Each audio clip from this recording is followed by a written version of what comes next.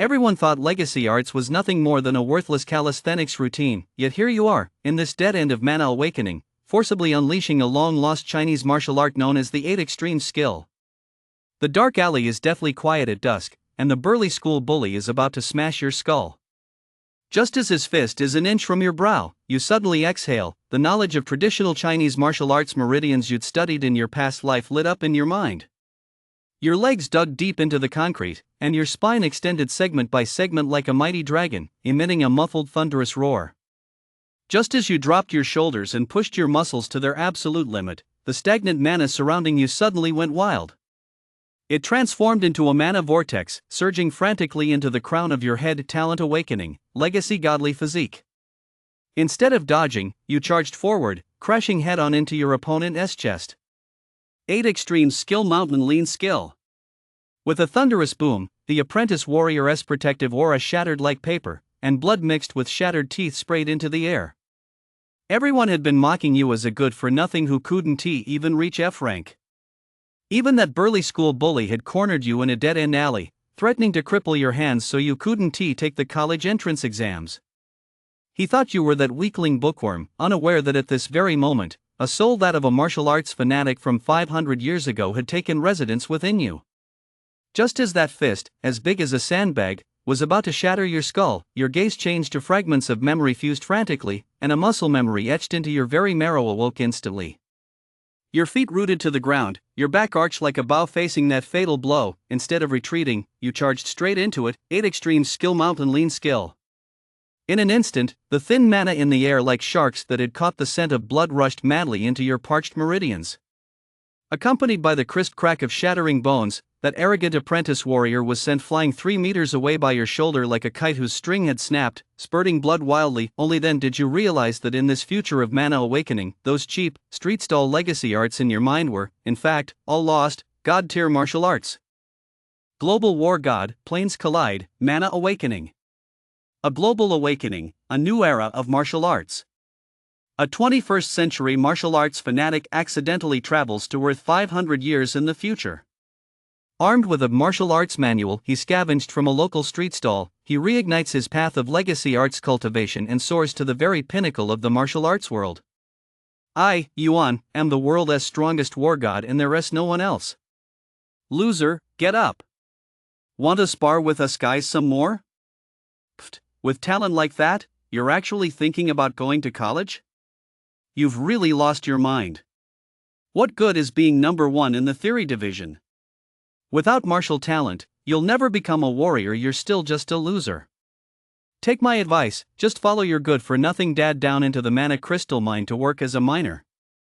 That way, you won't waste school resources or make a fool of yourself. Dusk was falling. Linjiang City, Municipal 3rd High School. In a dark alley outside the campus, 3 high school students in uniform were huddled in a circle, kicking and punching a boy who looked to be 17 or 18. The boy was thin but had rather delicate features. At that moment, he was curled up on the ground, clutching his head. His blue and white school uniform was covered in filthy mud and footprints, making him look utterly bedraggled. Damn, do time travelers really never escape getting beaten up like this? What happened to the promised counterattack? Enduring a torrential downpour of punches and kicks raining down on him, Yuan desperately shielded his vital areas. His body was still the same, but his soul hailed from Earth 500 years ago. Yuan had originally been a student at a martial arts school in the nation of Huaxia on Earth, and he was obsessed with martial arts. To delve into Huaxia's legacy arts and traditional martial arts, he had collected a vast array of martial arts manuals through various channels from street stalls to online shopping and not only studied them day and night but also practiced them himself.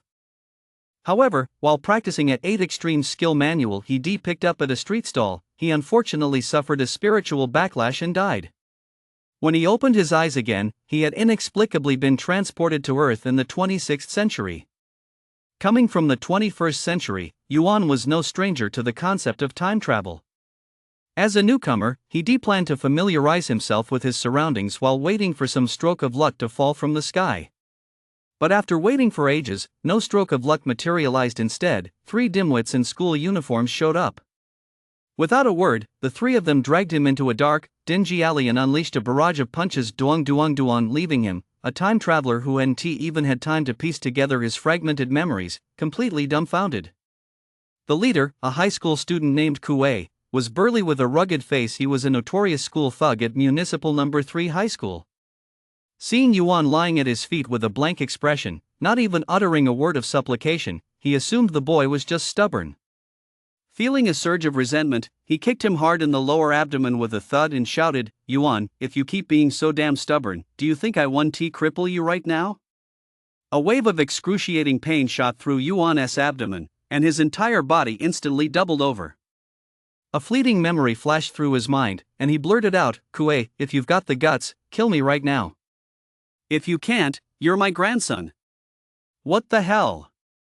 Kuei's expression froze in surprise.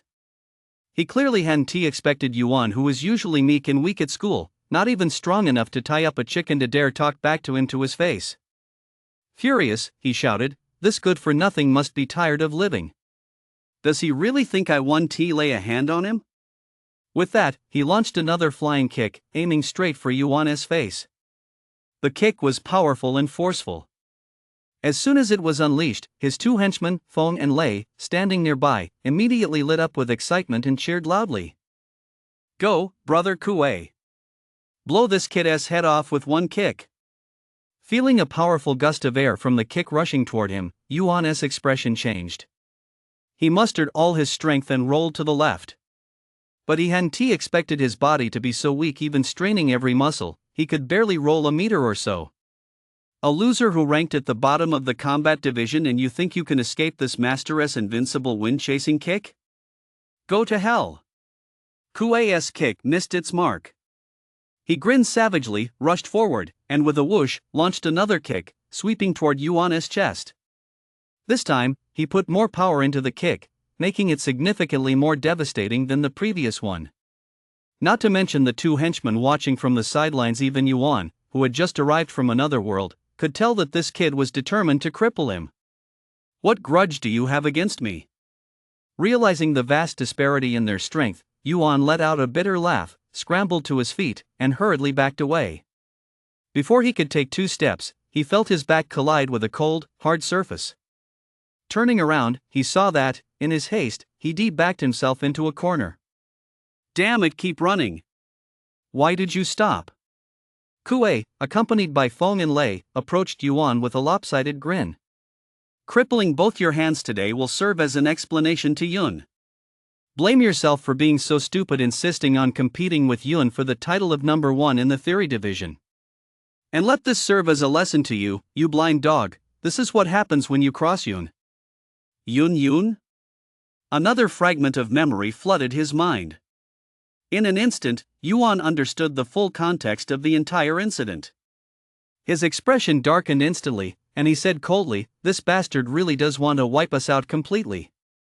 Kuei noticed the change in his expression but paid it no mind. Staring intently at Yuan, he cackled, "You worthless piece of trash. Kneel down and kowtow 10 times right now, and I might go easy on you. Otherwise, if I end up hurting you later, don't blame us for being ruthless." With that, he strode forward, accompanied by Feng and Lei. As he watched the 3 figures from the Shadow Guild closing in step by step, Yuan's gaze grew icy. Sitting idly by and waiting to die means I'll just be crippled. At this point, only a desperate, all-or-nothing fight can give me a sliver of hope. He jerked his head up just in time to see Kuei's fist as big as a sandbag slamming toward the left side of his skull. This punch channeled 90% of Kuei's power. If it connected, even if he didn't die, he would certainly be gravely injured. At this critical moment, Yuan felt his mind go completely blank. What flashed through his mind in that instant was none other than the 8 extreme skill he had mastered in his previous life. In the blink of an eye, he planted his feet firmly, shifted his body slightly to the side so that his right shoulder was directly facing Kuei, and, pushing off with all his might, charged headlong into the open space in Kuei's chest. 8 extreme skill advance without retreat, mountain lean skill. Just as Yuan launched his attack, the mana all around him suddenly surged with intense turbulence, transforming into countless invisible streams of mana that continuously poured into his body, merging with every move he made. Kuei, clearly unaware of this, let out a maniacal laugh and, mustering all his strength, swung his fist with all his might toward Yuan's approach. Ah ha ha, you overconfident scum, just die already. In an instant, there was a thunderous boom, as Yuan's frail shoulder slammed violently into Kuei's muscular chest. The next moment, an unbelievable scene unfolded. Kuei's imposing frame over 1.8 meters tall was sent flying backward 3 meters like a kite whose string had snapped.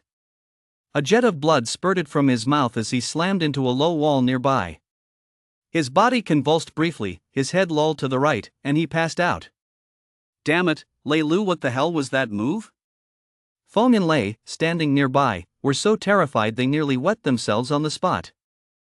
They never would have imagined that Yuan, a combat division loser with absolutely no cultivation background who couldn't even absorb a fraction of mana, would knock out Kuei, an apprentice warrior who was practically halfway to G rank, with a single blow. Yuan emerged from the swirling cloud of dust, brushed the grit off his body, and exclaimed in shock, "What is going on? Isn't this body supposed to be incapable of cultivation? How did I channel this world's mana? Could it be the 8 extremes skill? Heaven has 8 extremes, pervading all directions. Earth has 8 extremes, supporting all beings. Man has 8 extremes, spanning yin and yang." As the opening 24-character mantra from the 8 extremes skill manual flashed through his mind, Yuan couldn't help but feel a surge of excitement.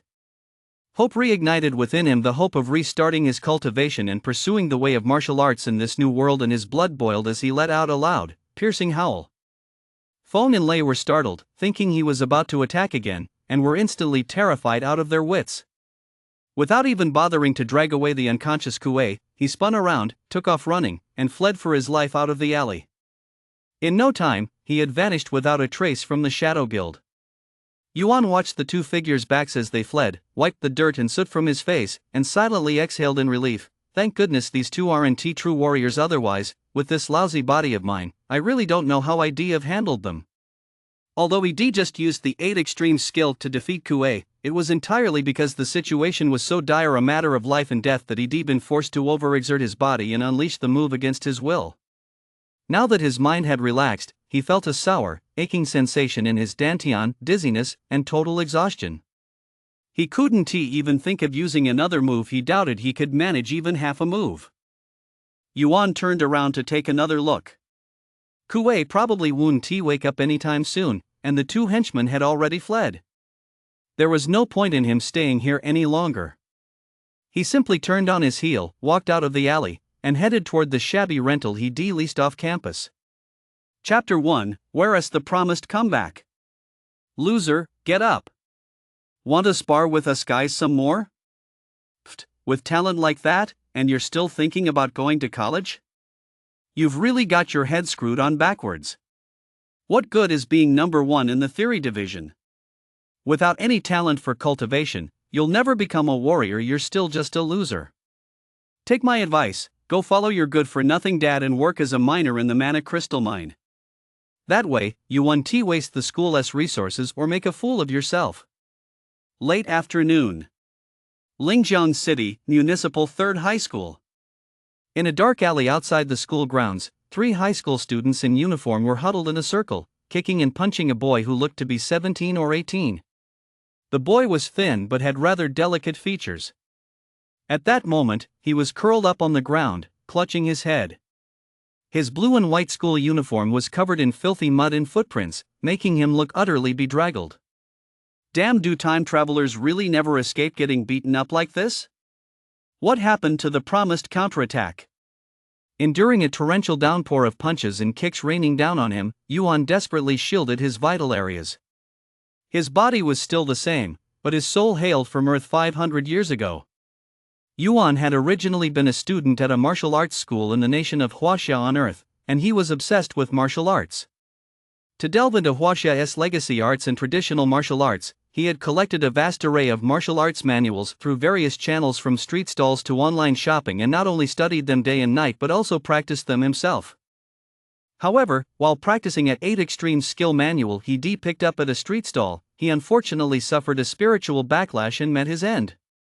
When he opened his eyes again, he had inexplicably been transported to Earth in the 26th century.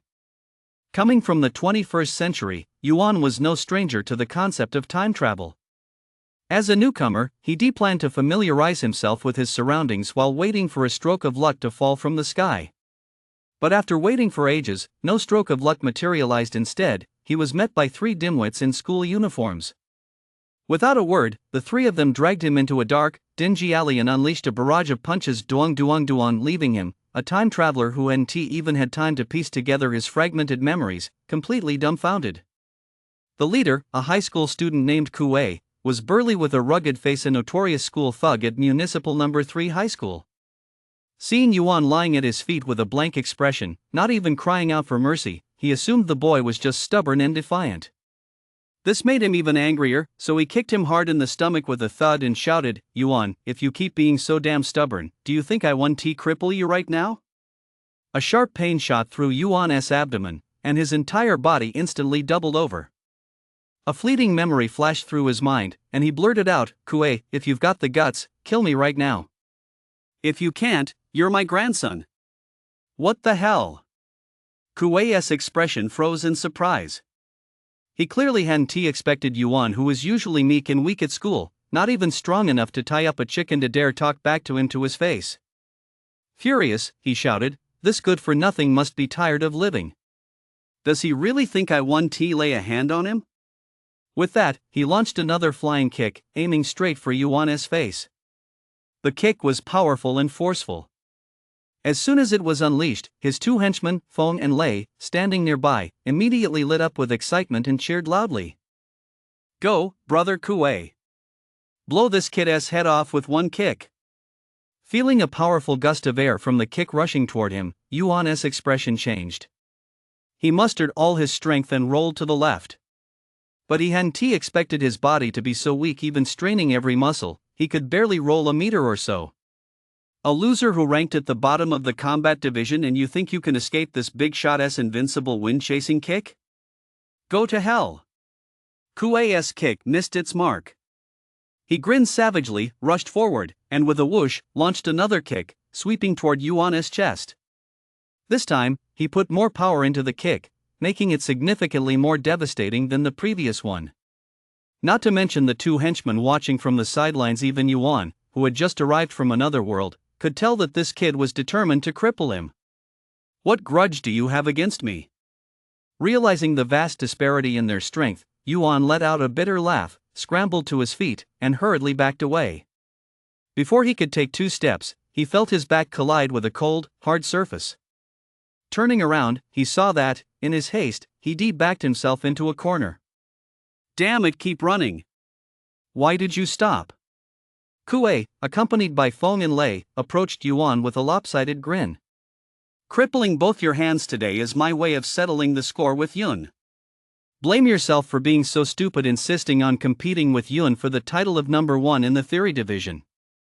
And let this serve as a lesson to you, you blind dog. This is what happens when you cross Yun."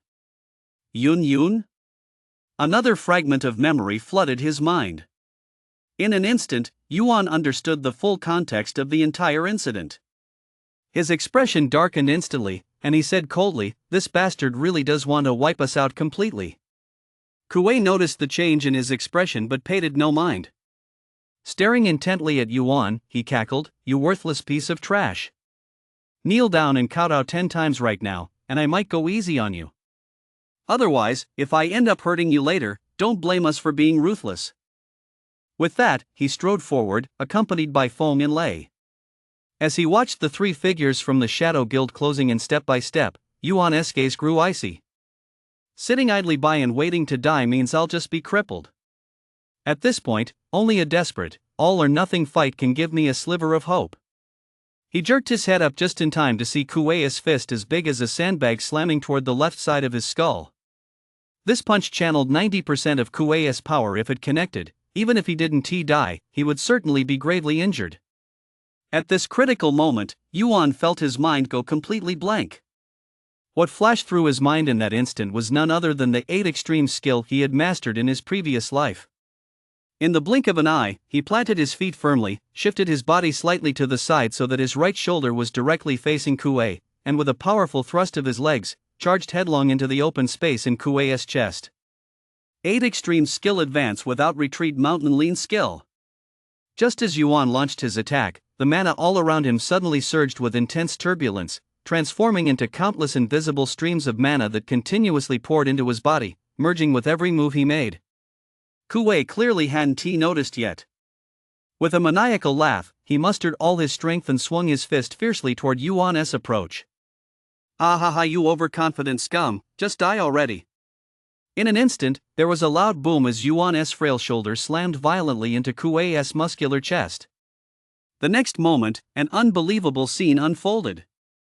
Kuwei's imposing frame, over 1.8 meters tall, was sent flying backward 3 meters like a kite whose string had snapped. A jet of blood spurted from his mouth as he slammed into a low wall nearby. His body convulsed briefly, his head lolled to the right, and he passed out. "Damn it, Lei Lu, what the hell was that move?" Feng and Lei, standing nearby, were so terrified they nearly wet themselves on the spot. They never would have imagined that Yuan, a combat division loser with absolutely no cultivation background who couldn't even absorb a fraction of mana, would knock out Kuwei, an apprentice warrior who was practically halfway to G rank, with a single blow. Yuan emerged from the swirling cloud of dust, brushed the grit off his body, and exclaimed in shock, "What is going on? Isn't this body supposed to be incapable of cultivation? How did I channel this world's mana? Could it be the 8 Extremes skill? Heaven has 8 extremes, pervading all directions. Earth has 8 extremes, supporting all beings. Man has 8 extremes, spanning yin and yang." As the opening 24-character mantra from the 8 Extremes skill manual flashed through his mind, Yuan couldn't help but feel a surge of excitement. Hope reignited within him, the hope of restarting his cultivation and pursuing the way of martial arts in this new world, and his blood boiled as he let out a loud, piercing howl. Feng and Lei were startled, thinking he was about to attack again, and were instantly terrified out of their wits. Without even bothering to drag away the unconscious Kuwei, he spun around, took off running, and fled for his life out of the alley. In no time, he had vanished without a trace from the Shadow Guild. Yuan watched the two figures' backs as they fled, wiped the dirt and soot from his face, and silently exhaled in relief. "Thank goodness these two aren't true warriors, otherwise, with this lousy body of mine, I really don't know how I'd have handled them." Although he just used the 8 Extreme skill to defeat Kuwei, it was entirely because the situation was so dire, a matter of life and death, that he'd been forced to overexert his body and unleash the move against his will. Now that his mind had relaxed, he felt a sour, aching sensation in his dantian, dizziness, and total exhaustion. He couldn't even think of using another move. He doubted he could manage even half a move. Yuan turned to look around again. Kuwei probably wouldn't wake up anytime soon, and the two henchmen had already fled. There was no point in him staying here any longer. He simply turned on his heel, walked out of the alley, and headed toward the cramped rental he'd taken off campus. Chapter 2, Losing Control? For now, I need to get a handle on the world I'm in, then find a secluded spot to thoroughly investigate the strange changes happening to my body. As Yuan walked along the street, he began piecing together the remaining fragments of his memories. Thanks to the original host's solid foundation in theory division, he quickly gained a fairly comprehensive understanding of this world. This was Earth in the 26th century, but compared to the world Yuan had lived in during his previous life, it had undergone earth-shattering changes. At the end of the 21st century, a great upheaval swept across the entire planet. Every continent suffered invasions by alien races, and monsters ran rampant. During the upheaval, mana gradually revived, and tectonic plates began to fracture and shift. Humankind fought a desperate battle. Although they managed to eliminate some of the invaders, they paid an extremely heavy price. Faced with a vast disparity in strength between the two sides, they had no choice but to retreat across the board, and in the process, vast swaths of territory were occupied by alien races and monsters. In the early 22nd century, the United Nations Security Council passed a resolution calling on all nations to transform their existing cities into highly fortified base cities to withstand potential monster attacks at any time and ensure the survival of human civilization. Linjiang City, where Yuan resides, is a base city under the jurisdiction of Huaxia, one of the world's 5 major powers. With the large-scale resurgence of mana, a vast number of awakened ones emerged on Earth. Spiritual energy was widely utilized, human technology advanced rapidly, spiritual energy equipment began to appear, and the emerging new martial arts replaced the declining legacy arts. The social structures and division of labor in various countries also underwent tremendous changes. In Huaxia, the college entrance examination system with which Yuan was so familiar in his previous life also underwent a fundamental transformation. Compared to 500 years ago, Huaxia's college entrance exam system has completely transformed. It is no longer limited to academic subjects but is divided into two parts, the theory division and the combat division. The theory division primarily covers martial arts theory, history, geography, alchemy, spiritual energy studies, and mana application, while the combat division assesses students' bloodline talents, mana application, and combat proficiency. In this world, where the air is filled with vast amounts of mana and everyone can cultivate, reaching higher levels in the martial arts means gaining access to more resources, higher social status, and broader prospects for the future. Compared to the combat division, the theory division, which covers fields such as scientific research, pharmaceutical science, and spiritual energy application, can indeed produce a certain number of specialists, but the difficulty of its studies is far greater than that of the combat division. Consequently, for hundreds of years, the pursuit of martial arts has been a major trend among college entrance exam candidates and indeed, throughout society as a whole. For high school students in Huaxia, the college entrance exam is undoubtedly their most crucial opportunity to become warriors and change their destinies. The dispute between Yuan and Yun occurred on the eve of the college entrance exam, during the final theory division municipal proficiency test. To encourage students to prepare diligently for the exam, Linjiang City's No. 3 High School had specially established the dual champion grand prize for this year's municipal quality assessment. The school offered 3 bottles of tempering serum, a substance so rare it's virtually priceless, as a reward for the outstanding student who achieved first place in both the theory division and combat division of the municipal quality assessment. Yun, the young master of Linjiang's Yun clan, was determined to win this award. Relying on his exceptional cultivation talent and his family's resources, Yun, despite his young age, is already a top-tier G-rank warrior.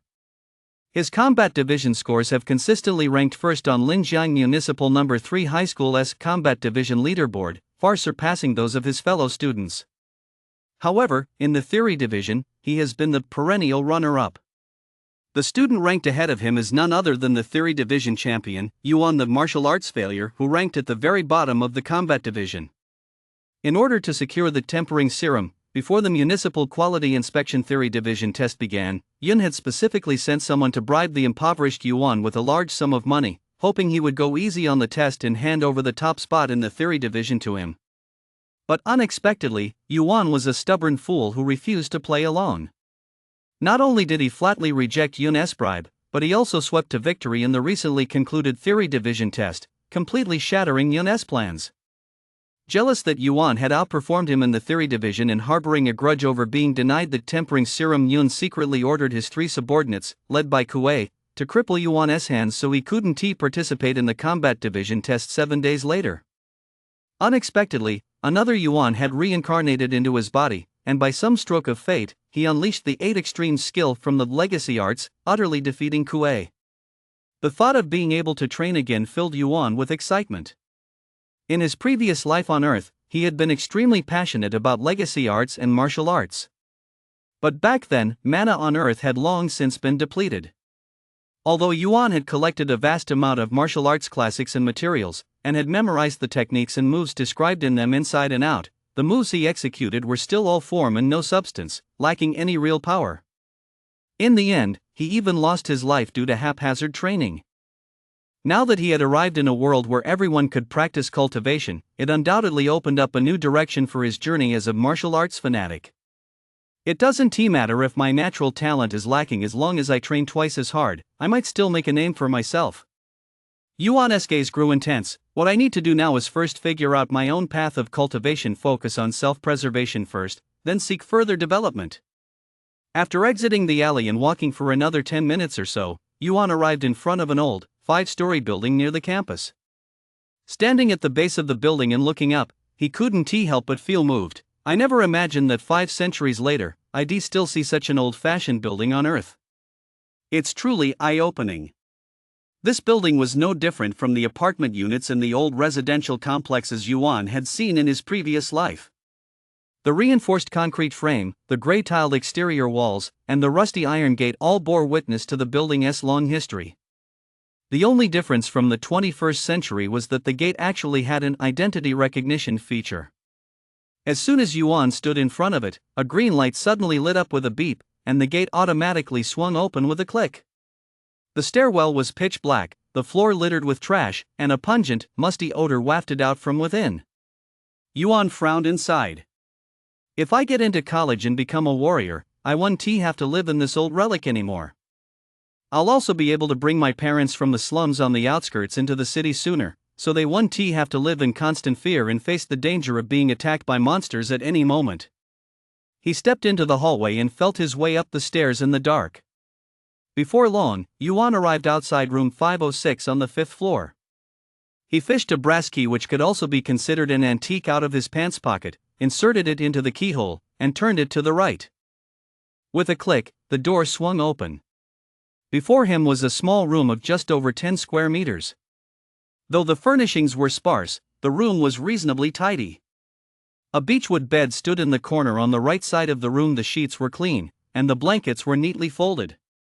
To the left of the beechwood bed stood an old, dark brown desk, topped by a bookshelf displaying a large stack of high school theory division textbooks and a selection of extracurricular books on pharmacology, spiritual studies, and mana application, all bearing school library loan stickers on their spines. An old wardrobe stood in the left-hand corner. Its surface was mottled and weathered, clearly having seen many years of use. Aside from these three items, there were no other noteworthy furnishings in the rental unit. At a glance, all that remained was a cramped bathroom partitioned off by a curtain and a few scattered household items. In any case, I need to figure out the mystery behind these strange changes in my body first. Yuan closed the door behind him, stepped into the rental, and carefully recalled his recent battle with Kuei. According to the original hostess memories, this body is naturally frail and shouldn't be able to channel too much mana. Yet when I unleashed the 8 extreme skill earlier, the amount of heaven and earth mana I channeled clearly exceeded this body's limits. He clearly remembered that after that mana entered his body, it circulated through his meridians just once, yet it instantly multiplied his strength several times over. After he finished the move, it dissipated into thin air, vanishing without a trace. It was truly mysterious. Let us try throwing another punch. To ensure his assessment was correct, Yuan once again performed the 8 extreme skill within the cramped room. As he unleashed a punch with a whoosh, he immediately felt a surge of heat rush into his dantian. Just like last time, this mysterious flow of heat circulated within him for a moment before instantly merging into his punch. At the same time, the force behind the punch increased dramatically. Yuan withdrew his fist. A gleam flashed in his eyes as he mused. It seems that the channeling and release of mana are indeed closely tied to the cultivation of the 8 extreme skill. My previous speculation was spot on. Upon further reflection, he added, if a cheap street stall book costing just a few dozen yuan is this powerful, what if the I Ching Jin, 9 Yin Manual, 9 Yang Divine Art, 6 Meridian Divine Sword, and 18 Dragon Subduing Palms which I acquired in my past life also had such miraculous effects? Wouldn't I be unstoppable once I mastered them? At this thought, Yuan couldn't help but feel eager to give it a try. He immediately decided to select one of the many Chinese martial arts manuals he practiced in his past life to test it out. I'll try the spring fist skill first. Having made up his mind, Yuan walked over to the wall, stood facing it, recalled the moves and inner techniques of the spring fist skill in his mind, and began chanting aloud. Follow the hand S form, advance whenever there is an opening, break the enemy S formation, hold back when there is a hand, strike when there isn't. As his feet shifted, his fist techniques changed continuously. Before long, the mana around him began to stir faintly, condensing into streams of mana that surged into his body. A moment later, he tensed his waist and abdomen, then swung a punch forward with a whoosh. With a muffled boom, he instantly punched a shallow dent into the wall. It worked! Watching the dust and debris fall from the wall, Yuan couldn't help but rejoice. Let us try some other techniques.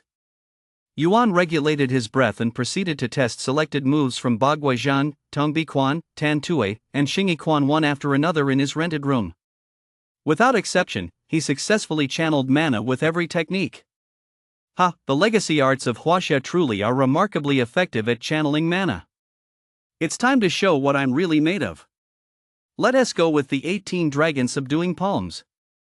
With that, he walked to the wall, gathered his focus, and began silently reciting the martial arts manual for the 18 dragon subduing palms.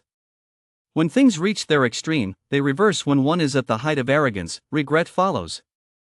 With the fierce intensity of pure yang, await the faintest twitch of a powerful crossbow. Suddenly, his eyes flashed with intensity. He bent his left leg, folded his right arm inward, and traced an arc with his right palm in midair, unleashing the move the dragoness regret against the wall. In that instant, he felt mana swirling wildly from all directions, surging into his body like roaring rivers and streams. A hint of joy had just flashed across Yuan's face when his smile froze. This mana was countless times more powerful than that channeled by the 8 extreme skill and the spring fist skill. Suddenly, he felt an excruciating, piercing pain in his dantian as if being pricked by needles and burned by fire, while the blood vessels throughout his body swelled and dilated in an instant, bulging as if they were about to burst. Damn it, it can't be this bad, can it? Am I going to lose control again? Chapter 3, The 5 Animals Exercise. Oh my god. Waves of excruciating pain washed over him. Yuan was drenched in sweat from the agony and immediately stopped circulating the cultivation technique, quickly withdrawing his right palm at the same time. Thankfully, this time he didn't repeat the mistakes of his past life. In the blink of an eye, the surging mana within him receded like a tide, but his dantian and the bones and meridians throughout his body still ached. He staggered back to the edge of the bed, regulated his breathing, and calmed his mind to breathe in and out. Recalling what had just happened, he still felt a lingering sense of dread. Practicing martial arts really must be done step by step. Although the 18 dragon subduing palms successfully channeled my mana, with my current weak physique, I simply can't withstand or control such a massive amount of mana. Forcing the technique resulted in my body collapsing under the strain, ultimately leading to my death. After pondering for a moment, he added, "For now, I should first choose a physical cultivation technique that strengthens the body and channels mana. I'll solidify my physical foundation step by step before considering more advanced techniques." With that in mind, Yuan carefully reviewed the Chinese legacy arts physical cultivation techniques stored in his mind, then practiced each set of movements one by one. Before long, he slowly concluded his practice and mused, "All of these techniques can channel mana and temper the physique, but judging by their effects, the 8 brocades and the 5 animal exercises are clearly far superior.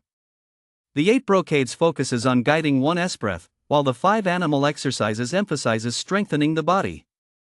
As things stand, the 5 animal exercises might be a better fit for me." In his previous life at martial arts school, Yuan had also practiced the 5 animal exercises for a while, but because mana on earth had been depleted, the results were minimal. He also harbored a faint hope that, in this world, the 5 animal exercises might bring unexpected changes to his body. With that thought, Yuan no longer hesitated. He leaped off the bed and began practicing according to the 5 animal exercises techniques stored in his mind. Soon, his body contorted into a peculiar posture, one moment crawling on the ground, the next tilting his head back and stretching his neck, looking just like a fierce tiger roaring in the mountains. At the same time, strands of mana as fine as spider webs gathered from all around, flowing into every bone and joint of his body, continuously tempering his entire skeletal structure and invigorating his spirit. After completing a full set of the tiger exercise, Yuan's form suddenly shifted into the deer form. The flow of mana within him accelerated, moving from his bones to meridians. Next, Yuan followed the teachings and practiced the bear form, ape form, and bird form in turn. As the movements of the 5 animal exercises changed, an unending stream of mana surged in from all directions, like a surging river, continuously refining his frail body. Before he knew it, Yuan's skin, flesh, bones, meridians, and acupoints were gradually being restored, and the pain caused by the beating he had suffered at the hands of Kuei and the others, as well as from his reckless use of the 18 dragon subduing palms, was gradually subsiding. It wasn't until the sun had completely set beyond the window that Yuan finally completed the last movement of the 5 animals exercise. In an instant, he felt that every function of his body had improved dramatically compared to before. Not only was his physical stamina incredibly abundant, but his vitality was also brimming. It was even more effective than taking the 10-ingredient tonifying pills. Now that my mana has been restored, the 5 animal exercises have indeed become much more potent. Not only can they channel and absorb mana, but they can also temper my body. If I keep practicing like this, my frail physique is bound to undergo a complete transformation. A look of joy flashed in Yuan's eyes. He couldn't contain his excitement. At that moment, he could clearly sense that the power within him was no longer what it used to be. It far surpassed that of an ordinary person who had never cultivated, marking his entry into an entirely new realm. And this was after performing the 5 animals exercise just once. If he were to do it a few more times. The thought crossed his mind, and Yuan could no longer sit still. He immediately mimicked the movements and performed the 5 animal exercises several more times. Under wave after wave of mana's tempering, his frail body was rapidly repaired and strengthened. It wasn't until late at night that Yuan finally wrapped up his practice. He relaxed his chest, exhaled a long breath of stale air, and chuckled. After practicing the 5 animals exercise all night, my body has finally returned to that of an ordinary person. As long as I keep training hard, even if I can't reach the level required for advanced martial arts in the short term, handling the combat division city level assessment in 7 days shouldn't be too difficult. Thinking of the municipal assessment and then the national college entrance exam a month later, Yuan couldn't help but feel a surge of emotion. Gazing out the window at the night sky growing ever darker, his gaze turned resolute. Mom, Dad, rest assured. I'll do my best to get into college, make a name for myself as soon as possible, establish a firm foothold in society, and ensure you never have to suffer or struggle because of me again. Since Municipal No. 3 High School had given the seniors a 7-day break to prepare for the Combat Division Municipal Quality Inspection, Yuan spent nearly the entire next 7 days training. In his previous life, he had been obsessed with the martial arts of huaxia, pouring all his time, money, and effort into them, even losing his life in the process. Now that he had finally awaited this opportunity to train, and given that his natural aptitude was among the lowest, he dared not slack off even for a moment. Refusing to waste a single drop of time, he put in 10 or even 100 times more effort and sweat than the average person. Every day, he would rise before dawn to practice the 5 animals exercises while the mana in the heavens and earth was at its densest. After finishing his practice, he would go out for a run along the riverside path. In the afternoon, he would climb a nearby mountain, and upon returning in the evening, he would sit at his desk to review the key points of the Theory Division College Entrance Exam questions, while also reinforcing the cultivation knowledge covered in his textbooks. In modern society, warriors worldwide are classified into 8 tiers: S, A, B, C, D, E, F, and G based on their strength, with each tier further divided into 3 sub-tiers: beginner, elite, and top tier.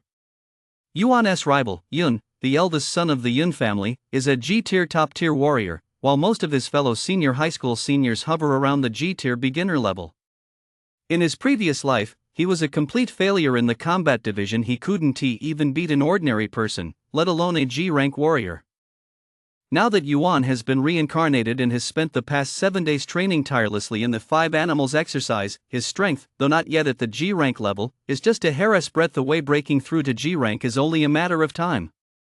Furthermore, over the course of these 7 days, his physical functions have significantly improved, and the amount of mana he can channel has increased dramatically. Yuan is confident that if he were to run into Kuei's gang again now, even if he couldn't easily wipe them out, defending himself would be a breeze. The 7 days flew by, and the Combat Division City Qualification Exam arrived as scheduled. As usual, Yuan got up early, carefully went through the 5 animal exercises by his bedside, then went into the bathroom to wash up. After changing into a clean school uniform, he left his rental apartment and headed toward campus. "Here you are, kid." At the school gate, a middle-aged woman running a pancake stall spotted Yuan and greeted him warmly. Only then did Yuan remember that he often bought breakfast at this stall. He smiled to himself and continued walking forward. "Good morning, Auntie Wang," Yuan said with a slight smile as he approached the stall. "Today's the combat division test for you seniors. I had to set up shop early." Auntie Wang held a small spatula, the kind Yuan had often seen in his past life, and deftly flipped the pancake in the skillet, grinning broadly. "Let us go with the usual trio again today. I'll throw in an egg for you, no extra charge. No need to thank me. Eat your fill and get ready for the test." I believe in you, you'll definitely do great. Aunt Wang bent down, turned off the psychic stove under the counter, packed the fragrant pancake sandwich into a bag, and handed it to Yuan. Yuan paid, reached out to take the pancake, said goodbye to Auntie Wang, and set off toward the school gate. He hadn't taken more than 2 steps when he saw 2 people walking toward him. One was fat, the other skinny, both were wearing school uniforms. The fat guy on the left was named Lu Su, nicknamed Fake Fat, while the skinny guy on the right was named Hua Yuan, known as Young Master Hua. Both were Yuan's childhood friends from the slums, with whom he'd grown up. Hua Yuan's father had struck it rich by chance and moved the whole family to downtown Linshui, while Lu Su's parents still lived in the slums. However, their relationship hadn't changed one bit. Despite the difference in their social status, they remained as close as ever. Yuan. Lu Su and Hua Yuan quickened their pace and approached him. Running into his 2 childhood friends at the school gate put Yuan in a good mood. He walked up to them with a smile. "Good morning." The 2 of them sized Yuan up from head to toe. Lu Su lowered his voice and said, "Are you okay, man? I heard that Yun is jealous that your theory division scores are higher than his. It ruined his dual champion plan and he is going to have someone take you out." Yuan looked at him, shrugged, and said, "Do I look like I'm in trouble?" He added, "Besides, I earned first place in the theory division on my own merits. I didn't cheat, and I didn't target him. My conscience is clear, so why should I be afraid of him?" Hua Yuan nodded and said, "Right, there is no need to be afraid of him. If he comes looking for us, the 3 of us will stand together. In broad daylight, I don't believe he'd really dare to do anything to you." Lu Su also said in a deep, booming voice, "Humph, exactly. He is just some pretty boy. Others might be afraid of him, but I, Lu Su, sure as hell aren't. If it really comes down to a fight, who knows who'll win or lose?" Yuan and Hua Yuan exchanged a glance, knowing full well that the fat guy was bragging again. They smiled at each other but didn't respond. Just then, they suddenly heard a shrill, mocking laugh from behind them. "Fat Lu, if Yun had heard what you just said, he'd have knocked every last tooth out of your mouth." Lu Su turned to look and saw 7 or 8 rowdy-looking senior high students standing slumped not far behind them. The leader was none other than Yuan's classmate, Go Chen, who snapped angrily, "Go Chen, if you've got the guts, let us fight right now. Stop spouting nonsense." Go Chen flicked the long hair from his forehead, led his group of students up to the 3 of them, and glared sideways at Lu Su. "A weakling ranked outside the top 100 on the martial arts rankings, you think you're worthy of challenging me? Get lost. Fuck you." Lu Su was furious and was about to throw a punch when suddenly someone reached out and held him back, saying coldly, "Am I worthy of challenging you?" Go Chen glanced sideways and saw that it was Hua Yuan. His expression changed, and he laughed sarcastically, "Of course you are, young Master Hua. With a nouveau riche dad who crawled out of the slums and forced his way into the top 3 of the martial rankings by popping pills, challenging me the 7th on the martial rankings who is so poor I've got nothing but talent is certainly well within your capabilities. You." Hua Yuan's face turned ashen with rage at those words. Just then, Yuan stepped forward, fixed his gaze on Go Chen, and said coolly, "If you've got the guts, try making it into the top 3 on the martial arts rankings yourself. What kind of skill is it to just spout trash talk here?" Chapter 4, Combat Division City Quality Inspection. "Oh, really?" Go Chen was taken aback by Yuan's direct challenge, but then burst into a wild laugh. "Isn't this our theory division top scorer? So what? A worthless loser who ranks at the very bottom of the entire school in the combat division actually dares to stick his neck out for someone else?" No sooner had he finished speaking than a group of school thugs nearby erupted into a chorus of jeers. "Is this idiot out of his mind? A good-for-nothing who can't even cultivate dares to provoke young Master Go, ranked 7th on the combat division leaderboard? Who knows? Probably studied so hard his brain turned to mush. He is really asking for it. Young Master Go is a G-rank warrior, he could cripple this guy with one hand." Go Chen laughed heartily for a moment, then his expression darkened. His narrow eyes narrowed as he glared at Yuan, speaking in a cocky, nonchalant tone, "Judging by your look, you're here to take the combat division test too, aren't you? Let me give you a heads up. The results from the municipal quality inspection will be made public citywide. Losing face at school isn't a big deal, but if you make a fool of yourself in front of the whole city, you'll be disgraced for all eternity. After hearing him out, Yuan sneered coldly, "Trash, what business is it of yours whether I'm humiliated or not? Besides, the test hasn't even started yet. How do you know it won't be you, not me, who ends up humiliated in the end?" "Damn it, what did you just say?" Go Chen's expression darkened, and he was about to explode, but then he saw Lu Su and Hui Yuan standing guard beside Yuan, glaring at him with fury. Fearing the situation would escalate, he reluctantly lowered his fist. His eyes darted toward Yuan as he said darkly, "Scum, if this weren't at the school gate today, you'd be a dead man right now. Someday, I'll definitely find the time to have some fun with you." "Fine, I'll be waiting," Yuan replied coldly. "You're lucky today, but next time I run into you." As Gochin spoke, he pressed his fingers together and swept his hand across his throat. "Let us go," he said, leading his gang of school thugs as they strode back into the campus. "Get lost, you big idiot." Lu Su spat, cursing at Gochen's gang as they walked away, his words trailing behind them. Yuan remained silent, smiling coldly to himself, his thoughts unknown. Hui Yuan, standing nearby, turned to look at his childhood friend. Noticing that Yuan seemed very different from before, he furrowed his brow and parted his lips slightly, wanting to ask a few questions but unsure where to start. After hesitating for a moment, he kept his mouth shut. After Go Chen and his group left, Yuan and his two companions strode directly toward the campus. It was already past 8 in the morning, and the combat division test was about to begin. For Yuan, the most important thing right now was to successfully pass the upcoming combat division test.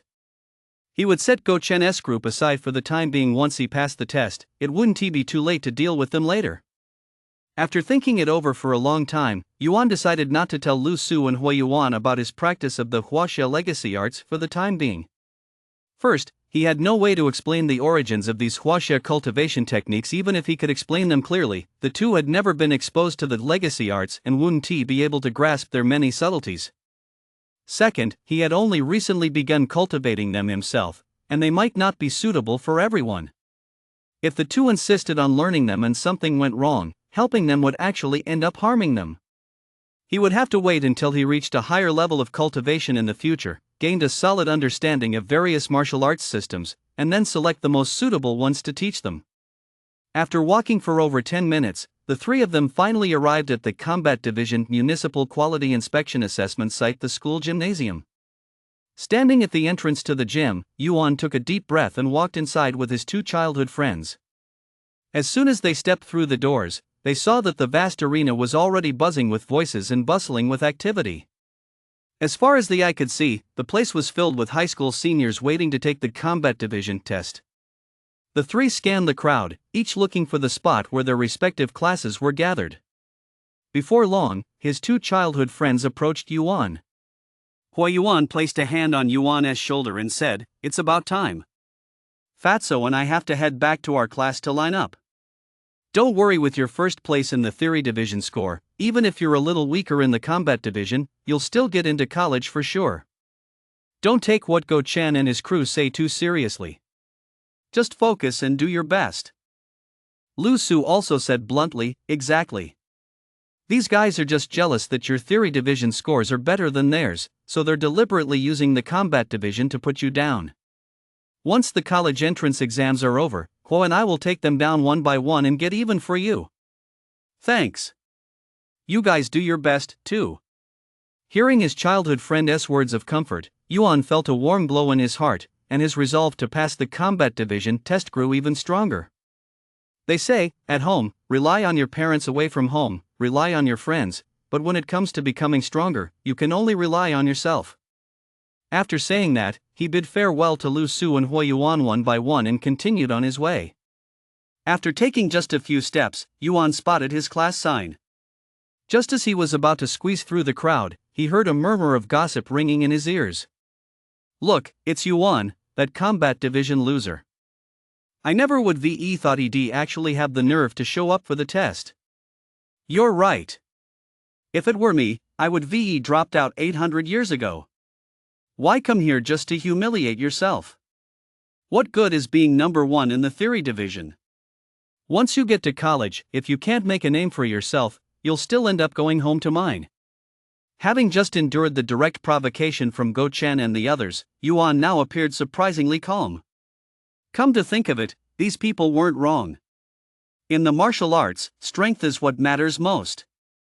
Since his original body lacked martial talent and couldn't train, it was inevitable that he'd be mocked. He took a few more steps forward, and the scene finally opened up before him. In the open area at the center of the gymnasium, a dozen or so enclosed square spaces were lined up in a row. Surrounding them were several array-like formations, with one person standing in front of each formation, holding aloft a class sign bearing the respective class numbers. When the students from Senior 3, Class 6 saw Yuan approaching, some gave him a perfunctory greeting, some were cold toward him, and others wore looks of contempt. Gochen stood at the very back of the line, staring at him with a strange grin, his expression brimming with disdain and mockery. At the front of the line, their homeroom teacher, Han Bin, saw Yuan and gave him a slight nod of greeting. He sighed inwardly, such an outstanding prospect for the theory division, yet so lackluster in the combat division, such as fate, it's truly a pity. Yuan nodded politely and returned the teacher's greeting. As for his classmates who looked down on him, he didn't let it bother him too much. In any era, the importance of strength goes without saying. So-called equality and respect can only be earned bit by bit through one's own efforts.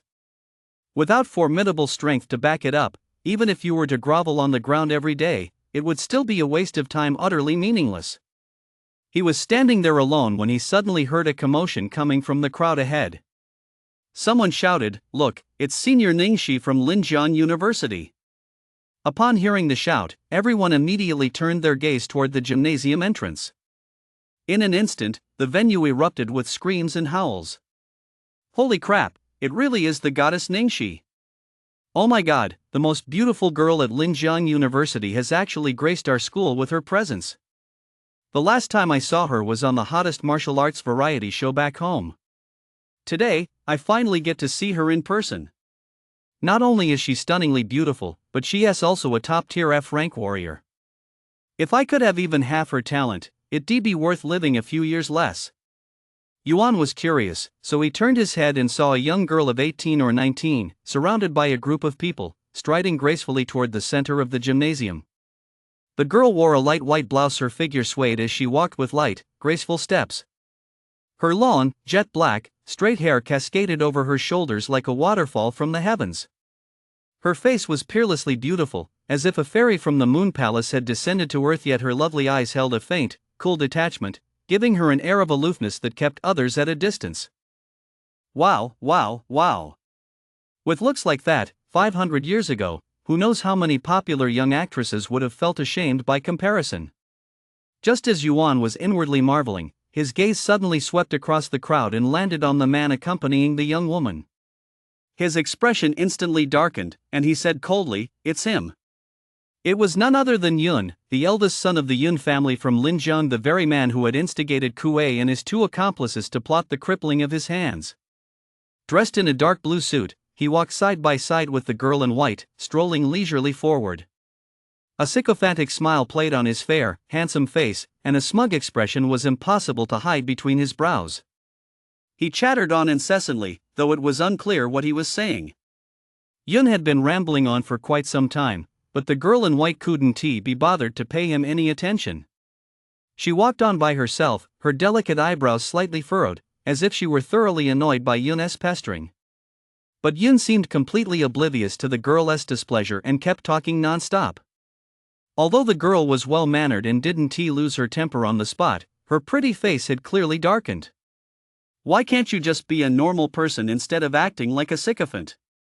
You must be out of your mind." Yuan wore a scornful expression, chuckling to herself. Aside from Yun, the others accompanying Ningxi were all school administrators from Municipal No. 3 High School. Although they weren't as shameless as Yun, they were all extremely respectful toward Ningxi. As the group approached the formation, the cheers inside the gym instantly grew several times louder.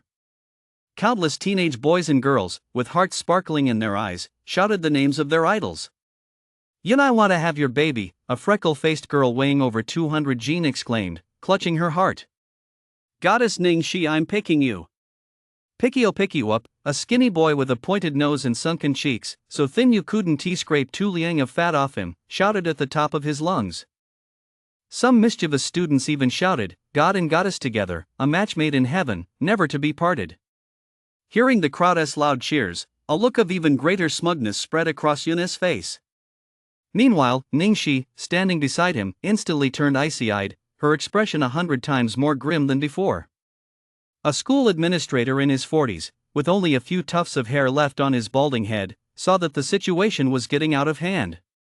He pulled out a portable loudspeaker from somewhere, cleared his throat twice, and shouted to all senior students, "Please compose yourselves. The Combat Division's city-wide proficiency test is about to begin. Linjiang University has specially sent one of our municipal number 3 high school's outstanding alumni Ning Shi, a freshman at Linjiang University. Now let us give a warm round of applause to welcome Ning Shi, who will say a few words to us." After speaking, he passed the megaphone to his side and led the applause. At the school leader's enthusiastic call, a thunderous round of applause immediately filled the gymnasium. Clap, clap, clap. The school official clapped for quite a while but heard not a single sound. He turned his head and was immediately startled. Ning Shi's face was as dark as night, as if covered in a layer of frost. Her beautiful eyes glared fiercely at him, her pupils seeming ready to shoot out icy arrows. She came from a distinguished family, possessed extraordinary talent, and was widely recognized at Linjiang University as the pride of the heavens. Having been nagged by Yun the entire way, she was already deeply irritated. The commotion caused by this group of high school seniors made her feel utterly humiliated, and rage welled up inside her. Faced with Ning Shi's glare, the school official felt a chill run down his spine and quickly forced a smile. "Ning Shi, look." "Vice Principal Zhang, I have nothing to say." Ning Shi coldly tossed out the words, brushed past the crowd, and strode off on her own. Chapter 5, The Sycophant's Ambition. For a moment, time stood still, and the atmosphere grew slightly awkward. School Official A. School Official B. School Official C. Yuan, ha, keep sucking up. The onlookers loved a good show. Seeing that Ning Shi seemed displeased, the students not only failed to tone it down but actually cheered even louder. Only then did Jun realize that Ning Shi had lost his temper. His heart began to race, and he hurried forward in long strides. Unexpectedly, a casual glance revealed Yuan standing among the Class 3-6 crowd, staring at him with a sneer. "Damn it, does this kid actually dare to show up?" That good-for-nothing Kuei is useless himself, yet he made up that nonsense about Yuan mastering legacy arts. Do you think I, Yun, would believe that? I'll let you gloat for a few minutes. Once the Combat Division test starts, I'll see how you make a complete fool of yourself in front of the entire school. Yun cursed under his breath and set off again in pursuit of Ning Shi. Seeing this, several school administrators, even if they lacked any sense of the situation, realized the school had offended the special inspector from Linjiang University. They hurried over and apologized to Ning Shi, bowing and scraping. Unable to withstand the persistent pleading from Yun and his crew, and after quite some time had passed, Ning Shi's expression finally softened slightly. She turned around and, without saying a word, followed the school officials back. However, this time she didn't stand with Yun and his crew. Instead, she found a relatively quiet corner and stood there alone, her arms crossed over her chest. Yun knew Ning Shi was still sulking and was thinking of a way to make her smile. Suddenly, he thought of Yuan. His eyes darted, an idea flashed through his mind, and he strode toward Ning Shi with a broad smile on his face. "Senior Ning Shi, these guys are just immature, don't let them get to you. The Combat Division test is about to start, let me take you to see a spectacular show." Although Ning Shi found Yun quite annoying, he was, after all, still young. Seeing him speak so enthusiastically, and since she had come to observe the test anyway, her curiosity was piqued. She parted her icy lips slightly and asked coldly, "What kind of show?" When Yun heard Ning Shi speak to him, it was as if he'd been struck by an electric current. A tingling sensation instantly ran through his entire body. Suppressing the excitement welling up inside him, he said, enunciating each word clearly, "We're about to witness the lowest score in the history of the Combat Division test at Municipal Number 3 High School." "Oh?" Ning Shi furrowed her brow slightly. Yun took 2 more steps forward, raised an eyebrow, and smiled. You might not know this, senior, but we have a good-for-nothing named Yuan at our school. He has consistently ranked last in the combat division tests.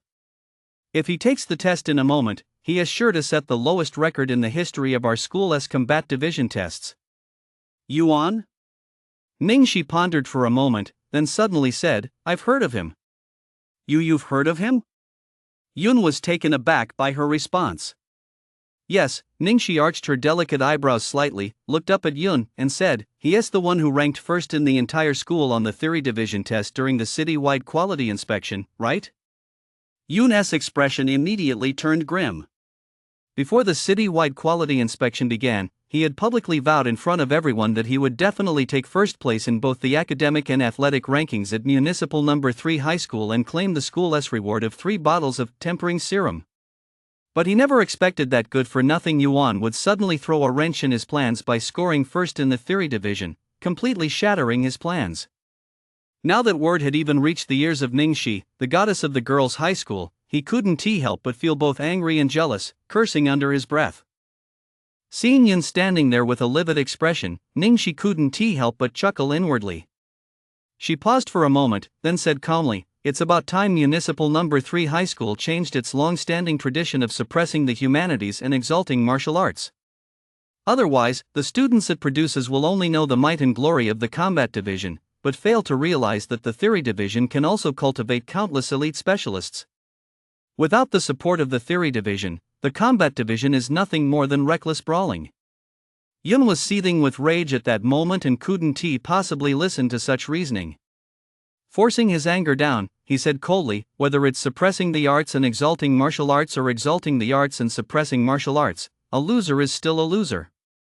Just watch from the sidelines, senior, and see how I crush the scum in the combat division test. With a grim expression, he turned and walked away, striding into his Class S formation. Ningxi watched his back as he walked toward the Shadow Guild, her beautiful eyes narrowing slightly. His natural talent isn't bad, but his composure and self-control are sorely lacking. That a student like this could top the martial arts rankings, the educational standards at Third High really are. Before long, the commotion subsided somewhat. The vice principal, surnamed Zhang, brushed a few strands of hair from his forehead, walked to the center of the gymnasium, picked up the megaphone, and shouted, everyone, please quiet down. The Municipal Quality Inspection Combat Division test is set to begin in 20 minutes. Please line up in class order. Seeing that order had been somewhat restored, he continued, next, Group Leader Feng from the school's Combat Division Teaching and Research Group will explain the precautions, testing methods, and evaluation criteria for the martial arts exam. After speaking, he handed the spirit-powered megaphone to a male teacher with a crew cut standing beside him. Group Leader Feng took the megaphone, lowered his voice, and said solemnly, every word I'm about to say is directly related to your combat division test scores. Time is limited, so I'll only say this once. If you don't understand, please ask your homeroom teacher. First, during the combat division test. Team Leader Feng's voice was very loud. He spoke for over 10 minutes, detailing the specific rules of the combat division test to the students present. Yuan stood a short distance away, listening intently and committing every word Team Leader Feng said to memory. Unlike the official college entrance exam, the Combat Division Municipal Quality Inspection assesses candidates' ability to channel and absorb mana. Each senior high school student, according to a pre-drawn number, entered in batches one of the more than 10 mana testing rooms set up in the center of the gymnasium to take the closed-door test. Each mana testing room was equipped with a small spirit-gathering array that released 100 units of mana at regular intervals. Upon entering the room, candidates absorb mana using the energy channeling techniques they've practiced, continuing until their bodies reach their limit and can absorb no more. Only then may they exit. Their final test score is determined by the amount of mana absorbed. The amount of mana channeled by each candidate and their ranking are displayed in real time on a giant spiritual energy screen above the gymnasium. A score of 40 units or higher is considered passing, 50 units or higher is good, 60 units or higher is excellent, and 70 units or higher is outstanding. Based on the typical performance standards of the combat division at No. 3 High School, most candidates' scores fall between passing and good. Achieving excellent already places one among the top performers out of hundreds of candidates across the entire number 3 high school. There are only a handful of such students. As for excellent, it was even rarer. Only a handful of students could meet this standard, and those few were regulars in the top 3 spots on the martial arts rankings. After listening to team leader Feng's explanation, Yuan silently estimated, having practiced the 5 animals exercise for so many days, I should have no trouble clearing the passing mark. Turning to look at the senior high students in the arena, he saw them all itching to get started, eager to prove themselves. I almost failed the last school test and got beaten half to death by my dad. If I don't get a good today, I'll go live on stream and eat my own shit. Ha, you loser. I'm aiming for good and excellent, no pressure at all. You drug-popping loser, you actually have the nerve to compete here? I've always been this outstanding, do you think I'm proud of it? Ha, what a bunch of weaklings. My ultimate goal is to become a man like Yun Yun. Pfft, with a misfit like you, you actually want to fly to the sky and stand shoulder to shoulder with Yun? Go take a good look at yourself in the mirror. Just as everyone was chattering away, all 12 floodlights in the gym suddenly came on at once. A deep, resonant male voice echoed throughout the entire venue, "Time us up." The 2615 Linjiang City Combat Division qualification test officially begins. The first group of candidates, prepare to enter. Upon hearing this announcement, even Yuan, who had been utterly composed, began to feel a faint sense of nervousness. A short while later, more than 10 high school seniors stepped out from their respective class formations and entered their designated mana testing rooms in order. As soon as the doors closed, the display panels above each testing room lit up simultaneously, each showing the red number 0 in neat alignment. After the proctors on site confirmed everything was in order, they announced, "The exam begins." Instantly, a tense atmosphere spread throughout the gymnasium, and the eyes of every candidate in the room were fixed on the row of numbers displayed above the mana testing rooms. Yuan looked on as, in the blink of an eye, the numbers on all the display panels changed. The fastest climber was the second room on the left. In just 3 to 5 minutes, it had already reached around 40 units, closing in on the passing threshold. The slowest climber, however, was the last room on the right. In the same amount of time, the amount of mana it had absorbed was less than half that of the former. As time went on, the candidates in the other test rooms also began to push themselves to the limit, racing against one another, but they still couldn't catch up to the one in the second room on the left. By the time the other candidates in the group could no longer hold on and walked out of their test rooms, that candidate was still giving it their all. Finally, the reading settled at 68 units. It was simply impossible to go any further, and only then did they barely manage to open the door and step out. Yuan looked at the person. It turned out to be a pretty girl with a slender, tall figure and a ponytail. Although she was drenched in sweat, her face still wore an unmistakable look of joy. As she emerged, the crowd around her suddenly gasped. Holy crap! Jiang Xiaoyu was barely scraping by at excellent last time, and now she has almost hit outstanding. Her family has loaded a single bottle of physical training nutrient solution costs over 100,000. Her scores weren't up to par, so she just threw money at it to boost her results. Ah, it's hard for a child from a poor family to rise to greatness. Does this mean I, Zhao Ritian, will never have my day in the sun? The girl named Jiang Xiaoyu heard the crowd's chatter but paid it no mind. She turned around and skipped back to her class formation. Yuan watched this and thought of his childhood friend, Hui Yuan. He couldn't help but feel a pang of emotion. Money really does make a difference. It even gives you a head start in cultivation. A moment later, another gasp rippled through the crowd. Look, the martial arts rankings are up. Chapter 6, The Pay to Win Genius. Yuan looked up and saw that the test results for the dozen or so candidates from earlier had all been displayed on the spiritual energy screen above the gymnasium. With the first group's testing complete, Jiang Xiaoyu had achieved an excellent rating with a mana absorption score of 68 units, temporarily placing her in first place. Behind her were one candidate with 62 units and two tied at 50 units. The rest all scored 50 or lower. The worst score was just 39 units, achieved by a boy from the neighboring class. Despite being a muscular guy with a full face of stubble, he was sobbing uncontrollably, his tears streaming down his face like rain on pear blossoms, a sight too painful to watch. Yuan turned her head away. It was too painful to look at. Before long, all the test takers from the first group had left the room, and soon, the second group began a new round of testing. Compared to the first group, the second group's scores were rather average. Not a single excellent appeared, with the highest score being only 58 units, and the rest falling between good and passing. Immediately after, the third group, the fourth group after group of test takers entered the room to take the test. The doors to the mana testing room opened and closed repeatedly. The numbers on the display board constantly changed and then reset to 0. Candidates shuttled back and forth between the testing area and their class formations, keeping the proctors on site extremely busy.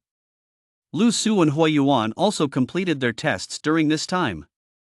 Lu Su made rapid progress, absorbing 62 units of mana and earning an excellent rating, which propelled him into the top 60. Hui Yuan, meanwhile, continued his previous outstanding performance, securing a spot in the top 3 with an outstanding score of 72 units. He was temporarily ranked second on the martial arts rankings, just a hair's breadth away from the top spot at 73 units.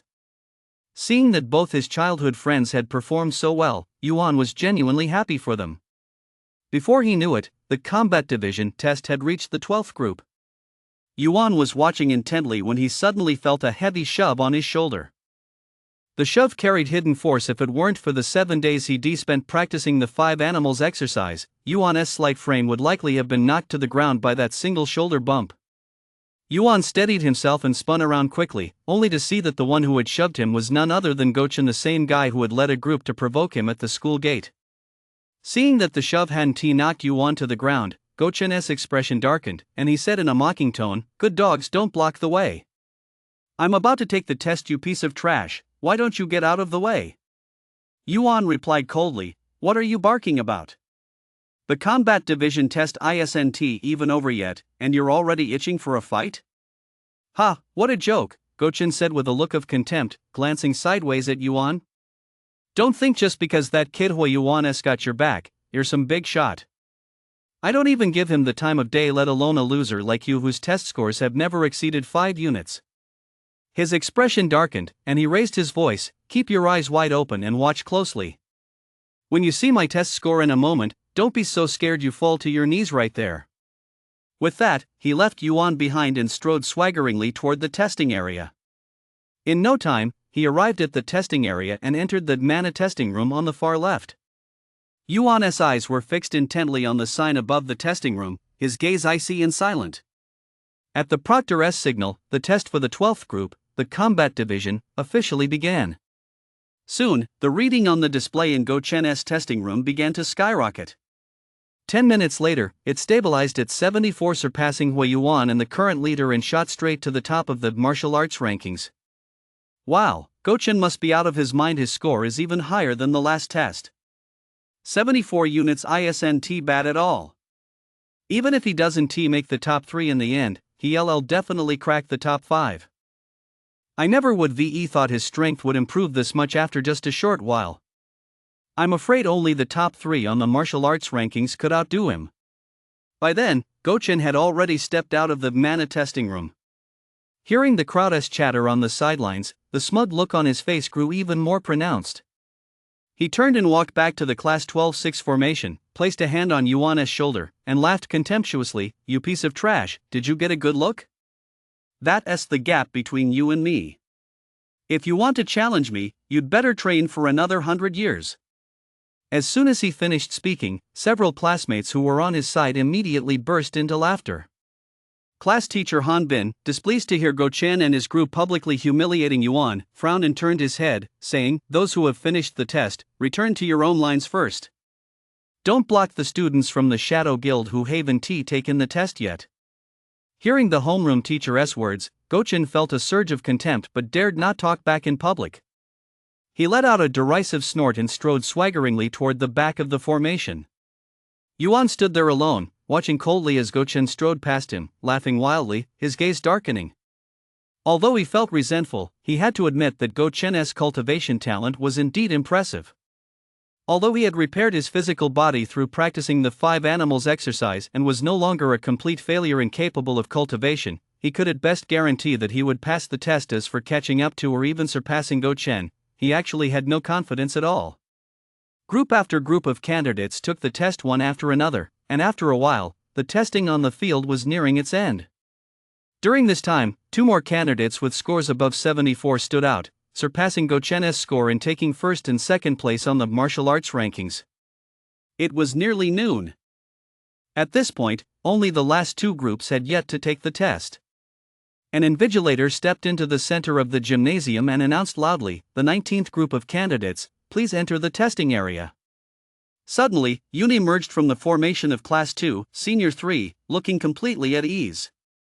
As soon as he appeared, countless girls in the gym immediately began screaming loudly. Their cheers swept through the entire gym like a wave. Yun walked forward step by step with his hands in his pockets, his stride leisurely and his expression haughty. Every few steps, he would deliberately glance in Ning Xi's direction. Seeing her impassive expression as if she hadn't even noticed him, his face darkened, and he vowed silently to himself. He turned back to Yuan, narrowed his eyes slightly, and let a cold glint flash in them, thinking to himself, "First place in the theory division? You're nothing. Today, I'll let you, the theory division champion, get a taste of what it's like to be crushed in the middle of the arena and dragged through the dirt." Before long, they reached the center of the venue. The proctor, who had been wearing a stern expression just moments ago, immediately put on a fawning face upon seeing Yun, bowing and scraping. Yun waved his hand impatiently, signaling for him to get started. The proctor took the hint, immediately issued the orders, and then personally escorted Yun into a mana testing room located right in the center. From start to finish, Yuan had kept his gaze fixed on Yun's shadow guild. As he watched Yun enter the testing room, his expression darkened, and his heart sank.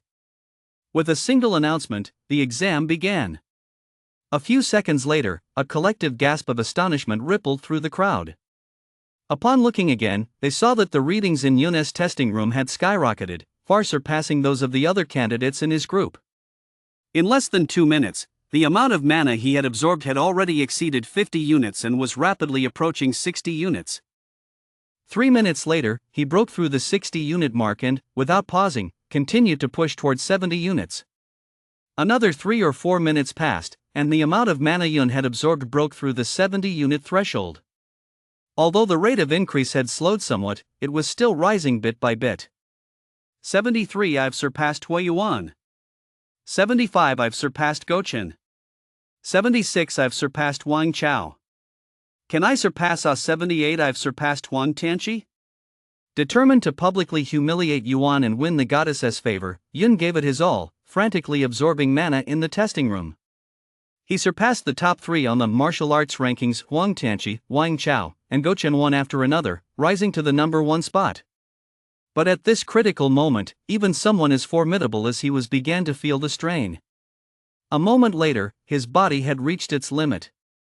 He was forced to stop channeling his energy, opened the door, and stepped out of the testing room. At that very moment, the number above his head finally settled at 81. In an instant, the gym erupted in thunderous cheers, with applause ringing out from all sides. My goodness! Yun is just too overpowered. He actually absorbed 81 units of mana in one go. No wonder he is a top-tier G-rank warrior. His performance is truly extraordinary. I'd say the top spot on the Combat Division's city-wide martial arts rankings is definitely his this time. It's just a shame that first place in the theory division was snatched by that good-for-nothing Yuan.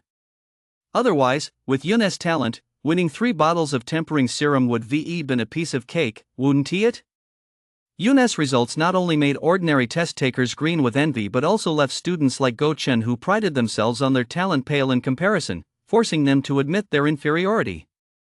While lavishing praise on Yun's performance, they cursed Yuan to a miserable end, claiming that a useless good-for-nothing like him stealing the first place in the theory division was not only harmful to others but also utterly shameless. Yun looked utterly nonchalant, paying no heed to their fawning flattery.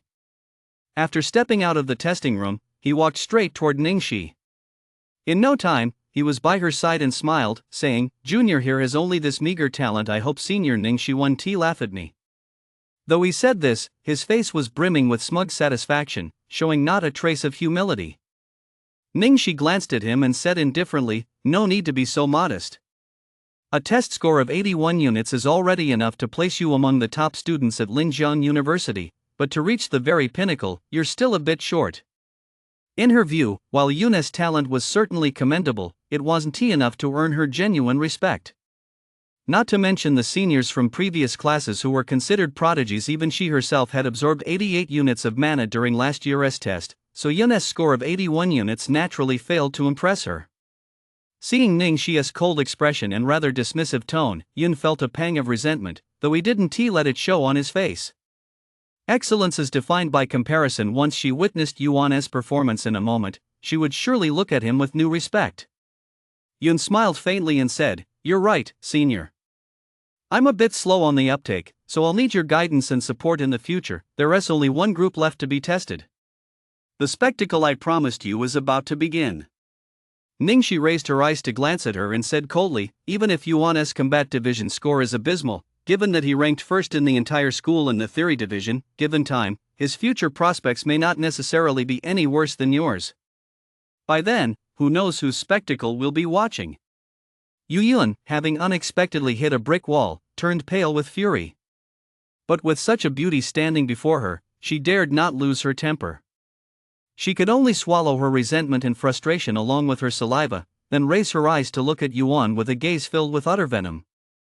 Chapter 7, Charge Forward. Yuan stood impassively at the corner of the formation, waiting to participate in the final round of testing. Before long, the proctor arrived at the center of the arena and announced loudly, "Next up is today's final combat division test. Group 20, prepare to enter." Yuan took a deep breath, exhaled slowly, and narrowed his eyes. "It's my turn."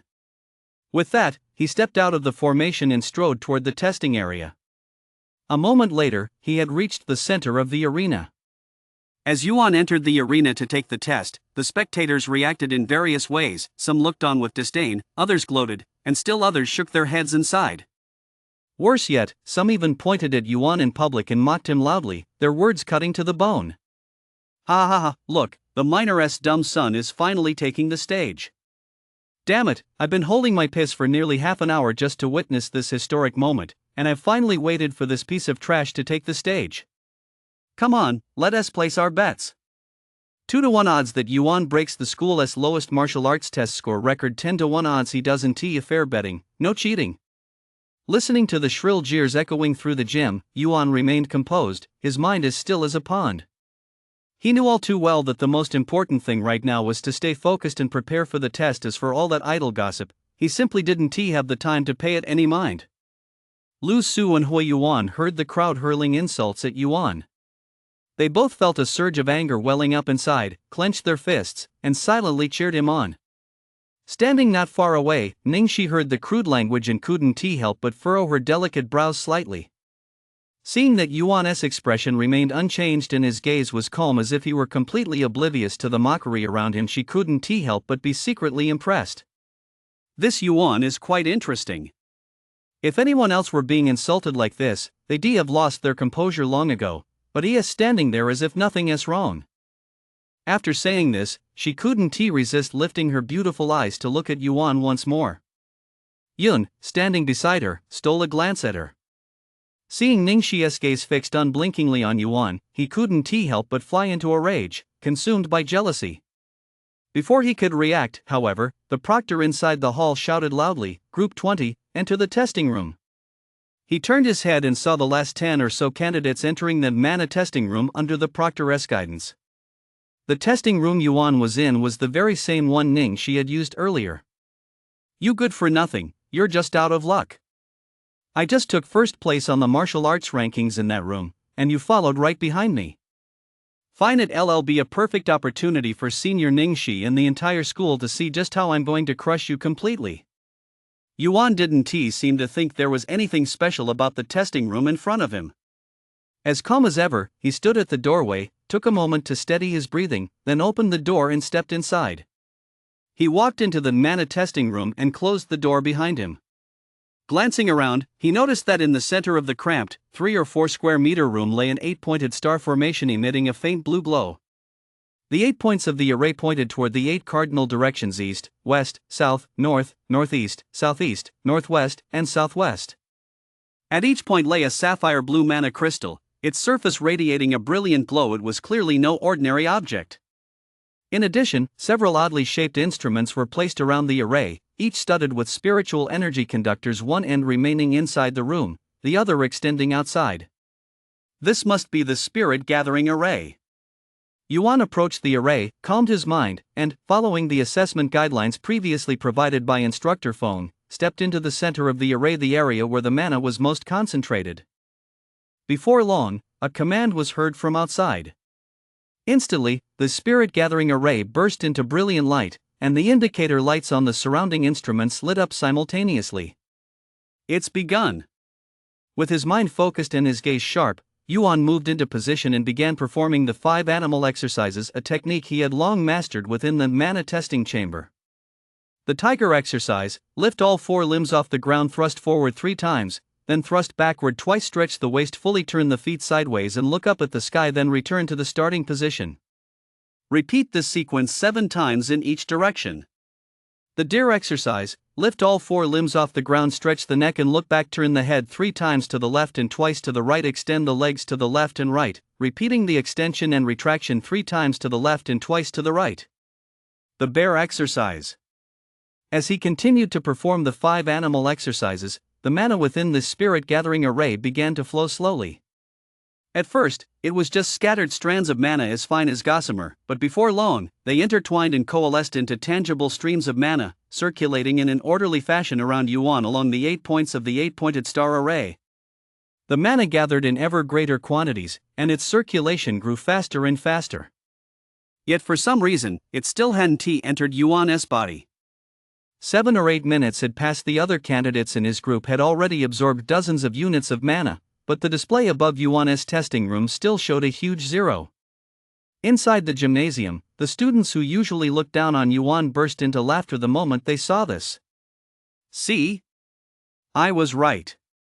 This piece of trash would be burning incense and praying to the gods just to absorb a single unit of mana. Man, he is truly the champion of trash. The test results are going to be posted citywide. Yuan is going to embarrass himself to the nth degree this time. Ha ha ha ha, his reputation as a martial arts loser really lives up to its name. You idiots who just bet he wouldn't break the record better hand over your money right now. Go Chen stood behind the class 12-6 formation. Seeing Yuan turn out to be such a loser, he was practically crying with laughter. Class teacher Han Bin, on the other hand, had a glum look on his face and couldn't stop sighing. Lu Su and Hui Yuan were even more on edge, deeply worried, and secretly sweating for Yuan. Yun stood a short distance away, coldly staring at the jarring 0 among the row of numbers in the center of the arena. A sinister smile involuntarily curled at the corners of his mouth. A loser is a loser. No matter how much you struggle, it's all in vain. After today, the nickname Martial Loser will spread throughout every high school in Linzheng. When that happens, I'll see if you have the nerve to show your face in public. Behind him, Ningxi didn't look too pleased either. Frowning as she gazed toward Yuan's testing booth, she appeared deep in thought. Just then, her expression suddenly changed. She pointed at the display above Yuan's testing booth and gasped, It's moving." Yun's heart skipped a beat, and he immediately looked up. He saw that the number 0 above Yuan's testing room had, in the blink of an eye, climbed to 10. He was utterly stunned. No, it's impossible, how could he? Before taking the city-wide quality inspection test, Yuan had participated in several mana tests organized by the school, but his score had never exceeded 5 units. Seeing his absorbed mana suddenly skyrocket to 10 units, Yun was instantly baffled. Thinking he was seeing things, he quickly rubbed his eyes. When he looked again, his eyes nearly popped out of his head. Just as he was rubbing his eyes, the number above Yuan's testing booth had already jumped from 10 to 25. Terrified, he blurted out, "Holy shit, this is haunted." At that moment, the attention of everyone in the gymnasium was drawn to the eerie change on the scoreboard above Yuan's testing booth. In an instant, a wave of gasps swept through the crowd, and some students who had bet on Yuan definitely breaking the record began cursing loudly. 2 minutes later, the number on the scoreboard changed dramatically once again, skyrocketing from 25 to 46 and successfully clearing the passing threshold. Seeing this, the entire student body was even more astonished.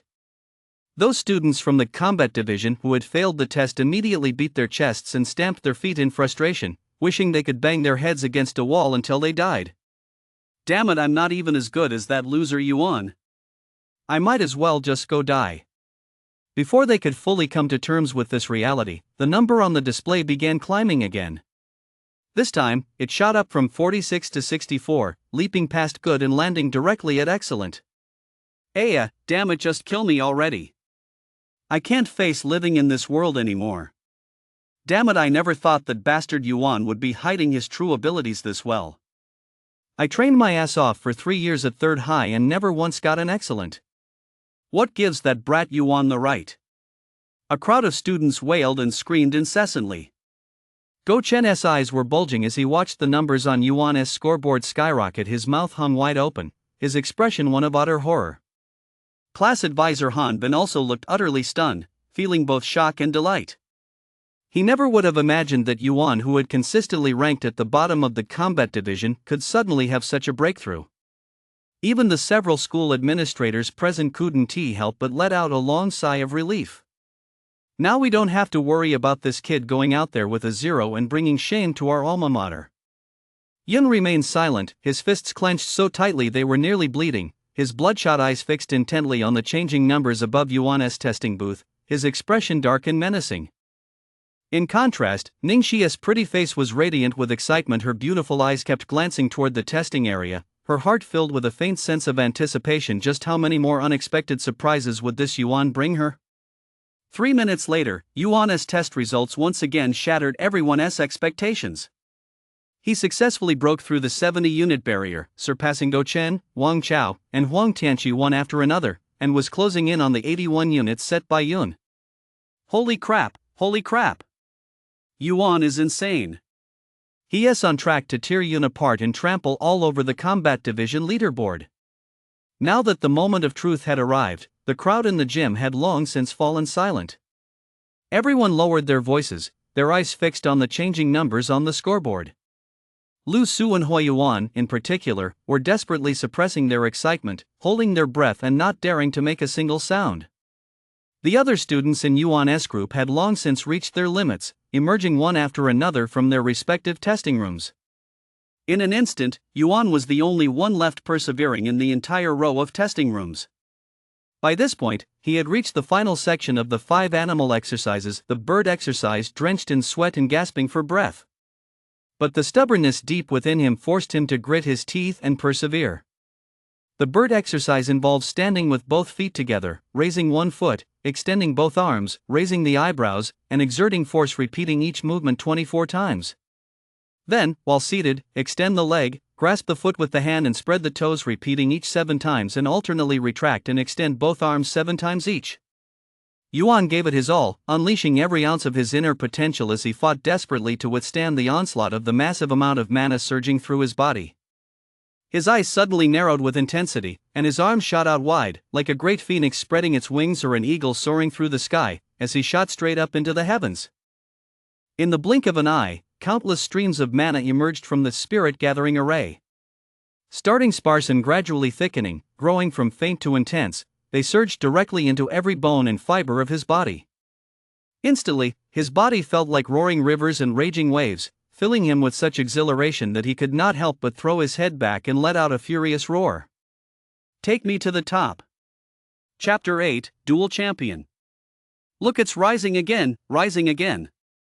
Inside the gymnasium, thunderous shouts erupted instantly, the intensity and scale of the commotion far surpassing the moment when Yun had previously topped the combat division rankings. Just then, the reading on the scoreboard above Yuan's testing room surged past the 80 mark. It lingered for just half a second at the 81 unit record set by Yun before racing ahead, continuing to climb rapidly upward. 81, 82, 85, 88. Inside the gymnasium, the students raised their arms and cheered, each of them going wild. When Ningxi saw the number 88, her heart suddenly gave a jolt. That was the score she had achieved last year during the Combat Division City-level qualification exam. At the time, with a mana absorption rate of 88 units, she had left the runner-up far behind and claimed last year's top spot on the martial arts rankings. So he has been hiding his true strength all along. In reality, his martial arts talent far surpasses everyone here, even me. At this thought, her eyes darkened as she clenched her fists tightly. She quickly lifted her head and continued looking ahead. The number on the scoreboard had already broken through the 90-unit mark.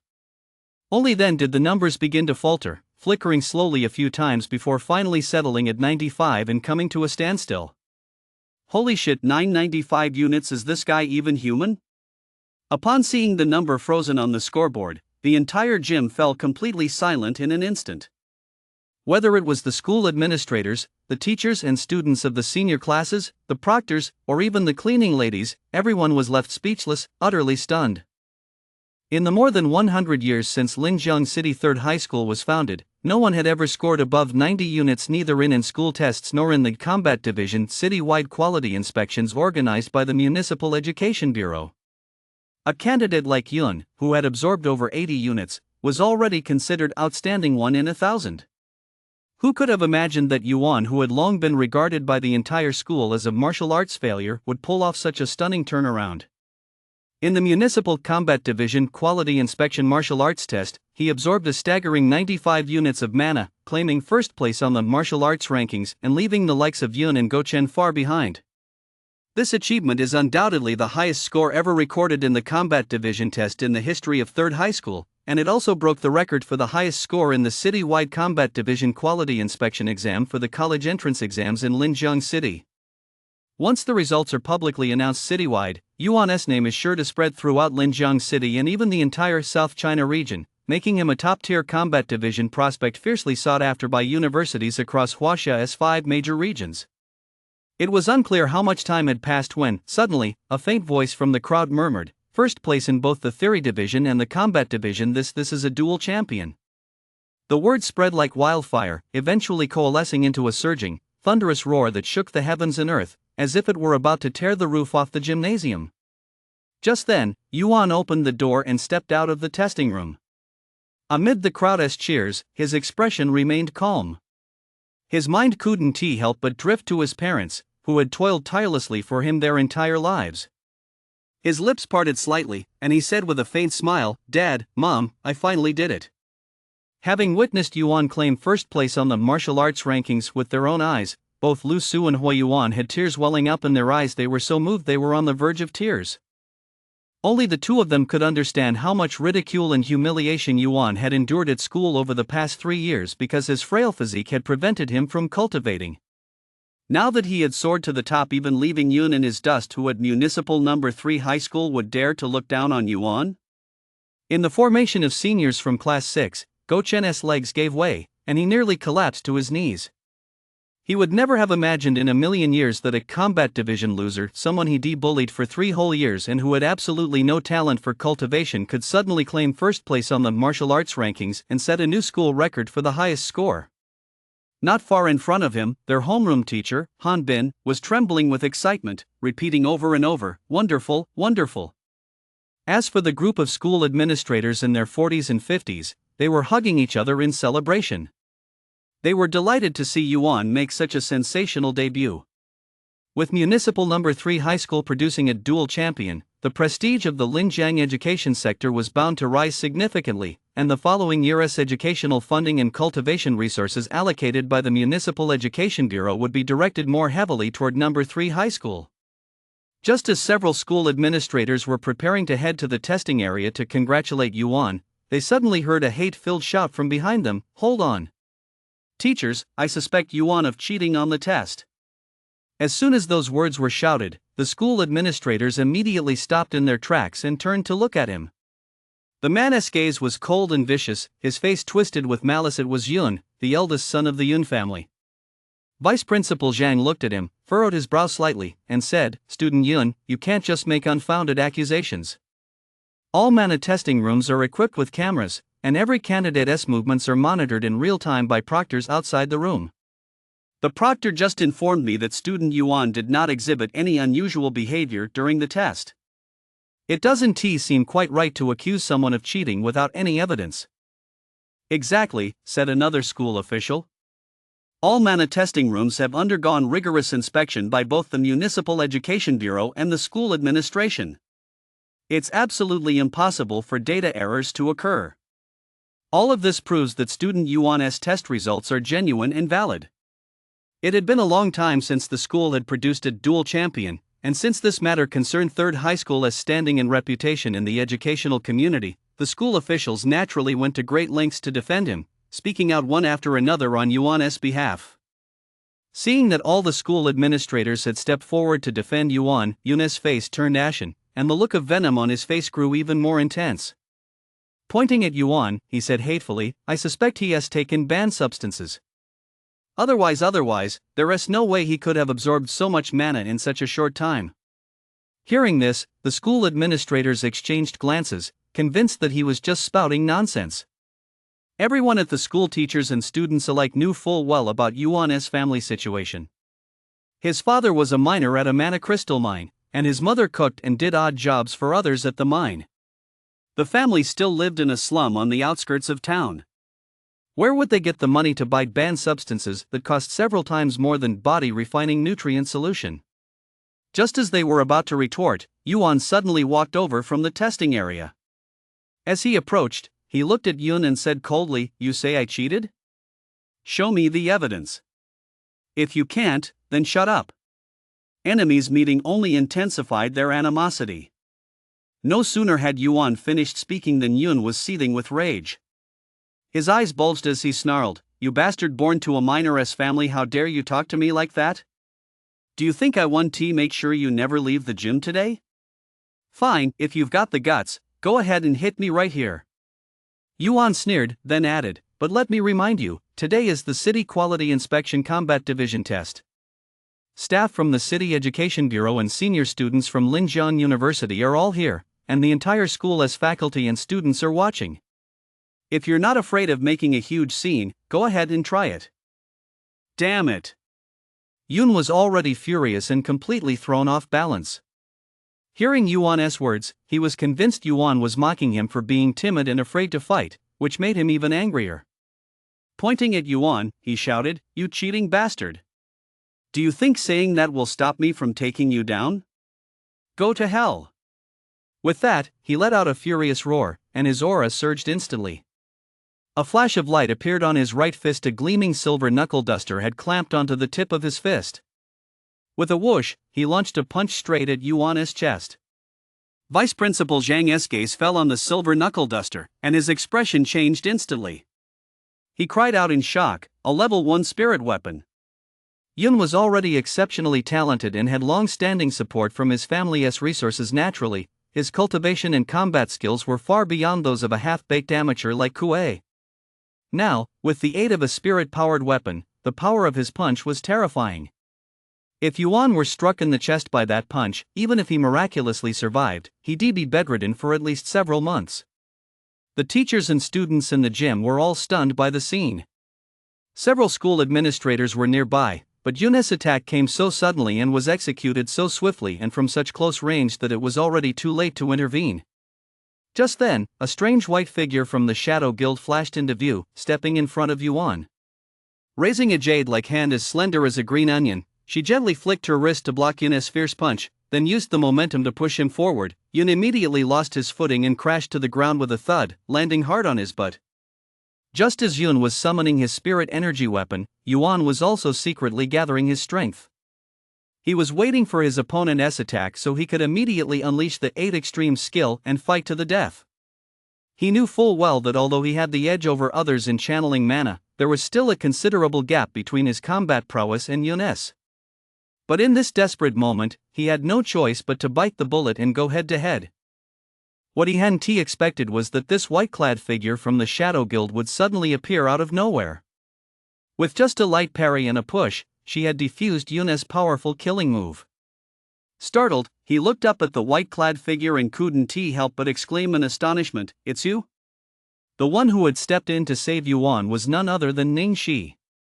She turned her head slightly and gave Yuan a faint smile, then turned to Yun.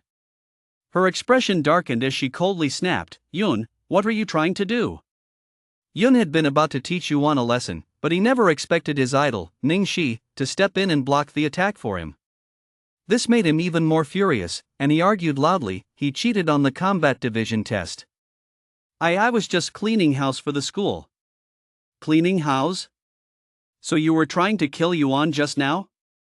Ning Xia's expression grew even darker as she said coldly, whether he cheated or not is, of course, up to the Municipal Education Bureau and the administration of Third High School to decide. You're just an ordinary test taker. What right do you have to meddle in the affairs of the Municipal Bureau and the school?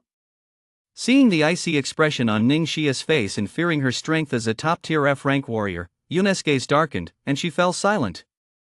Seeing that he wasn't responding, Ning Xi snorted coldly and continued, Yuan took first place in both the literary and martial subjects. I'm sure you're not satisfied with that. There's still a month left until the college entrance exam. You two should go back and train on your own. In a month, we'll see who comes out on top in the exam hall. If anything like what happened today happens again, I'll personally recommend to the Municipal Education Bureau that your eligibility for the college entrance exam be revoked. Chapter 9, 1 month's deadline. Senior Ning Xi this.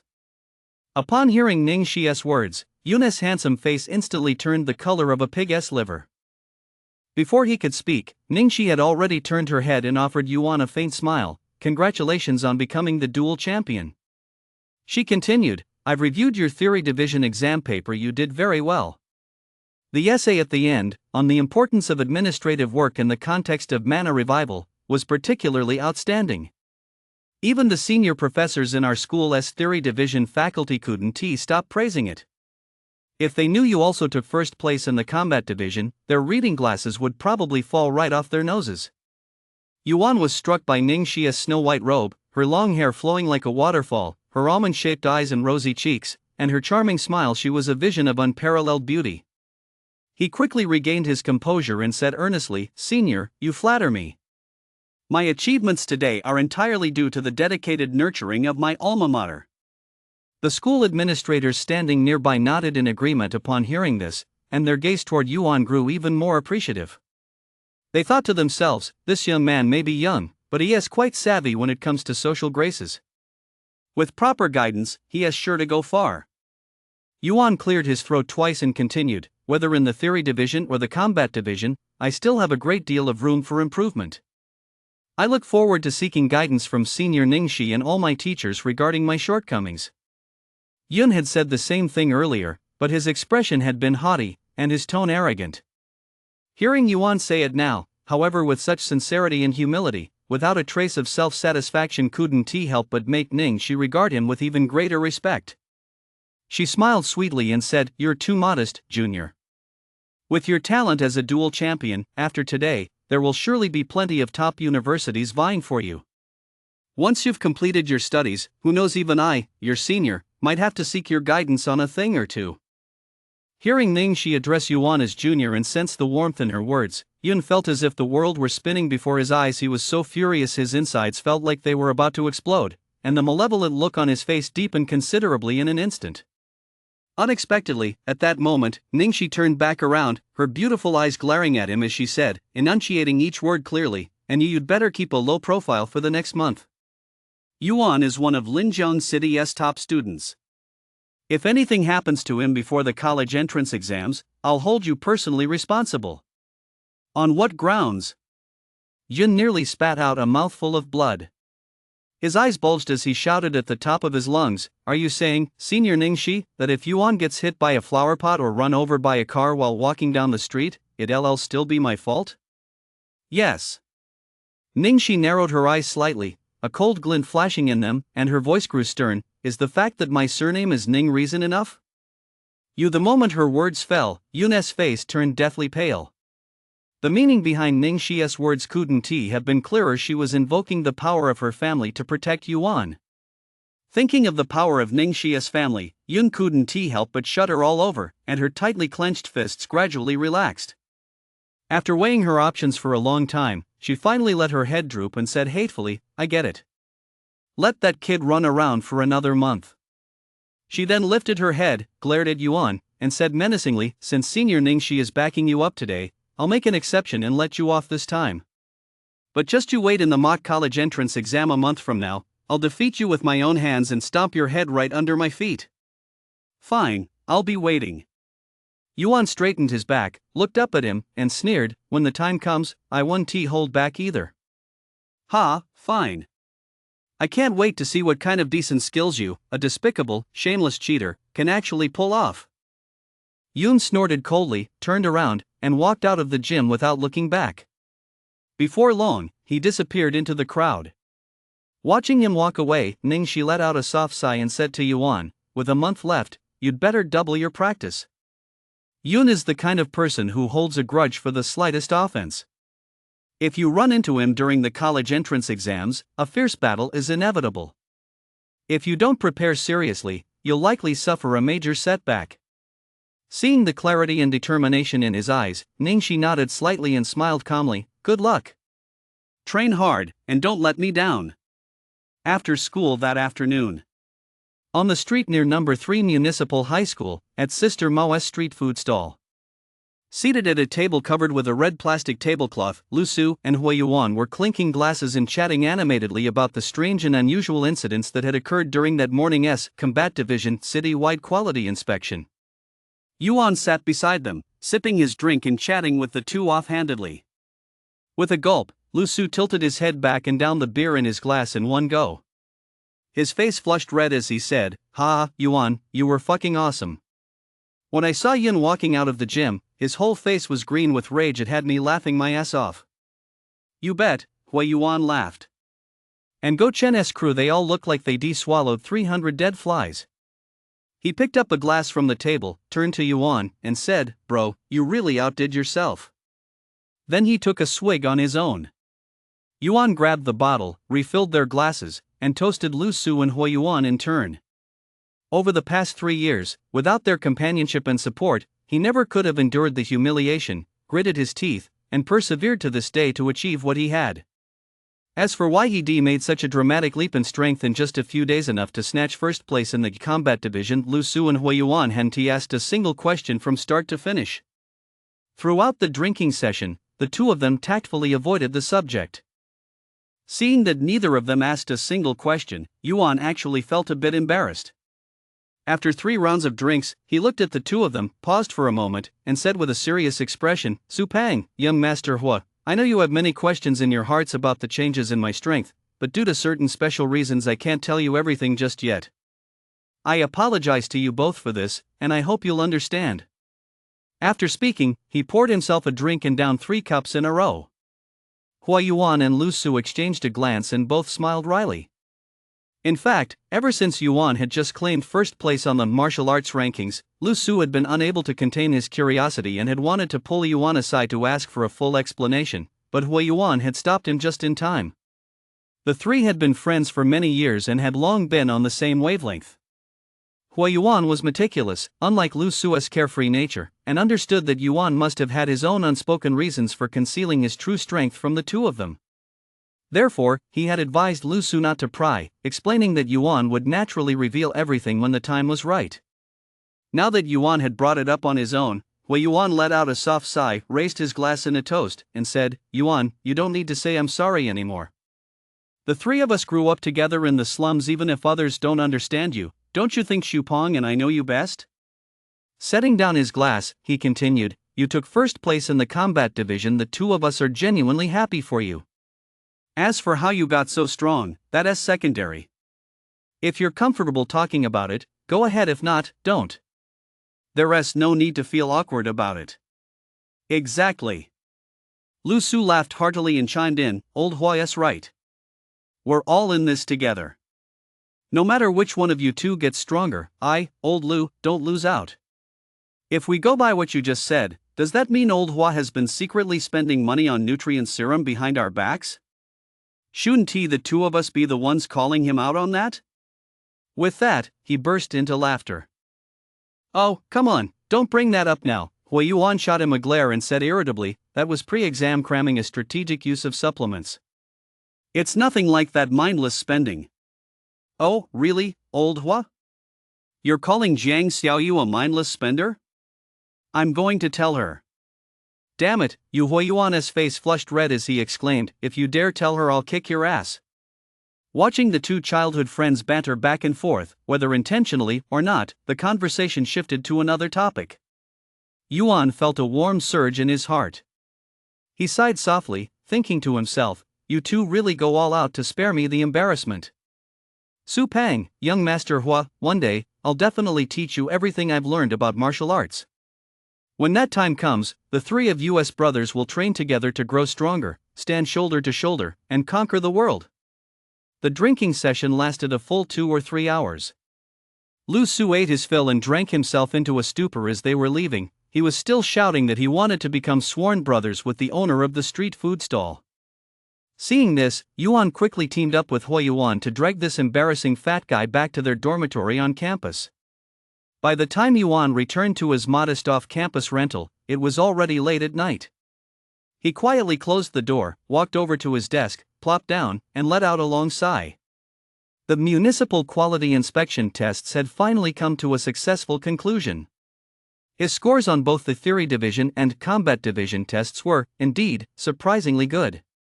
Especially in the combat division, he only practiced the 5 animals exercise for 7 days, yet his skills had improved so dramatically. This undoubtedly gave him a huge boost of confidence in cultivating the Chinese legacy arts in this new world. What he needed to do next was focus all his energy on preparing for the National College entrance exam in a month's time. The feud between him and Yun was now fully established. It was only to be expected that Yun would do everything in his power over the next month to improve his strength, aiming to defeat him on the exam floor in a month's time. Yun was already far stronger than him to begin with, and with the Yun family as full backing, he would undoubtedly be even more formidable a month from now. This, in turn, greatly intensified the pressure and sense of urgency in Yuan's heart.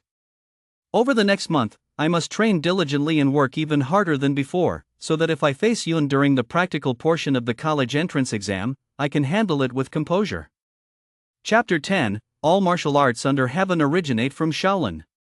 The college entrance exam is divided into 2 sections, the theory division and the combat division. He wasn't particularly worried about the theory division.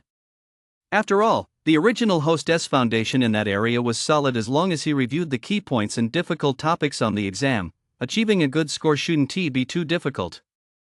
As for the combat division, 2 paths now lay before him. One was the new martial arts, currently sweeping the globe. The other was the legacy arts, on the verge of extinction. 500 years ago, Earth underwent a cataclysm, monsters invaded, and seawater flooded the land. Soon after, the first interdimensional war broke out.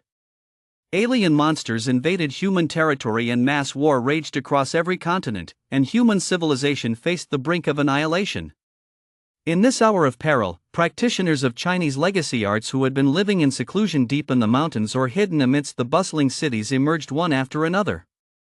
Some wielded long spears, some rode flying swords, and some fought bare-handed as they rushed to the major battlefields, demonstrating the divine might of China's millennia-old legacy arts in saving human civilization from the brink of collapse. In the battle for the snow plains, which determined the survival of the Eurasian continent, countless masters of the legacy arts from China united their forces to repel the main invading army, which was attempting to cross the Himalayas and attack the Chinese heartland. The fighting was extremely fierce and lasted for 7 years. Ultimately, 8 S-rank masters of the legacy arts joined forces to encircle the invaders' leader, Gu Jia. At the terrible cost of 7 lives and 1 severely wounded, they finally succeeded in slaying him. Over the course of those 7 years, countless legacy arts masters also gave their lives for their country in desperate battles against alien monsters, their remains buried in foreign lands. After the fierce battle, the alien invaders retreated 1,000 li, no longer daring to rashly invade the territory of the Huaxia nation. Meanwhile, the legacy arts lineage, which had achieved unparalleled feats of valor in the Battle of the Snow Plains, gradually fell into decline as its masters perished, its bloodline dwindled, and its legacy neared extinction. Several more years passed before the First Planar War came to a complete end. Although humanity had temporarily defended the homeland on which their survival depended, the losses were extremely heavy. With the legacy arts lineage in gradual decline and modern hot weapons proving largely ineffective, humanity urgently needed to seek out an entirely new form of power to replace both legacy arts and hot weapons in order to face future wars and catastrophes. In the mid to late 22nd century, mana experienced a large-scale resurgence, and a vast number of awakened ones began to appear on Earth. Awakened ones possessed innate bloodline talents. Once their bloodlines were activated, they could perceive and harness the elemental power of the heavens and earth, summoning wind and rain, calling forth lightning, and creating ice from fire, making them exceptionally powerful. Later, spiritual energy was widely utilized, ushering the world into the Fifth Industrial Revolution.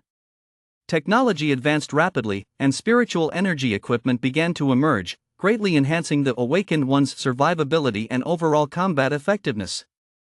At the end of the 22nd century, the Global Alliance of Awakened Ones was established. It first introduced the concept of new martial arts and began referring to Awakened Ones equipped with psychic gear as new warriors. Thus, new martial arts emerged, quickly replacing the legacy arts whose traditions had nearly been lost and spreading worldwide. Yuan rested his hands on the desk, lost in thought. New martial arts was pioneered by Earth's Awakened Ones. It advocates combining modern technology, the Awakened One's bloodline talents, and the mana of heaven and earth to unleash humanity's greatest combat potential. This was effectively a shortcut on the path of martial arts, replacing the techniques and training methods of legacy arts with modern technology and bloodline talents, thereby greatly improving the efficiency and pace of cultivation. Without external assistance, a new warrior would be no match for a legacy arts practitioner of the same level. However, with the dual advantages of bloodline and technology, the two are roughly evenly matched. However, new martial arts do not require the day and night arduous training of legacy arts. They are easier to practice, allow for faster advancement through the ranks, and can be mass-produced through external means. Consequently, once promoted, they were enthusiastically embraced by governments and practitioners worldwide. Currently, over 90% of practitioners worldwide train in new martial arts, while those practicing legacy arts account for less than 10%. Although China is the birthplace of legacy arts, due to the global influence of the Shadow Guild, many universities have already allocated the majority of their funding and research resources to the study of new martial arts. As for legacy arts, it is only briefly covered in textbooks on martial arts theory and history. Universities offering dedicated courses in legacy arts are few and far between. Back in the day, the legacy arts saved the nation from the brink of collapse during times of crisis. How majestic that was! Yet now they've fallen into such a state of decline. It's truly a pity. Yuan sighed softly, his voice growing solemn as he continued. Fortunately, the legacy arts have many branches. Though their numbers are few and their traditions fragmented, they still preserve a spark of the flame they haven't been completely extinguished. As he spoke, a faint look of longing flashed in his eyes. The sage once said, "A single spark can set a prairie ablaze." As long as the spark remains, there will always be a day when it reignites. In my previous life, I devoted myself entirely to studying the legacy arts of Huaxia, also that one day I could revive and promote this ancient martial art. Although the legacy arts have fallen into decline now, and few people practice them, that doesn't mean they're inferior to the new martial arts. In my view, the legacy arts philosophy of returning to simplicity and cultivating in seclusion is the only true path to the pinnacle of the martial way. The so-called new martial arts are nothing more than pseudo-martial arts that forcibly boost strength through the revival of mana and external aids. The essence of Huaxia's legacy arts lies not merely in defeating enemies, but in the enlightenment and spiritual elevation gained through the cultivation process, tempering the body and mind through arduous, prolonged practice, unblocking meridians, and connecting with the heavens and earth to ultimately attain the supreme state of unity between heaven and man. Moreover, I still retain the complete lineage of Huaxia legacy arts in my memory. I must adhere to the legacy arts and strive to become a spark, ensuring that this legacy lives on. With that thought, Yuan no longer hesitated. In this world, even ordinary practices like the 8 extreme skill and the 5 animal exercises can produce such profound effects. As long as I devote myself to training, I'm sure I can blaze my own path of legacy arts. Unable to suppress a surge of excitement, he stopped thinking about the new martial arts. He went to the bathroom to freshen up a bit, but still couldn't sleep, so he sat back down at his desk and began studying for the combat division exam of the college entrance exam, which was a month away. Although he had previously relied on the 5 animals exercise to take first place in the municipal qualifying round for the combat division, that only meant he had passed the test in terms of channeling and absorbing mana. He wasn't entirely confident he could successfully pass the 3 major components of the college entrance exam as combat division assessment: bloodline talent, mana application, and combat prowess. The first component, bloodline talent, left him feeling particularly uncertain. Going back 3 generations in his current family, they were either carpenters or miners, so he didn't expect to possess a particularly powerful bloodline. As long as it wasn't completely useless, he'd be satisfied. The second category, mana utilization, was also one of Yuan's weak points. His original host had been unable to absorb much mana to begin with, let alone utilize it. The other candidates in his class had long since undergone a series of specialized training sessions on mana utilization during their 3 years of high school.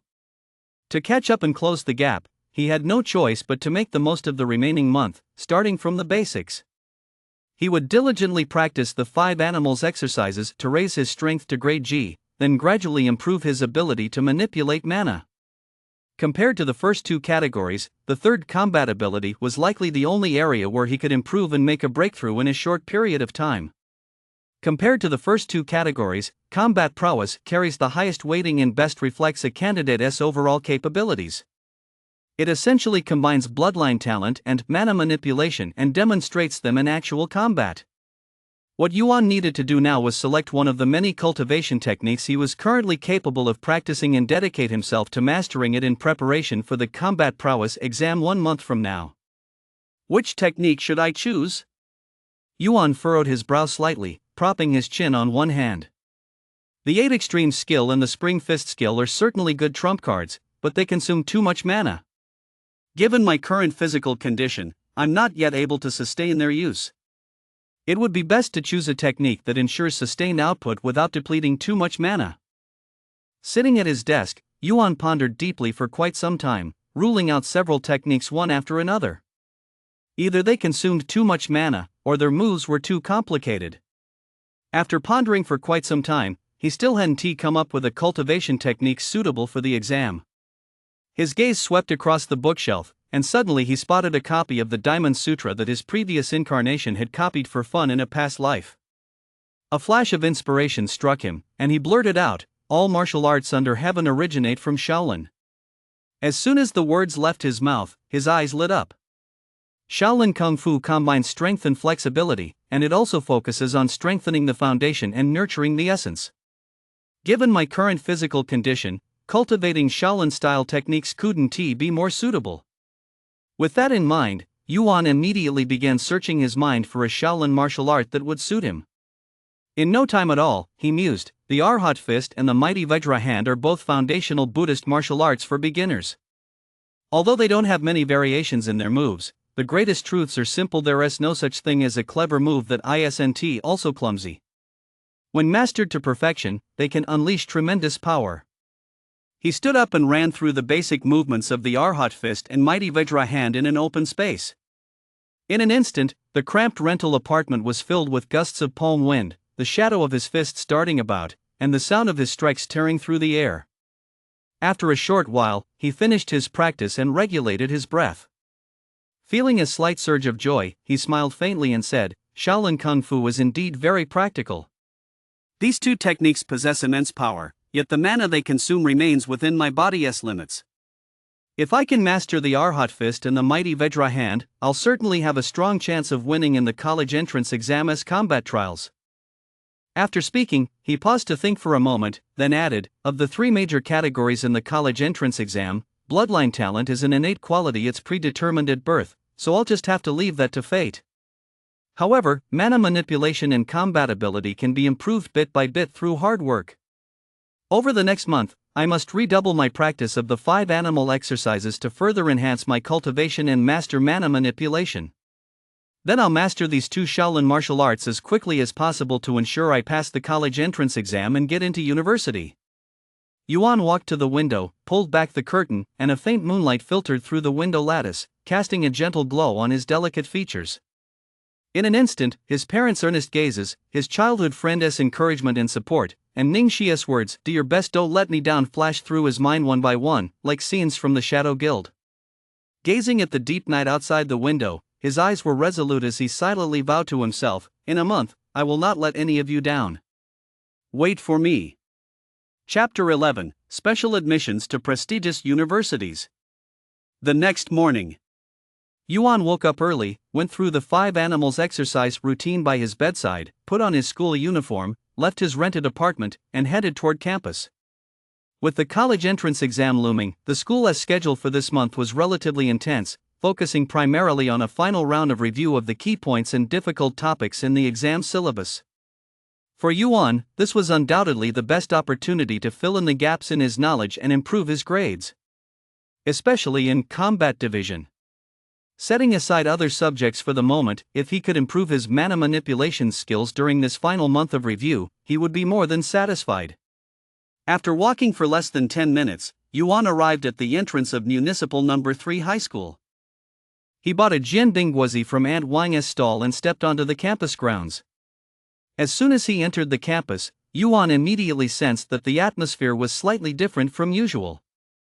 Not only did the security guard at the gate greet him with a smile and treat him with great courtesy, but students from all grades along the path would occasionally stop to stare at him. "Look, it's Senior Yuan, this year's dual champion in the city-wide quality inspection. I heard he outperformed the school heartthrob Yun in the assessment. He is so impressive." "So that's Senior Yuan. He looks pretty ordinary, but I never would have guessed he was so talented." "That's right. Senior Zhao Ritian from the senior class told me that Senior Yuan is just like us, an ordinary student from a humble background. Achieving such remarkable results really sets a great example for us to follow." Listening to the occasional whispers drifting into his ears, Yuan couldn't help but smile. It seemed the news of his dual champion victory had already reached the ears of the teachers and students at No. 3 High School, fundamentally changing many people's impressions and attitudes toward him. It had even had a positive influence on some of the younger students. This was undoubtedly a cause for celebration, but it didn't make him complacent. If martial arts cultivation were likened to a long ladder reaching to the heavens, Yuan considered himself, at most, to have just crossed the threshold and set foot on the very first rung. The Gaokao still loomed ahead, and the path of cultivation lay long and arduous before him. He was well aware of his aptitude and skill level. He couldn't possibly become complacent or let success in a single high school test go to his head. A gentle breeze blew through the campus, shaded by lush green trees. After taking a few more steps, he suddenly heard a voice from ahead. "Yuan, wait a minute." Yuan stopped in his tracks and looked in the direction of the voice. Not far ahead, around the corner, a man was walking quickly toward him. It was none other than his high school homeroom teacher, Han Bin. "Teacher Han?" Yuan furrowed his brow slightly. It was only a little past 8 in the morning. Han Bin should have been in the classroom leading morning reading. Why was he here at this hour? Could he have been waiting specifically for him? Before he could figure it out, Han Bin had already approached him. With a few beads of sweat on his forehead, he smiled and said, "So you're here. I tried calling your psychic bracelet, but no one answered." Before Yuan could say a word, he continued, "Hurry up and come with me to the principal's office. Principal Su has something important to discuss with you." "The principal's office, something important?" Yuan was a bit puzzled. Seeing the confusion on Yuan's face, Han Bin's expression suddenly turned mysterious. "You'll find out once we get there. It's a major matter concerning your future and destiny." He took Yuan by the arm and hurried toward the administration building. Before long, the two arrived at the base of the administration building. The building had 20 floors, and everything inside from the elevators to the hallway lights was powered by spiritual energy. Han Bin scanned his face at the access control system, led Yuan into the lobby, and took the spirit-powered elevator up to the 16th floor, where the principal's office was located. Upon exiting the elevator, the two walked side by side toward the right. After a few steps, they arrived at a simple, antique-style redwood door. The door was ajar. Han Bin reached out and knocked lightly. Soon, a deep, resonant male voice called out from inside, "Come in." Han Bin pushed open the door and led Yuan inside. "So this is the principal's office. It's really huge." Although he had spent 3 years in high school at Municipal No. 3 High School and often saw the principal, this was his first time in the principal's office. Glancing around, he saw that the office was a full 50 to 60 square meters. The floor was covered with an ornate carpet. In the center stood a translucent coffee table, on which sat a set of exquisitely crafted ceramic tea sets, surrounded by several black leather sofas. On both sides of the office stood 2 rows of massive cabinets filled with all kinds of books, trophies, and medals. A large desk was positioned at the far end of the room. Seated in a leather swivel chair behind the desk was a gray-haired man in his 60s, none other than Su Huaiqiu, the current principal of Linjiang City Municipal No. 3 High School. Su Huaiqiu had a rosy complexion and seemed to be in good spirits. Upon seeing Han Bin and Yuan arrive, he set the folder he was holding on the desk and smiled slightly, saying, "You're here." The two approached the desk and bowed slightly to Su Huaiqiu. Su Huaiqiu waved his hand with a smile, then pointed to the 2 swivel chairs in front of his desk, gesturing for them to sit down. He then looked Yuan up and down and said with a smile, "You must be Yuan. Combat Division wanted to meet you right after the municipal quality inspection ended. I happened to be at a meeting in the city, so as soon as I returned to school, I had Mr. Han bring you here to see me." He paused for a moment, then continued, "So, now that the municipal quality inspection is over, what are your plans moving forward?" Yuan had already mulled this question over 1,000 times in his mind over the past few days. Hearing the principal ask it now, he replied without hesitation, "Focus on studying, pass the college entrance exam, get into university, and make a name for myself."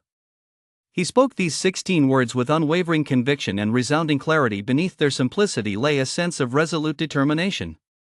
Upon hearing this, Su Huaiqiu nodded slightly and said with a smile, "Which university will you choose? Do you have any ideas or plans? Choose a university?" Yuan was taken aback for a moment, unsure why the principal was suddenly asking about this.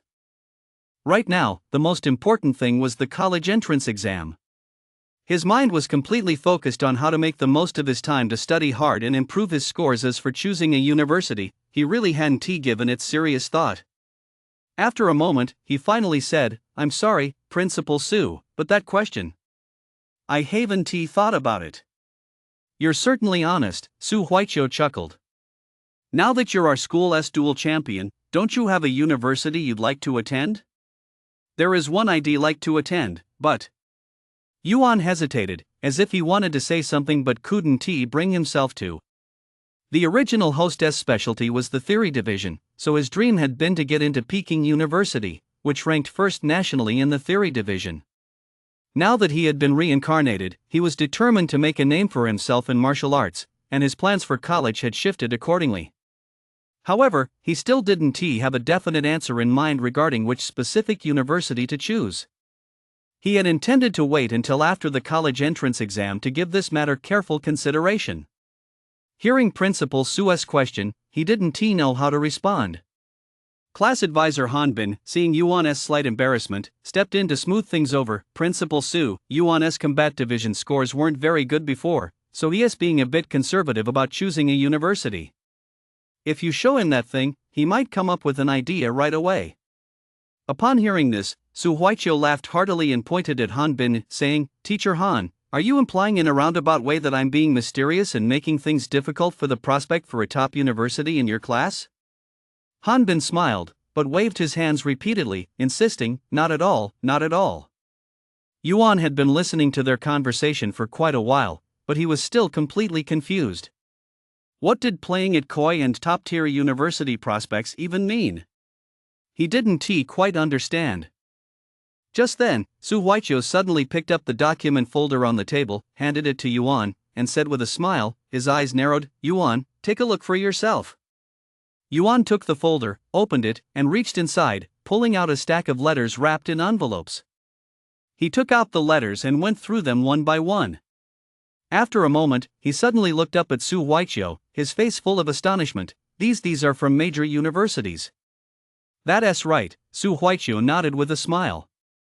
"The letters in your hand are special admission invitations from major universities across Huaxia's 5 regions." He paused for a moment, then continued, "Every year, the major universities in our country dispatch staff to tour the various base cities to identify and recruit high-caliber students through special recruitment. On the one hand, this is to strengthen the talent reserves of these universities. On the other hand, it's also to prevent foreign universities from beating us to the punch and coming to China to poach talent. Hearing this, Yuan nodded repeatedly. In the age of Mana-S revival, the core of competition between nations revolves around two things: technology and talent. In today's society, whoever can develop more advanced psychic equipment and field more and stronger new warriors will be able to dominate the human alliance, gain greater influence, and secure more tangible benefits and psychic resources for their country. This situation is no exception within individual nations. In Huaxia, in the race to recruit top talent, every year on the eve of the college entrance exams, major universities dispatch special representatives to key base cities to scout for talent and issue special recruitment invitations, bringing outstanding students from these cities into their campuses ahead of time. Outstanding students who enter university through special recruitment not only receive resource support from their universities but also qualify for a substantial national stipend. After winning the dual champion title at Municipal No. 3 High School and breaking the record for the highest score on the Linjiang Municipal Education Bureau's Combat Division City-wide Proficiency Test, Yuan immediately caught the attention of Huaxia's top universities, which rushed to send him special recruitment invitations. Looking at the dozens of colorful letters from prestigious universities in his hands, Yuan couldn't help but feel torn.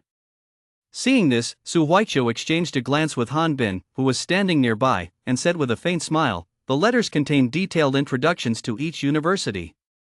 You can open them one by one, compare them, and then make your decision." Yuan nodded, pulled a letter from the stack, and looked down at it. His eyes immediately lit up with a mix of surprise and delight. Tsinghua University. Chapter 12, Peking University for the Arts, Tsinghua University for the Sciences. Tsinghua University. Yuan couldn't wait to tear open the envelope, but after searching for a while, he found no letter inside. He pried open the seal of the envelope to take a closer look and discovered a golden chip the size of a fingernail. He carefully removed the chip, cradled it in the palm of his hand, and examined it repeatedly, still puzzled. Suddenly, a flash of light erupted from the chip, and a blue beam shot out, forming a 1-meter square blue light screen in midair. In the center of the screen, 8 bold, ancient-looking characters appeared: "Self-improvement without ceasing virtue bears all things." The characters appeared for a moment before gradually fading away. Immediately afterward, a young man appeared on the screen wearing a checkered suit, with short hair, a Western-style appearance, and black-rimmed glasses. He stood tall and radiated a heroic spirit. His eyes were bright and lively as he looked at Yuan and smiled warmly. "Hello, Yuan, I'm Tong Yuanqi, a student in the new martial arts department of Tsinghua University's class of 2614. Congratulations on achieving outstanding results in the Linjiang City Quality Inspection Assessment. On behalf of my alma mater, Tsinghua University, I formally extend a special admission invitation to you. Welcome to Tsinghua campus, where we'll explore the mysteries of spiritual energy together and pursue the pinnacle of new martial arts." Tong Yuanqi? Upon hearing that name, Yuan's eyes widened instantly. Wow, that's the Chinese child prodigy who was featured on the news broadcast. At just 12 years old, he had awakened a rare great bloodline, capable of sensing and manipulating 3 elemental forces. At 16, he topped the college entrance exam in the central China region and was specially recruited by Tsinghua University. He is currently a top-tier E-grade warrior and receives a special allowance as a national high-level reserve talent. That such a supremely gifted chosen one would personally reach out to recruit him left Yuan feeling a bit overwhelmed and flattered. Staring at the screen, he said, sounding slightly nervous, "Hello, I." Hearing this, Su Huaiqiu chuckled from the side. "This is just a holographic image from the Shadow Guild, it's not a real-time video call. Just watch it, you don't need to say anything." "Oh, okay." Yuan realized what was going on, scratched his head sheepishly, and turned his full attention to the holographic screen. Tong Yuanqi spoke eloquently, using authentic historical images and video footage to trace the university's history, recounting to Yuan the development of Tsinghua University over the past 700 years since its founding. The first 200 years of development were pretty much as Yuan had imagined. It wasn't until the era of Mana-S revival that fundamental changes took place. Amidst these earth-shattering changes, following the revival of mana, legacy arts and traditional hot weapons gradually fell into decline. New martial arts and spiritual energy studies emerged as major forces, becoming the mainstream directions in scientific research. For many years, Tsinghua University has focused on the research and development of spiritual energy, achieving a series of world-renowned accomplishments in the field of scientific research and cultivating, for humanity, batch after batch of psychic scientists. Furthermore, Tsinghua University's new martial arts program ranks first on the list of academic programs at Chinese universities, serving as a sacred hall of learning in the eyes of all Chinese high school students aspiring to make their mark in the field of new martial arts. Such a great university, why doesn't it offer a legacy arts program? As the Shadow Guild promotional video ended, Yuan couldn't find legacy arts listed among Tsinghua University's majors, and he couldn't help but feel a deep sense of regret. For high school seniors across all of Huaxia, Tsinghua University's recruitment offers are simply impossible to refuse. Unfortunately, he had long since set his heart on a grand ambition, to carry forward the legacy arts tradition in Huaxia. He simply could not abandon his original goal of reviving legacy arts just for the sake of a prestigious university's halo. With a deep sigh, he reluctantly slipped the chip back into the envelope. Su Huaiqiu and Han Bin found Yuan's demeanor rather puzzling. If it were anyone else, receiving a special admission letter from Tsinghua University would likely have them over the moon with joy. Yuan, on the other hand, aside from a tiny flicker of excitement when Tang Yuanqi appeared, remained calm the rest of the time, though with a hint of melancholy which left them genuinely baffled. Just as they were pondering this, Yuan pulled out another envelope. Peking University. The original hostess dream university. He eagerly hoped that this premier institution of higher learning in China on par with Tsinghua University would offer the legacy arts major he'd been longing for. Before long, the chip began to flash with dazzling light once more. A light screen slowly materialized in midair, and shortly thereafter, 8 characters written in sweeping, elegant calligraphy appeared on the screen: inclusiveness and freedom of thought. Yuan propped her chin on one hand and studied the screen intently. Before long, a beautiful young girl with a ponytail appeared on the screen.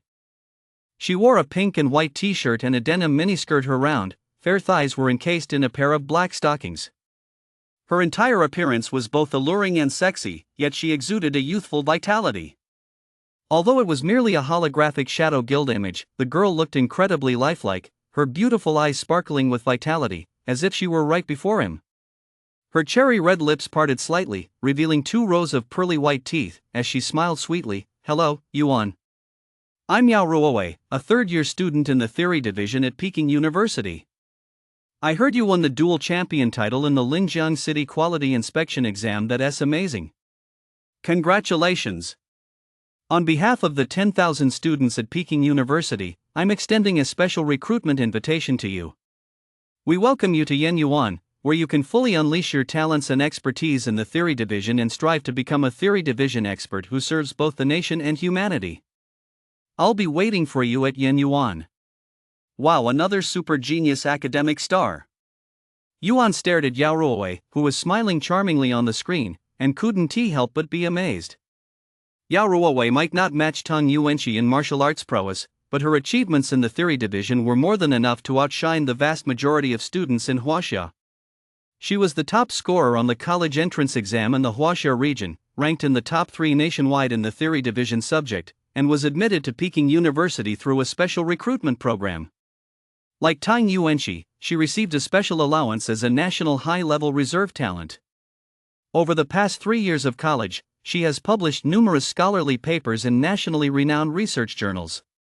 Possessing exceptional talent in spiritual energy studies and spiritual energy applications, she is reportedly already a designated alternate academician at the Chinese Academy of Sciences. On the screen, Yao Ruowei delivered a vivid lecture. Her expressive facial expressions and magnetic voice instantly captured Yuan's full attention. Through Yao Ruowei's presentation, Yuan gained a deeper understanding of Peking University's development following the revival of mana. Since the revival of mana at the end of the 21st century, Peking University has remained committed to providing the necessary theoretical support for the development of new martial arts and the research, development, and manufacturing of spiritual energy equipment. Following the cataclysmic changes in the world, many of the original scientific theories had become obsolete. Under the leadership of successive presidents of Peking University, the university's faculty and students collaborated with the Chinese Academy of Sciences to jointly construct a theoretical model for the cultivation of new martial arts. This was a world first at the time, greatly supplementing the scarce theoretical framework of new martial arts and laying a solid theoretical foundation for the subsequent formation of the new martial arts cultivation system. Over the years, wave after wave of outstanding theory division experts have graduated from Peking University and joined the forefront of scientific research.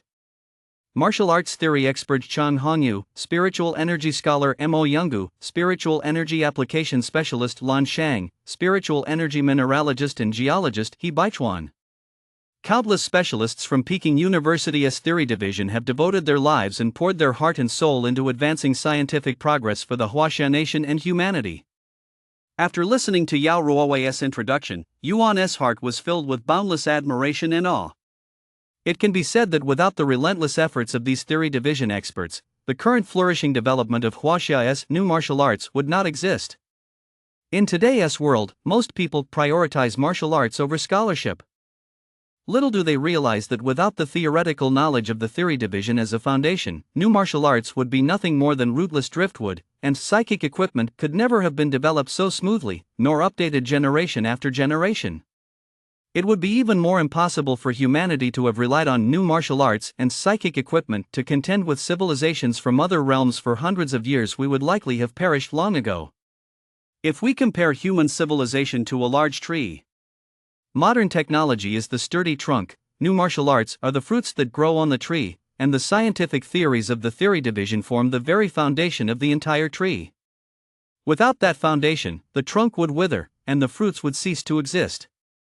However, since the roots are buried deep underground, people can only see the trunk and the fruit, and often overlook their existence. To Yuan's disappointment, Peking University did not offer any courses on legacy arts either. If no university in China offers a major in legacy arts, I'll choose Peking University, he mused to himself as he slipped the chip back into the envelope. Peking University focuses on theory division research and shoulders the heavy responsibility of ensuring the continuity of human civilization. If he were fortunate enough to contribute to the continuity of human civilization alongside those renowned scientists, it would not be in vain that his original self possessed such a natural talent for the theory division, nor would it be in vain that he had been given a second chance at life. With this thought, Yuan's mood lifted slightly, and he began opening the envelopes one by one.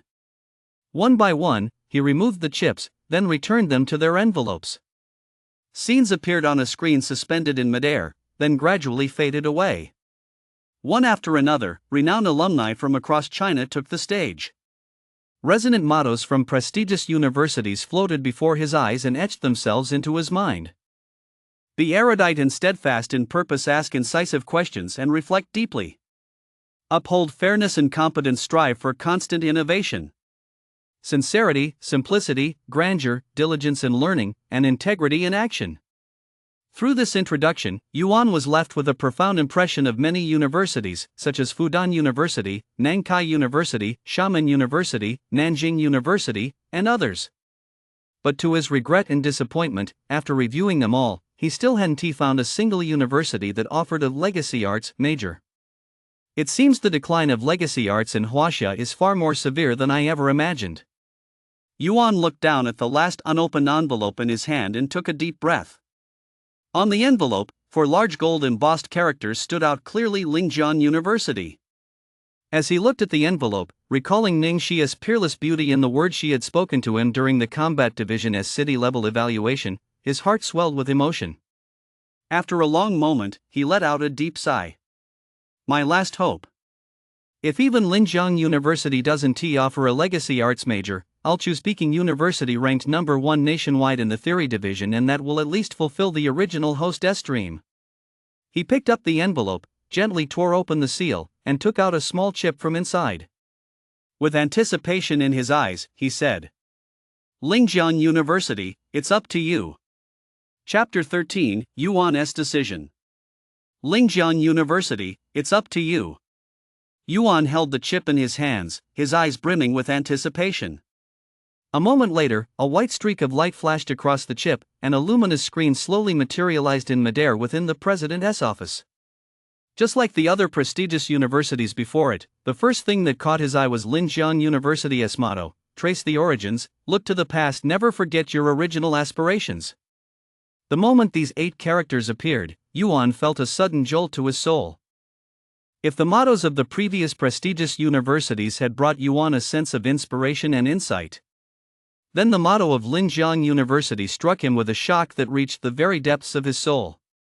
Every single character felt like a heavy hammer striking Yuan's heart.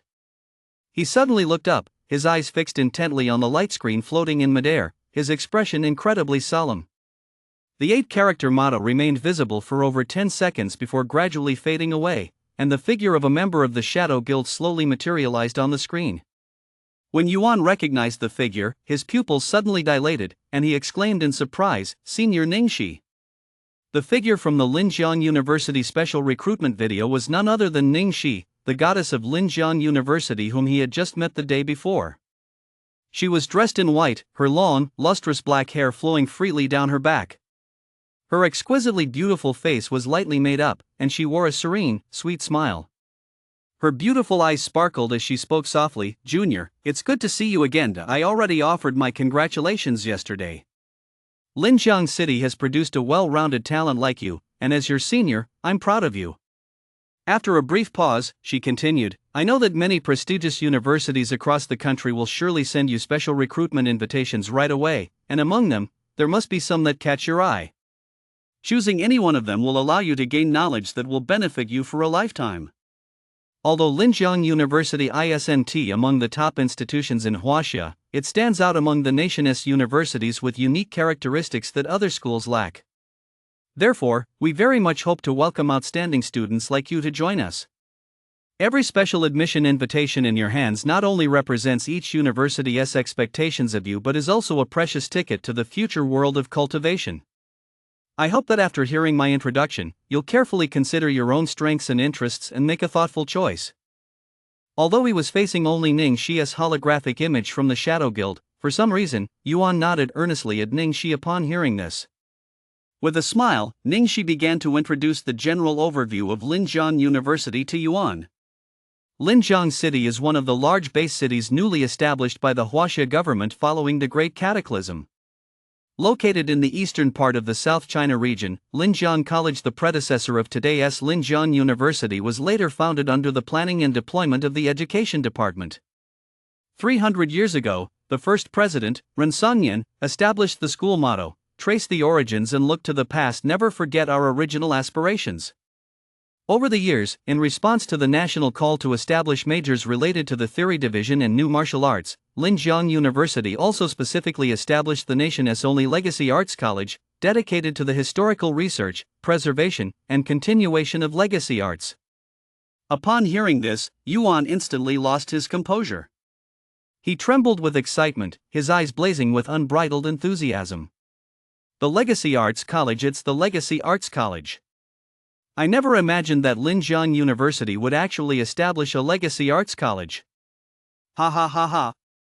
He struggled to contain his inner excitement as he listened to Ningxi continue her introduction on the screen.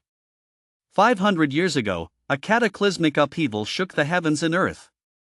Countless masters of legacy arts emerged from across Huaxia, engaging in a life-and-death battle against invaders from another realm to defend the vast, 10,000-li borders of our mighty Huaxia. But since then, due to a dearth of talent and the severing of the lineage, the legacy arts tradition gradually fell into decline, replaced by new martial arts, and never regained its former glory. The first president, Ren Songyan, one of the few surviving legacy arts masters from that era, could not bear to see the legacy arts tradition vanish. He specifically petitioned the Huaxia Department of Education to establish the Legacy Arts College at Linjiang University.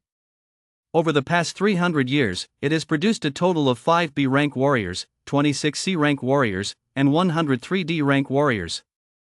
Not a single A-rank or higher? Yuan's expression shifted slightly. But upon further reflection, he realized that the legacy arts tradition had been in decline for several hundred years.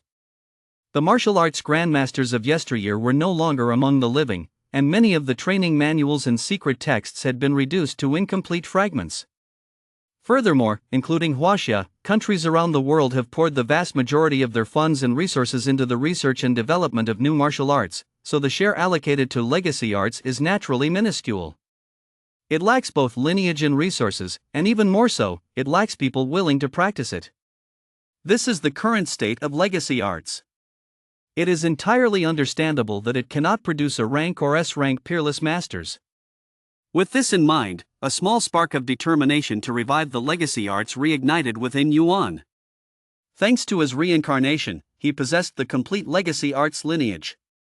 What he needed to do next was, through his own efforts and diligent practice of the legacy arts, make a name for himself in the martial arts world, attract more people to practice the legacy arts, and then, through the collective influence of the Shadow Guild, draw the attention of the government and secure greater support and resources. Before he knew it, Ningxi had finished her explanation. From behind his desk, Su Huaiqiu looked up at Yuan and asked with concern, "Do you understand everything? So, have you made a decision?" Yuan nodded, set aside one envelope, stuffed the remaining stack into a document folder, and handed it back to Su Huaiqiu. "I've made my decision." Su Huaiqiu glanced at Yuan's hand, his expression suddenly changing as he exclaimed in astonishment, Linjiang University? Are you sure you want to choose Linjiang University? Su Huaiqiu was deeply puzzled. Although Linjiang University was a prestigious local institution in Linjiang City, in terms of reputation, scale, and academic strengths, it could at best be considered a second-tier university within China. There was undoubtedly a significant gap between it and China's top-tier universities like Tsinghua, Peking, and Fudan. In Linjiang City, students who managed to get into Tsinghua or Peking University were said to have launched a satellite. From then on, their future would be bright. They would bring honor to their family and make headlines throughout Linjiang City. Surprisingly, Yuan had turned down these top-tier universities and chosen the local Linjiang University instead. Not only Principal Su Huaiqiu, but also homeroom teacher Han Bin was a bit baffled. Standing nearby, he tried to persuade him, "Yuan, choosing a university is a major life decision. You mustn't act rashly. I'm not saying Linjiang University isn't good, but with your outstanding scores in both the theory division and combat division, it's truly a shame to turn down the special admissions offers from those top-tier universities nationwide." Yuan looked at Han Bin, then at Su Huaiqiu, and said apologetically, "Principal Su, Teacher Han, I understand what you're saying. My decision to attend Linjiang University is by no means a whim. It's the result of very careful consideration. While those other universities are certainly excellent, they aren't quite the right fit for my situation, so." Su Huaiqiu turned his head and exchanged a glance with Han Bin. After another long silence, he took the folder and said in a solemn tone, "All right, since you've already made your decision, there is nothing more for us to say. The university will reply to these letters on your behalf and notify Linjiang University as soon as possible." With that, he extended his hand to shake Yuan's, smiling slightly as he said, "In any case, congratulations. I have several old classmates teaching at Linjiang University. I hope that once you're there, you'll continue to shine and bring honor to our municipal number 3 high school." Han Bin, standing nearby, added with a smile, "Now, focus on preparing for the college entrance exam. Even though you've been specially admitted to Linjiang University, we still hope you'll give it your all on the exam and achieve even better results. Being the top scorer on the college entrance exam carries much more weight than being the top scorer on the city-wide quality inspection exam. If you can become the top scorer in Linjiang City or even in the South China region, the benefits you'll gain are beyond your wildest imagination." Yuan nodded vigorously and clenched his fist silently. "I'll prepare with all my might for the college entrance exam in a month's time." "I won't let you down." Su Huaiqiu smiled, leaned back, opened a desk drawer, took out 3 small porcelain vials as white as jade, handed them to Yuan, and said, "This is the reward for being the dual champion of the municipal quality inspection competition. Take it." "Is this the tempering serum?" Yuan's heart leapt with joy as he took the porcelain vials and examined them closely. Su Huaiqiu said, "Keep them safe. Tempering serum is a controlled substance. You absolutely cannot buy it on the open market." This time, to encourage students to prepare seriously for the exams, the school applied to the Municipal Education Bureau and secured these 3 small vials. Once ingested, it can significantly improve your physical constitution and enhance your ability to channel and absorb mana. Yuan nodded slightly and carefully put the tempering serum away. Ever since he won the City Quality Inspection Duel Championship, he had already made up his mind to give these 3 bottles of tempering serum to his childhood friend, Lu Su. Lu Su and Hui Yuan had grown up together with him in the slums. Hui Yuan came from a wealthy family and had no shortage of cultivation resources. With his current grades, getting into a prestigious university would be no problem at all. Lu Su, on the other hand, was someone who trained extremely hard but was severely lacking in cultivation resources. Although his current grades would be enough to get into an ordinary university, taking it to the next level was as difficult as climbing to the heavens. Although he was usually carefree and seemed indifferent to everything, Yuan understood, however, that Lu Su had always harbored a dream of martial arts. He longed to grow stronger day by day through his own efforts, thereby improving his family's life and freeing them from the hardships of the slums. Giving these 3 bottles of tempering serum to Lu Su would allow him to improve his physical constitution and boost his grades in a short time. Combined with his already relentless dedication to cultivation, if he gave it his all, he might even have a shot at a prestigious university. Of the 3, Yuan was actually in the best position. At present, he had gradually charted his own legacy arts path. He could improve his physical constitution by practicing the 5 animals exercise and further enhance his strength by cultivating various legacy arts techniques. While the tempering serum was certainly precious, it was undoubtedly a step below the 5 animals exercise. As for teaching the 5 animals play to his 2 childhood friends, Yuan had given it serious thought. However, Hui Yuan had always practiced modern martial arts, and Lu Su had never even been exposed to legacy arts. At such a critical juncture as the college entrance exam, which would determine the course of their lives, having them rashly practice a completely unfamiliar legacy arts technique undoubtedly carried significant risks. If something were to go wrong during their practice and the Shadow Guild were implicated in the college entrance exams, the consequences would far outweigh any potential benefits. Yuan pondered this, thinking to himself, "For now, I'll give the tempering serum to Su Pang to boost his grades. After the college entrance exams, I'll teach them the 5 animal exercises. As for how effective it will be, that's up to their own fate." Chapter 14, Tempering Serum. Number 3 Municipal High School. Principal's Office. After chatting with Principal Su and Teacher Han for a while longer, Yuan took the special admission notice from Linjiang University and the 3 bottles of tempering serum awarded by the school and left first. According to Principal Su and Teacher Han, although he had already secured special admission eligibility to Linjiang University, which significantly lowered the bar for entry, he still needed to take the college entrance exam seriously. One of the special admission terms stipulated that no single subject score on the college entrance exam could be lower than 60% of the total score. In other words, even if he had secured special admission eligibility, failing a single subject on the exam would still result in the revocation of that eligibility. Theoretically, given Yuan's current level, it was highly unlikely he would fail any exam. But you never know what might happen.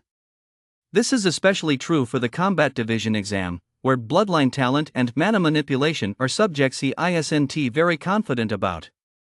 As for bloodline talent, he'll just have to leave it to fate. With the time remaining, he must do his utmost to improve his scores in mana manipulation and combat proficiency to ensure there are absolutely no slip-ups.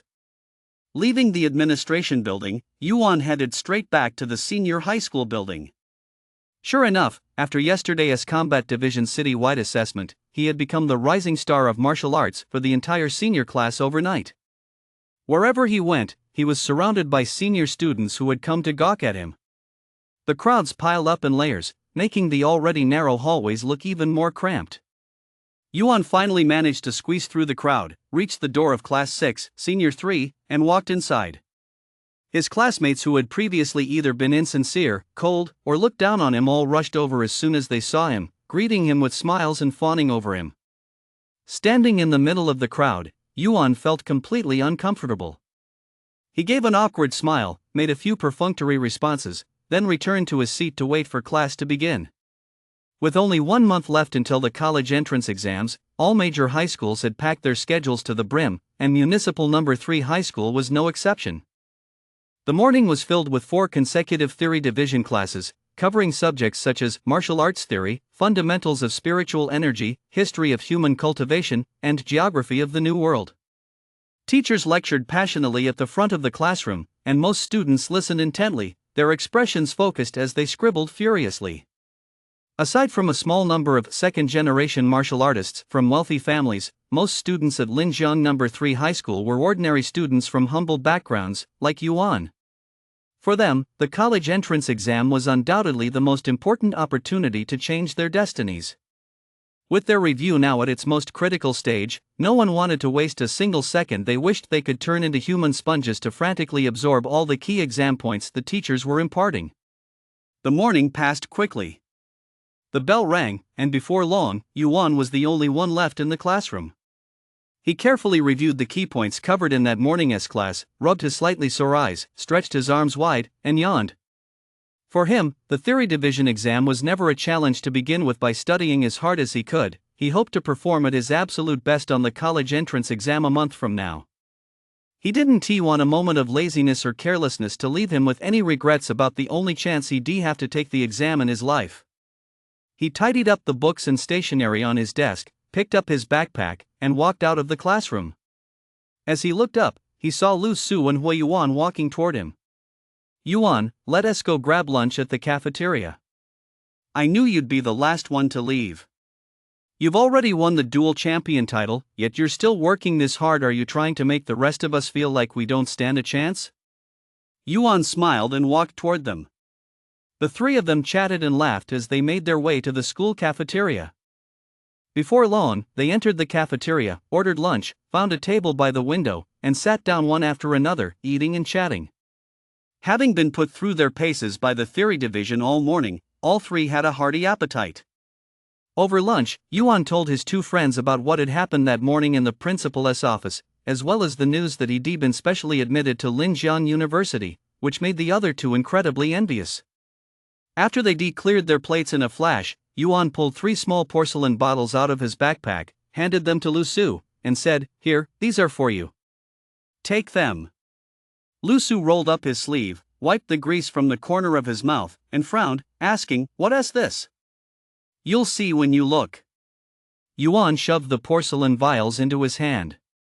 Lu Su hesitated for a moment, then took the vials and pulled out the small wooden stoppers.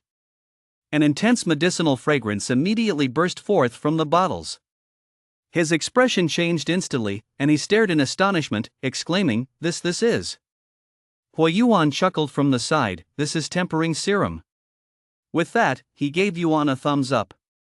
Upon hearing this, Lu Su let out a startled ah. He immediately popped the wooden stopper back into the bottle and returned the 3 bottles of tempering serum to Yuan. "I can't accept this. You worked so hard to earn a dual champion title. You should keep this tempering serum for yourself." Yuan pushed the porcelain bottles back, smiling faintly. "My cultivation method is rather unique. External aids don't play a big role." "Haven't you always wanted to get into a better university? Take the tempering serum, give it your all, and you'll definitely have a shot." "Exactly," said Hui Yuan. Lu Su, stop dithering. With these 3 bottles of tempering serum, your physical constitution is sure to improve significantly. Put in a little more effort, get into a good university, land a good job, and you'll be able to get your parents out of the slums sooner. Well, Lu Su was still hesitating. "Stop fucking around." Yuan pulled the corks out of all 3 bottles of tempering serum at once, placed them on the table, and said with a serious expression, "Drink them right now. If you refuse, Hui Yuan and I will force feed them to you in a minute." "Yuan." Lu Su looked at the 3 small porcelain bottles lined up in front of him. His nose stung, his eyes welled up, and he nearly burst into tears right then and there. Although Yuan's words were rough around the edges, he could still sense the concern Yuan had for him. The 3 of them had grown up together in the slums. Ever since Hui Yuan had moved away, among all the kids who'd come from the slums, he and Yuan had remained the closest. They understood each other without needing to say a word. "Oh my, I got sand in my eyes." Lu Su raised his head high, rubbed his eyes hard, blew his nose again, and said earnestly to Yuan, "I want to say another word." I'll take the tempering serum. Don't worry, Lu Su, will do whatever it takes, even if it costs me my life, to get into a good university. Cheers! With that, he snatched the small porcelain bottle from the table and downed it in 3 gulps, gulp, gulp, gulp. Yuan and Hui Yuan exchanged a smile, watching Lu Su's reaction without giving anything away. After drinking 3 bottles of tempering serum in an instant, Lu Su felt a cool, gentle stream slide down his esophagus into his stomach, then spread throughout his body, filling him with an indescribable sense of comfort and exhilaration. It was as if every meridian in his body had been activated in an instant. With the slightest movement, his bones emitted crisp click, click sounds, his complexion gradually turned rosy, and his breathing became much smoother. Hui Yuan, watching from the side, couldn't help but praise, no wonder it's a divine body tempering elixir that can't even be bought on the black market. Its effects are truly remarkable. Yuan was also deeply gratified. Once the tempering serum is ingested, it takes effect on the body immediately. Part of its potency is used to repair damaged areas of the meridians and bones, while the rest is stored within the body, gradually improving physical constitution and enhancing the absorption and storage of mana. Lu Su had taken these 3 vials of the serum. Yuan believed that in less than a month, his physical condition would improve dramatically, and his college entrance exam scores would see a qualitative leap. Ha, that's amazing. I feel like I could knock over an ox with a single punch right now. Feeling the changes in his body, Lu Su was thrilled. He swung his massive fists and grinned widely. Last time on the strength test, I only managed 160 kilograms. Now, I bet I can hit over 200 kilograms with a single punch. Hui Yuan chuckled. Why don't we head to the training ground right now and give it a try? We've got nothing to do at lunchtime anyway, might as well make use of the time. Sure. Lu Su's eyes lit up as he sprang to his feet, eager to give it a try. He called out to Yuan, last time I saw you absorb 95 units of mana. I'm still curious just how much strength that translates to. Let us head to the training ground together and throw a couple of punches so old Huo and I can see for ourselves. Yuan's eyes flashed, and he nodded. The training ground, also known as the Mana Application Training Ground, was a dedicated facility at Municipal No. 3 High School for students to improve their mana application skills. Students could enter freely by scanning their student chips. In the college entrance exams, the mana application assessment primarily focused on 3 categories: maximum strength, maximum speed, and maximum agility. Maximum strength refers to the greatest force a candidate's physical body can generate after channeling and absorbing mana. It is strictly prohibited to use any additional martial techniques or spiritual equipment when striking the target. Candidates must rely solely on their physical bodies. Taking a G-rank warrior as an example, at the beginner stage, maximum strength must reach 150 kilograms, at the elite stage, 300 kilograms, and at the top-tier stage, 500 kilograms. The passing score for the college entrance exam is 150 kilograms. Passing this threshold indicates that the candidate has met the strength standard for a G-rank warrior and is eligible for university admission. Maximum speed assesses a candidate's 100-meter sprint time when powered by mana. The passing score for the college entrance exam is 10 seconds, which corresponds to the speed standard for a G-rank warrior. Maximum agility assesses a candidate's ability to dodge target attacks using mana within a given time frame. The passing score for the college entrance exam is 30 dodges in 1 minute. Among the 3, Hui Yuan is already a G-rank elite warrior. His scores in strength, speed, and agility far exceed the college entrance exam's passing scores, giving him the potential to gain admission to a top-tier university. Lu Su, on the other hand, is a G-rank entry-level warrior. His scores usually hover around the passing threshold, but after taking the tempering serum, he should have no trouble getting into a second-tier university. Yuan's original body was unable to cultivate, and his scores in all 3 categories of mana manipulation were extremely poor. Now that he has been transported to this world and cultivated the legacy arts, his physical body has been significantly repaired and strengthened. Yuan was also curious to know just how much his current mana manipulation ability had improved without the aid of any cultivation techniques. Chapter 15, Mana Manipulation. Having made up their minds, Yuan and his 2 companions cleared their trays, left the cafeteria, and headed toward the mana manipulation training ground located in the northwest corner of the campus. After walking for 7 or 8 minutes, the three arrived at the entrance to the training ground and took turns swiping their student chips to enter the facility. It's this crowded even at noon.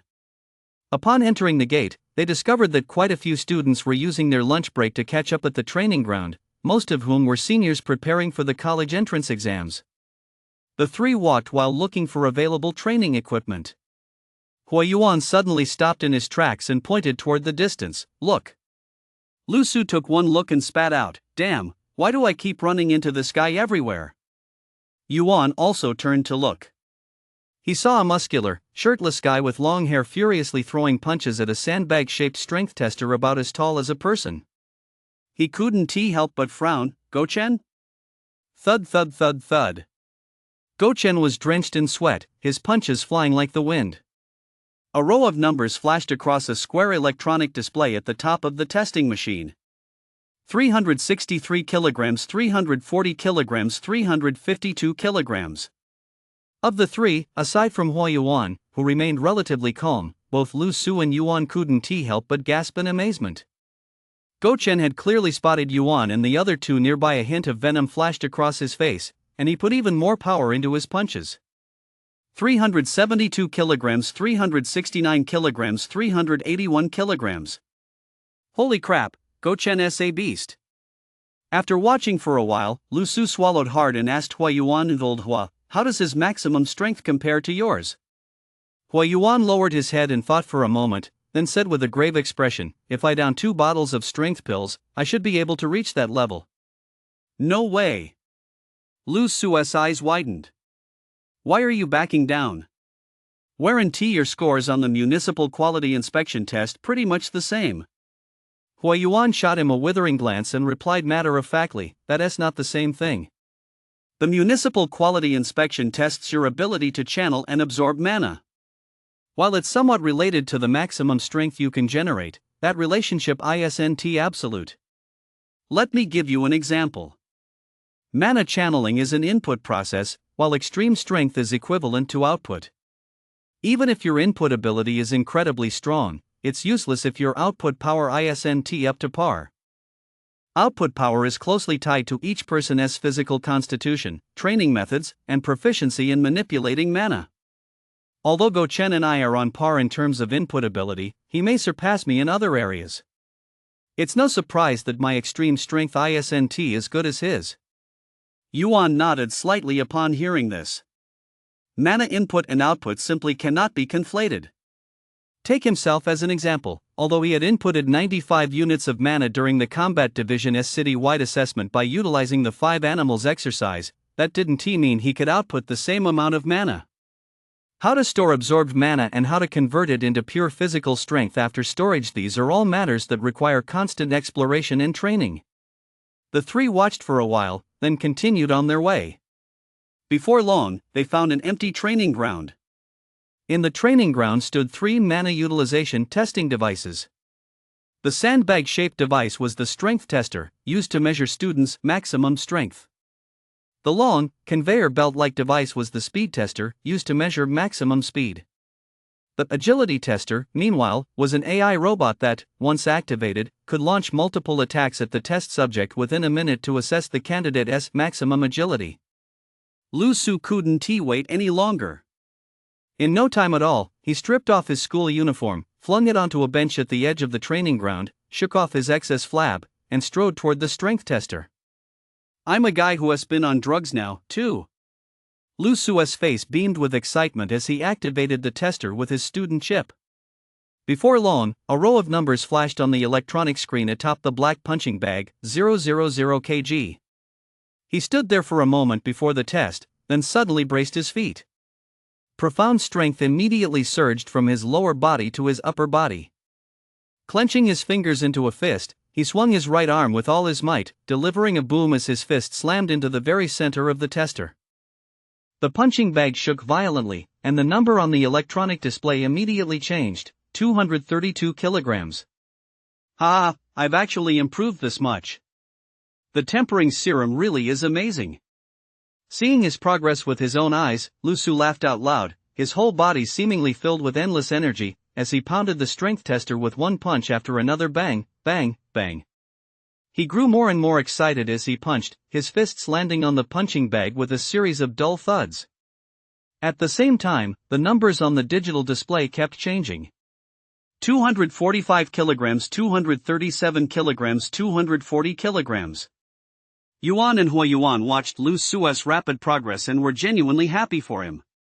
Lu Su kept punching for quite a while, until he was panting heavily and drenched in sweat, before he finally stopped. A soft beep sounded, a green light flashed on the tester, and a voice suddenly announced, "Your average maximum strength is 240 kilograms, maximum strength is 252, and overall rating, excellent." Yay! Hearing his test results, Lu Su was overjoyed. He turned and ran back to his two childhood friends, beaming as he exclaimed, "Did you guys see that? I've gotten stronger, I've really gotten stronger. We saw it." "That's awesome," the two replied with a laugh. Huayuan said, "Su Peng, you should really thank Yuan. Those 3 bottles of tempering serum really did you a world of good." Right. Lu Su slapped his forehead, grinned sheepishly, and was just about to thank him. Yuan raised his hand to stop him and laughed, "Don't rush to thank me yet. Your strength has improved, but we haven't tested your speed and agility yet. Let us test those first." This time, Lu Su didn't let his success go to his head. He nodded solemnly and said earnestly, "Don't worry. Over the next month, I'll work twice as hard to catch up with you guys. Good luck." Good luck, Xupong. It was rare for the two of them to see Lu Su looking so serious and focused, and they both felt deeply reassured. They were confident that in another month, Lu Su's progress would certainly impress the teachers and students at Municipal No. 3 High School. Seeing that Lu Su had finished his training, Huayuan couldn't sit still either. He set his jacket aside, walked over to the strength tester, and said excitedly, "It's been a while since I've tested myself. Let me throw a couple of punches." Although Huayuan was tall and slender, he was quite muscular, the type who looks slim in clothes but is well built underneath. He activated the testing system, suddenly tensing his core, and a surge of power instantly coursed through his arms. Thud, thud, 2 punches slammed consecutively into the left and right sides of the machine. 330 kilograms, 326 kilograms. 2 numbers immediately appeared on the electronic screen. "Wow," Huayuan said, raising an eyebrow. He threw dozens more punches at the testing machine, yielding the following results: average maximum strength, 332 kilograms, maximum value, 345 kilograms, overall rating, outstanding. Next, he tested his maximum speed and maximum agility, achieving times of 7.2 seconds and 55 dodges, respectively, both meeting the outstanding standard. By the time the tests were over, Huayuan was drenched in sweat. Yuan praised him, "Old Hua, with scores like these, you can basically pick any top university in the country." Still a bit lacking," Huayuan shrugged. "I can't even compare to Yun and the others. Looks like I'll have to pop some more pills later." Yuan. Lu Su. Huayuan, ah. He glanced at the two of them and laughed heartily. "I was just messing with you guys. My body is already saturated with supplements, taking more 1T improve my scores much. With the month left, I'll have to step up my training if I want any chance of boosting my scores." After saying that, he turned to Yuan and asked, "Yuan, why don't you give it a try?" As soon as Lu Su heard this, his interest was instantly piqued, and he laughed heartily. "Exactly. Yuan, you're the dual champion, show us what you've got." Yuan let out a soft sigh and smiled wryly. "I've only just resumed training. Right now, I've only mastered a few methods for channeling mana. I'm not very proficient yet at converting it into pure physical strength." "You're just being modest. Hurry up and take the test." Lu Su and Huayuan didn't believe a word of it and practically dragged him over to the strength tester. Yuan stood in front of the strength tester and took off his school uniform. After 7 days of practicing the 5 animals exercise, his muscles and bones had been significantly repaired and strengthened. Even more encouraging was that, as his physical body grew stronger, he could now easily channel mana even without relying on the mystical effects of the 5 animals exercise. Channeling mana was no longer an issue now, it was a matter of seeing just how much physical strength this body could output. Yuan took a deep breath and planted his feet firmly on the ground. In just a moment, imperceptible streams of mana gathered around him and flowed into every fiber of his being. The next moment, his eyes suddenly sharpened, and his feet slammed hard against the ground. Leaning forward, he raised his right fist high and struck the upper right corner of the testing machine with a thud. The strength tester trembled slightly, and shortly afterward, the data appeared on the electronic screen, 146 kilograms. Next, he tested his maximum strength and maximum agility, achieving times of 10 seconds and 31 repetitions, respectively, just barely passing the minimum requirements. Without being able to channel the legacy arts, my mana manipulation is indeed poor. Yuan shook his head and let out a soft sigh. But upon further reflection, he immediately felt at ease. He had only been practicing the 5 animals exercise for 7 or 8 days, and had already achieved such a significant improvement. If he could further strengthen his physical body by diligently practicing the 5 animals exercise over the remaining month, he was confident he could boost his mana manipulation score by a wide margin before the college entrance exams. Lu Su and Huiyuan stood to the side, silent for a long time. Lu Su, in particular, felt a pang of disappointment seeing his own rapid progress contrasted with Yuan's less than ideal test results. Yuan turned his head and immediately understood their thoughts. Just as he was about to step forward to offer a few words of comfort, he suddenly heard a shrill, mocking laugh from behind him. A dual champion, and yet his mana manipulation is this terrible? And he still claims he didn't cheat? Chapter 16, Practical Sparring. Yuan furrowed his brow and turned to look. He saw Gochen standing slightly behind and to the side, glaring at him with a menacing expression. In fact, he had been spying on the 3 of them from behind for quite some time. Ever since Yuan had crushed him in the city-wide proficiency test, Gochen had been harboring a deep-seated grudge. He shared Yun's view, firmly convinced that Yuan had cheated on the test, using some underhanded, unspeakable trick to steal the title of the combat division champion. Now, witnessing Yuan's mana manipulation score with his own eyes only served to reinforce his previous conviction. With all his reservations swept aside, he mustered his strength and shouted, "Everyone, come take a look. A so-called dual champion who can't even use mana, what a fucking joke." Gochen's shout was infused with mana, making his voice more than 3 times louder than usual. Inside the training ground, many high school students who were training were immediately drawn by the sound and rushed over to see the commotion. Wow, isn't that the dual champion Yuan? He's really going all out training even at lunchtime. A powerhouse who has absorbed 95 units of mana. I wonder how powerful his punch would be. Gochen glanced around and, seeing the crowd of students growing larger, the mocking expression on his face deepened. He took 2 steps forward, glanced at the data on the 3 testing machines, and laughed coldly. Maximum strength, 146 kilograms. Maximum speed, 10 seconds per 100 meters. Maximum agility, 31 times. If I hadn't seen it with my own eyes, I wouldn't dare believe this is actually the true level of our school's dual champion. What? As soon as he finished speaking, the students around him were immediately stunned. This can't possibly be Yuan's results. Even those ranked outside the top 100 on the martial arts rankings score higher than this. Exactly. I'm ranked 82nd on the martial arts rankings, and my stats are way better than this. Yuan is the dual champion. How could his mana manipulation be this terrible? Could it be that, as some people say, Yuan only made it by cheating? Shut the hell up, all of you! Lu Su roared, his face flushed red. He stepped forward, pointed at Gochen, and shouted, "Yuan earned the title of dual champion fair and square. Who the hell do you think you are, having the nerve to blabber on like this? Deserves it?" Gochen raised one eyebrow and sneered, "I'd say it's just an undeserved reputation. I thought it was strange yesterday with Yuan's lousy talent. How could he possibly surpass Yun? Now it's all clear, this kid must have used underhanded tricks to cheat and steal the dual champion title. Utter nonsense." Huiyuan, having reached his limit, shouted back, "The dual champion title was officially designated by the school and the Municipal Education Bureau.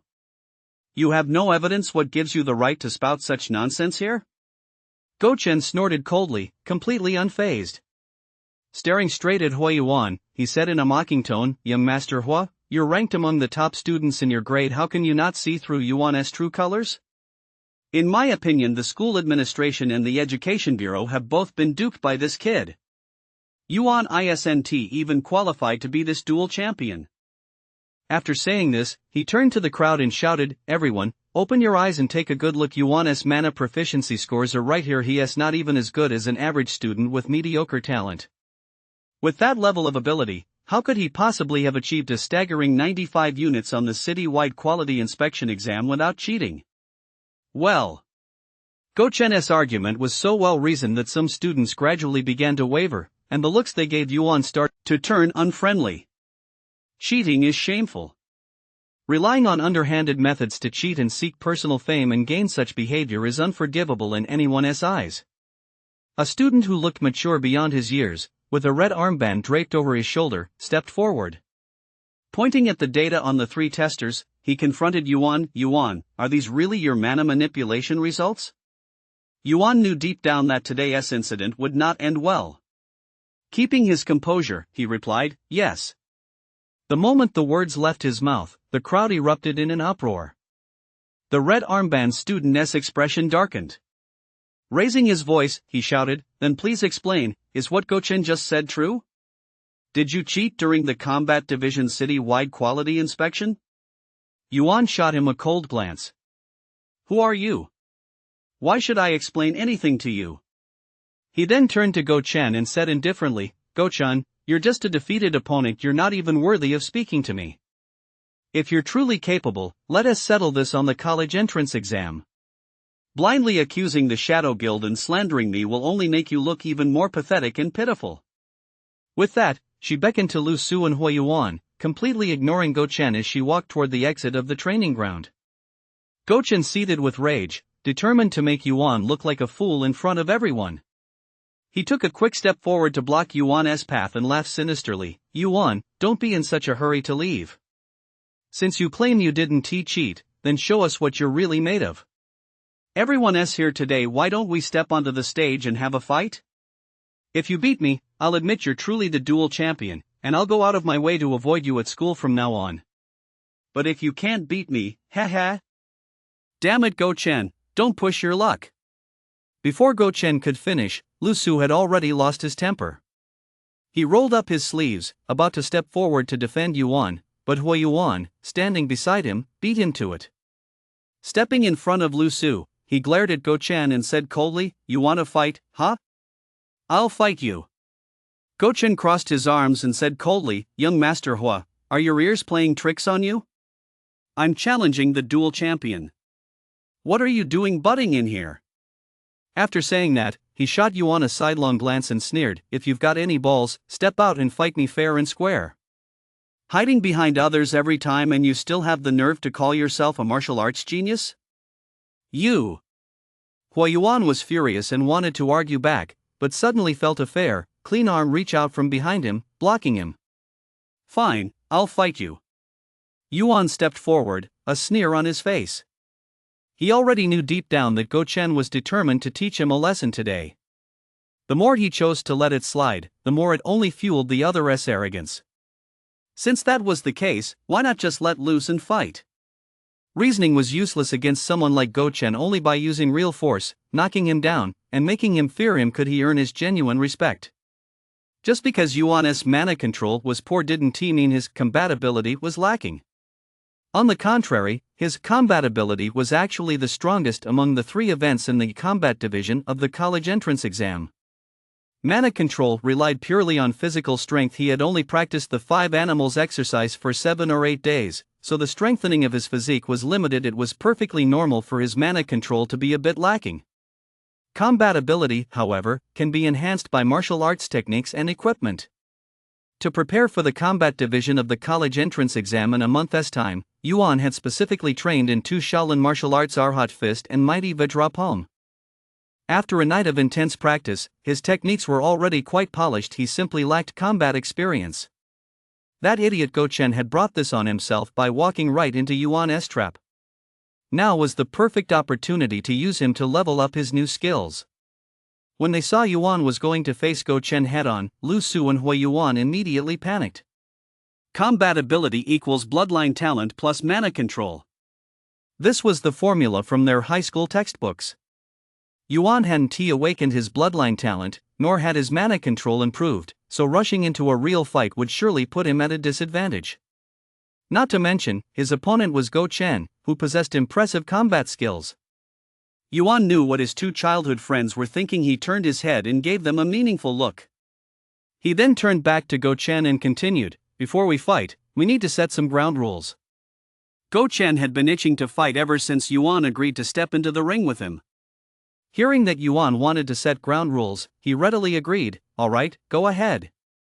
Yuan cleared his throat lightly. "With so many classmates here today, let them all serve as witnesses. First, this is merely a friendly sparring match between alumni, not a life or death duel. We must both exercise restraint in our attacks. Second, this sparring match is strictly between you and me. It has nothing to do with Lu Su, Hua Yuan, or anyone else present. Third, since you challenged me first, according to school regulations, I take no responsibility for any unforeseen incidents." Ha ha ha ha. After listening to each point, Go Chen couldn't help but burst into loud laughter, throwing his head back. Before long, his laughter gradually subsided. He raised his eyes, glared at Yuan, and said darkly, "Yuan, you're way too confident, aren't you? From the sound of it, you're certain you've got this duel in the bag? Setting aside whether your claim of absorbing 95 units of mana is true or not, even if it is, with your ability to manipulate mana, you'd be completely unable to control such a massive amount, let alone use it in actual combat. How dare you even propose such terms? Whether I can control it or not, we'll only know once we fight." Yuan shrugged and said, "Let us go. Let us get this over with quickly. We've got 4 more classes this afternoon." "Fine." The more composed Yuan appeared, the more Go Chen wanted to trample him underfoot and crush him mercilessly. He grunted in response and strode toward the ring. Seeing that Yuan was also heading toward the ring, Lu Su and Hua Yuan hurried forward to try to talk him out of it. "Yuan, this guy might have a big mouth, but he has no slouch in a fight. Are you really going to take him on? Don't be impulsive. The college entrance exams are less than a month away. If something goes wrong in the ring, it won't be worth the risk." Seeing how worried his two childhood friends looked, Yuan smiled slightly. "I know what I'm doing. Don't worry." With that, he followed Go Chen toward the ring. "Yuan, you," Lu Su was so anxious he was breaking out in a cold sweat, and was about to rush forward. Hua Yuan, having regained some composure, grabbed his arm and said, "Hold on a moment." Yuan always plans carefully before acting. If he didn't have a strategy to defeat his opponent, he wouldn't have agreed so readily to spar with Go Chen. Let us watch from the sidelines for now. If Yuan gets the short end of the stick, it won't be too late to step in and stop it. Well, Lu Su thought about it and realized Hua Yuan had a point. The two immediately decided to wait and see.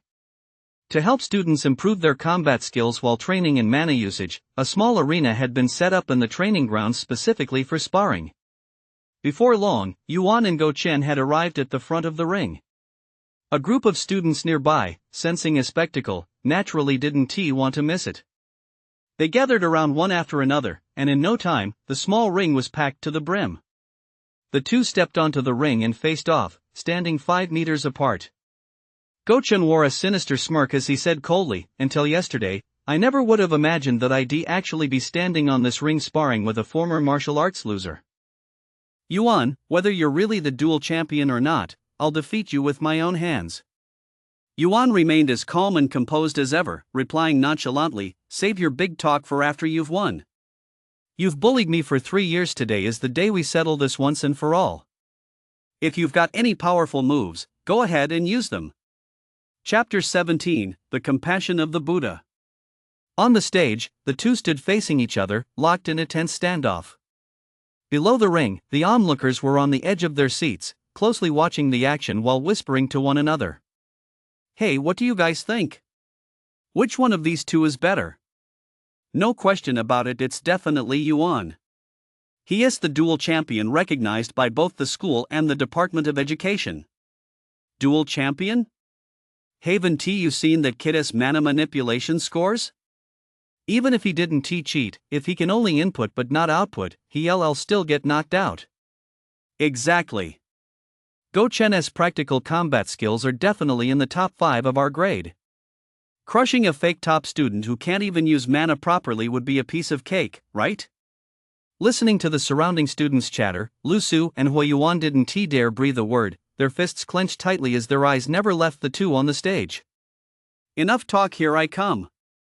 On the stage, Go Chen shed his jacket with a swish, casually tossing it aside, and struck first. With a low growl, he channeled all his strength into his legs. His thigh muscles tensed instantly, propelling his muscular frame toward Yuan, who stood 5 meters away. At the same time, he swung his right fist high and slammed it down hard toward Yuan's right cheek. All spiritual energy equipment was prohibited during these on-campus sparring matches. Although Go Chen's punch relied solely on raw physical strength, it still packed over 300 kilograms of force.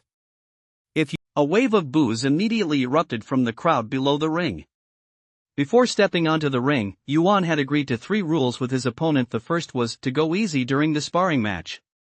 Go Chen's immediate violation of the rules instantly sparked discontent among the students present. Just as the fist was about to strike Yuan in the face, Lu Su, without a word, was about to rush onto the ring.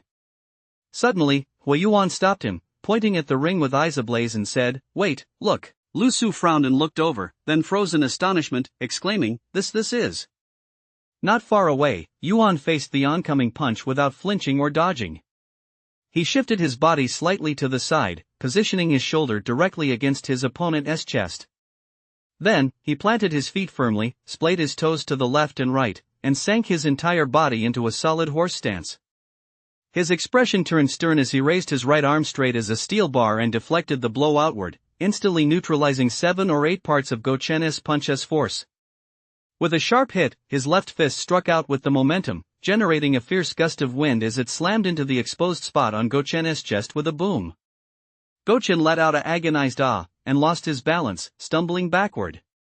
Although he wasn't as formidable as Yun, he was still considered one of the top combat experts at Municipal No. 3 High School, so he certainly wouldn't rely solely on brute strength like a brute. That previous punch, though ferocious in appearance, was actually just a feint. As long as he could force Yuan to dodge left or right and throw him off balance, he could seize the opportunity to close in and end the fight with a powerful barrage of attacks. But Go Chen never expected that. Faced with his full force strike, Yuan showed no intention of dodging whatsoever. Not only did he effortlessly parry Go Chen's frontal assault, but he also seized the moment to counter with a punch aimed straight at Go Chen's vital chest area. Go Chen had, of course, never seen this style of boxing before. He stumbled back 7 or 8 steps before finally regaining his footing. Clutching his chest, he glared fiercely at Yuan and demanded, "Yuan, what the hell kind of weird move is that?" "Oh, this," Yuan said, pulling his fist back with a smirk. "It's called the Arhat fist. Want to learn it? Big brother will teach you." Arhat fist? Hearing that name, not only Go Chen on the ring but even the students below were left completely baffled. "Old Hua, what the hell is Arhat fist?" Lu Su's eyes widened. When did Yuan learn such a weird and bizarre fighting style? "You're asking me? Who am I supposed to ask?" Huiyuan was just as baffled. Maybe Yuan made it up himself. Go Chen, still on the ring, was already fuming with rage. A cold glint flashed in his eyes as he glared at Yuan and said venomously, "This is interesting. Looks like I underestimated you earlier. From now on, I won't hold back. If you've got any more tricks up your sleeve, go ahead and use them." With that, he pushed off with both legs, creating a gust of wind as he charged toward where Yuan was standing. "If Yun were here, I might be a little wary, but you're not quite there yet." Yuan glanced sideways at Go Chen, a cold smile playing at the corner of his mouth. With the boost from the legacy arts cultivation technique, his ability to input and output mana had been greatly enhanced, and the output power of his Shaolin martial arts far surpassed his opponent's. Without the use of spirit-powered weapons, Yuan could completely overwhelm Go Chen. Had he not gone easy on him and held back with that Arhat fist just now, Go Chen's fate would likely have been no better than Kuei's after taking an 8 extreme skill hit. After all, this was a school, and with so many eyes watching, Yuan had to hold back a little. Besides, with such a great sparring partner as Go Chen, he naturally wanted to test a few more moves on him. Knocking him out with just one punch would be a bit of a waste. Just as he was pondering this, Go Chen lunged at him like a crazed tiger or leopard. In the space of a dozen breaths, he unleashed dozens of strikes at Yuan's vital points with the ferocity of a sudden storm. Yuan remained calm, parrying each move as it came. Silently reciting the principles of the Arhat fist. Upper and lower movements follow one another. Steps shift with the hands. The body sways like a rudder, agile and ever-changing. He constantly shifted his footwork and positioning, exchanging blows with Go Chen. In the blink of an eye, throws, sweeps, hooks, presses, lifts, jabs, thrusts, and dodges. The techniques poured forth in a ceaseless stream, endlessly varied, their force blending hard and soft, forcing Go Chen to break out in a cold sweat and lose his composure. He had originally thought that the Arhat fist was merely a stroke of genius, a single punch with no follow-up. But to his surprise, Yuan's moves came one after another, rolling in like surging waves. Although the force behind each move wasn't great, each one perfectly neutralized his attacks. Yuan grew more proficient as the fight went on, launching counterattacks at every opportunity and repeatedly threatening Go Chen's vital points. Damn it, where the hell did Yuan learn these weird martial arts? If this keeps up, I'm afraid I'm going to lose. Watching the battle gradually slip into a defensive position, a faint sense of fear began to creep into Go Chen's heart. He even began to experience a strange illusion. The Yuan standing before him seemed like a Vajra Arhat. No matter the wind and rain, he remained unshakable. No matter how hard he tried or how many tricks he pulled, he still couldn't break through Yuan's techniques or turn the tide of the battle. I was wrong, I was completely wrong. Yuan isn't some martial arts loser at all. He has been fooling everyone. Go Chen was on the verge of a mental breakdown.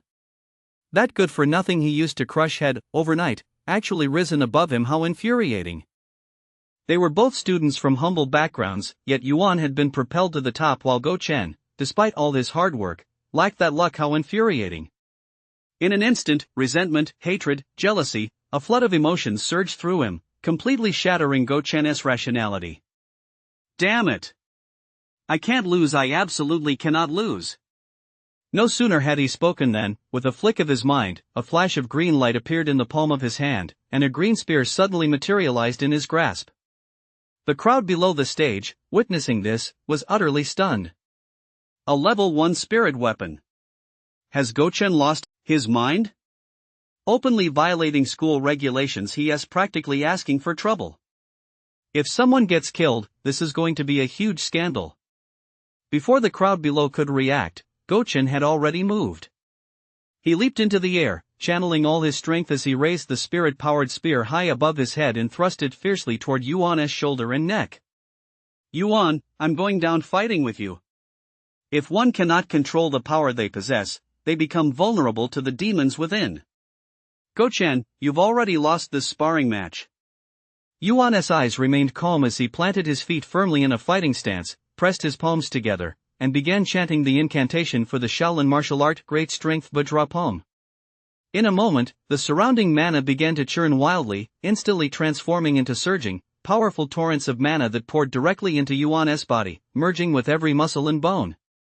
Suddenly, a faint golden glow rapidly enveloped his entire body.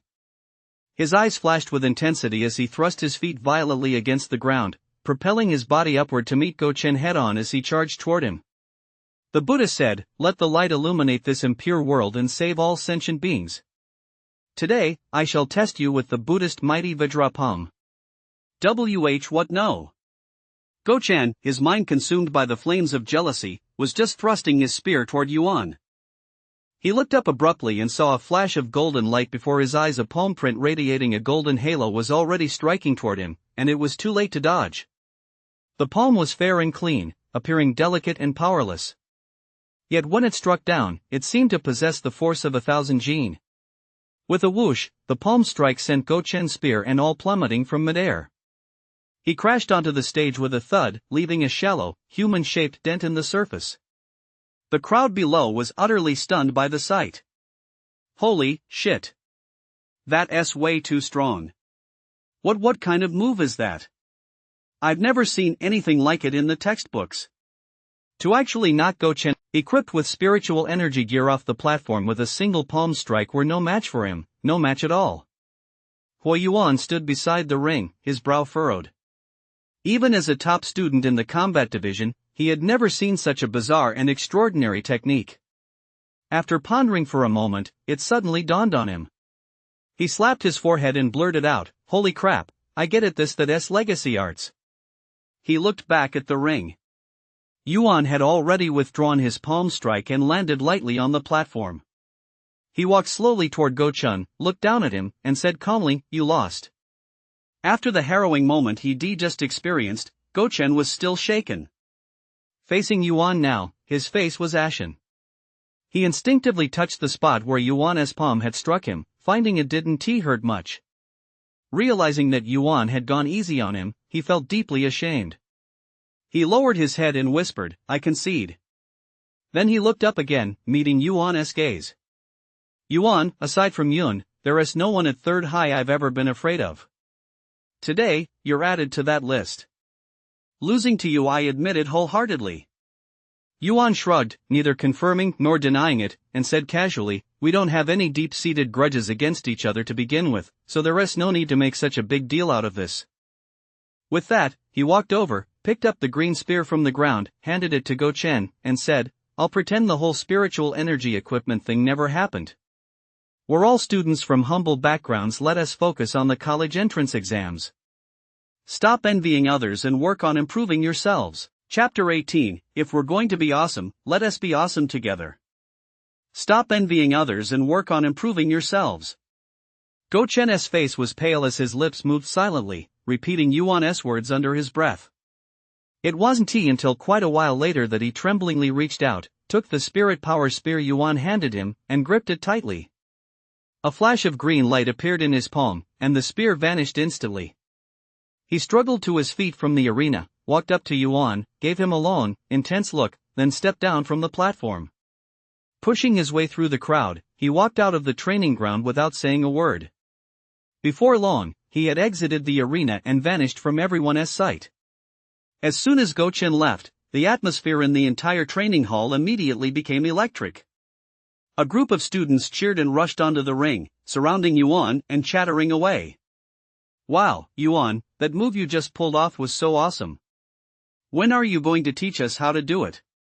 Yeah, that loser Go Chen really didn't know his place daring to challenge our dual champion? He just asked for it." "You're right. Even Yun might not have been able to block that palm strike just now. The way I see it, you're definitely going to be this year's top scorer on the college entrance exam." Looking at the faces crowding in around him, Yuan couldn't help but smile wryly to himself. Not long ago, many of the people present had been on Go Chen's side, accusing him of being all talk and no action and suspected of cheating. But the moment Go Chen lost, this group instantly put on their sycophantic masks. Yuan had no doubt that if Go Chen had won instead of him, it would have been this very group spreading rumors and slandering him across campus. After finally managing to shoo the students away, Yuan stepped down from the ring and walked toward his two childhood friends standing nearby. Lu Su's face was flushed with excitement. He slapped Yuan on the shoulder and roared with laughter, "Yuan, you're something else, kid. You've learned such amazing martial arts and didn't even tell us?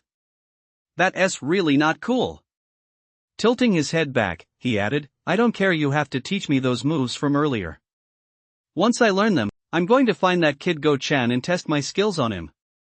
"Give it a rest." Hui Yuan shook his head in exasperation, then turned to Yuan and smiled. "Yuan, congratulations. Judging by your performance just now, even if you face Yun in the college entrance exam match, you'll be able to handle him with ease." "That's not necessarily true," Yuan said. "There is still a month left until the college entrance exams. Everyone will be giving it their all. By then, who knows how strong Yun will be. If I want to beat him, I think I'll need to practice some more." "You're right," Hui Yuan nodded slightly. He looked at Yuan, hesitated for a moment, then said, "Yuan, the moves you used just now, were they?" Seeing him hesitate, Yuan had already guessed 7 or 8 parts of what he was about to ask. Glancing around, he leaned closer to Hui Yuan and chuckled softly, "There are a lot of people here. Let us talk as we walk." In a little while, you'll know everything. There was still half an hour until the afternoon class. Early summer sunlight filtered through the dense foliage, spilling onto a quiet path on the west side of campus. The three walked side by side, chatting as they made their way toward the academic building. Before long, Lu Sua's surprised exclamation rang out along the path, "No way! Yuan, you actually got stronger by practicing the legacy arts?" Yeah, Yuan shrugged. If I hadn't practiced the legacy arts, I probably wouldn't have even passed the city-level quality inspection, let alone beaten Gochen. Lu Su froze for a moment, then exclaimed in disbelief, "Old Huo mentioned this to me earlier, and I was skeptical, but I never thought it was true." After a brief pause, he added, "Wait a minute. I heard that the legacy arts tradition is on the verge of dying out and is incredibly difficult to master. Not just at our school, even across all of Huaxia, there aren't many people practicing it. And of those who do, very few have achieved anything notable. How come it seems so effortless for you?" "How should I know?" Yuan joked. "Maybe I'm just exceptionally gifted?" Along the way, he had already told the two novelists in detail about when he first came into contact with legacy arts, how he used the 5 animals exercise to absorb mana and strengthen his physique, and how he defeated Gochun with the Arhat Fist and Mighty Vajrapalm. As for the origins of these martial arts, however, he couldn't go into specifics. He simply said that he had accidentally come across some complete legacy arts manuals, tried practicing them, found them effective, and had stuck with them ever since. As for why the practice felt relatively effortless, he didn't know the exact reason either. When Lu Su asked about it, he could only laugh it off and gloss over the details. Lu Su listened in stunned silence for a long while, seemingly deep in thought. Hua Yuan, standing nearby, picked up the thread of the conversation. "I never would have thought that the legacy arts, which were on the verge of being lost to history, could be revived through you. It's truly a stroke of good fortune. No wonder you chose Linjiang University." After saying this, he patted Yuan on the shoulder and laughed, "Keep practicing hard. Who knows? Maybe Xupong and I will end up relying on you to look out for us in the future." "Count on it," Yuan replied with a knowing smile. "But don't worry, once the college entrance exams are over, I'll teach you everything I know. Even though the two of you practice new martial arts, cultivating legacy arts alongside them will still strengthen your bodies, prolong your lives, and improve your physical conditioning. Your combat prowess is sure to take a huge leap forward." As for why he had to wait until after the college entrance exams to teach the two of them legacy arts, Yuan believed that even if he didn't say anything, Lu Su and Hua Yuan would understand. With the exams just around the corner, the two had already settled on their cultivation methods. Practicing the completely unfamiliar legacy arts at this point would not only fail to provide any benefits but might also disrupt their established routines, potentially affecting their exam performance. Once the college entrance exams are over, there won't be as many concerns about teaching them these arts. As soon as Lu Su heard that Yuan was willing to teach him legacy arts, his eyes lit up. "Great! Don't even mention practicing both. Even if you told me to give up new martial arts and switch to legacy arts, I'd be more than happy to do it." After saying this, he lowered his head and added, "Given my family's circumstances, even if I continue down the path of new martial arts, we won't have the resources to support it, so it'll be a waste of time anyway. I've heard that legacy arts practitioners of the same level completely outclass new warriors. If I switch to legacy arts, I might just have a chance to make a name for myself." "Hey," Hua Yuan said cautiously, "do you really think legacy arts is that easy to master? Mana has been revived for hundreds of years now, yet Huaxia has produced only about 10A rank or higher legacy arts masters. All of Huaxia's top 10S rank masters today come from new martial arts. Yuan is Yuan, and you can't generalize. If you want to switch to legacy arts, first think about whether you're cut out for it."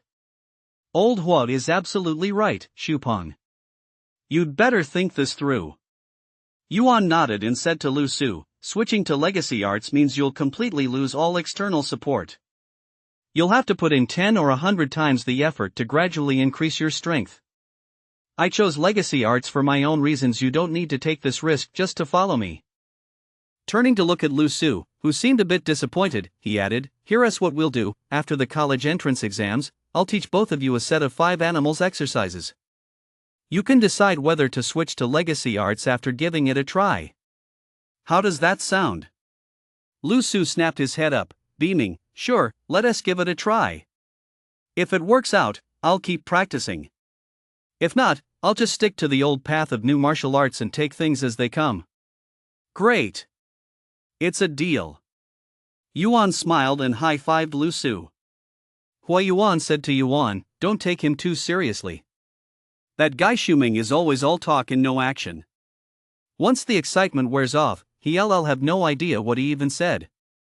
Just focus on your own training and strive to make a name for yourself as soon as possible.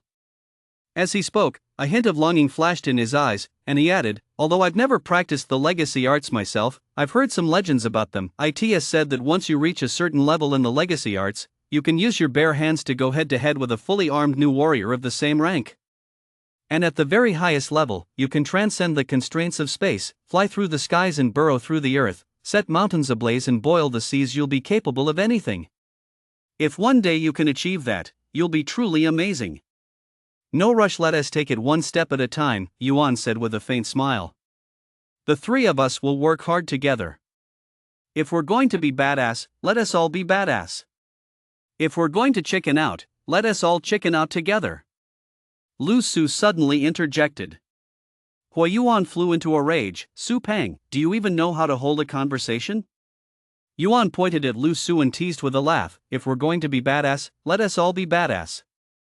If you're going to chicken out, you're the only one who has chicken. Hua Yuan rolled his eyes. Right, if we're going to be cowards, you can be the only one. Holy crap, you too. The three of them bantered back and forth, laughing and teasing each other all the way. Before long, they emerged from the tree-lined path, arrived at the senior high school building, and returned to their respective classrooms. The senior class had 4 combat division classes scheduled for the afternoon, all covering topics related to combat division.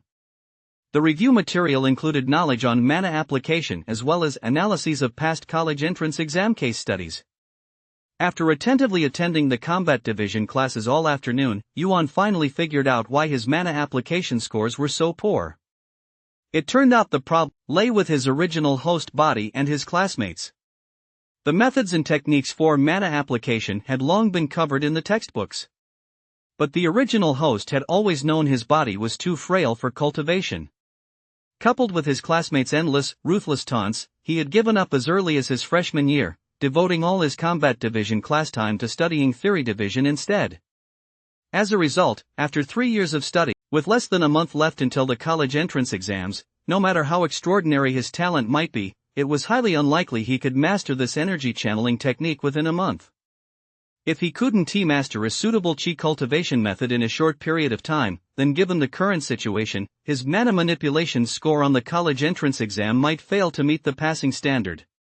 If his bloodline talent wasn't up to par, or if something went wrong during the practical combat test, his combat division score on the college entrance exam would fall below 60%. According to the special admission regulations, Linjiang University would immediately revoke his special admission eligibility. At this thought, Yuan grew despondent. I can't rely on legacy arts techniques, and I don't have a quick fix method for channeling mana. Could it be that the heavens are out to get me?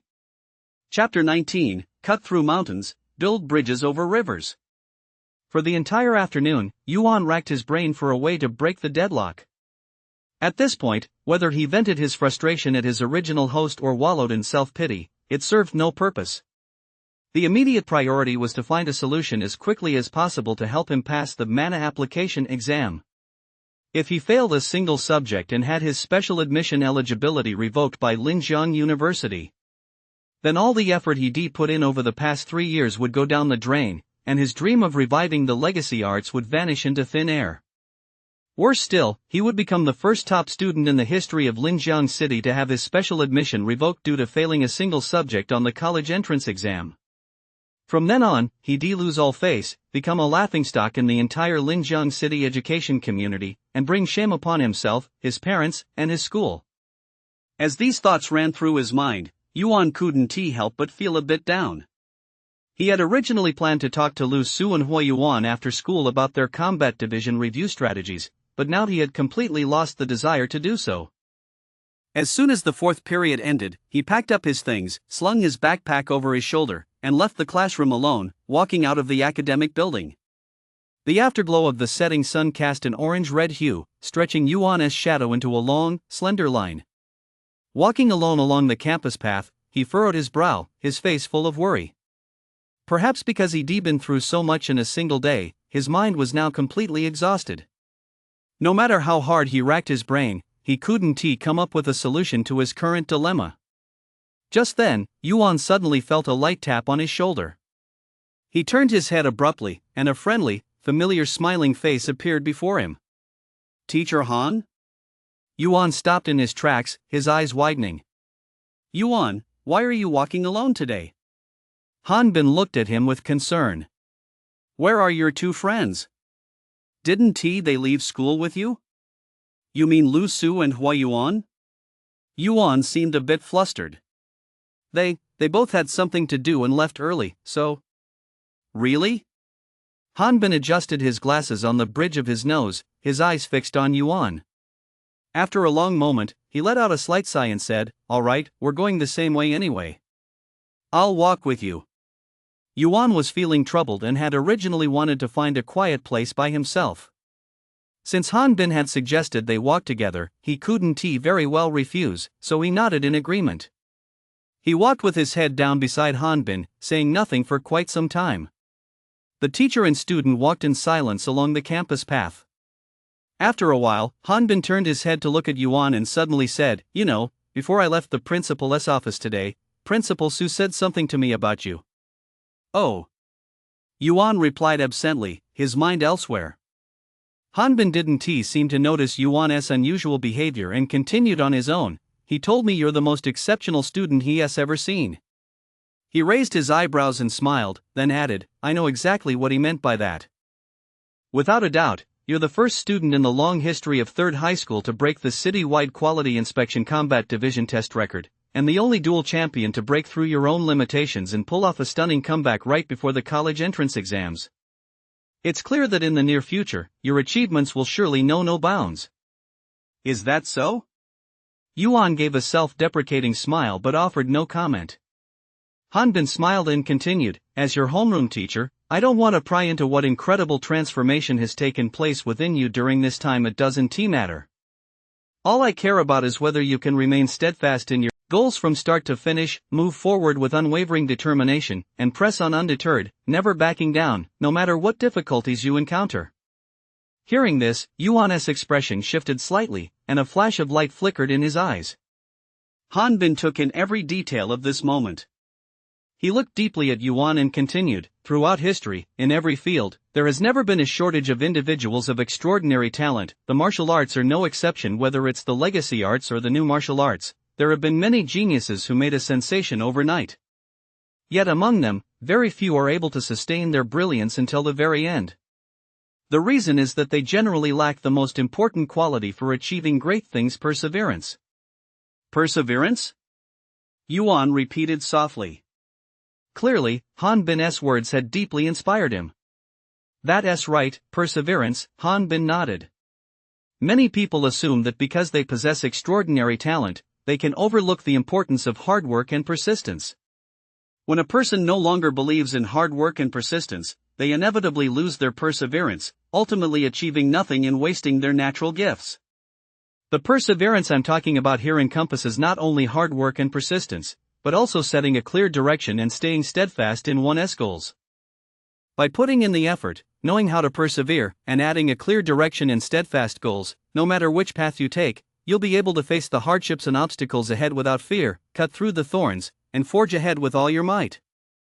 The same applies to the martial arts. No matter what difficulties you encounter, simply carve a path through mountains and build a bridge over rivers. Frustration and avoidance won't solve any problems. Instead, they'll cause you to lose your way, leave you stuck in place, and ultimately lose your perseverance, leading to utter defeat. Carve a path through mountains and build a bridge over rivers. Yuan carefully mulled over the 8 words Master Han had just spoken. Suddenly, he looked up, his eyes sparkling with a strange brilliance, and said, "Master Han, I get it." "Good to hear you understand," Han Bin said with a faint smile. "I was just speaking off the cuff. If it helps you, that's great. If not, just think of it as a casual chat between the two of us. It's been a huge help. Yuan smiled knowingly. Thank you, Teacher Han. I think I know what to do next. He understood deep down that Teacher Han must have learned from somewhere about his poor performance in mana application. Fearing that news of this might reach the Shadow Guild and affect his mindset as he prepared for the college entrance exams, Teacher Han had deliberately sought an opportunity to run into him and find a way to offer guidance. Although the teacher's words were subtle, Yuan understood them completely. The path of martial arts is long and arduous. While talent is important, unwavering perseverance is even more indispensable. With the college entrance exams just around the corner, the teacher's message was simply that he hoped Yuan would make good use of his natural talent, continue to work hard and persevere, keep his goals firmly in mind at all times, overcome all obstacles, and forge ahead against the tide. As for how to address the issue of mana manipulation, Teacher Han also provided an answer: where there's a will, there's a way. There are two factors that influence one's performance in mana manipulation within the Shadow Guild: the luck technique and physical fitness. Since it's impossible to master a decent luck technique in such a short time, why not take a different approach and start by improving physical fitness? After all, there is still some time before the college entrance exam, and he possesses the 5 animals exercise, a physical training method with remarkable effects. As long as he practices it diligently over the remaining month, his physical fitness is bound to improve significantly. By the time the college entrance exams roll around, I can use my physical fitness advantage to make up for my lack of luck techniques, and I'll have a very good chance of passing the exams. Before they knew it, the two had reached the school gate. Han Bin was quite relieved to see that Yuan's expression had returned to normal. He smiled and said, "All right, I won't say too much more. Work hard, and I hope you can resolve the dilemma in your heart soon and achieve your goals." I will," Yuan said with a determined look, nodding firmly. "I'll remember what you said, teacher. I definitely won't let you down." After parting ways with Han Bin, Yuan quickly returned to his off-campus rental. He set down his backpack, sat down at his desk, turned on the desk lamp, took out a blank notebook, and began drafting his study plan for the coming days. The theory division is his strong suit. Passing it won't be a problem at all, as long as he follows his regular study routine. The focus is on the combat division. Of the 3 categories, bloodline talents account for 20%, mana manipulation for 30%, and combat prowess for 50%. According to his current plan, he must prioritize his study efforts on the second category, mana manipulation, and the third category, combat prowess. Regarding mana utilization, he will diligently practice the 5 animals exercise to improve his physical conditioning while simultaneously cultivating the chi cultivation techniques described in his textbooks, aiming to reach the entry-level stage by the time of the college entrance exam. As for combat proficiency, he will continue to train rigorously in the Arhat Fist and Mighty Vajra Palm. Additionally, he will keep the 8 Extreme Skill and Spring Fist Skill as hidden trump cards to handle unexpected situations. Build physical fitness first, then practice combat skills. He wrote each item of his plan carefully in his notebook, muttering to himself, "I must score at least 40 points in combat skills and aim for 20 points in mana manipulation. As long as my bloodline talent isn't too terrible, I should be able to pass the combat division exam." As for the top scorer on the college entrance exam that Principal Su and Teacher Han had mentioned, he certainly didn't dare to hope for that at the moment. His only hope now was that nothing went wrong during the exam. As long as he could ensure he was safely admitted to Linjiang University to study the legacy arts, everything else could be put aside. Yuan closed his notebook and let out a soft sigh. Thinking back on his experiences over the past few days since his transmigration, he couldn't help but feel deeply moved. At first, the moment he opened his eyes, he was beaten up by Kuei, only to, as if by some supernatural force, use the 8 Extreme Skill to turn the tables and defeat his opponent. By practicing the from a martial arts failure completely incapable of cultivation and looked down upon by others, he had leaped to become a rising star in the martial arts scene at his school. And this transformation was still ongoing. Every night before bed, ask yourself, have I gotten stronger today? Yuan wrote these words on the first page of his notebook and smiled faintly. I'll prove everything through my actions. The path of legacy arts has only just begun. Chapter 20, Legacy Arts Enthusiast. The next day happened to be the weekend. Yuan got up early, left his rented apartment, and rode a spirit-powered shared bike to Riverside Park, a few kilometers away, to practice mana manipulation.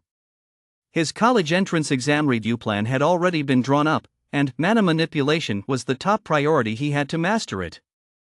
Without access to any luck-enhancing techniques, his only option was to give it his all, spending as much time as possible intensively practicing the 5 animals exercise to improve his physical constitution as quickly as possible and boost his mana manipulation scores.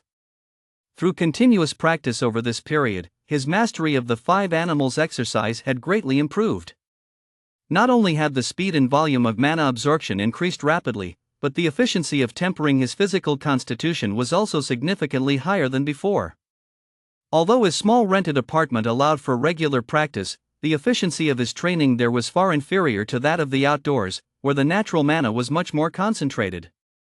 To ensure his physical constitution would improve as much as possible within a month, Yuan decisively decided to go outdoors to train and boost his efficiency. After riding for less than 10 minutes, Yuan arrived at Binhai Park. He parked his spirit-powered bicycle by the roadside and strolled toward the park's entrance. It was just past 7 in the morning, and Binhai Park was already teeming with people who had come to practice.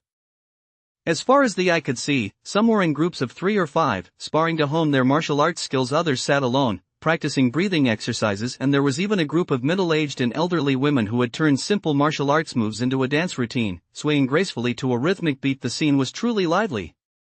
As the ladies spun and leaped, Yuan kept his eyes closed. It was truly astonishing that square dancing, this 21st century manifestation of ancient Chinese culture, had managed to endure for over 500 years, demonstrating such remarkable vitality. Walking through the gate, Yuan followed the bluestone paved path deeper into the park. Before long, he found a secluded spot. Glancing around, he saw an elderly man practicing martial arts under the shade of a tree not far away. The old man was around 70 years old, dressed in a plain white training robe. Though his hair was streaked with gray, his face was rosy and he looked vigorous and alert. With his legs slightly bent and his stance steady and firm, he held his hands one high, one low, suspended at waist level as if cradling a ball.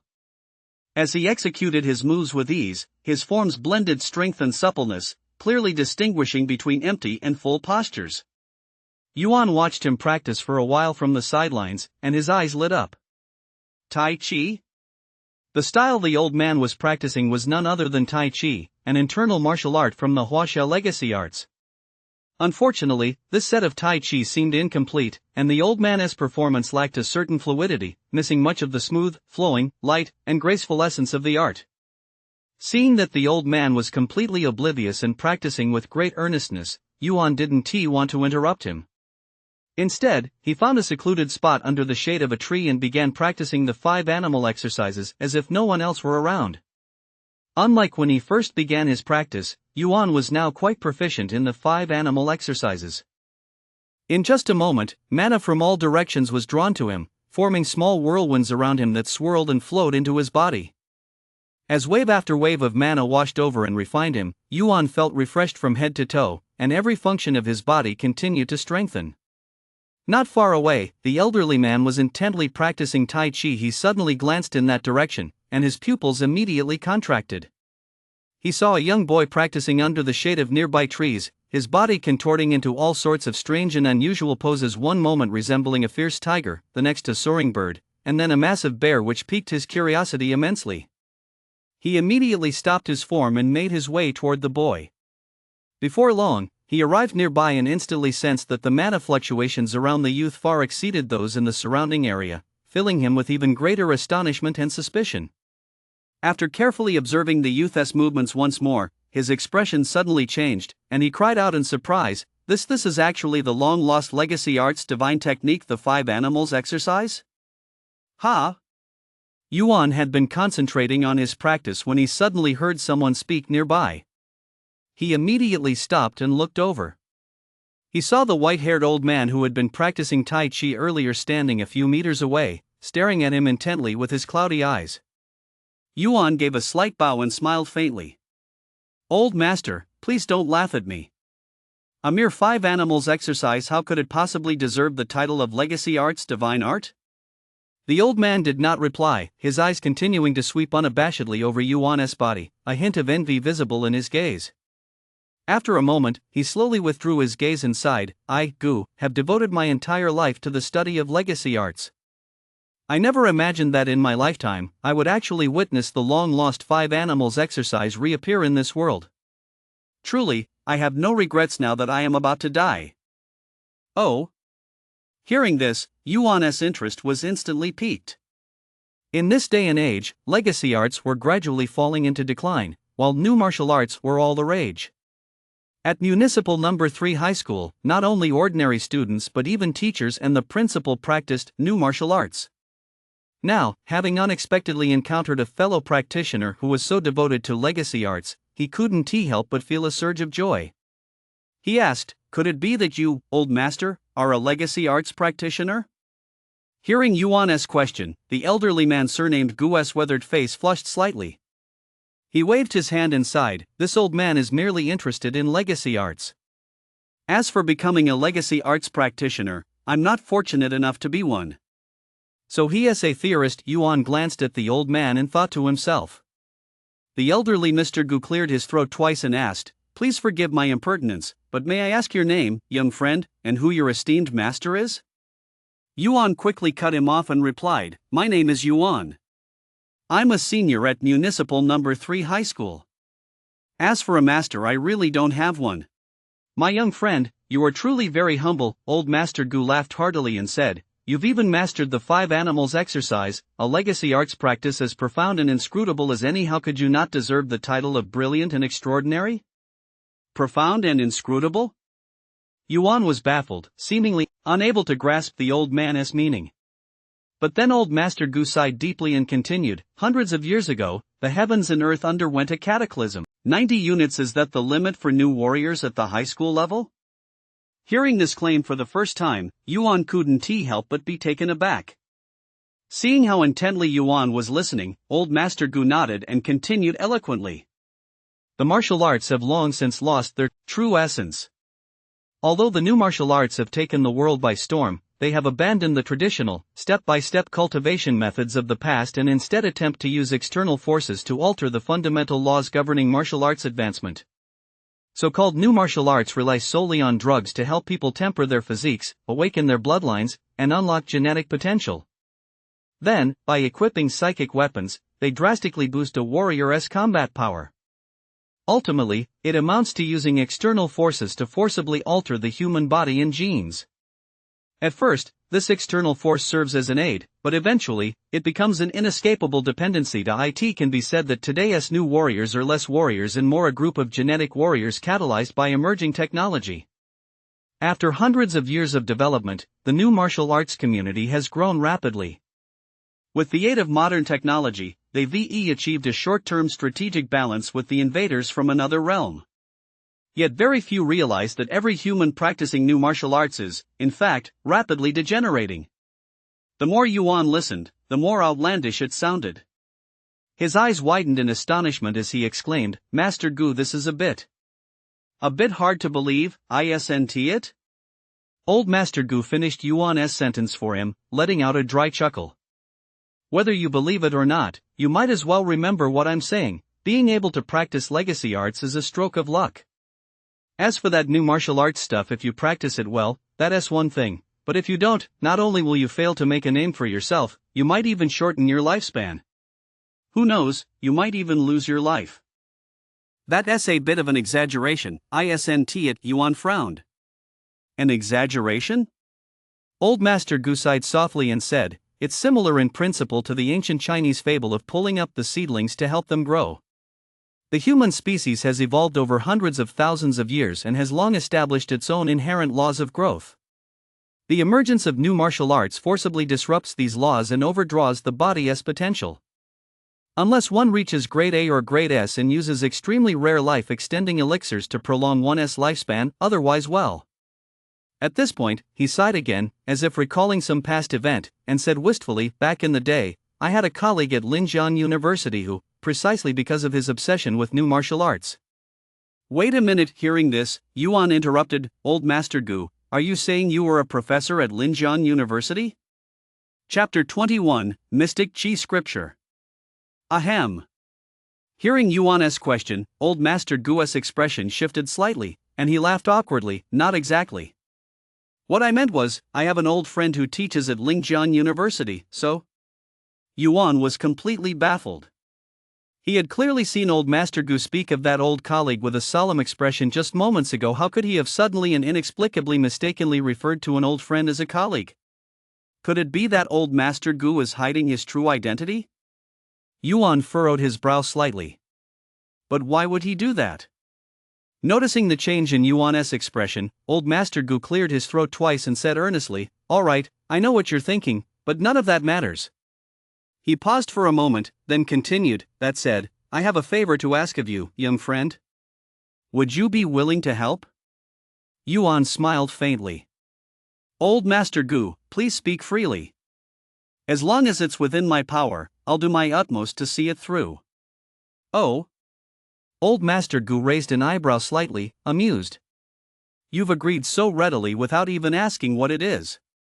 Aren't you afraid I might deliberately give you a difficult task to make things hard for you? Not at all, Yuan said, looking at Old Master Gu. You and I are both supporters of legacy arts. Besides, you're a senior figure in the field of education.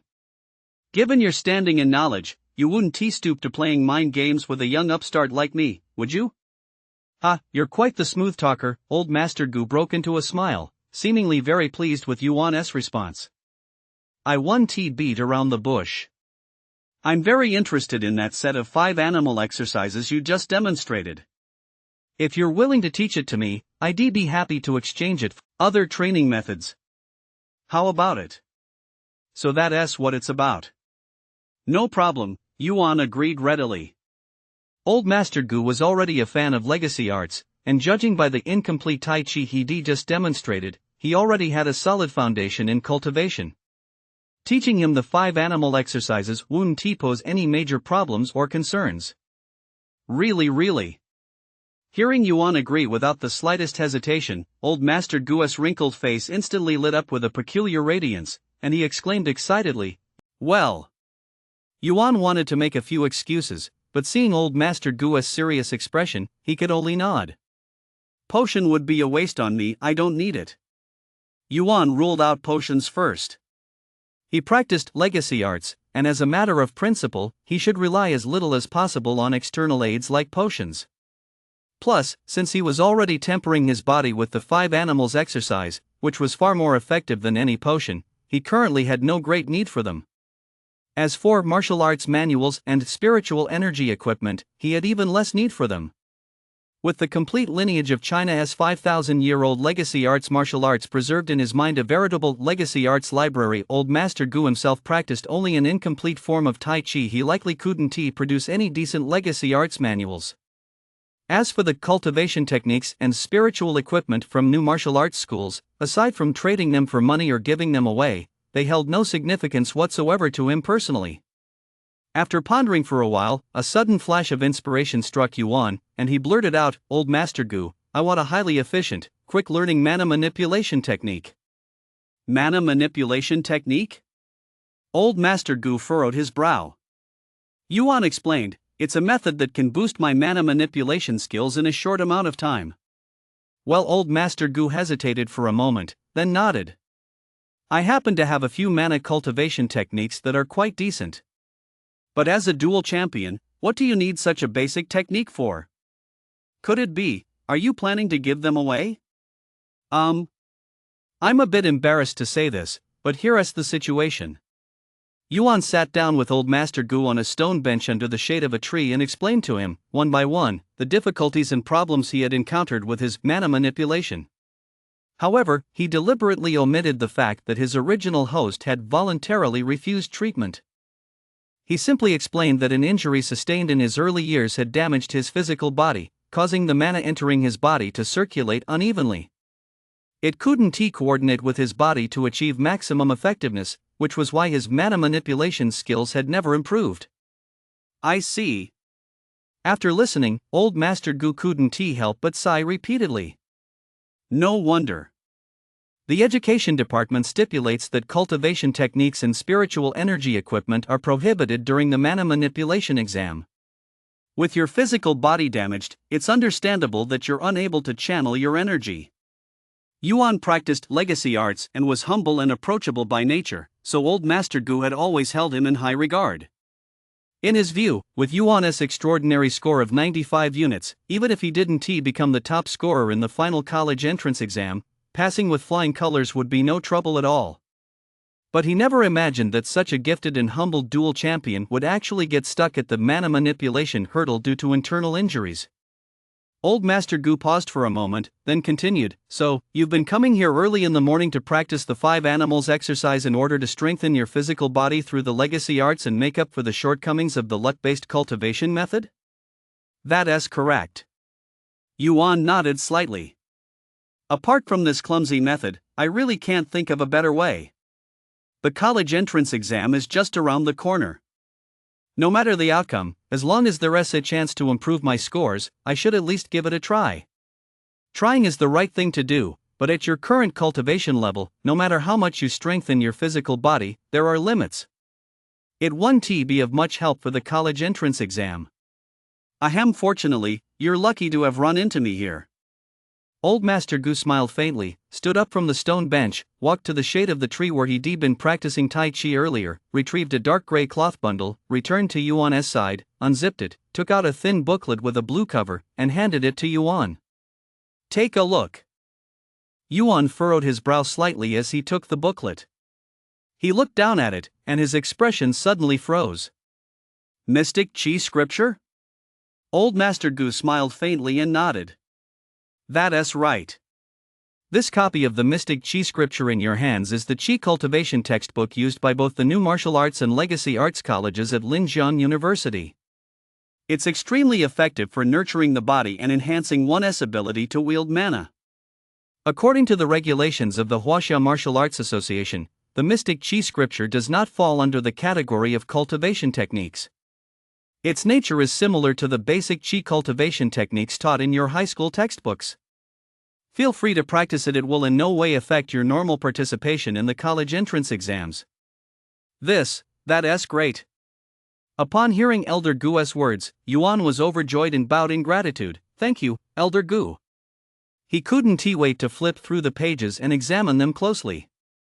After reading 2 pages, he suddenly thought of something, looked up, and asked, "Elder Gu, you mentioned earlier that the Mystic Chi scripture is a college textbook. As a high school student, will I be able to master it?" Old Master Gu smiled and said, "If I say you can master it, then you will. This Mystic Chi scripture can be practiced by anyone capable of absorbing 90 units of mana or more. Although you're a high school student, you can easily absorb 95 units of mana, which is far stronger than the average college student. This book is perfectly suited for you. Moreover, by using the legacy arts to temper your physique and channel mana, your cultivation of the Mystic Chi scripture will surely yield twice the results with half the effort." Hearing old Master Gu say this, Yuan was beyond excited. Previously, his greatest concern had been that a poor score in mana manipulation would affect the Shadow Guild's overall score in the combat division of the college entrance exam. Now that he had this volume of the Mystic Chi scripture, his mana manipulation score was bound to improve. With that, passing the combat division exam would be virtually guaranteed, and gaining admission to Linjiang University would no longer be a challenge. With that in mind, he didn't dare waste another moment and immediately asked Elder Gu for guidance on the methods and techniques for cultivating the Mystic Chi scripture. Old Master Gu had a generous and open-hearted nature and shared everything without reservation. Right there under the shade of a tree, he began explaining the fundamentals of cultivating this Chi cultivation scripture to Yuan, page by page. As Yuan learned and practiced, the deeper he delved into the practice, the more he realized just how profoundly effective this technique truly was. Previously, when he had used the 5 animal exercises to channel Chi, the mana would linger in his body for only a moment before dissipating without a trace. But after practicing the Mystic Chi scripture, a small vortex began to form faintly in his dantian. Once the mana entered his body, aside from a small portion that dissipated, the vast majority was drawn by the vortex into the dantian, where it remained and permeated every inch of his bones and meridians. With old Master Gu guiding him from the side, after practicing for an hour or two, Yuan's ability to manipulate mana had already improved significantly. With a thud, he slammed his fist into a nearby tree, which immediately shook violently, sending a large shower of leaves tumbling to the ground. Watching from the sidelines, old Master Gu clapped his hands and laughed heartily. This old man has never seen a student like young friend Yuan. Ordinary people could never master the basics of the mystic Qi scripture in less than a month or so. Even the few prodigies with exceptional talent would need at least 10 days to half a month. Young Master Yuan has achieved in just 1 or 2 hours what others would take 10 days to half a month to accomplish. I am truly deeply impressed. Chapter 22, Rapid Progress. Old Master Gu, you flatter me. Yuan withdrew his fist, exhaled deeply, and smiled. If it weren't for old Master Gu's generous gift of the scripture and your step-by-step guidance, I could never have made such progress. After speaking, he bowed his head and said softly, however, my cultivation is still very low, and I haven't even been admitted to university yet, so I have nothing of value to offer in return. Once I make a name for myself in the future, I will certainly repay you handsomely for your guidance today. Why bring that up? Seeing the solemn expression on Yuan's face, old Master Gu actually felt a bit embarrassed and laughed. College textbooks are sold everywhere, they're nothing special. Your rapid progress is closely tied to your cultivation of the legacy arts. As long as you continue to persevere on the path of the legacy arts, this old man will be more than satisfied. Yuan nodded firmly. No matter what, I'll keep practicing the legacy arts and let old Gu down. Good. With a promising young talent like you in Huaxia, the legacy arts lineage has a bright future. Old Master Gu looked at Yuan with deep satisfaction. Suddenly, as if something had come to mind, his eyes grew a little moist. He quickly wiped the corners of his eyes and grinned, saying, "All right, I've been teaching you for so long, now it's your turn to teach me the 5 animal exercises. You promised to teach me, so you're not allowed to leave until you've taught me today." "All right, leave it to me." Yuan smiled and patted his chest. The two found an open space, and Yuan passed on all the techniques and key principles of the 5 animal exercises he had practiced to old Master Gu, demonstrating them personally by performing the routine several times in front of him. Though old Master Gu was already 70 years old, he was as delighted as a child, clapping and cheering enthusiastically from the sidelines. When it was his turn to practice, he was incredibly serious, performing each movement with great precision, afraid that the slightest mistake might cause him to execute a move incorrectly. Watching the elderly Master Gu tirelessly practice the 5 animals exercises over and over again, Yuan couldn't help but feel a pang of emotion. If only there were more people in this world who valued legacy arts as much as Master Gu does, the legacy arts tradition wouldn't have fallen into such a state today. At the same time, while watching Master Gu perform the 5 animals exercises, he noticed a detail. When he had first practiced the 5 animals exercises, he had immediately drawn in a massive amount of mana, which began to circulate throughout his body. Yet, despite Master Gu's long practice, he didn't seem to generate significant mana fluctuations. Could it be that there are differences in constitution and talent when it comes to cultivating legacy arts? After thinking for a moment, he managed to come up with a plausible explanation. The 5 animals exercise was merely a foundational technique among the legacy arts. When he first arrived here, his body was frail, his foundations were incomplete, and he had no cultivation background whatsoever. Practicing the 5 animals exercise was exactly the right remedy for the right ailment, producing tremendous results. It was like an elementary school student studying elementary school textbooks, a perfect match. Old Master Gu, however, was different. Although I didn't know exactly how high his cultivation level was, he had been practicing for so many years that he already possessed a solid foundation. Practicing a basic technique like the 5 animals exercise was like a college student rereading elementary school textbooks. Even if he gained something from it, the benefits would be very limited. Although it can't attract mana or temper the body, practicing the 5 animals exercise to extend one's lifespan is still quite beneficial. Several more hours passed, and it was nearly noon. With Yuan guiding him step by step, old Master Gu could now perform nearly the entire set of the 5 animals exercise. Before they knew it, it was time to part ways. After practicing the 5 animals exercises for so long, beads of sweat had begun to form on old Master Gu's temples, yet he felt even more energetic than before. With a smile, he said to Yuan, "My young friend, it is entirely thanks to you that this old man has fulfilled a lifelong dream. I hope you will pass the college entrance exam in a month with flying colors and achieve immediate success. I look forward to seeing it." "Rest assured, old Master Gu," Yuan said, mimicking the manner of ancient scholars as he bowed deeply to old Master Gu and declared solemnly, "I will practice the mystic Qi scripture diligently and prepare earnestly for the college entrance exams. I will not let you down." "That's good, that's very good." Old Master Gu nodded with satisfaction, slung the grey cloth bundle over his shoulder, turned to leave, and said, "This old man is off," striding purposefully toward the park's exit. "Old Master Gu." Yuan took 2 quick steps to catch up with him and said eagerly, "Could you please leave me your contact information so I can seek your guidance again in the future?" Ha ha ha! Old Master Gu strode along as if flying, showing no intention of stopping. In the blink of an eye, he was already a good distance away. Lingjiang is a small place. If fate brings us together, we'll meet again. Until we meet again. Master Gu, watching Master Gu's receding figure against the Shadow Guild, Yuan's eyes flashed, and he clenched his fists. "In a month, I'll show you how much I've grown. Wait for me." In the blink of an eye, half a month had passed. For the next 2 weeks, Yuan immersed himself in studying and training every day. He woke up before dawn to practice the 5 animals exercise and the mystic Qi scripture. Afterward, he went to school to review exam topics for the theory division and combat division with his teachers. He spent his lunch breaks, after school hours, and weekends entirely on practicing Arhat Fist and Mighty Vajra Palm to enhance his combat skills. With single-minded focus, he devoted nearly 200% of his time and energy, immersing himself wholeheartedly in the intense review for the college entrance exams. His previous confusion and bewilderment had vanished completely. His eyes now radiated an intimidating sharpness and an unwavering determination. After this period of review and rigorous training, whether in the theory division or the combat division, Yuan had made significant strides. Even more surprising, however, was the profound transformation taking place within him. Thanks to his persistent practice of the 5 animal exercises, his physical constitution continued to strengthen rapidly.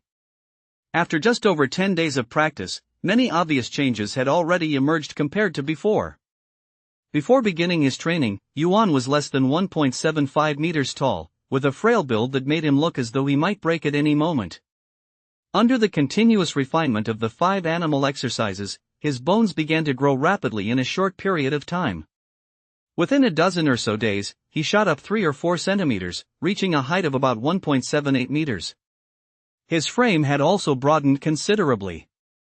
Although his physique didn't quite meet the standard of muscular, it appeared much healthier and more proportionate than before. In addition, the meridians and acupoints within Yuan's body had been thoroughly nourished. The damaged parts were completely repaired, and the strength of his physical body was now incomparable to what it had been, even surpassing that of most ordinary students at school.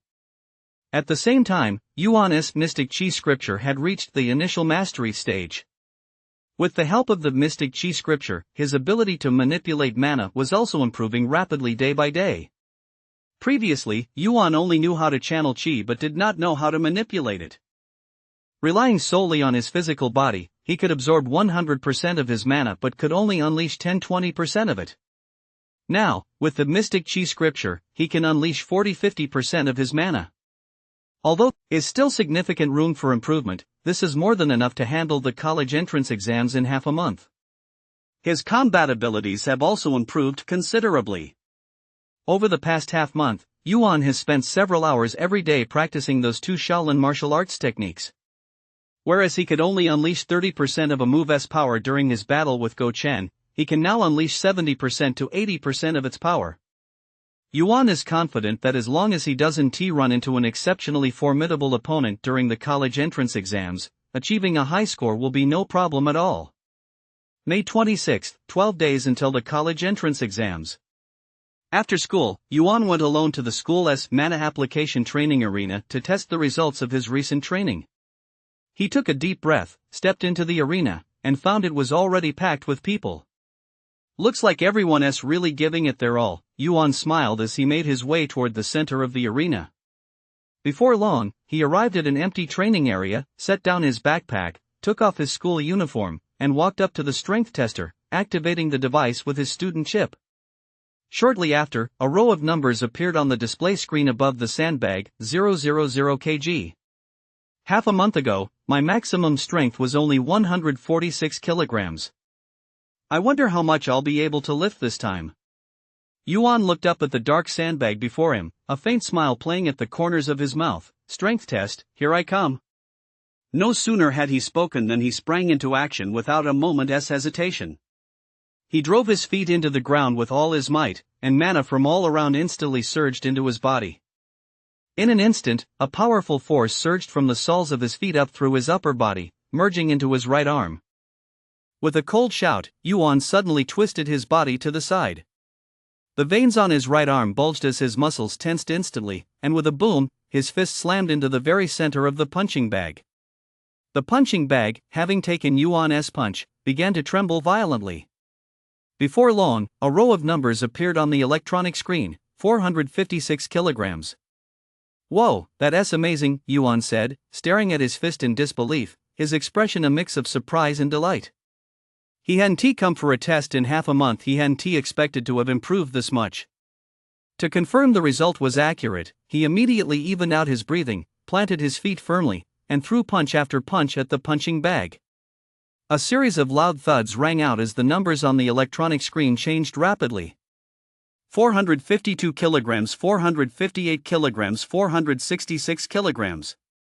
Finally, the test results were displayed. Peak strength, 460 kilograms. Maximum peak strength, 472 kilograms. Overall rating, outstanding.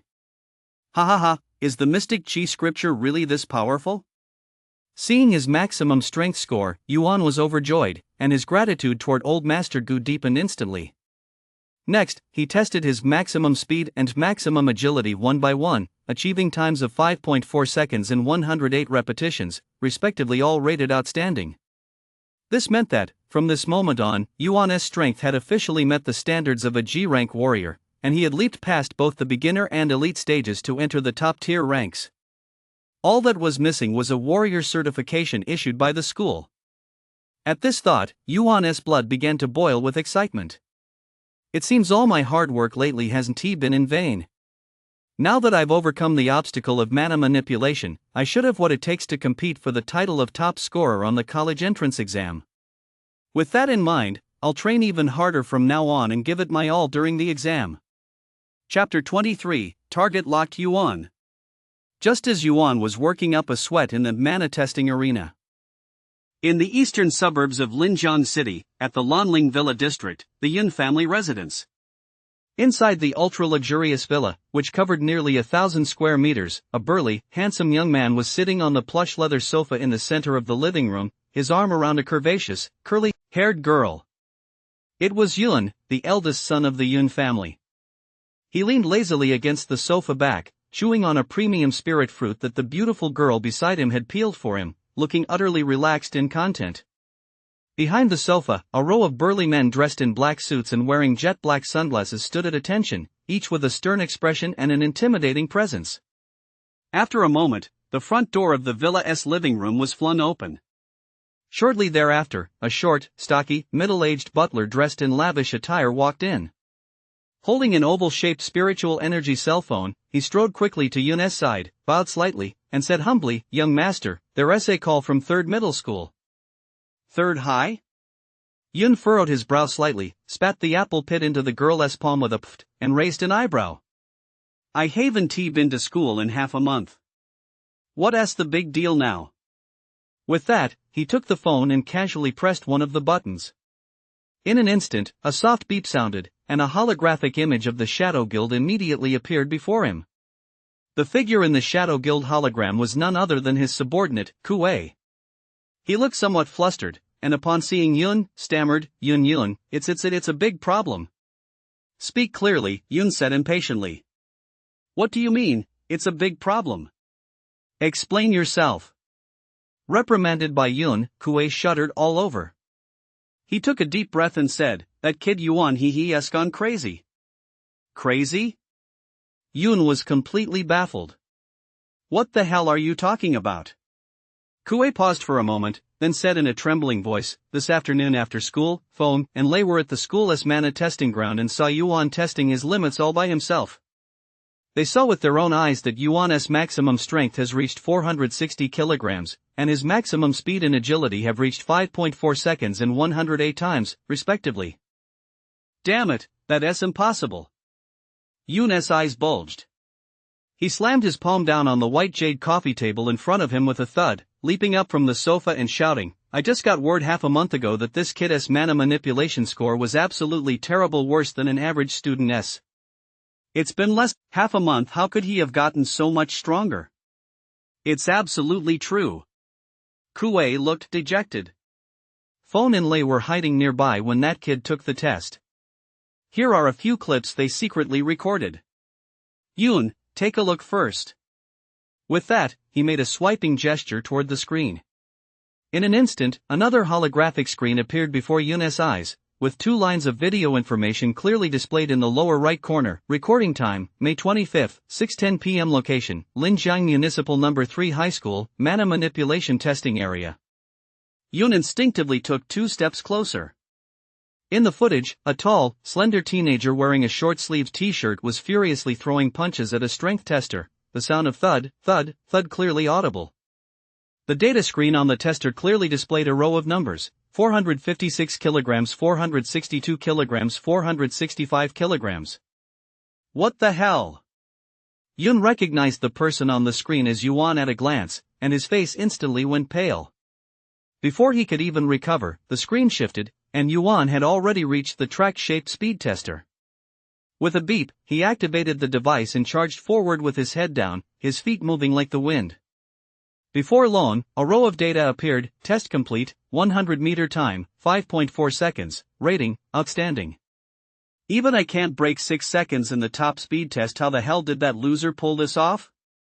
Yoon stared blankly at the video screen, his expression growing increasingly grim. Moments later, the screen switched to the maximum agility test.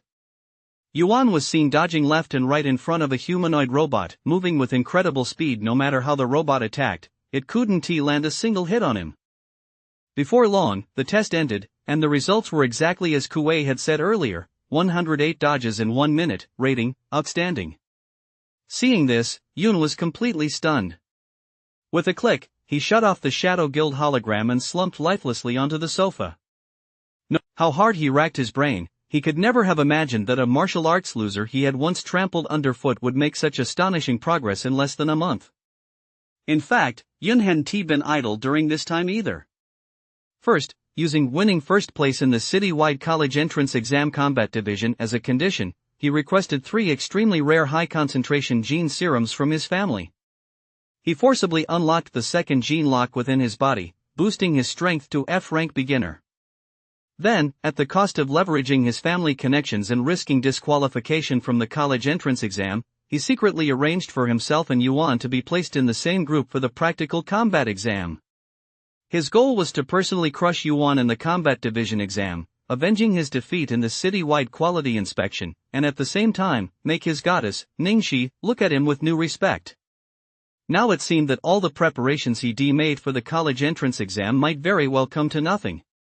Yoon had originally believed that with all these resources piled up, his strength would surely see a massive boost by the time of the exam, and crushing Yuan would be a piece of cake. But he never imagined that Yuan's growth would be so rapid, far exceeding his expectations. The current Yuan not only channels and absorbs mana far better than he does, but his ability to wield mana also far surpasses his own. With such terrifying natural talent, if he were to face Yuan in the actual college entrance exam, what chance would he have of winning? A worthless piece of trash. Why has his strength grown so rapidly? Why? Yoon clutched his hair with both hands, his face contorted into a hideous grimace. During the Combat Division City qualifiers, he had insisted that Yuan had cheated to snatch the title of the Combat Division champion from him. Now it seemed that all his previous assumptions had been wrong. Yuan had deceived everyone. This guy's natural talent for cultivation was already superior to everyone else's from the start. Compared to the Yuan he saw now, Yun immediately sensed a profound threat. At his current rate of growth, give him another half a month, and Yun would certainly be no match for him. If Yuan were to snatch the combat division top scorer title in the college entrance exams again, Yun would not only lose all face, but his standing within the clan would plummet. This was absolutely not an outcome Yun was willing to accept. Yun's expression grew incredibly grim with a fleeting thought. A plan had already formed in his mind. If he didn't take action against Yuan now, it would likely be too late. Although he had promised Ningxi during the city-wide quality inspection exam that he wouldn't lay a finger on Yuan for a month. The situation back then was that he had completely dominated Yuan. Even if he were allowed to run wild for another month, Yun would still find a way to crush him completely during the college entrance exams. But now, the situation had completely changed. Yuan had become the number one enemy standing in the way of Yun's goal to win first place in the combat division of the college entrance exams. Even if Yun didn't do it for his own pride, he had to do everything in his power to prevent Yuan from taking the exams for the sake of his family's reputation and interests. After giving it some thought, he dismissed the young woman and the group of servants at his side and beckoned to the butler standing nearby. The butler understood and immediately stepped closer. Yun cast a wary glance around the room, leaned close to the butler's ear, and muttered a few words. The butler straightened up, nodded once at him, and turned to walk out of the hall. Before long, a burly man with a shaved head, a bushy beard, and a scar across his face strode into the villa's hall. He bowed to Yun and said in a rough voice, "Master Yun, you called for me." Seeing the scarred man arrive, Yun's expression softened slightly. He nodded slightly, pointed to a leather armchair nearby, and said with a faint smile, "Sit." The scarred man glanced at the chair but remained motionless, his expression impassive as he said, "Young master, there is no need to be polite to us servants. My life belongs to the Yun family. Whatever you need me to do, just say the word. Whether it's climbing a mountain of knives or jumping into a cauldron of oil, Kuan will do his utmost to see it through." "Ha, Uncle Kuan, you're too kind," Yun laughed heartily. Seeing that he refused to sit down, he didn't press the matter and said with a smile, "You're one of my father's most capable martial servants. Even if I had 10 times the courage, I wouldn't dare ask you to climb a mountain of knives or plunge into a cauldron of oil for my sake." With that, he stood up from the sofa, walked over to Kuan, and lowered his voice. "The reason I asked you here isn't really a big deal. I just want you to take care of someone for me." "Oh?" Kuan's expression shifted slightly upon hearing this, and he asked, "Is this an order from the head of the family?" "No, it's my personal order." Yun said, "This concerns the Yun family's reputation and interests. You just need to handle it properly, the rest I'll explain to my father myself." Kuan thought for a moment, then said bluntly, "All right, as long as it's for the Yun family, I'll definitely do as you say." "I wonder who the young master wants me to kill." "Kill? That won't be necessary," Yun said with an eerie smile, his voice taking on a sinister tone. "Listen carefully. There is a senior at Municipal No. 3 High School named Yuan. He is this year's dual champion in the Linjiang College Entrance Exam Municipal Qualifying Tests. He is highly regarded by both the school administration and the Education Bureau. Even the Ning family is backing him behind the scenes." "The Ning family?" Kuan's expression shifted slightly upon hearing this. After a moment, he suddenly looked up, his face full of astonishment. "The Linjiang Ning family, one of the 10 great families of South China?" "That's right," Yun said casually. "So, don't kill this person just yet. Just use some tactics to detain him somewhere so he can't take this year's college entrance exam. Once I've successfully secured first place in the combat division of this year's college entrance exams, we'll decide how to handle him." Well, Kuan stood there, looking hesitant. After a moment's hesitation, he spoke up, "As you command, young master." Kuan dares not disobey. "However, this matter has far-reaching implications. Shouldn't we consult with the elder patriarch before making a final decision?" "No need. I'll make the final call on this. Just go ahead and handle it."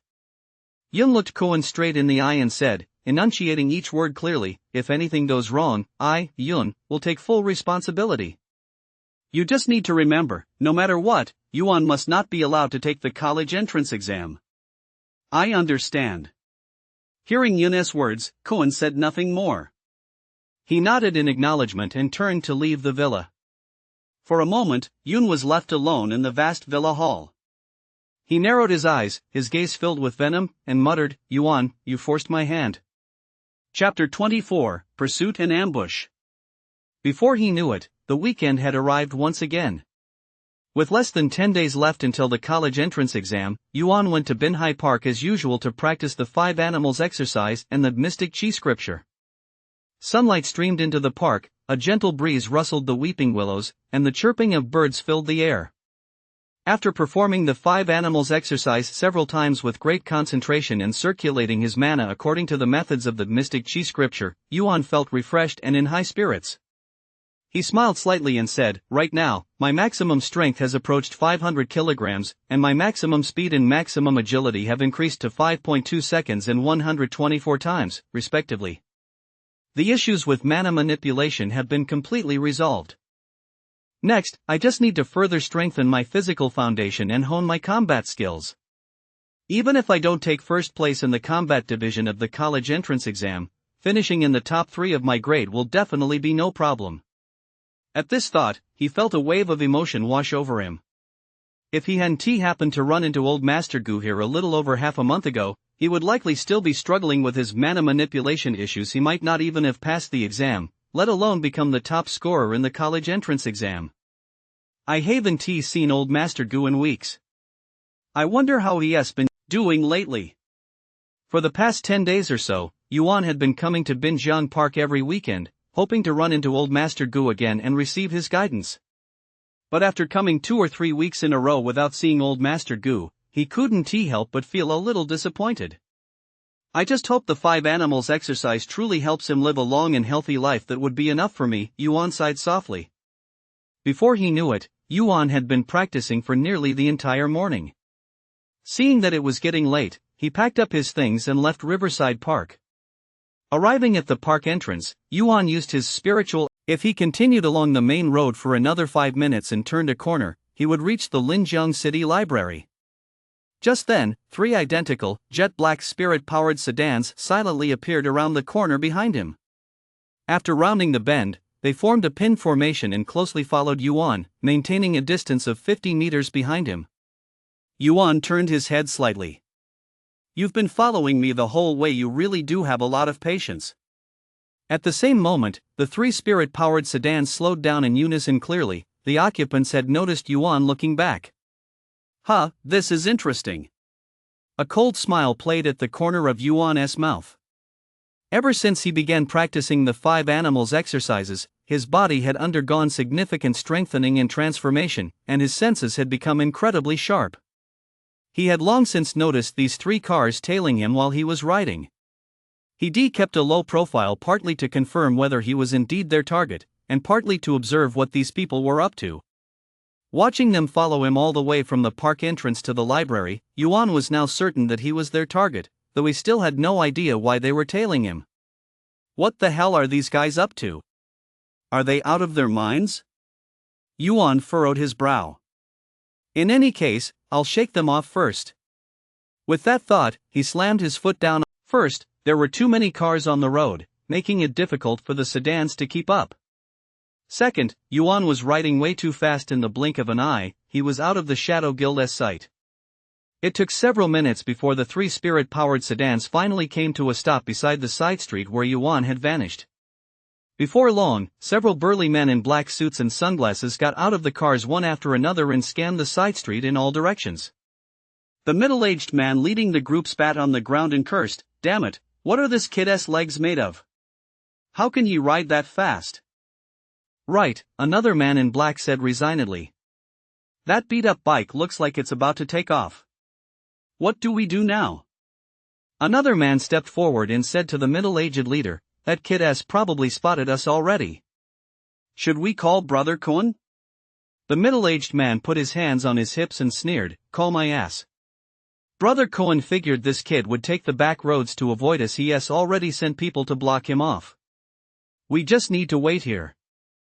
Unless that kid grows wings, he won't get away. The back road was narrow and long. It was so narrow that only two people could ride side by side, and so long that its end was out of sight. After Yuan rode onto the path, he didn't stop for a single moment, racing several hundred meters before finally hitting the brakes. He glanced back and, seeing that they hadn't caught up, let out a long sigh of relief. He dismounted the shared bike, parked it to the side, and wiped the beads of sweat from his temples. Who the hell are these people? Why did they send a car to follow me? From what he observed along the way, he already knew these people weren't just messing around, they were organized, premeditated, and had a specific target. As for why they were after him, he couldn't figure it out no matter how hard he thought about it. I'm just a broke-ass loser, no money, no looks. If they're going to tail someone, they should be tailing someone like Yun, a second-generation martial artist. What's the point of tailing me? Yuan was at a loss for words. He decided to rest for a while on the side path before looking for another way out. Suddenly, he heard. In this perilous situation, Yuan forced himself to remain calm. Without a moment's hesitation, he mustered all his strength, lunged forward, and struck a man in black to his left in the face with the mountain-splitting palm, a technique from the 8 Extreme skill. After cultivating the 5 animals exercise and the mystic chi scripture, Yuan's physical strength had increased significantly now. Enhanced by the techniques of the 8 Extreme skill, his attack was naturally even more ferocious. The man, unaware of what was coming, raised his arm to block. Yuan's palm shattered the bones in his right forearm. He let out an agonized scream, dropped his iron staff, and collapsed to the side, passing out from the pain. Immediately afterward, Yuan spun around abruptly and executed a mountain lean skill, a technique he had mastered to perfection, sending a burly man in black charging toward him, flying head over heels, stars dancing before his eyes. Despite the success of his surprise attack, Yuan did not let his guard down. After a quick assessment of the situation, he immediately switched to a defensive stance, leaping back to the wall and assuming the Arhat fist posture. Combining this with the mighty Vajra palm, he used retreat as a strategy to advance, fiercely fending off the frenzied attacks of the black-clad thugs surrounding him. Although the group of thugs looked ferocious, they were unable to close in on him for the time being. Any who let their guard down were caught by Yuan either taking a hit from the Arhat fist or a blow from the mighty Vajra palm. In just a few minutes, 3 or 4 more thugs had gone down. Damn it, this kid looks totally ordinary, but he is surprisingly tough to deal with, the long-haired, greasy-haired young man on the outskirts of the fray said to the person beside him. The Xuanhe gang is such a bunch of losers. With so many big guys, they can't even take down a little kid? A burly man with a shaved head, bushy beard, and a scar across his face stood beside him. Watching Yuan, who was completely surrounded, he laughed coldly. This kid's skills are indeed impressive. Just his mastery of the legacy arts alone is enough to live up to his dual champion title. No wonder the young master risked the clan leader's punishment to order us to take him out. Brother Cohen, what do we do now? Asked the long-haired young man. The scarred, burly man took off his jacket, revealing a body of scarred muscles. A deafening explosion rang out as the scarred man's enormous fist slammed violently into Yuan's raised arms. In that instant, Yuan felt a violent tremor run. Before he could struggle more than a couple of times, a palm the size of a palm fan flashed before his eyes, slamming down with full force toward the back of his neck. After the major underground factions established themselves in Blackwood Town, they engaged in constant warfare and conflict as they vied for control of the town. The slender man exchanged a few words with him, then beckoned to the burly man, and the two headed straight for the back seat of the SUV. The hulking man, Hong, saw this and frowned again, but said nothing more. Cohen walked into the room, pulled up a chair, and sat across from Hong. He glanced around at the room's furnishings and chuckled. Hong, you still know how to live the good life. Even in this godforsaken Blackwood town, you manage to maintain such a sophisticated lifestyle. Is that so? Hong gave no clear response to Cohen's clumsy compliment, merely raising an eyebrow slightly as he asked, tea or coffee? Just plain water, thanks. You know I never serve plain water to guests. Then never mind, Cohen shrugged. There is a huge gap between our statuses. I'm a servant of the Yun family, and you're the high and mighty leader of the Xuanhe gang. I'm not used to sitting here with you, sipping tea or coffee. We're all working for the organization. There's no such thing as high and low, Hong said, his expression unchanged. He picked up the coffee cup on the table, took a light sip, and asked casually, "You've taken care of everything that little brat from the Yun family asked you to do, right?" "It went okay so-so," Cohen replied casually. "Leprous-headed Zhang has already filled me in on the details," Hong said with a faint smile. "I never expected that the dozen or so top-notch men I lent you would end up with black eyes and swollen faces at the hands of a teenager in high school." "That's quite interesting." Chapter 26, Hong. Top-notch guys? Cohen snorted derisively, leaning lazily back in his chair. "Hong, I'm afraid you might have a misunderstanding about what top-notch actually means." Hong remained silent, a smile on his face, and took another sip of his coffee. Cohen said, "Those guys you lent me, they looked big and burly, strong as oxen. They're fine for scaring little kids, but if they run into a real tough guy, every single one of them will fall apart." "Oh? Are you saying that high school kid is a tough guy?" Hong asked with a smile. "Anyone who practices legacy arts aren't they all tough guys?" Cohen retorted, then continued, "You remember the Qin Yang from the organization back in the day, right?" "I do," Hong said. "I heard he's dead."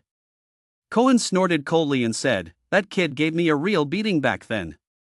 Relying on a few incomplete legacy arts manuals, he crushed every new martial artist at his level.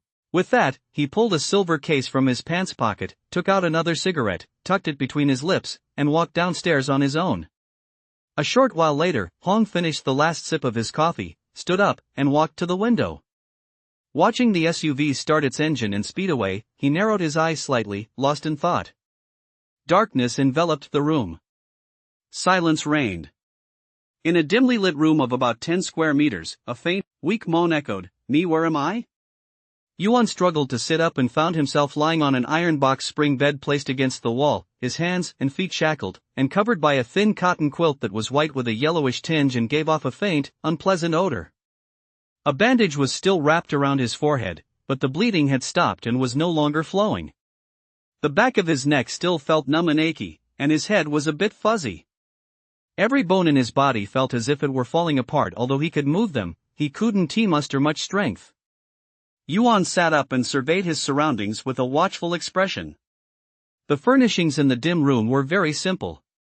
Aside from the spring mattress he was lying on, there was only a makeshift folding table, 2 small square plastic stools, and a pile of miscellaneous mechanical tools whose purpose was unclear. He forced himself to calm down, gently massaging the area between his eyebrows with 2 fingers as he recalled what had happened before he was tied up here. Morning exercises in the park, then followed by a car, ambushed on a side road, knocked unconscious by that burly man with the scar. There was no doubt about it, this was a meticulously planned kidnapping. His expression grew increasingly cold. "Yun, you'll really stop at nothing to keep me in check." In fact, with Yuan's judgment, even if the burly man with the scar hadn't mentioned the words dual champion, he could have easily guessed the kidnapper's background and their motive for abducting him. He came from the slums, his family was poor. It was impossible that the kidnappers were after money. Furthermore, he had always kept a low Before he could ask a question, the man walked straight to the folding table and set the tray down on it, perhaps because he used too much force. Some of the soup spilled out of the bowl. Is that so funny? With his stomach full, Yuan had regained about 30 to 40% of his strength, and his mind was much sharper. He pointed to another small square stool and smiled at the big man. "Sit down. Don't just stand there." When the one-eyed burly man saw that Yuan was inviting him to sit down, his single, bell-like eye widened instantly. He waved his hands frantically while shakily backing away, keeping a safe distance from the small square stool. Yuan furrowed his brow slightly and asked, "You don't want to sit?" The one-eyed burly man shook his head vigorously. Yuan asked again, "Did someone tell you not to sit down?" "Ah, woo." The one-eyed burly man nodded like a bobblehead. "It seems, this one-eyed burly man is of low status, most likely just a servant. It'll probably be difficult to pry any useful information out of him." Yuan pondered. "Don't say I didn't warn you. If I take too long to leave, he'll definitely fly into a rage. Then you'll get punished, no food for days, and that would be." After saying this, Yuan raised an eyebrow at the one-eyed burly man, looking exactly like a creepy old man in the park who lures little kids into doing bad things with rainbow lollipops. Wah! Under Yuan's goading, the one-eyed burly man stamped his feet in frustration, seemingly torn by some internal conflict. After struggling for quite a while, he finally took the bait, reaching into his pocket for a set of keys. He bent down to unlock the shackles on Yuan's legs. Just as he was about to insert the key into the lock, a sudden clatter of footsteps echoed from outside the dark room. Immediately afterward, a sinister laugh drifted in. The mighty dual champion, to save his own skin, he has actually resorted to tricking a mentally disabled child. How utterly shameless. Chapter 27, A Boxing Ring Bet? Ah woo, ah woo. The one-eyed man, hearing the sound from outside the dark room, was instantly terrified out of his wits. He yanked the key back and recoiled from Yuan's side, standing trembling in a corner. Clang! The iron door was flung open, and in an instant, more than a dozen people strode in. Yuan furrowed his brow and turned to look. The speaker appeared to be in his 50s, with a fair complexion and elegantly tailored clothes. On his left hand was a massive jade signet ring. Standing behind him was a short, thin man with a sleazy appearance, sporting a small mustache and eyes that suddenly flashed with a sharp gleam. Close behind them were a dozen or so burly men in black, each one powerfully built and radiating a menacing aura. The middle-aged man with the jade ring glanced at the one-eyed burly man cowering in the corner, furrowed his brow slightly, and said indifferently, "One-eyed How, come here." Upon hearing this, the one-eyed burly man began to tremble even more violently, shaking his head like a rattle, refusing to approach. The sleazy, short, and thin man could no longer stand it. Staring with his beady eyes, he snapped angrily, "One-eyed How, Hong is calling you. Are you fucking deaf? Or do you want to lose your other ear too?" Ah woo, ah woo. Upon hearing this, the burly one-eyed man immediately covered his ears and screamed, scrambling behind Hong and standing ramrod straight, though his body continued to shake uncontrollably, making him look like a huge wooden stake swaying back and forth in a gale. Seeing this, Yuan glanced at Hong's jade signet ring and smiled faintly. "So it's Hong." Hong seemed somewhat unaccustomed to the damp smell in the dark room and coughed lightly twice. He took 2 steps forward, sized Yuan up from head to toe, and asked coldly, "You're Yuan?" Feeling the overwhelming aura emanating from the other man, Yuan forced himself to remain calm. Keeping his eyes fixed on Hong, he said, enunciating each word clearly, "Since you managed to bring me here, you must have investigated me thoroughly. Why ask a question you already know the answer to, Hong?" "Good.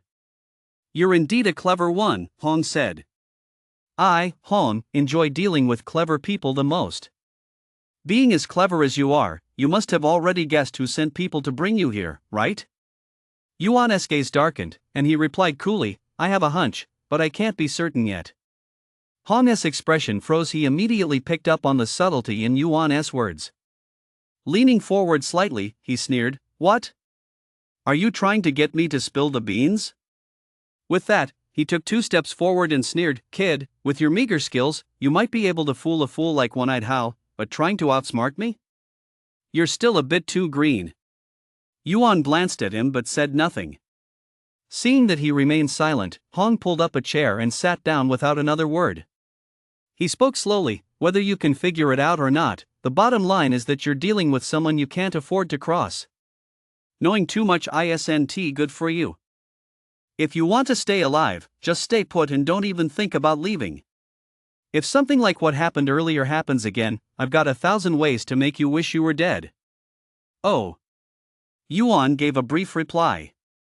Although he never personally experienced being kidnapped, he at least picked up some knowledge from crime reports. His current situation could be summed up in 8 words: they hold the knife and chopping block, I'm the fish on the cutting board. At a time like this, crying, making a scene, or threatening suicide would be pure suicide. It would serve absolutely no purpose. Now that they discovered he'd been trying to trick One-Eyed How, they would certainly step up their security. For now, his only option was to play along with these people, see what they were really up to, then gradually lull them into a false sense of security and look for an opportunity to escape. Hong narrowed his eyes into slits, stared at Yuan for a long moment, and said, "Now that you're here with me, forget about college. As long as you obey me and work for me, you'll still have a chance to make a name for yourself. Sigh. Yuan shook his head in resignation. The college entrance exam was all about getting ahead and making big money anyway. Since I can't escape from here, I might as well put in some effort for Hong and make a name for myself sooner rather than later. That way, I wouldn't have wasted my parents' efforts in raising me. Ha, you make it sound so sincere I almost believed you. Hong looked at Yuan with a meaningful gaze, sneering inwardly. He stood up from the plastic stool, pulled a small black box out of his pocket, and gently pressed a red button on the left side. A soft beep sounded, and a pale green beam of light shot out from the top of the box. In no time, it transformed into a massive, man-sized light screen in the darkroom. Hong walked up to the screen and tapped it casually a few times. In an instant, the screen flickered, and before long, an incredibly clear video feed appeared before everyone's eyes. Yuan stared intently. The video showed a 10-meter square boxing ring. The ring was completely surrounded by barbed wire. On the ring, two shirtless men were fighting. Below the ring were square-shaped boxes. On the sofas behind them sat countless men and women, waving wads of cash and screaming wildly at the two combatants on the ring. What is this? Yuan's pupils contracted slightly. Hong said from the side, "Keep watching." Yuan refocused his gaze on the two combatants in the video. Both were clad in armor, one wielding a sword, the other a spear, exchanging blows back and forth, their eyes bloodshot from the fray. Yuan quickly realized this was no mere contest, but a life-or-death struggle. With every move, they delivered lethal blows, intent on killing their opponent. The gamblers in the audience shouted loudly, and the battle on the stage grew increasingly fierce. 5 minutes later, the swordsman sidestepped, dodging the spearman's full-force thrust, and with a backhand slash, severed his opponent's arm at the shoulder. Crimson blood immediately spurted from the spearman's arm. He let out an agonized scream and collapsed to the ground. Having landed a successful blow, the swordsman's eyes burned with even greater fervor. He raised his spirit-powered longsword high and charged at the defeated spearman, raining blow after blow upon him. The spearman had been dead for some time and lay completely still, yet the swordsman continued to hack away at him until two men in black rushed from the sidelines to subdue him. Only then did he finally stop. After the swordsman's victory, the gamblers below went wild, hurling colorful bills at him. He wriggled free from the men in black's grip and pounced on the money like a hungry tiger on its prey. With a whoosh, the video cut off abruptly. The usual silence returned to the dark room. After watching the video, Yuan felt a bit unsettled. Damn it, what the hell was Hong trying to do by showing me this video? Hong spoke up from the side. Yuan, what do you think after watching that? Think my ass.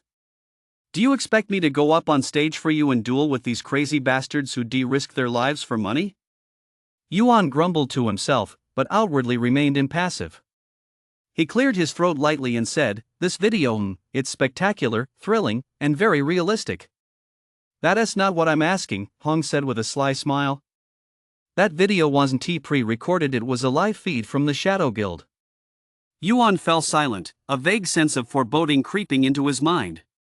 Hong glanced at him and said, "At this point, I might as well tell you, the place you're in is called Blackwood Town." Blackwood Town? Yuan's face went pale. Having grown up in the slums and later developed a passion for theory division, Yuan was well read and had naturally heard of Blackwood Town. This lawless town, situated in a wild and desolate region, was known as a lawless zone and a paradise for criminals, famous far and wide. Many notorious underground factions were based there, and the place was rife with filthy, bloody criminal deals. Here, gang wars were a common occurrence. A death or two was as routine as eating a meal. "Yun brought me here, he clearly doesn't want me to make it back alive. Damn it, you're ruthless." Yuan tried his best to remain calm on the surface, but in his heart, he'd already cursed Yun's ancestors 100 times over. "It's just for the top spot on the college entrance exam. Is it really worth wiping me out completely?" Noticing the change in Yuan's expression, Hong couldn't help but let a hint of mockery flicker across his face as he sneered. "The reason I'm telling you the truth is to make you understand that even if you escape this darkroom, you won't be able to leave Blackwood Town. Without my men to guide you, you'll end up as a corpse by the roadside in just a few hours. If you don't want to die here without knowing why, do as I say." Yuan's face darkened, and he remained silent. Hong played the video from earlier and said, I, Hong, have been in the underworld for all these years. Today, I have at least 800, if not 1,000, men under my command. Everyone in the underworld knows that I follow the 3 Dan Ts when it comes to my men. After speaking, he held up 3 fingers and enunciated each word clearly. First, I don't keep idlers. Second, I don't keep useless people. Third, I don't keep traitors. I hear you practice legacy arts, and on your way here, you injured more than a dozen of my men. According to the rules of the Xuanha gang, I should cripple your hands and feet and toss you into Blackwood Mountain to be devoured by monsters. How about this? Hong said, narrowing his eyes slightly as he saw Yuan still remain silent. If you're willing to step into the ring on my behalf for a bet fight, and you win, not only will I let the matter of you injuring my men slide, but I'll also give you 20% of the bounty. If you're not willing, that is fine too. I'll have my men chop off your hands and feet right now and toss you into the wilderness. I, Hong, always keep my word. Think it over carefully. So I have no choice, then? Yuan glanced at Hong, his expression grim. If that video from earlier was real, then agreeing to step into the ring wouldn't be a fight, it would be a death match. One false move, and he might end up just like the spear wielder in the video, his blood splattered across the ring. Hong, a shrewd and calculating man, showed no sign of haste. He said leisurely, no problem. I'll give you a day to think it over. Once you've made up your mind, have someone let me know. With that, he turned and walked away with his men. When they reached the doorway, he paused, turned back, and said, one more warning, don't even think about running away. If I catch you again, you won't be so lucky next time. Chapter 28, New Skill Unlocked, the Dog Beating Staff Technique. Let us go. Hong let out a sinister chuckle and led his men out of the secret chamber. The steel door slammed shut with a bang, leaving Yuan alone in the chamber. Haimu Town, the Xuanha gang. Yuan's gaze grew somber as he muttered, this Hong guy is really cunning. Escaping from him won't be easy. He turned and walked back to the trampoline bed, sat cross-legged on it, and closed his eyes in deep thought. Given the current situation, I'll just have to agree to step into the ring for Hong's betting matches for now. If I can win, I'll fight. If I can't, I'll concede immediately as long as I don't end up at a disadvantage. On second thought, he added, those 2 guys in the video don't seem much stronger than me. If I'm lucky enough to win a few matches, I might just gain a little of Hong's trust. Then, when the time comes to escape, my chances will be much better. With that in mind, Yuan began to devise a strategy for the underground boxing matches. After spending the past period training day and night without rest, his combat skills had improved significantly. The Arhat Fist and Mighty Vajra Palm combined offense and defense, while the 8 Extreme Skill and Spring Fist skill blended hard and soft techniques dealing with real-world combat during the college entrance exams was now a breeze. But the current situation was somewhat unique. An underground boxing ring was no ordinary exam hall in a life-or-death struggle. A single misstep could easily result in a bloody death on the spot. Yuan had no intention of using his own flesh and blood to go head-to-head against his opponent's psychic weapons. It seems it's time to master a weapon, Yuan mused, his gaze distant. Every weapon has its strengths and weaknesses. Right now, I must choose one that can handle underground fights and is also suitable for me to practice. Swords, spears, and halberds may be powerful, but they carry too much killing intent.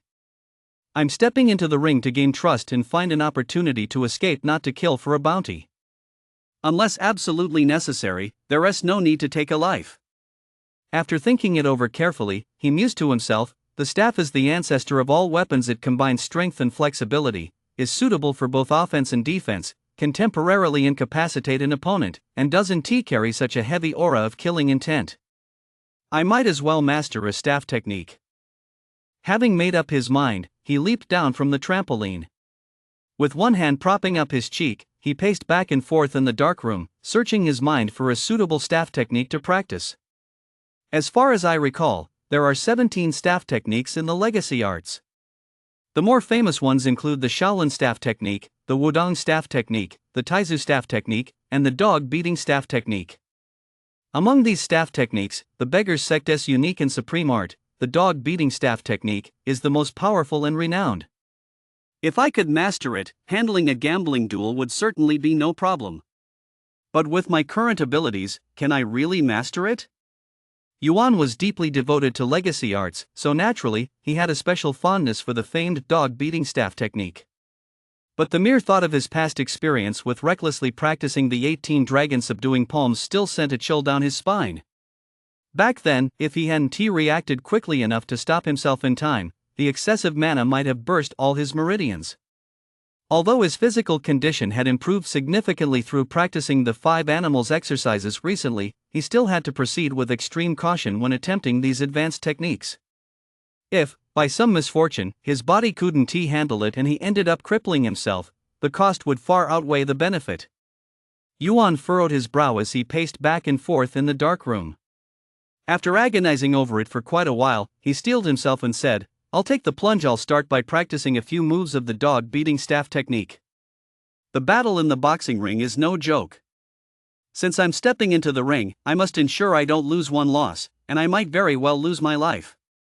The dog beating staff technique has a total of 36 forms. I might as well try practicing a few first. If I really can't master them, it's not too late to switch to other staff techniques. With that in mind, Yuan wasted no more time. He glanced around but saw no staff suitable for practice, so he walked over to the corner of the darkroom, grabbed a filthy broom, snapped the broomstick off with a crack, and gripped it in his hand. It fit perfectly. With a whoosh, Yuan pointed the broomstick forward and began silently reciting the core mantras of the dog beating staff technique. Before long, the mana surrounding the dark room suddenly experienced an incredibly intense disturbance. A colossal surge of mana coalesced in midair and flooded into his entire body like a raging tide. This mana was extremely violent. Once it entered his body, it immediately began rampaging like a wild horse that had broken free from its reins. For a moment, Yuan felt a throbbing pain throughout his entire body, and beads of sweat the size of soybeans streamed down from the corners of his forehead. "Hold on." Yuan clenched his teeth, gripped the wooden staff tightly in his hand, and mustered every ounce of strength to withstand the wave after wave of mana surging through him. He didn't know how long it had been, but he gradually felt the mana fluctuations within him begin to subside. The raging storm finally subsided, then transformed into an endless stream of power, surging into every fiber of his being. Did it work? Seeing that his body had withstood the mana's onslaught, Yuan was overjoyed. Without a moment's hesitation, he executed the move "Strike the Dog's Head," swinging the broomstick forward with all his might. Wherever the staff passed, it cut through the air with a sharp whistling sound. Each strike packed astonishing power. The dog beating staff technique really packs a punch. The power of this single strike is even greater than that of the Arhat fist and the mighty Vajra palm combined. If Yun were to take this hit, wouldn't his head explode? As he spoke, he twisted his body, shifting his footwork. His wrist holding the staff suddenly snapped, and a move called Staff Strikes the Twin Dogs swept out horizontally, its power surpassing that of Staff Strikes the Dog's Head by a full third. A whistling sound pierced the air, followed by a bang. A plastic square stool had been smashed to pieces by the strike. Yuan's gaze hardened. He spun around and struck with his staff, executing another move called Counter Strike to the dog's hindquarters. A gust of staff wind swept past, sending the plastic shards scattered across the room. After delivering these 3 strikes, Yuan paused briefly to rest, refraining from continuing his attack. He leaned the broomstick against the wall, sat back down on the spring bed, and practiced breathing exercises, carefully sensing the changes in his body. After just a moment, he opened his eyes and sighed, just as I expected. Although the dog beating staff technique is formidable, it takes too much of a toll on the body in mana. I've only performed 3 sequences of the staff form, and I'm already feeling exhausted. My internal mana has been depleted by about 1/5. Fortunately, these 3 staff techniques are incredibly powerful. Once I've mastered them, they should be enough to handle the boxing ring. Yuan's gaze hardened. Next, I need to make the most of my time to perfect these 3 moves, win a few matches in the ring to gain Hong's trust, and then, once he lets his guard down, find an opportunity to escape Blackwood Town. Before long, a whole day had passed. Yuan practiced in intervals, taking breaks in between, and finally mastered the 3 moves of the dog beating staff technique. Because he had continuously channeled massive amounts of mana while practicing the dog-beating staff technique, his physique had been further strengthened without him even realizing it, and his ability to channel and store mana had also improved significantly. At the same time, Yuan Hanti neglected the 5 animals exercise or the mystic chi scripture. He firmly believed that as long as he exhausted every possible means and gave it his all, he would surely be able to escape Blackwood Town before the college entrance exams. As long as there's even a sliver of hope, I can't give up easily. Throughout the day, One-Eyed Hero came in several times to bring him meals, but he deliberately kept his distance from Yuan, not daring to so much as glance at him, let alone speak to him about it. No matter how Yuan called out to him, he remained completely silent, clearly under strict orders from Hong. As evening fell, Yuan had just finished his dinner. Bored out of his mind, he was just about to come up with a way to coax One-Eyed Hero into speaking when he heard the steel door of the dark chamber swing open with a click. Amid the commotion, a group of burly men in black strode in through the door. Leading them was the same short, thin man Yuan had seen before, standing behind Hong. As soon as the One-Eyed Hero saw them arrive, he hurriedly picked up his tray and retreated behind the group. The short, thin man spat on the ground, his face full of contempt. He then turned to Yuan and said coldly, "The day is up. Hong sent me to ask you, have you finally made up your mind about stepping into the ring?" Yuan stood up from his stool, glanced at him, and said indifferently, "I've pretty much made up my mind, but the terms need to be revised." Upon hearing that Yuan had agreed to step into the ring, the short, thin man's face lit up with joy, but when he heard the rest, he immediately furrowed his brow. "Change the terms?" "That's right." Yuan walked up to him and said slowly, "A boxing match is a life or death affair. It's me who's risking my life, not Hong. Once the bounty is paid out, Hong takes 80% for himself and gives me only 20%. Isn't that a bit unfair? You think 2% is too little?" The short, thin man gave a cold laugh. "Do you still think you're the high and mighty dual champion? Let me tell you, this is Blackwood Town, not Linjiang City. Hong is doing you a favor by giving you a chance to atone for your sins. Don't be so damn ungrateful, don't bite the hand that feeds you." "Alright, so there's nothing to discuss then?" Yuan shrugged, feigning resignation. "Then please tell Hong I'm not participating in the bet. If he wants to chop off my hands and feet, let him come at me." After saying that, he turned slightly to the side, watching the short, thin man's reaction out of the corner of his eye. He prepared that line of talk in advance. His goal was to test Hong's reaction, while also leading him to believe that he was genuinely willing to participate in the fight, thereby lowering his guard. On the other hand, he had a lingering doubt. He was merely a hostage that Jun had sent to Blackwood Town. It would be all too easy for Hong to kill him. So why did he insist on having him step into the ring to fight on his behalf? His intuition told him it couldn't possibly be for that meager bounty. Hong's demand that he fight must conceal some hidden secret. However, he had no way of knowing what that secret was just yet. Only by following the path Hong had laid out for him would he have a chance to uncover clues and gradually unravel the mystery. Seeing Yuan adopt an "I've got nothing to lose" attitude, the short, skinny man wanted to call someone over to teach him a lesson, but hesitated. Behind him, One-Eyed Hero watched as Yuan actually volunteered to have his hands and feet chopped off. For some reason, he grew so flustered that his face turned bright red, and he began stomping his feet on the spot. Yuan saw this and chuckled to himself. Just as he suspected, it seemed Hong had indeed ordered these men not to harm him. Otherwise, based on the few words he'd just spoken, he would have long since been dragged out and torn to pieces by these ruthless thugs. He turned around, just as he was about to continue speaking, when he suddenly heard a soft beep from the dark room. Hong's holographic image of the Shadow Guild appeared before him like a ghost. It cast a mocking glance his way and said with a piercing gaze, "Think the bounty is too low, huh? Fine, I'll give you 30%. But remember, if you dare lose a single match, I'll have you chopped up and fed to the monsters. Got it?" Chapter 29, A Million Holes. Staring at the holographic image of the Shadow Guild that had suddenly appeared before him, Yuan couldn't help but be startled. Holy crap, this darkroom looks like a dump, but it's fucking full of high-tech equipment. Since Hong could monitor his conversation with the short, skinny man in real time, he must also be spying on him while he eats, sleeps, and trains. Come to think of it, didn't Ti-Hong see every single move he practiced all day in the dog-beating staff technique? Yuan turned around, looked at Hong's holographic Shadow Guild image, and sneered, Hong, you really are everywhere and know everything, aren't you? Naturally, Hong said calmly, showing no shame in his eavesdropping. This is my territory. I've planted invisible cameras everywhere. As long as I'm willing, the Shadow Guild avatar can appear anywhere in this area at any time. By now, you should know that once you're here, you have no other option but to cooperate with me. Fine, you win. I give up. Yuan's eyes flashed briefly, but he remained impassive as he said, let me ask one more thing, why did you agree so readily to increase my bounty? Well, Hong gave a mysterious smile and replied slowly, I think you're worth it.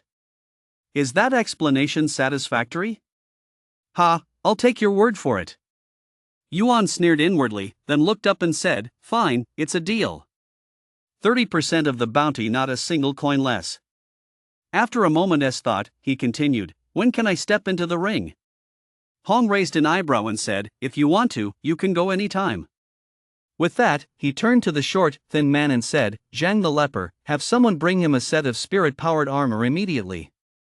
At 10 p.m., bring him to fighting arena number 16 to see me.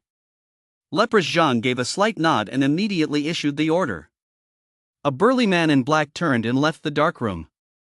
Before long, he walked back and carrying a pitch-black iron box and set it down in front of Yuan. Is this the spirit-powered armor?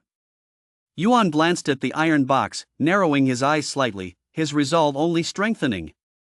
For some reason, Hong didn't want him to die, at least, not this soon. He bent down and lifted the iron box. It was quite heavy. Hong said, this set of psychic armor is forged from a rare alloy. It's rated level 1, 6-star, pretty top tier among level 1 defensive psychic gear. Yuan set the metal box down, clapped his hands together, and laughed, thanks, Hong, for taking such good care of a hostage like me. I'll definitely do as you wish and try my best not to die in the ring. Hong's expression remained impassive, seemingly unconcerned by Yuan's words. I hope you can maintain that same relaxed attitude when you step into the ring tonight. See you tonight. With that, the holographic Shadow Guild flickered, and Hong's figure vanished from the darkroom. Damn it, he's like a ghost. If he showed up at my bedside in the middle of the night, he'd scare the hell out of me, Yuan muttered under his breath. Just then, scaly head Zhang turned to One-Eyed Hao with a haughty expression and said, from now on, you'll be in charge of this kid's food and daily care. Hong gave orders, you're not allowed to say a single word to him, and you're definitely not allowed to take him out without approval. If he runs away, I'll chop your head off. Oh wah. One-Eyed Hao trembled violently with fear and nodded repeatedly. And you, Leprous Zhang turned to Yuan and said, I'll be back at 9:30 tonight. When you get to the gambling den, give it your all, don't disgrace our Xuanha gang. Otherwise, when you come back, I'll make you pay dearly. With that, he left, taking One-Eyed Hao and a group of burly men in black with him. In the darkroom, Yuan was left alone once more. He turned his head to look at the pitch-black steel door, his gaze gradually darkening. If you think I'll ever come back after walking out that door, you must be out of your mind. Night gradually fell. Haimo Town, which had been lifeless during the day, became incredibly lively as soon as night fell. Countless monsters and demons who lay low by day and roamed by night left their dwellings, took to the streets, and flocked to casinos, brothels, underground boxing rings, and every other den of iniquity where they could vent their primal desires. In a dark room somewhere in Blackwood Town, Yuan removed the bandage from his head, donned his psychic armor, and waited quietly for leprous-headed Zhang and his men to arrive. Around 9:30, leper-headed Zhang, accompanied by a group of burly men in black, opened the iron gate and entered the darkroom. With a wave of his hand, two of the men in black stepped forward without a word, pulling a black hood tightly over Yuan's head. Only after confirming there were no loopholes did they drag him out through the iron gate. Yuan was escorted by the two men in black, one on each side, his feet barely touching the ground. Although it was pitch black before his eyes and he couldn't see a thing, he could still gauge the general layout of his surroundings thanks to his keen sense of hearing. After leaving the dark room, we turned right onto a long corridor. At the end of the corridor was a staircase with 36 steps leading down 3 floors. That means the dark room I was in must have been on the 3rd floor. After descending the stairs, the voices of these people suddenly echoed. We likely entered a spacious, enclosed area, perhaps a hall or something similar. There's an iron gate outside the hall, and another door beyond that. I hear the distinct clanging of steel and chains. It must be the steel fence outside the building. Yuan firmly committed the information he gathered so far to memory and followed the group forward. After passing through the steel fence, they got into a car. There are 4 people in the car. Besides me and the driver, there were the 2 burly men in black who had driven me away from the dark room. Unfortunately, the people in the car chatted the whole way. Their conversation revolved around women or gambling, so he couldn't glean much useful information. The car drove for 5 or 6 minutes before stopping. Judging by the speed, the building where the dark room was located and our destination are only 2 or 3 kilometers apart, not very far. The 2 burly men in black escorted him out of the car and led him forward. The surroundings were extremely noisy, with countless men and women all around, speaking in various accents and regional dialects, their voices laced with profanity and each one louder than the last. With the 2 men in black holding him at gunpoint, Yuan pushed his way through the crowd, climbed the steps, and entered a boisterous room. He soon felt 2 rough hands groping up and down his body, as if searching for something, but they stopped after only a moment. After walking forward for a few more minutes, the 3 of them came to a halt. With a whoosh, the black hood covering his head was yanked off. Blinded by the glare of the lights, Yuan instinctively closed his eyes. After a moment, he opened them slightly and looked ahead. The scene before him was almost identical to what he had seen in the video 2 days earlier. A square, elevated platform stood in the center of the arena, surrounded by barbed wire fencing. On the stage, 2 people were engaged in a bloody battle, only now, one wielded a long spear while the other held a shield in his left hand and a sword in his right. Countless square boxes were scattered around the stage. Every seat was filled to capacity. Spectators raised their arms and cheered wildly, with shouts of encouragement rising and falling in waves, and colorful banknotes scattered everywhere. Yuan spotted Hong immediately, seated in the largest box. He was still dressed like a gentleman, well dressed, with his hair neatly styled, fiddling with the jade ring on his left thumb while watching the 2 men battle it out with great interest. In less than 5 minutes, the gunman on the left fired a shot that knocked the shield bearer's shield out of his hands. Another shot followed, piercing a gaping hole right through the opponent's chest. Witnessing this, the spectators below the ring went wild, grabbing the bills from the tables and flinging them onto the ring, creating what looked like a rain of cash all around it.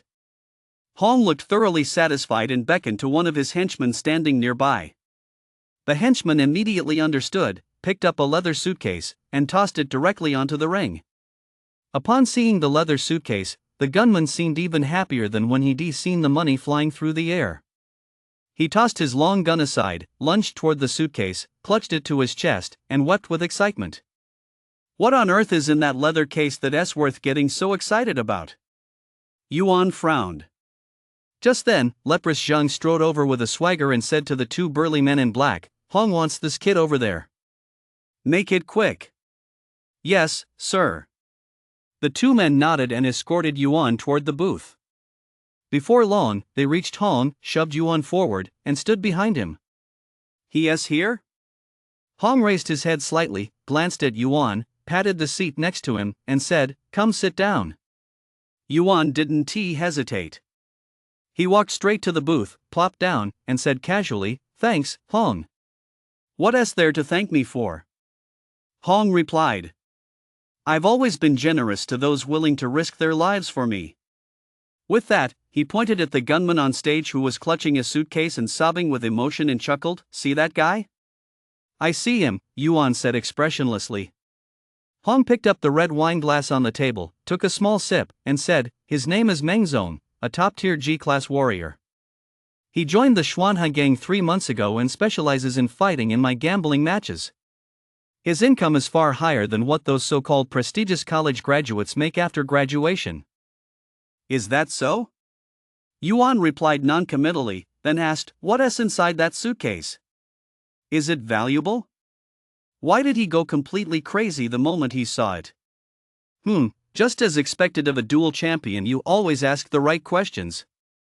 Hong let out a sinister chuckle and said, "In this world, there are many things more tempting than money, like power, status, women and drugs."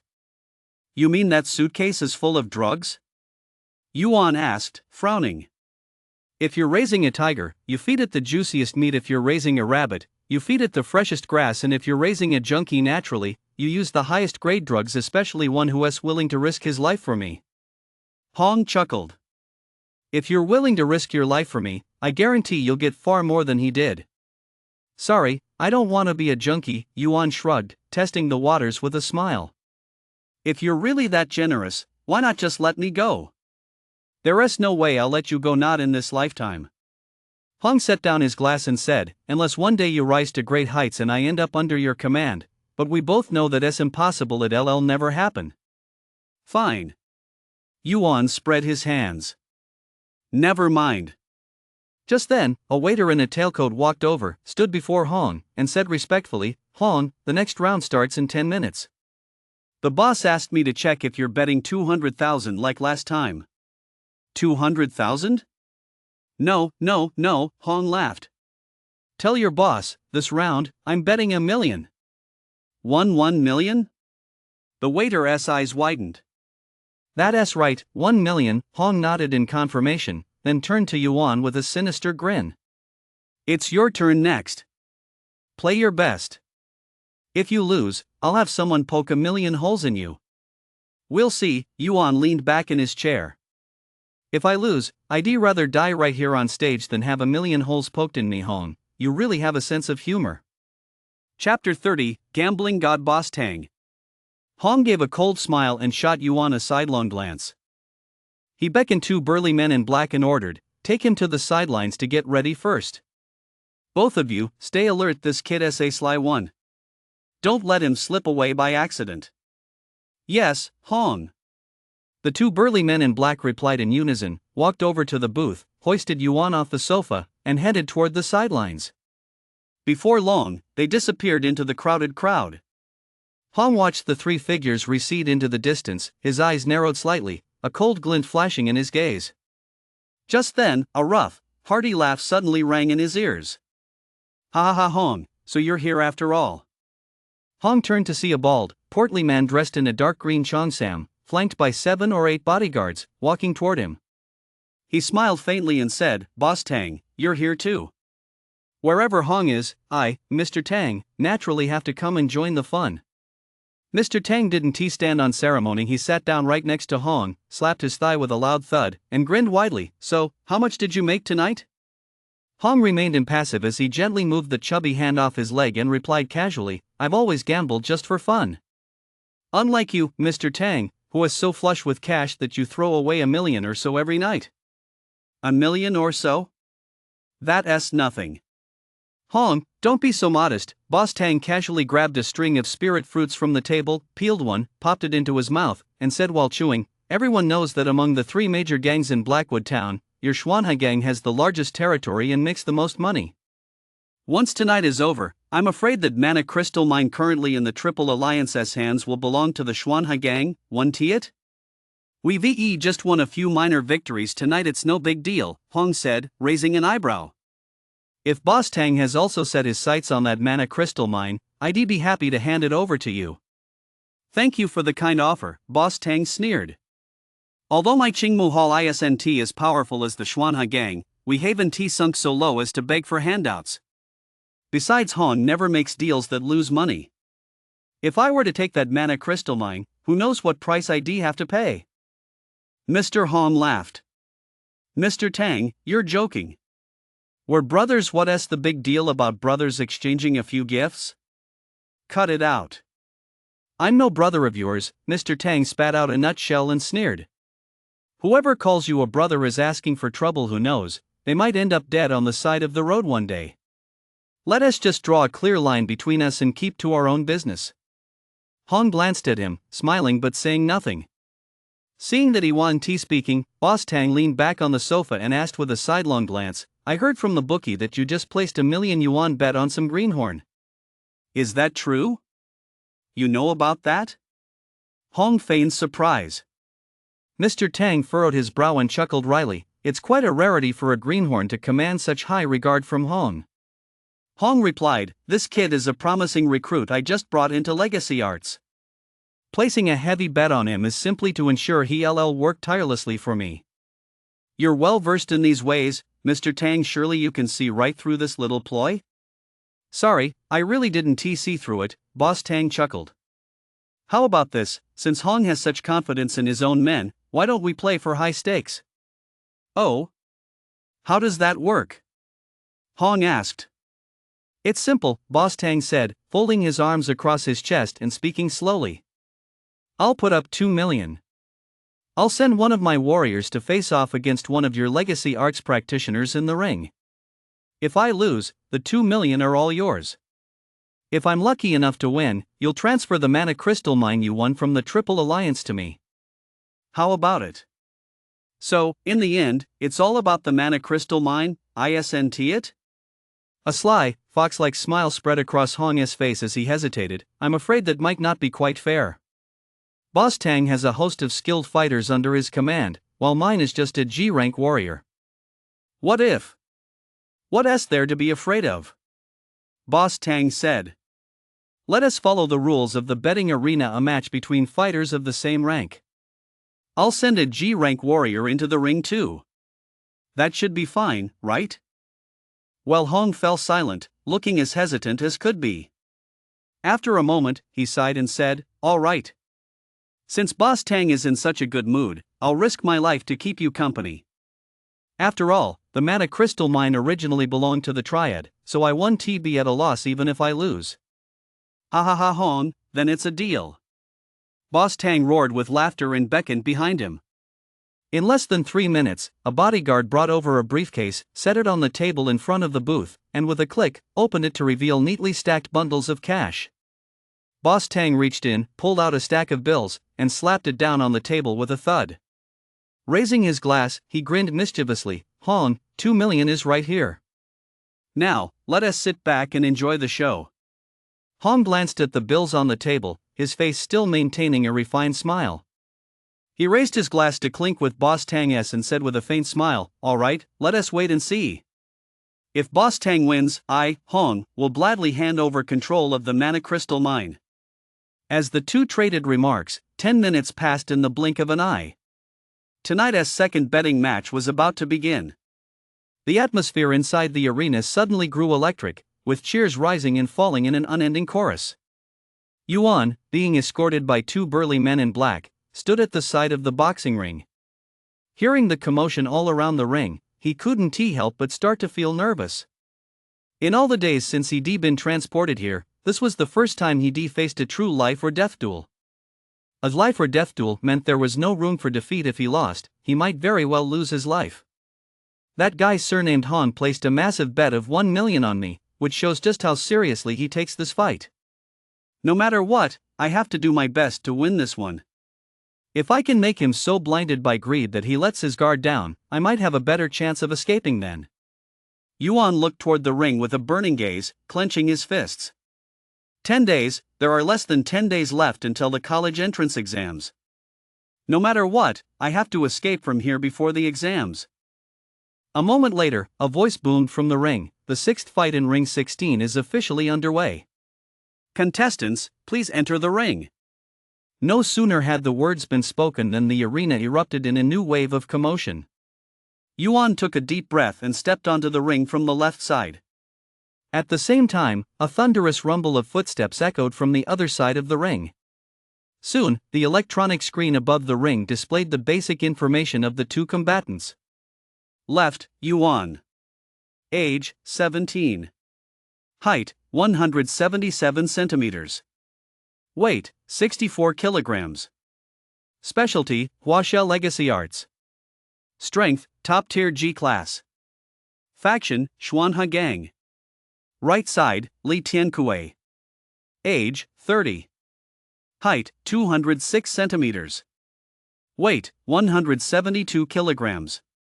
Specialties, new martial arts, free fighting, hammer techniques. Strength, top tier G class. Faction, Xingmu Hall. Damn, how did these guys get my personal info? Yuan was a bit speechless. And the stats for the guy across from me are way too exaggerated. 2.06 meters, over 300 gene? Is he some kind of human dinosaur? Just then, the footsteps on the opposite side of the ring came to an abrupt halt. Before long, a bald, burly man with a physique as imposing as an iron tower walked up from the other side.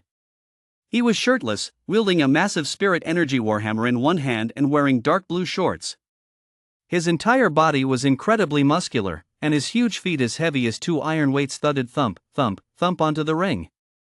The moment he appeared, the spectators below the ring went wild. Their eyes gleamed with fervor as they waved wads of cash and shouted themselves hoarse. Go, Li Tiankui!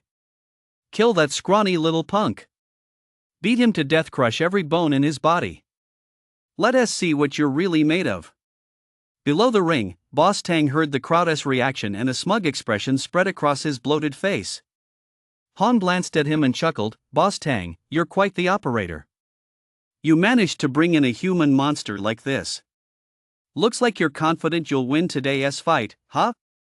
Not at all, Boss Tang laughed heartily, waving his hands repeatedly.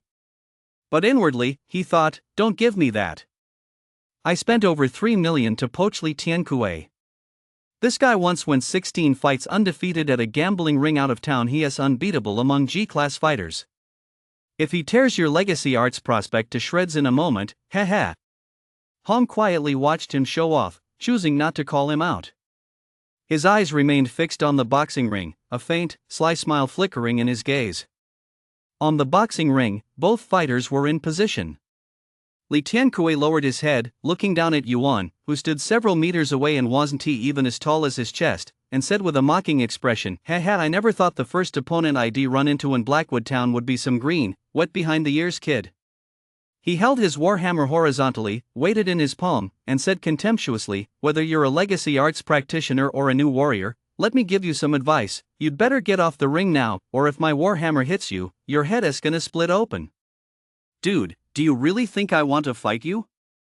Yuan shrugged, saying helplessly, if it weren't for making a living, who'd want to come up here to bleed and risk their life?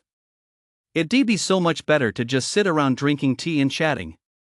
Ha ha ha, cut the crap. Li Tiankui burst into wild laughter, pointed his warhammer at Yuan, and snarled, I don't have time for your nonsense. Now that you're in the ring, it's either you die or I die today. Draw your weapon and die. Yuan spread his hands. I don't have a weapon. Li Tiankui? I really don't have a weapon, Yuan said honestly. From the secret room to the fighting ring, he'd been forced to wear a hood the whole way. He'd only taken it off a few minutes ago when Mr. Hong rushed him onto the ring in such a hurry. Where was he supposed to find a weapon? Just then, a black-clad underling from the Xuanhai gang hurried onto the boxing ring, handed Yuan an exquisitely crafted metal box that looked incredibly high-end at first glance, whispered a few words in his ear, and turned to leave the ring. Yuan furrowed his brow slightly. He opened the box and immediately felt 3 black lines appear on his forehead. Inside the metal box lay a broomstick about 1 meter long, jet black and filthy. The corner of his eye twitched slightly. Heh, this is interesting. Chapter 31, The Kite Tactics. Heh, this is interesting. Yuan grabbed the broomstick.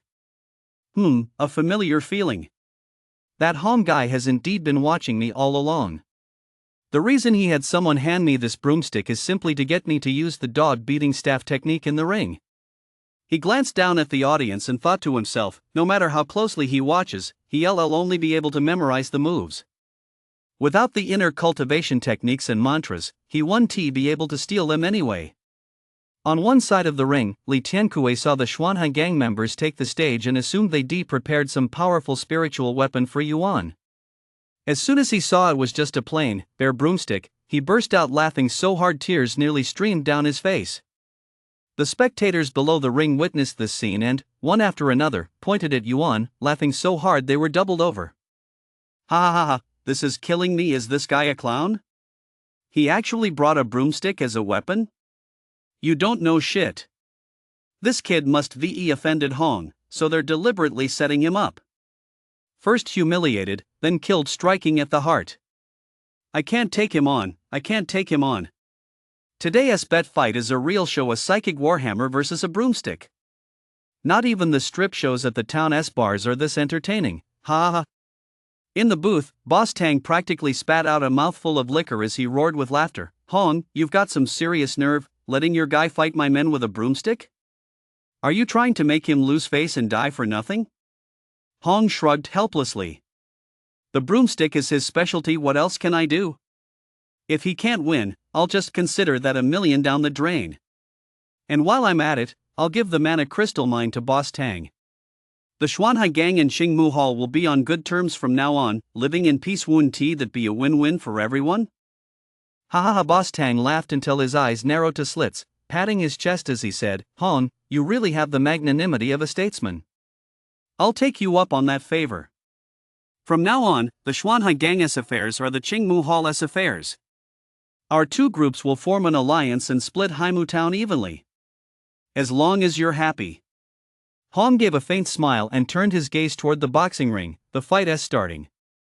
Let us watch the show. In the ring, Li Tiankui let out a maniacal laugh. It was finally time to fight. He swung his spirit-powered warhammer upward, hoisting it onto his shoulder. Every muscle in his body tensed instantly, and the veins on his skin bulged as if they might burst at any moment.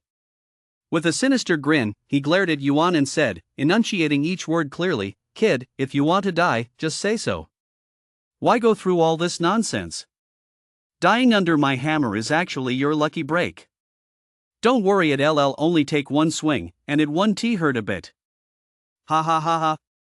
With that, without waiting for Yuan to reply, he pushed off the platform with both feet, let out a roar, and charged toward his opponent like a colossal steel monster. At the same time, he raised both arms high, swung the spirit-powered warhammer in his hands, and brought it crashing down vertically toward Yuan's head. Wahahaha, die. So fast. Feeling the intense killing intent emanating from the massive hammer, Yuan's expression changed. He planted one foot on the ground and leaped backward swiftly, barely dodging his opponent's earth-shattering blow, landing on an open patch of ground 3 meters away. There was a loud boom. Li Tiankui's warhammer slammed heavily onto the special ally boxing ring. Trying to run? Li Tiankui's strike had missed, and his two bell-like eyes suddenly widened in fury. The killing intent radiating from him intensified instantly. He planted his feet firmly and propelled himself toward Yuan once more, sweeping his warhammer horizontally with a whoosh. Damn it, again? Yuan realized he was in trouble. He clearly hadn't expected Li Tiankui's reaction time to be so fast. In the heat of the moment, it was too late to dodge. With a soft clang, the hammer struck the upper left side of his back. His spirit-powered armor burst into a blue glow and caved inward with 2 clicks. Although it blocked the fatal blow, it couldn't absorb the full force of the hammer strike. In an instant, Yuan felt his entire body shake violently. He let out a holy shit as he fell forward, a sharp pain in his chest making him nearly cough up a mouthful of blood. The spectators in the box seats saw Yuan fall to the ground, injured, and rose from their seats one after another, cheering loudly from the sidelines. Ha ha ha, you greenhorn who hasn't even grown a full set of hair yet, go die. I've seen some losers, but never one this pathetic. He went down in less than 3 hammers. Damn it, he is not going to stay down, is he? I haven't had my fill yet. Mr. Tang leaned back smugly, stealing glances at Hong. Seeing the latter's furrowed brow and grim expression, he felt even more triumphant. Ha ha, Mr. Hong, let us see how much longer your man can hold out. Ha ha ha.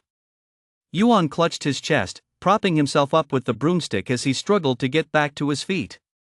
I was too careless. A life or death duel isn't a practical sparring match. The slightest misstep could cost you your life right here. Li Tiankui's strength is astonishing. Going head-to-head with him would likely be a one-way ticket to death. If I want to win, I'll have to come up with another plan.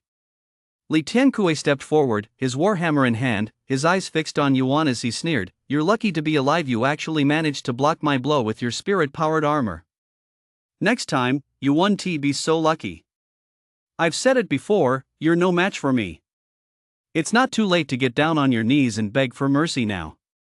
Once I unleash my full power, not even 10 sets of psychic armor will save you. Beg for mercy on my knees, that's not a bad idea, Yuan said with a cold smile. But the one who'll be on his knees will be you. Oh ho! Still talking big when death is upon you? Li Tiankui, furious to the point of laughter, swung his warhammer forward. Today I'm going to smash that filthy mouth of yours to pieces. Let us see how you keep spouting your wild boasts then. With that, he swung the warhammer and slammed it toward Yuan. Having learned his lesson from before, Yuan didn't dare take it lightly. Without a moment's hesitation, he pushed his footwork to the limit and fled forward, dragging his broomstick behind him. With a thud, Li Tiankui's hammer swung through empty air. Furious, he swung his hammer again to catch up, but Yuan dodged awkwardly once more, retreating several meters away. And so it went, one frantically chasing, the other frantically dodging. The spectators below watched with bated breath, shouting curses at the top of their lungs. Yuan, you fucking coward! Fight him!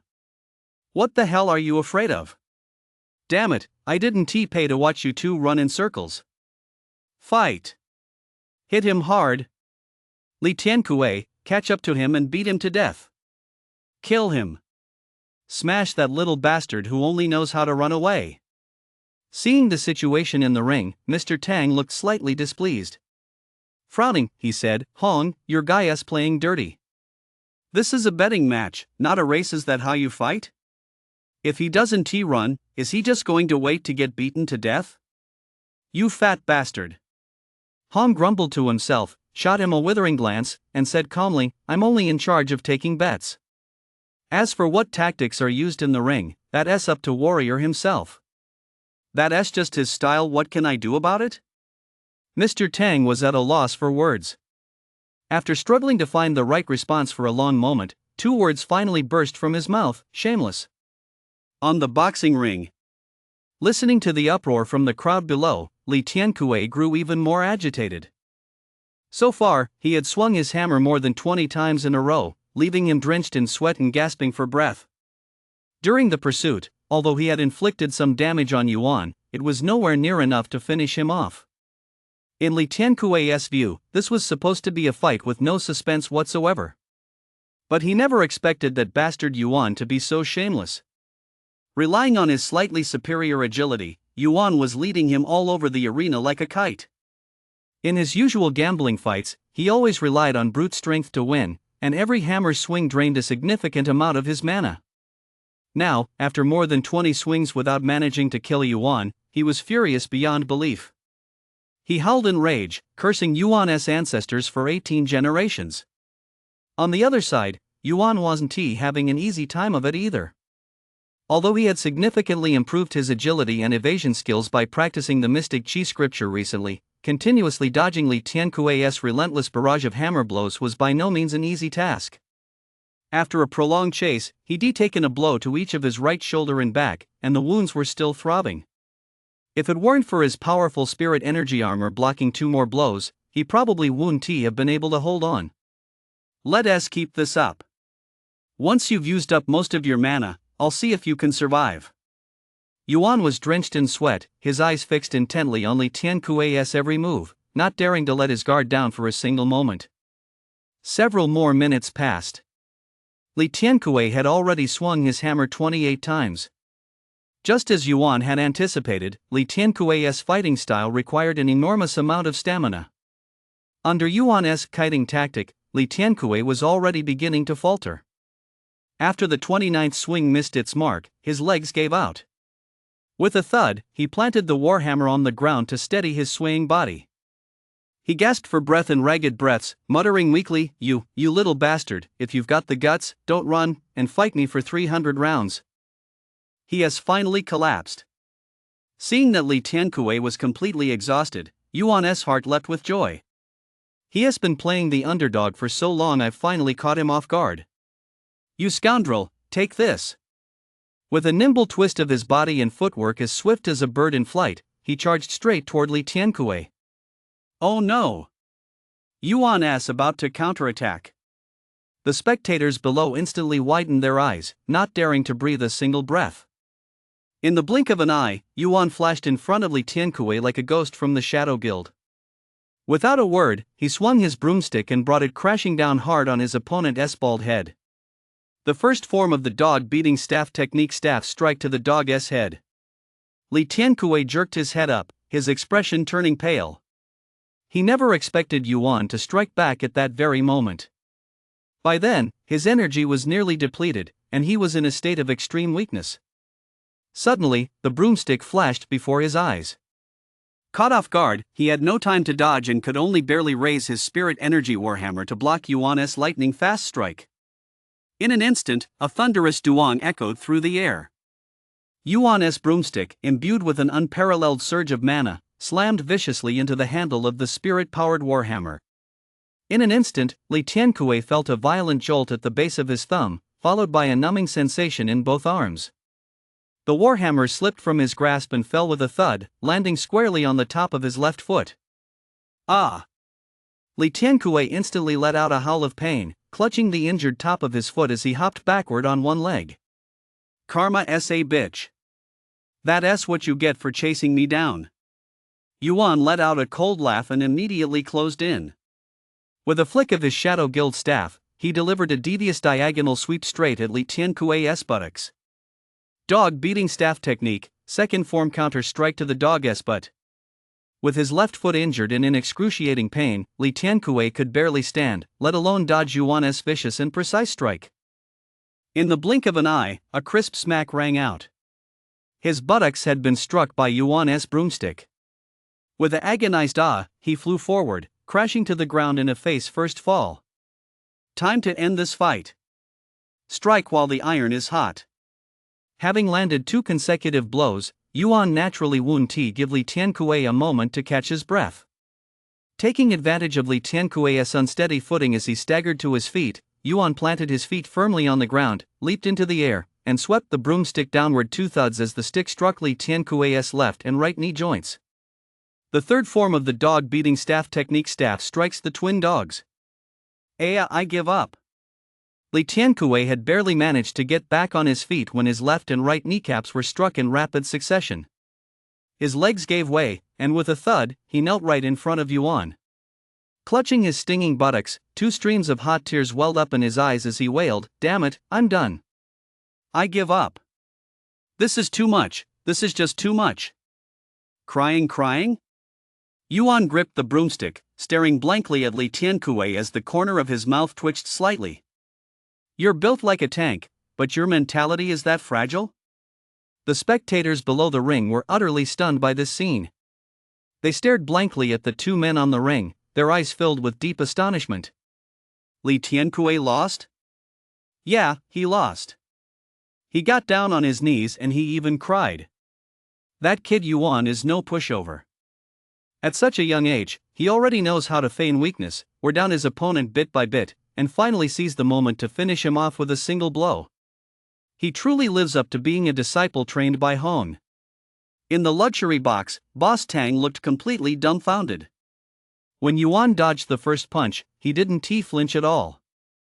When Yuan dodged the 10th blow, he remained completely unfazed. When Yuan dodged the 20th blow, he only began to feel a tiny bit of panic.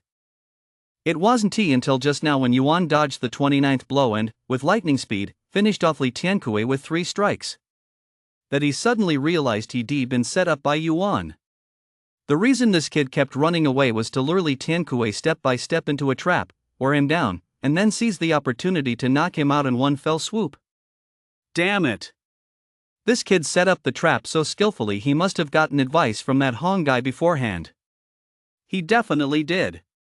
Boss Tang looked utterly indignant as he glared fiercely at Hong. But Hong appeared completely unperturbed. He picked up the briefcase in front of him, grabbed a stack of bills, and smiled sinisterly. "Boss Tang, thanks for the 2 million. Sending someone all the way here just to deliver the money to me, that's truly touching." Chapter 32, The Escape Plan. Fuck you. Upon hearing Hong's words, Boss Tang's face instantly turned ashen with rage. It took him quite a while to suppress his anger. He glared viciously at Hong and said, enunciating each word clearly, "Mr. Hong, I, Tang Santong, admit defeat in today's gambling showdown. But don't celebrate too soon, we'll have plenty of time to settle this in the future."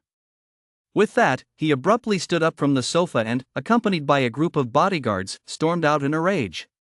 Can't handle losing already? How boring. Hong watched as Boss Tang and his entourage stormed off, letting out a silent sigh of relief. Just then, the tuxedo-clad waiter from earlier approached again. He bowed slightly and respectfully handed a black card to Hong, smiling as he said, "Hong, the outcome of this match has been decided. You placed a total bet of 1 million. Including payouts to the house and guests, as well as the bounty paid to Warrior, there is a total of 3,420,000 on this card. Please accept it. Furthermore, the mana crystal mine in Dongling, which the Triple Alliance lost to your gang, will be handed over on time as agreed. The handover process will be fully supervised by the Gambling Alliance to ensure there are no mishaps. Please rest assured." "Very well." Hong nodded slightly, took the card, and handed it to one of his men to verify. He casually tossed a stack of bills to the waiter and said, "Here's a tip for you. By the way, tell your boss that I'd like to invite him for coffee when he has time. Please make sure he accepts my invitation." Certainly, the waiter said, reaching out to take the bills with a beaming smile. He nodded repeatedly and added, "I'll pass on Hong's message to the boss right away." Wishing Hong good luck and victory in every bet. With that, he bowed to Hong, clutched the bill, and dashed off. Soon after, the henchman in charge of verifying the card handed the black card to Hong, saying, "Hong, it's been verified. The balance on the card is exactly 3,420,000. Got it." Hong took the card, looking particularly satisfied. Tonight, he was undoubtedly the biggest winner at the entire number 16 gambling arena. Not only had he won the Dongling Mana Crystal Mine which the Triple Alliance had long coveted from them, but he also won 2 million from the veteran gambler Tang Santong. Combined with his betting winnings and his share of the bounties, his total earnings definitely exceeded 10 million. He struck it rich. "That Yuan guy is really a sly one. I thought he was about to bite the dust just now, but who'd have thought he dug a pit and buried Li Tiankui right in it." With his monstrously talented aptitude, coupled with those mysterious and unfathomable legacy arts techniques, if we invest heavily in his training and manage to recruit him, he'll definitely be of great use in the future. After thinking for a moment, he said to the subordinate from earlier, "Go, prepare a bank card with 300,000 for me. That's Yuan's reward for this fight." 30,000? The subordinate's eyes widened instantly, thinking he must have misheard. According to the betting arena's rules, the amount of a warrior's prize money is directly determined by the employer's bet, typically 10% of the wagered amount. Yuan stepped into the ring to fight. Hong bet 1 million. If Yuan won, the betting arena would pay him a prize of 100,000. However, according to the prior agreement between Yuan and Hong, even if he won this match, he was only entitled to 30% of the total prize money, that is, 30,000. Hong's offer of 300,000 to Yuan, equivalent to a tenfold increase on top of the original prize, left the henchman present speechless with astonishment. "Hurry up!" Hong frowned. The henchman's heart skipped a beat. Not daring to delay, he turned and ran out of the arena. In less than 5 minutes, he returned to the box seat, leaned forward to hand over a bank card, and said with slightly trembling hands, "Hong, here's 300,000. Please verify it." "No need to check it." Hong took the card, waved his hand dismissively, and ordered, "Go, bring Yuan over here." Yuan had just stepped down from the boxing ring. He was soaked through with sweat from head to toe and looked utterly exhausted. That fight had truly been a close call. If he'd been even slightly careless, or a fraction of a second too slow, he'd already be a victim of Li Tiankui's fists. Fortunately, he'd adapted on the fly, using the kite tactic to wear down Li Tiankui's stamina, allowing him to mount a last-minute comeback and turn defeat into victory. "I'd better get out of this hellhole as soon as possible. If I stay any longer, I'll probably be dead before the college entrance exams even roll around." Yuan exhaled a cloud of stale air and started walking forward. He hadn't taken more than a few steps when several burly men in black closed in on him, snatched the broomstick from his hand, and shoved him forward with all their might. The 2 bodyguards who had been escorting him all along were highly skilled. They slipped their hands under his armpits, hoisted him up, and carried him toward the VIP section. Before long, they brought him before Hong. Nice fight. Hong looked up at Yuan and smiled. For your first time in the ring, you actually knew how to use tactics to win. That's truly rare. You flatter me, Hong, Yuan said expressionlessly. People will do anything to save their own lives, it's nothing out of the ordinary. It's you, Hong, who is the master strategist. You even know exactly what weapons I usually use in my training. Naturally, Hong smiled faintly, completely unfazed by Yuan's sarcasm, and continued as if in a world of his own, my money didn't just blow in on the wind. If I didn't know you well enough, how could I dare to bet $1 million all at once? After speaking, he tossed the bank card in his hand to Yuan and said, here is 300,000. The pin is 6SIXS. That much? Yuan's eyes flashed, but he didn't say anything more. He reached out to take the bank card, shoved it straight into his pants pocket, and muttered a casual thanks. It went without saying that Hong was deliberately trying to win him over. Anyway, he'd taken the money, so the gesture had been made.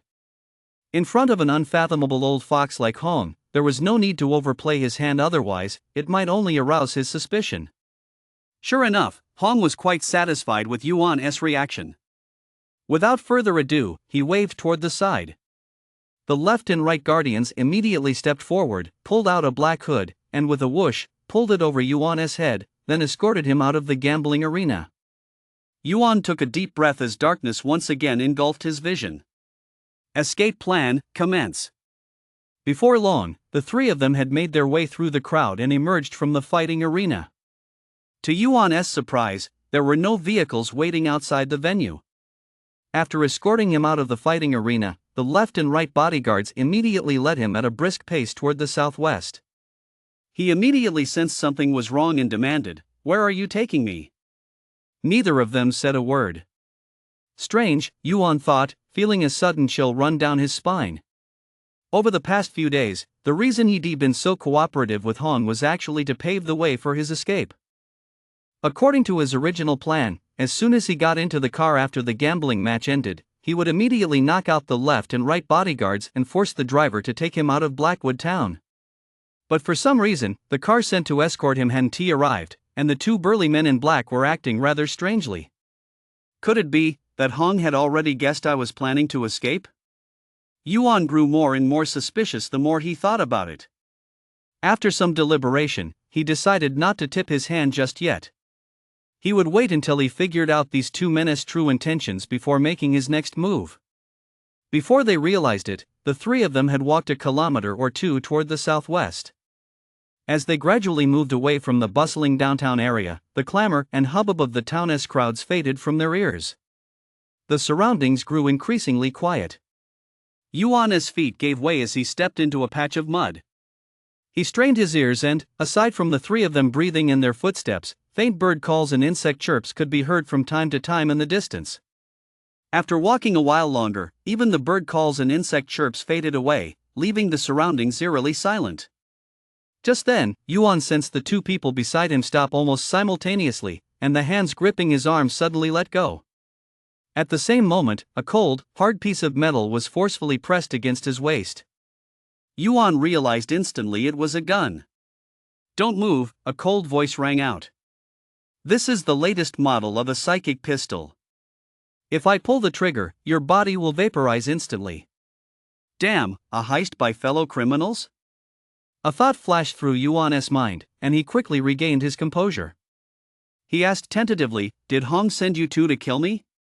The man on the left snorted derisively and replied, "You're Hong's cash cow. How could he possibly bring himself to kill you?" Yuan asked again, "So are you two here for the money?" Ha ha ha! The man on the right burst into laughter and said, "As expected of the dual champion, you're quick on your feet. That's right. As long as you hand over the bank card Hong gave you, we brothers might consider letting you die a little more comfortably." Yuan frowned and said, "I've heard Hong is always generous to his subordinates. Why are you doing this?" "Generous to his subordinates, pft." The man on the left spat and said, "That Hong guy is a hypocrite. He is always spouting about righteousness and morality, but he is actually full of malice. We've risked our lives for him for so many years, yet we've never received any decent reward. You, a greenhorn, just joined, and he gave you 300,000 without batting an eye. Tell me, is that what you call treating subordinates well? You're right. That Hong guy isn't a man of his word, so it's no wonder we brothers are ruthless, said the man on the right. As long as we kill you, that 300,000 is ours. Afterward, we'll bury you and slip out of Haimo town without a trace. No matter how powerful that Hong guy is, he'll never be able to find us. I see. Yuan sighed and said, in that case, I'll just give you all 30,000. Why go around shouting about killing each other and ruining our relationship? Sorry, but you have to die today, the man on the left said with a sinister grin. If you don't uproot the weeds, they'll sprout again in the spring breeze. Don't worry, this time next year, the two of us will burn some extra joss paper for you. With that, he thrust the gun forward another 2 inches. So there's no room for negotiation, then? Yuan said with a hint of resignation. But have you two ever stopped to think about one thing? He gave a mocking smile and continued, with your half-baked skills, you actually dare to try robbing robbers? Isn't that a bit overconfident? You, what did you say? The 2 men on either side roared in unison. Before he could finish speaking, Yuan delivered a powerful Vajra palm strike, slamming it hard against the gunman's wrist and knocking the gun to the ground.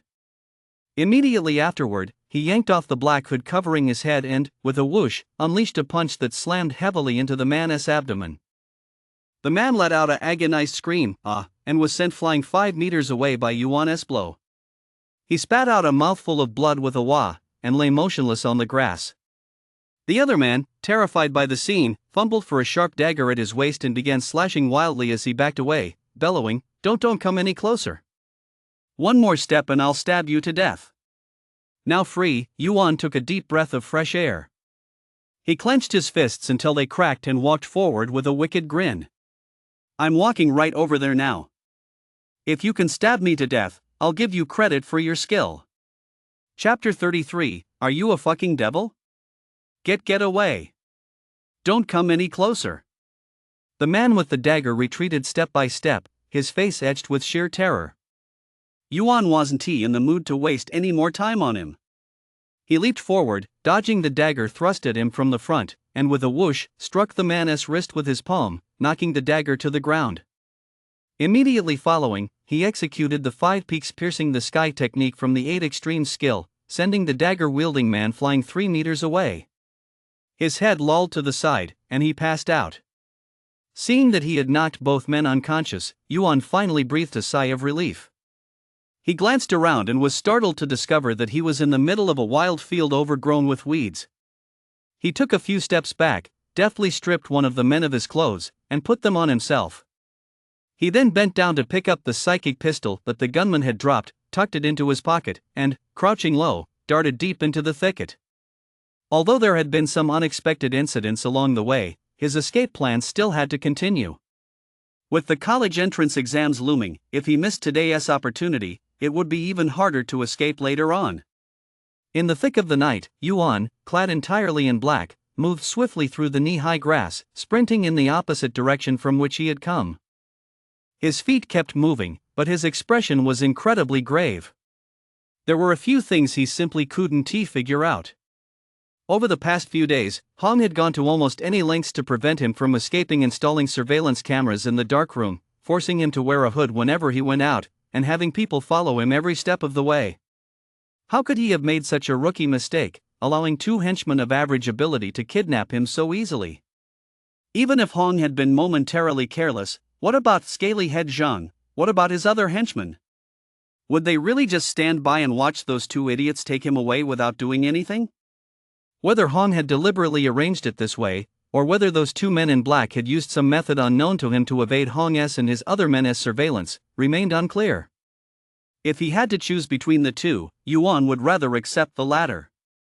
If it really was just 2 men in black who got greedy and decided to rob their own kind, that would be easy enough to handle. It would mean that everything that just happened was purely an accident, and that his escape plan hadn't been detected by anyone yet. But if it was a trap set by Hong, then things would be in serious trouble. It would mean that his every move was completely under the other side's control, and even his escape plan had long been seen through by them. This also meant that his escape had ended before it even began. If this really was a trap set by Hong, then what exactly is his motive? Yuan sprinted against the strong wind, his face turning pale in waves as his mind grew increasingly clear. After running a bit further, he suddenly stopped in his tracks, clenched his fists, and said in a deep voice, "Could it be that he wants to?" No sooner had the thought crossed his mind than he heard a shrill male voice coming from the bushes ahead. "Ha ha ha, Yuan, isn't escape into the wild a thrill? We've been waiting for you here for a long time." Zhang the Bald? Yuan looked in the direction of the voice, his expression changing abruptly. Under the cover of night, scaly-head Zhang held a short dagger that gleamed coldly in the darkness, a sinister grin etched across his gaunt face. Behind him stood 30 or 40 burly men dressed in black, each wielding a sharp blade and radiating a murderous aura. Judging by their presence alone, every one of them was at least as powerful as Go Chen. Leper-headed Zhang stepped forward 2 paces across the wild grass, his dagger raised, and eyed Yuan up and down before cackling. "Oh, if you want to join our Xuanhai gang, there is no need to be so eager. Were you in such a hurry that you've already changed into the uniform?" Ha ha ha ha. No sooner had he finished speaking than the dozens of burly men behind him burst into loud laughter as well. Looking at the dense, dark crowd before him, Yuan's gaze instantly turned icy as he said, enunciating each word clearly, "Just as I suspected, it was all set up by you in advance." "Of course," scaly-head Zhang said, weighing the short knife in his hand with a sinister grin. "If it were that easy to let someone kidnap you, our Xuanhai gang wouldn't have a place in the underworld anymore." He raised an eyebrow and continued, "Hong knows your every move inside and out. He figured long ago that you'd try to escape during tonight's gambling duel. He even knew exactly how and where you'd try to flee.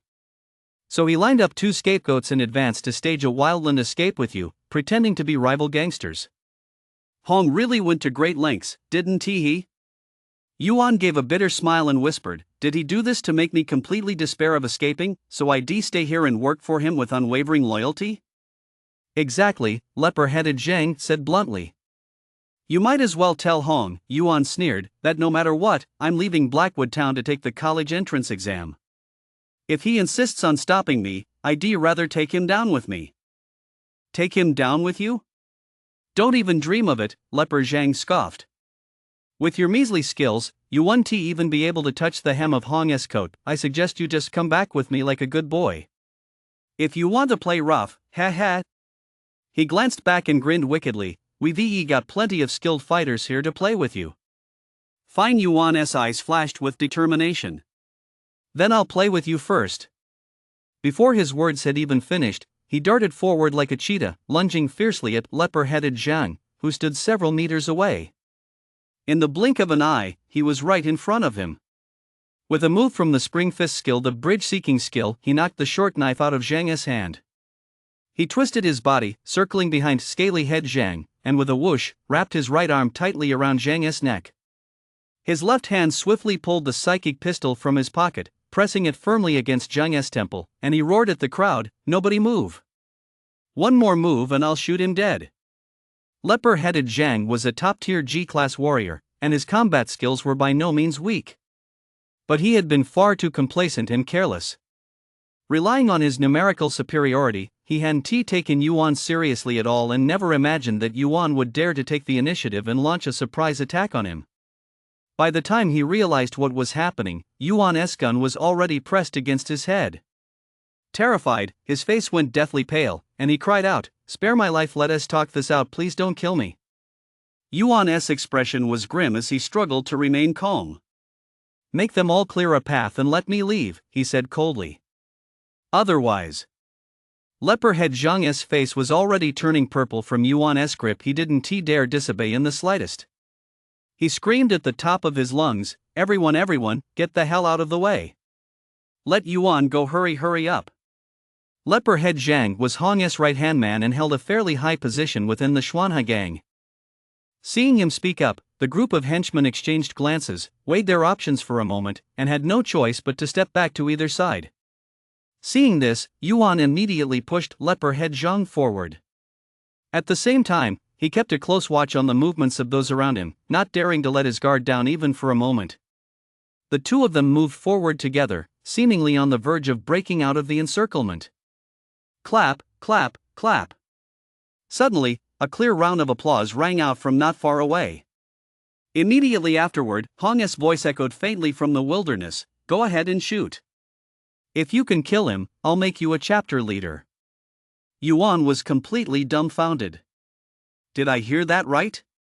Leper-headed Zhang completely broke down, wailing, "Hong, I've devoted myself to the guild, been loyal all these years, and never made a single mistake.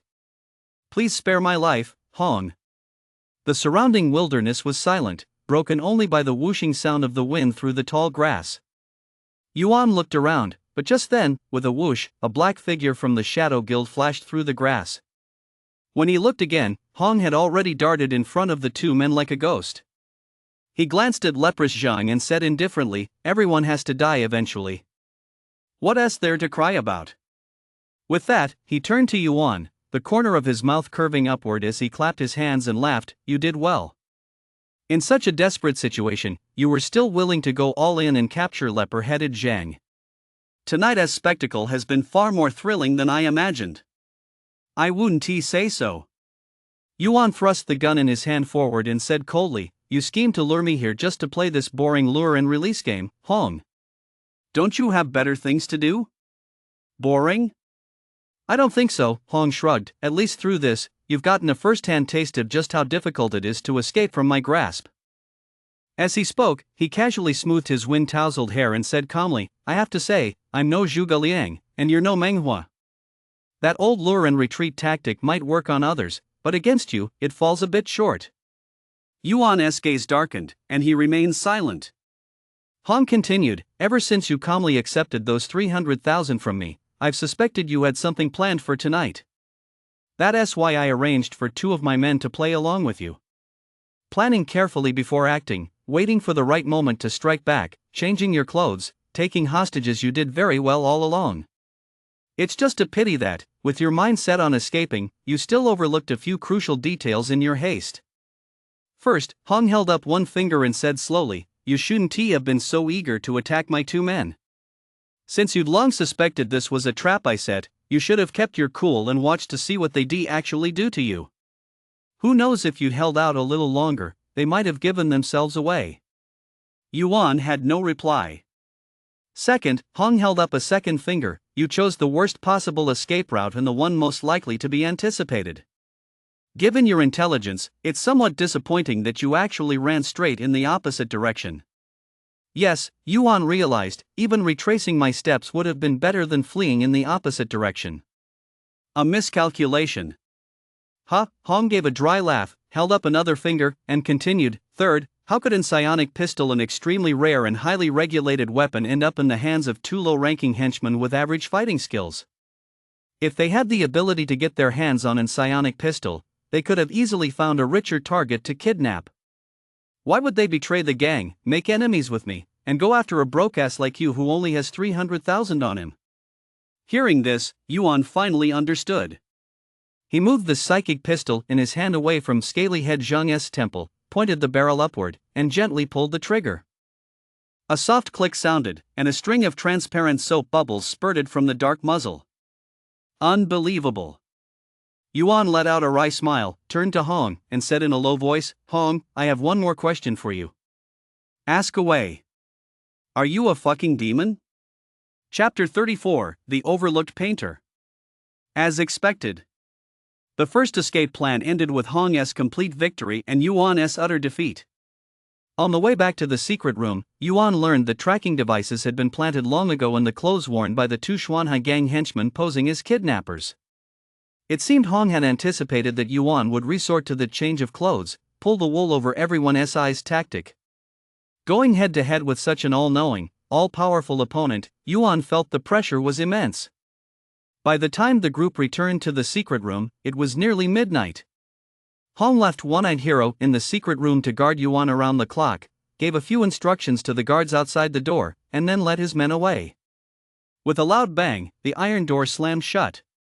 Yuan yanked off the black coat he'd snatched and tossed it carelessly on the floor.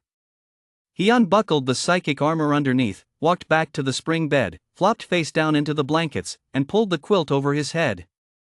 One-Eyed Hero shot him a sidelong glance, wanting to remind Yuan that he'd forgotten to take off his shoes, but didn't he have the guts to speak up? He decided to ignore him instead, walked over to the corner of the room, grabbed a tattered straw mat, spread it haphazardly on the floor, lay down, and casually pulled the light switch out of his torn pocket, pressing it gently. Beep. The light went out. The dark room was once again plunged into darkness. Early the next morning, Yuan opened his eyes to find the light on, and he was alone in the dark room. He sat up and immediately spotted the metal tray on the folding table. On the tray were 3 small plates, one held a few steamed buns, another held pickled cabbage, and the third appeared to be shredded radish. After everything that had happened last night, Yuan's stomach had long since been growling with hunger. He walked over to the folding table, pulled up a chair, and sat down. Just as he was about to reach for the steamed buns, he heard the clanking of chains coming from outside the iron door. With a screech, the iron door swung open. One-eyed hero walked in again carrying another tray. He slammed it down on the table with a clang, pointed at the steamed buns, then at the 2 bowls of congee on the other tray, and made a gesture indicating drink.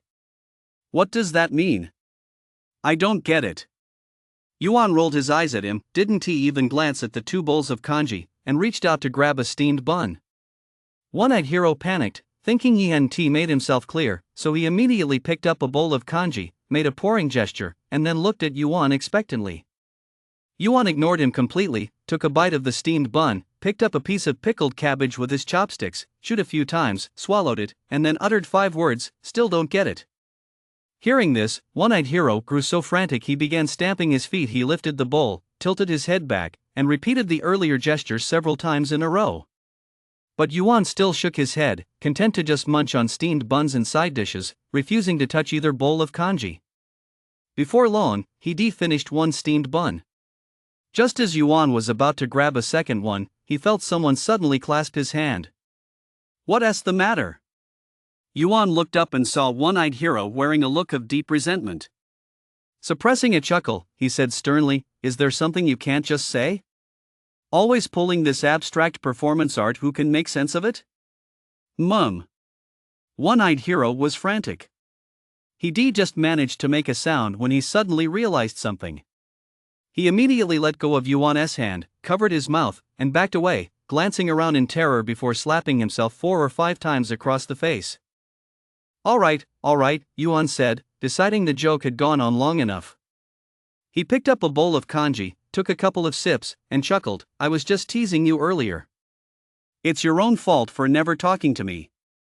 One-eyed hero tilted his head, his expression even more resentful than before. Clearly, he didn't find the whole incident the least bit amusing. Still, seeing that Yuan was willing to eat the porridge, he finally stopped fidgeting as he had been earlier. He timidly walked over to Yuan's side, watching intently as Yuan devoured all the food on the table in the blink of an eye. "All done. I'm so full." Yuan patted his bulging belly, gave One-eyed hero a thumbs up. "You made all this, right?" "It's great." One-eyed hero scratched his head sheepishly and grinned at Yuan. He bent down to clear away the leftovers, picked up 2 plates, and walked out of the dark room. About half an hour later, he returned, now holding a pencil and a thick leather-bound notebook. "What's that?" Yuan pointed at the notebook and pencil and asked One-eyed hero. One-eyed hero picked up the pencil, made a writing gesture on the cover of the leather-bound notebook, turned and walked to the corner of the room, plopped down on the straw mat, cradled the notebook, and carefully opened the cover. Yuan watched his meticulous manner and couldn't help but chuckle to himself. He never would have imagined that this burly, rough and tumble man could have such a delicate side.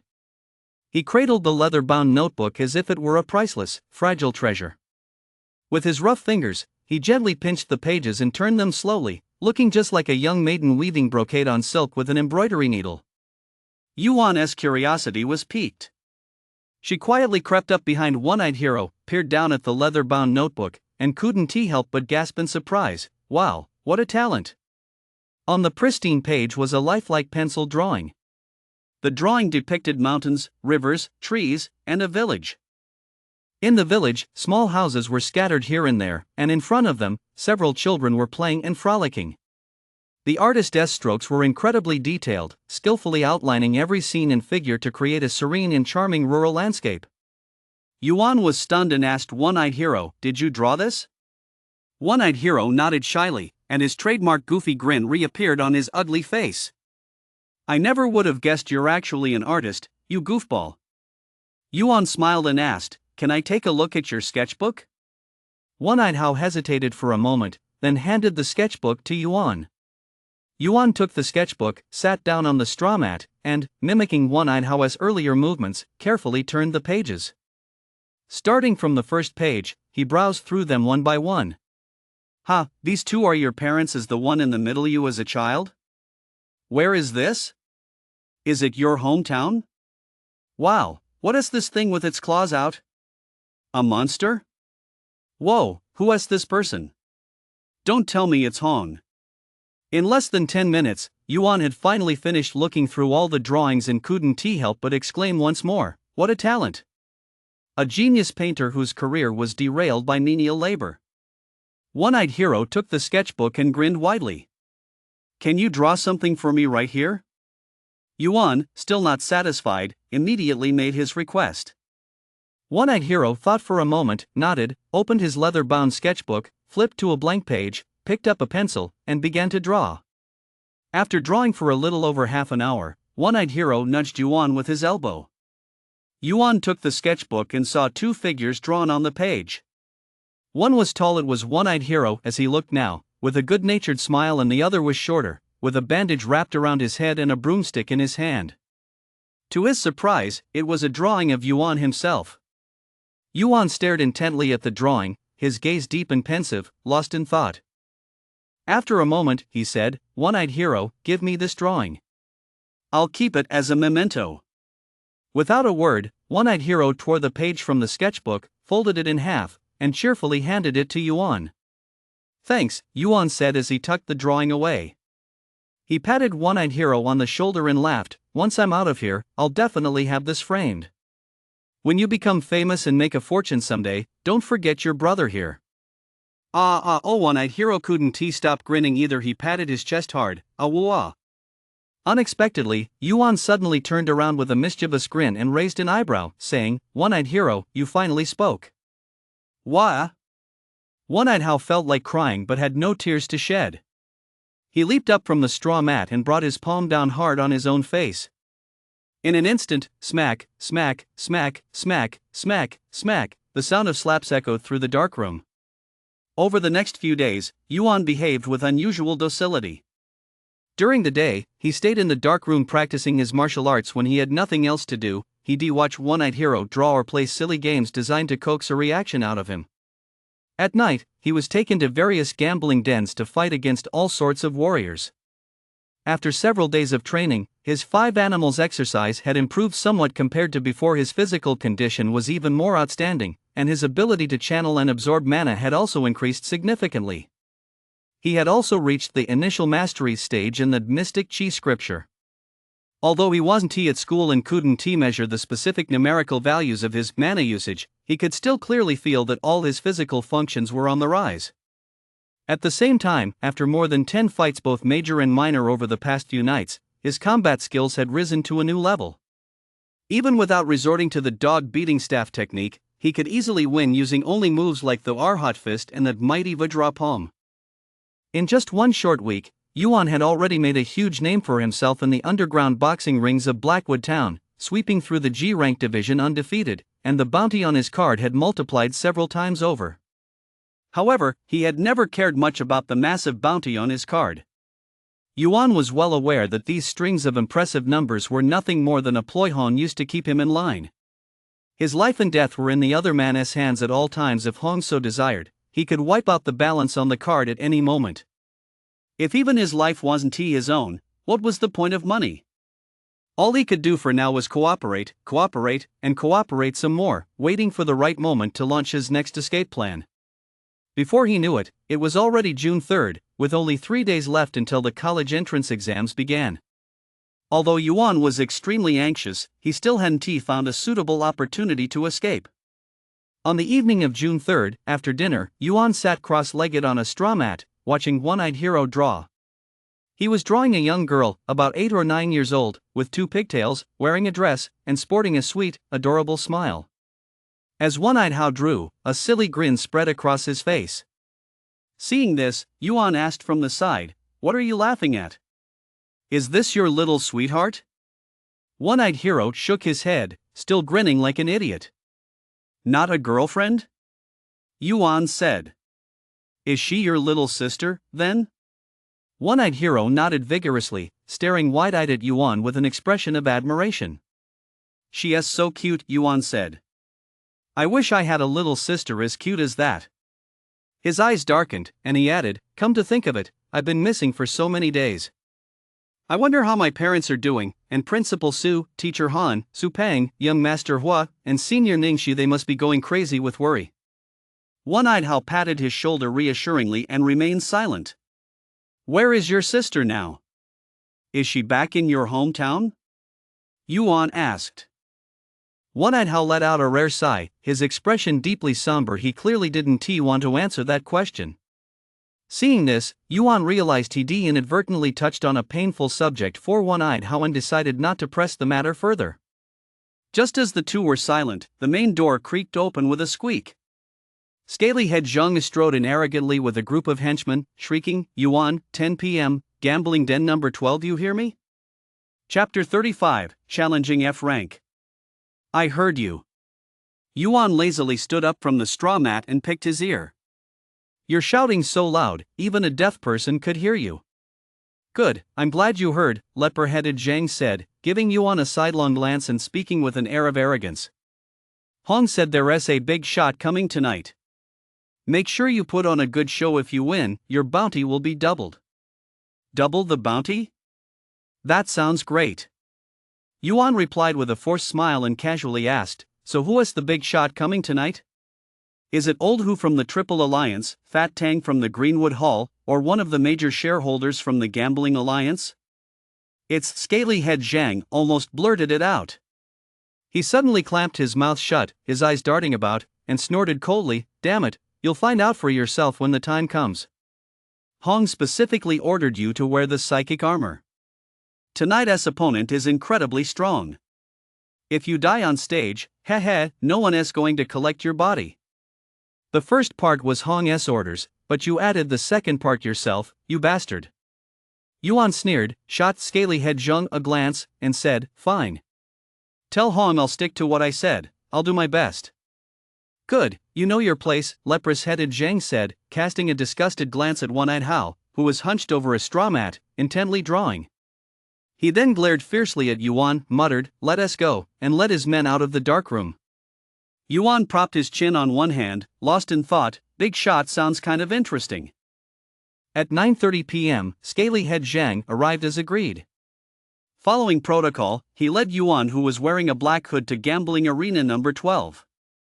After behaving himself for so many days, coupled with his winning streak in the gambling matches, Hong's guard was finally lowered slightly. Making an exception, he removed the bodyguards flanking Yuan and instead assigned men to follow, one in front and one behind, guiding Yuan's path. After pushing through the bustling crowd, Yuan's hood was removed, and he immediately spotted Hong seated in the center of a luxurious booth. Hong seemed to be in a good mood, drinking and laughing with several local gang bosses from Blackwood Town. Old Hu from the Triple Alliance and Boss Tang from the Greenwood Hall were all present. Upon seeing Yuan arrive, Hong beckoned him over to sit down, as usual. He handed Yuan a glass, had it filled to the brim, and led him around the table to toast each of the gang bosses in turn. Those in the know understood that Yuan was a hostage in Hong's custody. Those who didn't might have assumed the young man was Hong's newly adopted godson. The gang members watching the scene were long accustomed to it, but couldn't help but feel a mix of envy, jealousy, and resentment. Soon, Yuan had finished making the rounds of toasts. He set the wineglass gently on the table, leaned close to Hong, and asked in a low voice, "Hong, when you said big shots, were you referring to these local gang bosses from Blackwood Town?" "What, are you really that curious?" Hong turned his head and smiled faintly. "You'll meet them in a moment. No rush, just wait a little longer." "Is it that mysterious?" Yuan raised an eyebrow slightly. "Of course it's not mysterious to me." Hong gave Yuan a meaningful look but didn't say anything more. Instead, he slung an arm around Yuan's shoulder and pointed at the boxing ring. You've already beaten every G-rank warrior in Blackwood Town to a pulp. I specifically requested the Fighting League to arrange an F-rank beginner warrior for you. Give it your all in a moment, don't disgrace the Xuanha gang. An F-rank beginner? Yuan frowned. Hong, you're overestimating me. No matter how good I am, I'm still just a G-rank rookie. Making me fight an F-rank opponent, that's no different from fighting a pushover. Hong shot him a glance and said, if I say you can do it, you can. Even if I can't? Yuan asked sarcastically. Even if you can't, you have to. Hong replied slyly. After saying that, he glanced at the gang bosses who were busy drinking among themselves, then turned to Yuan and said with a sinister grin, just between us, I'd bet 2 million on you tonight. None of those idiots believe you can fight above your rank. They each bet 1 million on your opponent. Whether we can pocket these old farts' retirement savings depends entirely on you. Ha! Faced with someone like Hong, Yuan could only respond with those 2 words. He let out a soft sigh and said, I'll do my best. A 2 million whole isn't something to mess around with. I can't afford to lose. Not bad, you're a smart one, Hong grinned lecherously, patting Yuan on the shoulder. If you fight well enough, I'll introduce you to that big shot. If you win his favor, who knows, you might just hit the jackpot. By then, I might even end up relying on you. Spare me. Yuan looked cold and indifferent.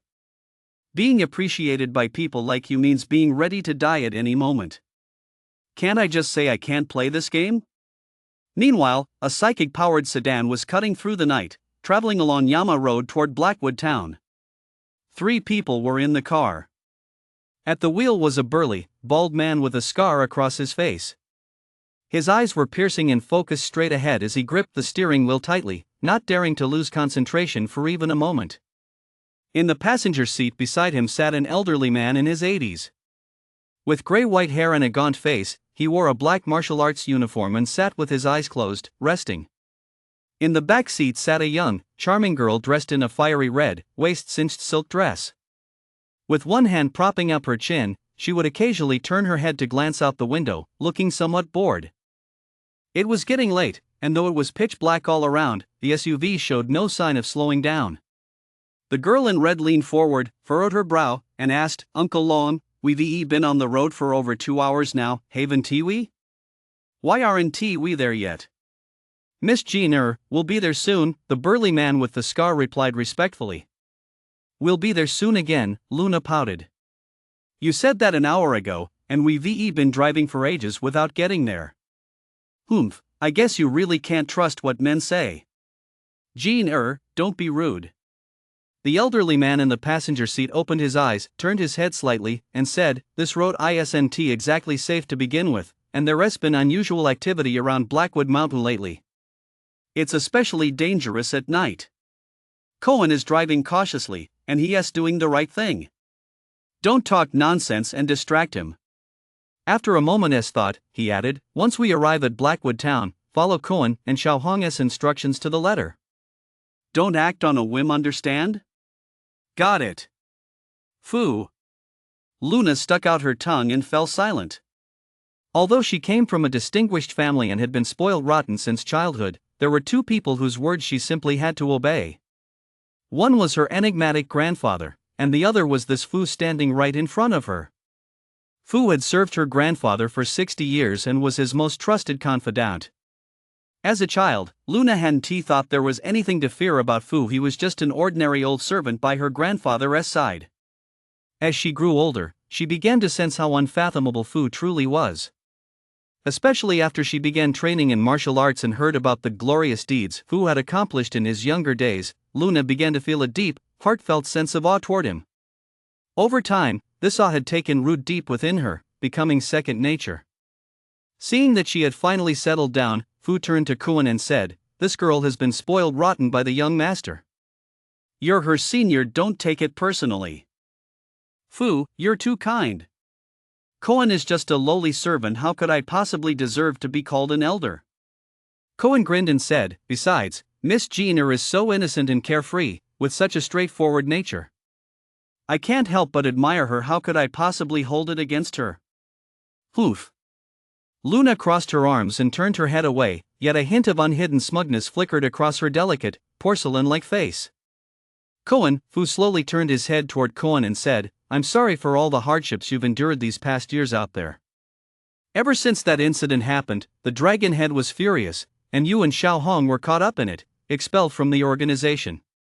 All these years, though the Dragon Head never said so outright, I know he has been thinking of you two every single moment. After all, you were the disciples he trained with his own hands. Aside from that traitor, the Dragon Head truly treated every one of his disciples as if they were his own flesh and blood. Fu, it's been so many years. Why bring it up now? Koan laughed heartily and said, all these years, I've been living quite comfortably at the Yun family's, never wanting for food or clothing. Hong has even become the leader of his own gang. I can't even begin to describe how carefree his life is. As his disciples, we only hope that the Dragon Head remains in good health and enjoys a long, blessed life. As for the rest, we ask for nothing more. Really, nothing else? Fu raised his cloudy eyes and stared at Koan without blinking, chuckling, I raised you and little Hong with my own hands. Others may not know what's on your minds, but how could I not? At this point, he glanced at the dark night outside and said slowly, you brought us here to see that so-called legacy arts prodigy simply to use my eyes to assess the kid's potential. If he truly has exceptional talent, you'll use me to recommend him to the Dragon Head. That way, you'll have performed a great service and stand a chance of earning the Dragon Head's forgiveness and returning to the organization. Am I right? Well. Koan listened as Fu finished speaking. His back was already soaked with cold sweat. He forced a smile and said, nothing can be hidden from Fu. Ahem. Fu coughed twice and laughed. I've said it before, I raised all of you. No one knows you better than I do, not even the Dragon Head. He glanced at Koan and continued, at his age, it's no big deal for the old man to be used for a bit. Rest assured, as long as that kid really has potential, I'll tie him up and drag him before the Dragon Head myself. If he can truly carry on the Dragon Head's legacy and continue to promote the legacy arts lineage, then our lifelong dedication and hard work won't have been in vain. Put. Luna, listening from the back seat, looked utterly disdainful and thought to herself, what promising talent. I think it's just an empty title. Trying to pull strings to curry favor with Grandpa? No way. When I see that kid in a bit, just wait until I take him down a peg. Karaoke Town, Gambling Arena number 12. The lights on the boxing ring were blinding, and the crowd below was in an uproar. A shower of colorful bills rained down ceaselessly. Following Hong's instructions, Yuan donned his spiritual energy armor and, dragging a level 1, 8-star spiritual energy staff, walked slowly toward the ring. After the first day of betting matches, the broomstick famous throughout Blackwood Town had already been retired, replaced by the spiritual energy staff. Named Thunderclap, this staff was specially commissioned by Hong for Yuan at a price of 1.2 million. Crafted from 26 types of level 1 high-strength alloys, it infuses mana during attacks to unleash lightning and burning effects. However, from the moment he bought it until now, this was the first time Yuan had ever used the Thunderclap staff in a betting match. Today, he was facing an F-rank warrior, a type he had never defeated before. Yuan had only witnessed the power of an F-rank warrior once. A little over a week ago, he'd been ambushed on a back alley. The scar-faced brute who knocked him unconscious was an F-rank or higher warrior. At the time, a single heavy punch from his opponent had sent him spitting blood. Yuan still remembers that salty, bitter taste to this day. Although he was now significantly stronger than when he faced the scarred brute and was in peak condition, he knew he could not underestimate an F-rank warrior. If he wins, it's no big deal. If he loses, he'll lose everything. Yuan took a deep breath and stepped onto the ring. Chapter 36, Bro, you're being careless. Yuan dragged his thunderbolt staff as he walked step by step onto the ring. Soon, the electronic screen above the ring displayed detailed information about the two combatants. Left, Yuan. Age, 17. Height, 178 centimeters. Weight, 66 kilograms. Specialty, Huaxia Legacy Arts. Strength, top tier G rank. Affiliation, Xuanhe Gang. Right, Helian Chong. Age, 28. Height, 182 centimeters. Weight, 72 kilograms. Specialty, new martial arts, assassination techniques. Strength, entry-level F rank. Affiliation, unknown.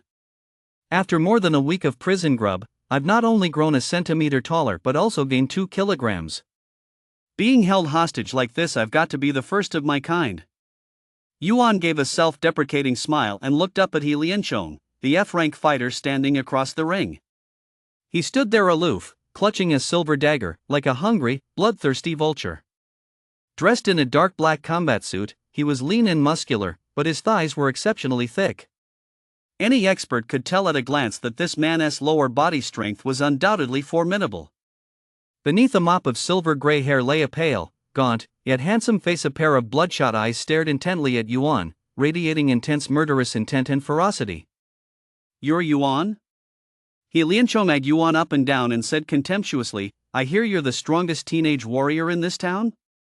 That Hong guy sure knows how to brag. Yuan smiled helplessly, propped the thunderbolt staff against the ground, and said slowly, "I am Yuan, but I'm not the strongest young warrior you're talking about. Stepping into the ring for a bet is nothing more than a job to make a living. In that respect, we're the same." "We're not the same." He Lianchong suddenly became agitated and snapped, "I step into the ring to prove my path through martial arts." Is that such a noble cause?"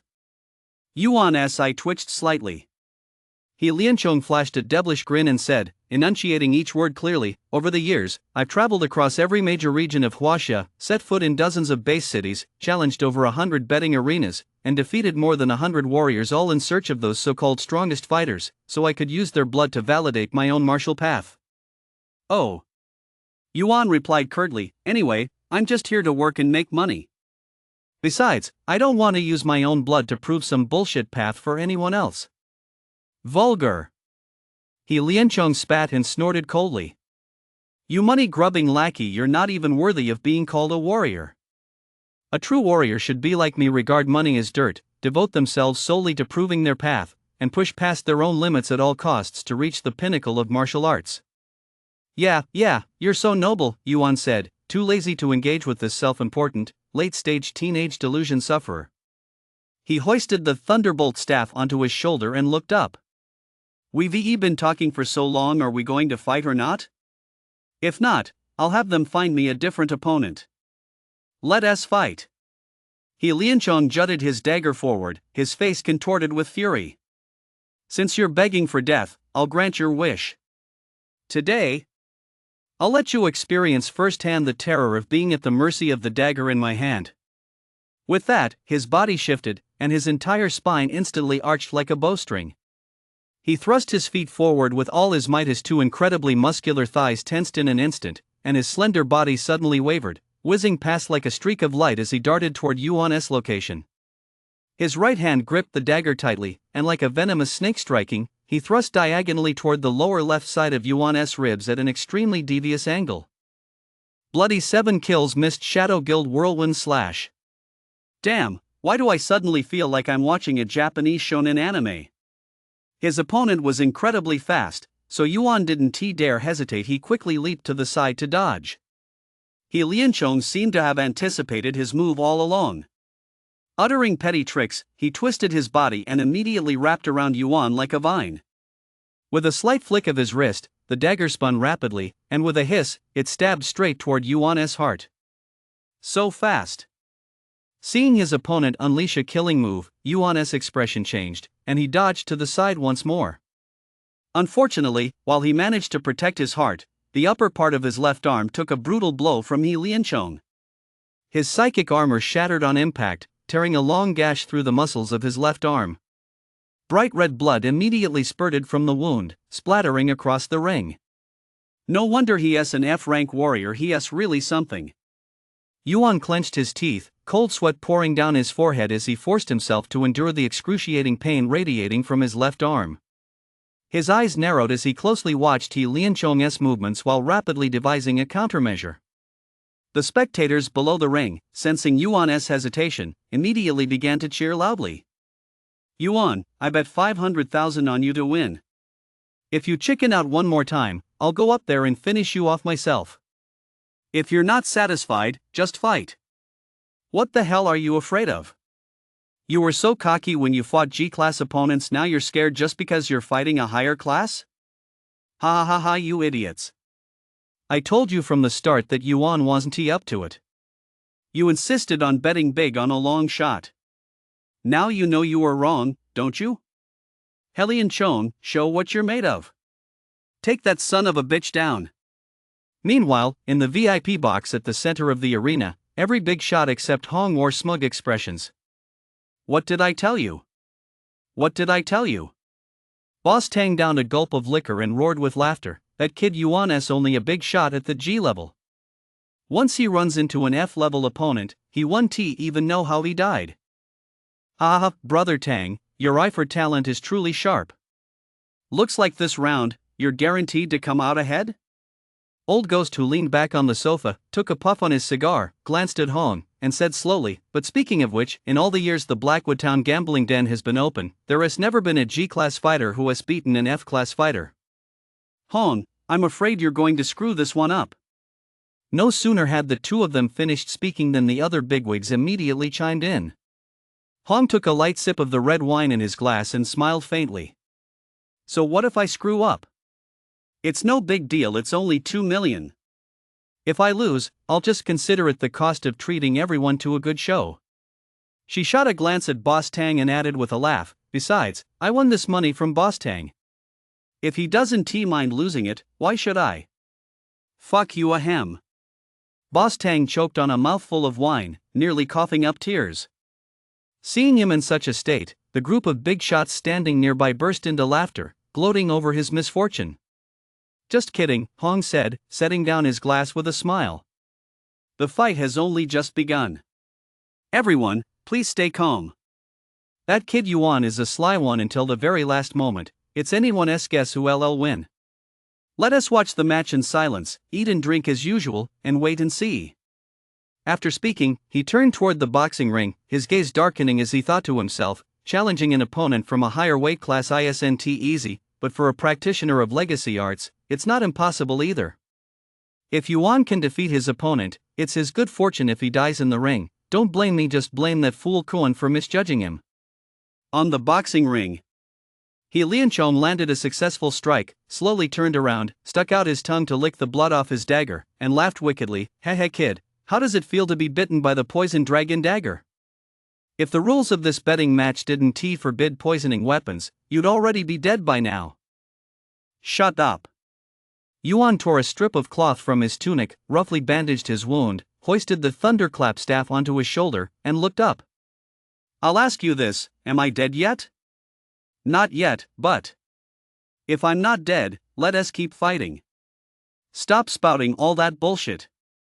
You fucking He Lianchong was clearly enraged in a fit of fury. He laughed bitterly. Fine. Over the years, there haven't been many people worth me giving my all to, and you, kid, barely count as one. Now I'll let you see the true power of an F-class warrior.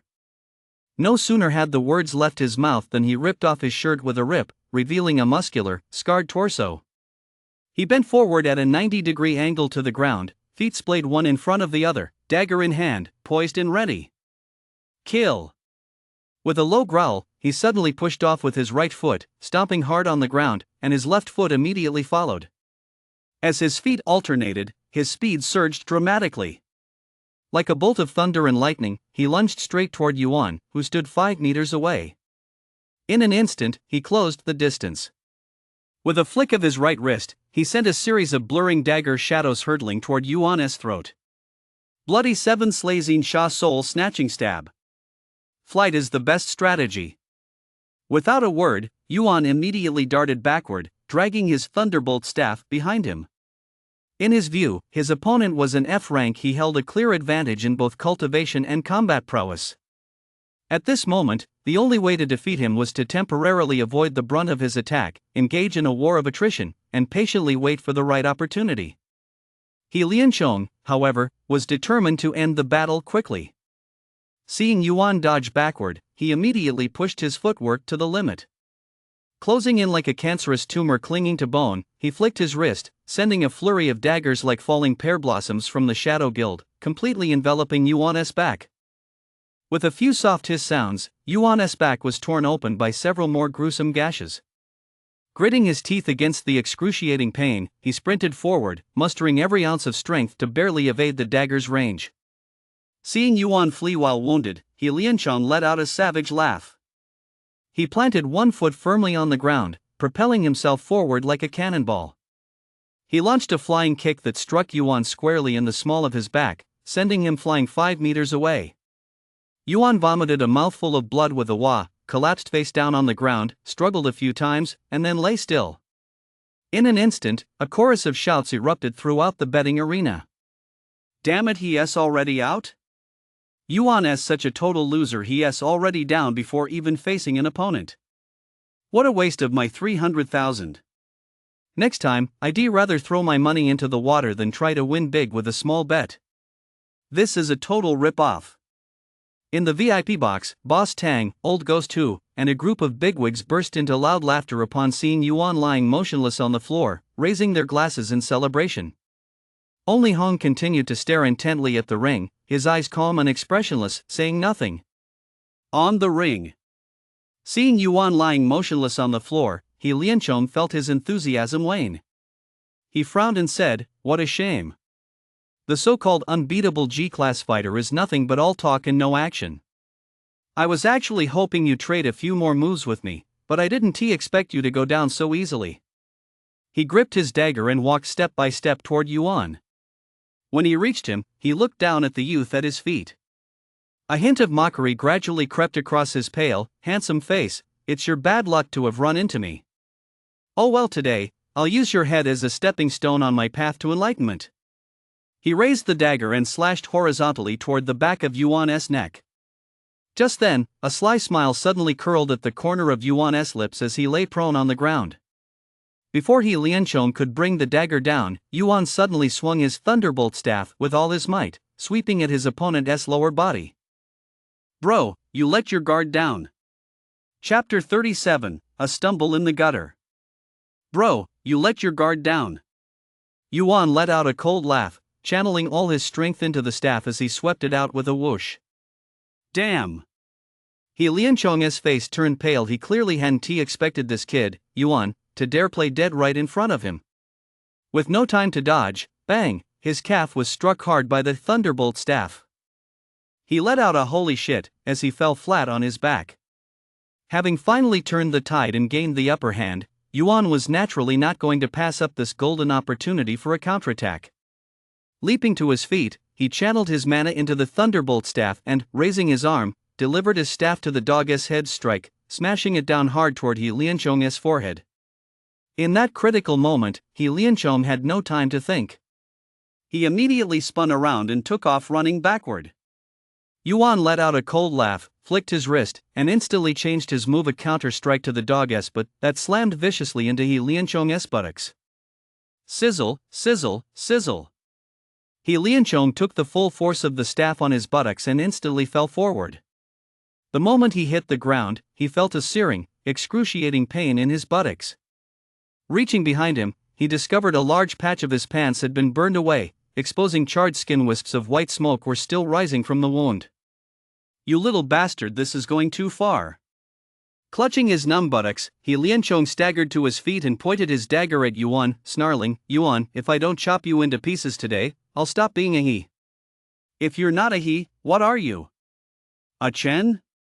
Yuan furrowed his brow, looking troubled. "Sorry, but our Chen family doesn't accept exhibitionists like you. It's too painful to look at." Go to hell."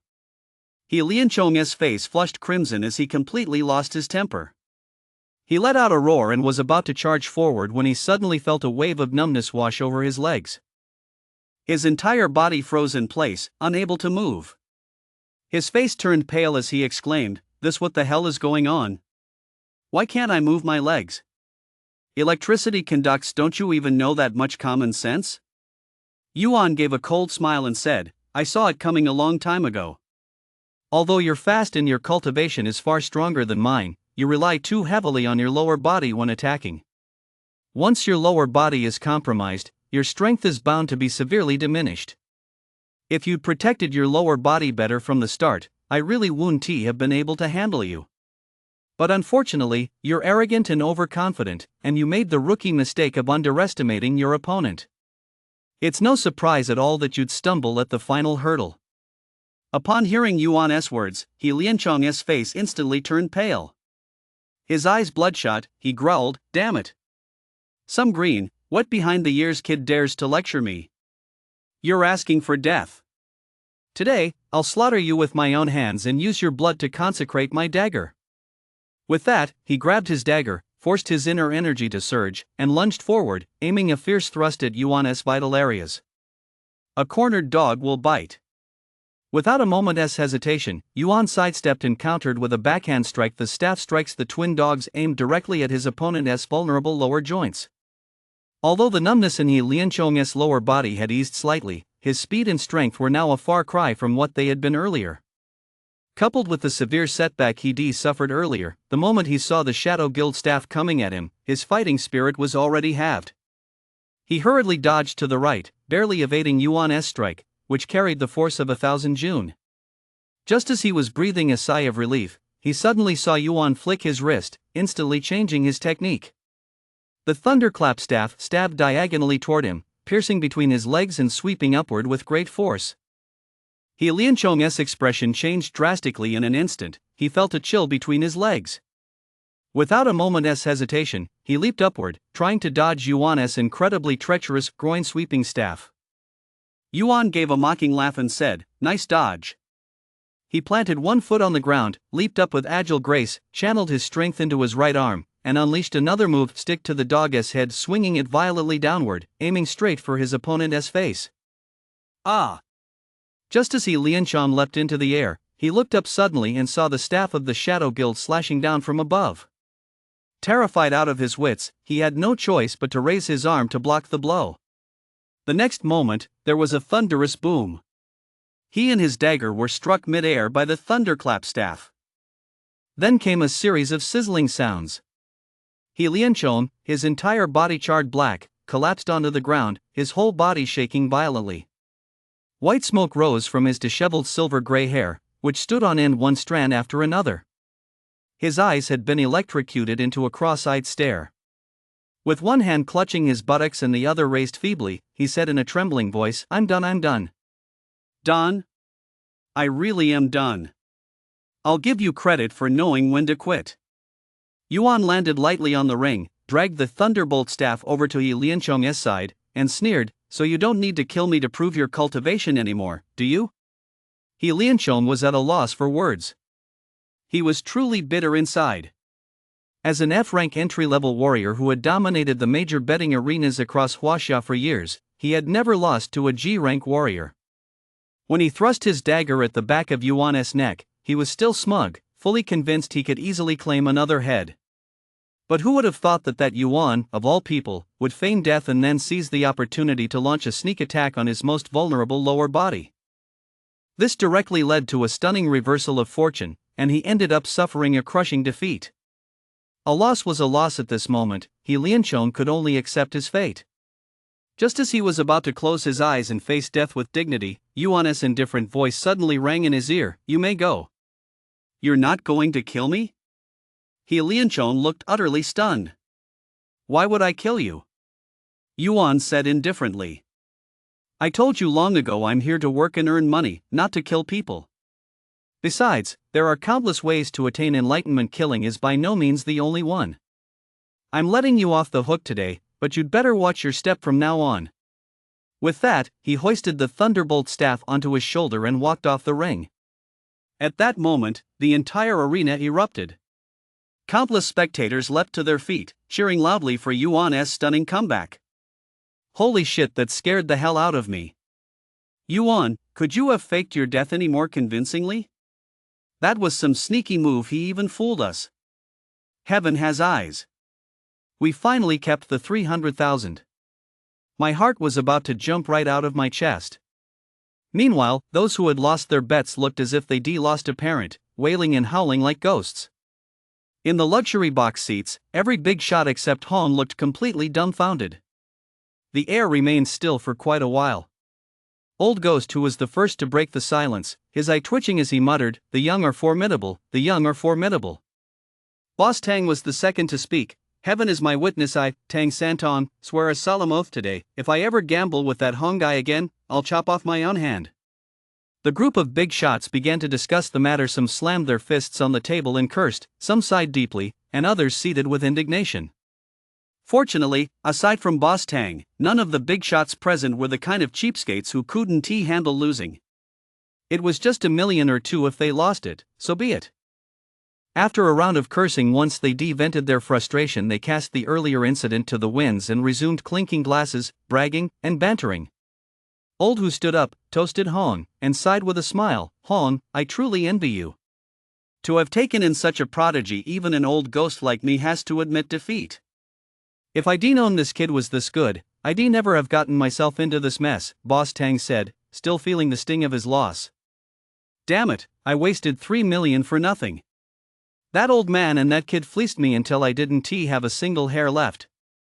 Haha, you two are joking, Hong said with a faint smile. Yuan is still young and lacks experience. I'll need both of you to look out for him in the future. Mentor him? I'm not cut out for that, Boss Tang said sourly. This kid is only 17, and he is already this cunning. If I help mentor him, what happens when the three major gangs go to war? Won't the brothers of my Qingmu Hall end up getting the short end of the stick? No way, no way. Ha, Brother Tang, why get so hung up on this? Old Ghost Hu slung his arm around Boss Tang's shoulder and laughed. The three major gangs in Blackwood Town have been fighting for so many years, it's not only damaged our harmony but also hurt our business. If we join forces, we have made a fortune ages ago. With that, he raised his glass once more, turned to Hong, raised an eyebrow, and said with a smile, Brother Hong, with such a formidable new commander under your command, your gang's strength is bound to soar. Whenever there is a lucrative opportunity in the future, be sure to bring me and Brother Tang along. Hong raised his glass and replied, Thanks for the kind words, old brother. The three major gangs of Blackwood Town were always meant to be united as one, standing together against outsiders. As long as I, Hong, have a bite to eat, the brothers of the three gangs will never go hungry. The three of them clinked glasses and chatted, their conversation a mix of sincerity and banter. Just then, a young underling rushed in from outside the gambling arena, made his way to the booth, leaned down close to Hong, and whispered a few words in his ear. After listening carefully to every word, a look of delight suddenly spread across Hong's face. He is here? Bring that kid Yuan over, hurry. Chapter 38, The Wayward Luna. Before long, three people slowly walked in from outside fighting arena number 12. Leading the way was a stunning young woman in a red dress. Behind her followed two others, on the left, a burly man with a scar across his face, on the right, a white-haired old man in a black martial arts uniform. The three entered the gambling arena and walked forward. Luna frowned as she looked around, saying with some displeasure, Uncle Long, why did you bring me to such a seedy place? Just look at all these people around us, they're all shifty-eyed and repulsive. You can tell at a glance they're no good. Does that legacy arts prodigy you keep talking about usually hang out in places like this? Cohen chuckled, Miss Jenner, please be patient. Once you meet Hong, everything will become clear. Luna glanced at the boxing ring in the distance and the frenzied crowd below, her expression one of contempt. Uncle Hong really is something. Even if Grandpa kicked him out of the school, he shouldn't have let himself sink so low. What era is this, anyway? Still playing those factional games from hundreds of years ago? If Grandpa found out Uncle Hong had become the leader of a gang of thugs, I'm afraid he'd. Jenner, watch your tongue. Fu said in a deep voice, younger generations should not pass judgment on the affairs of their elders. Oh come on, I'm just telling it like it is, Luna said, her ears turning red as she pouted.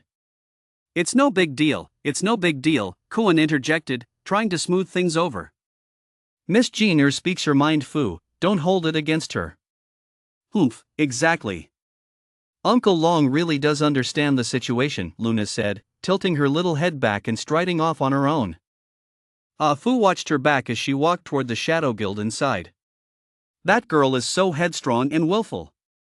In the entire organization, aside from the Dragon Head, I'm the only one who dares to say a word to her.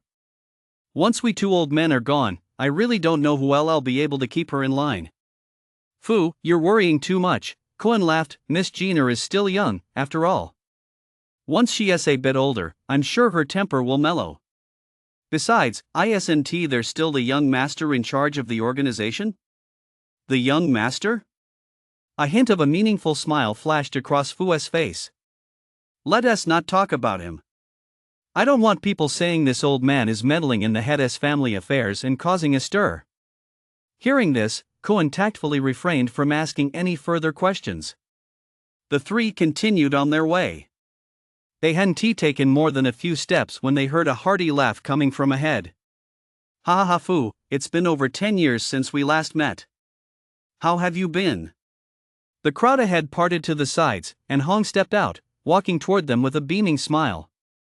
Little Hong, it's been a long time, Fu said as he approached, smiling slightly. Oh my, Hong seemed somewhat moved. He gripped Fu's wrinkled hand tightly, examining it from top to bottom for a while. His eyes sparkled as he remarked with emotion, Fu, you've aged. Half my body is already in the coffin, how could I not be old? Fu said. As for you, I hear you've been doing quite well these past years. To gain a foothold and build a business in a lawless place like Blackwater Town, that's no easy feat.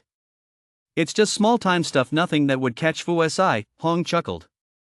He then turned to the young woman in red standing nearby and said appreciatively, this must be Miss Jenner, the young masteress' daughter. Time really flies. The last time we met, you were still in swaddling clothes.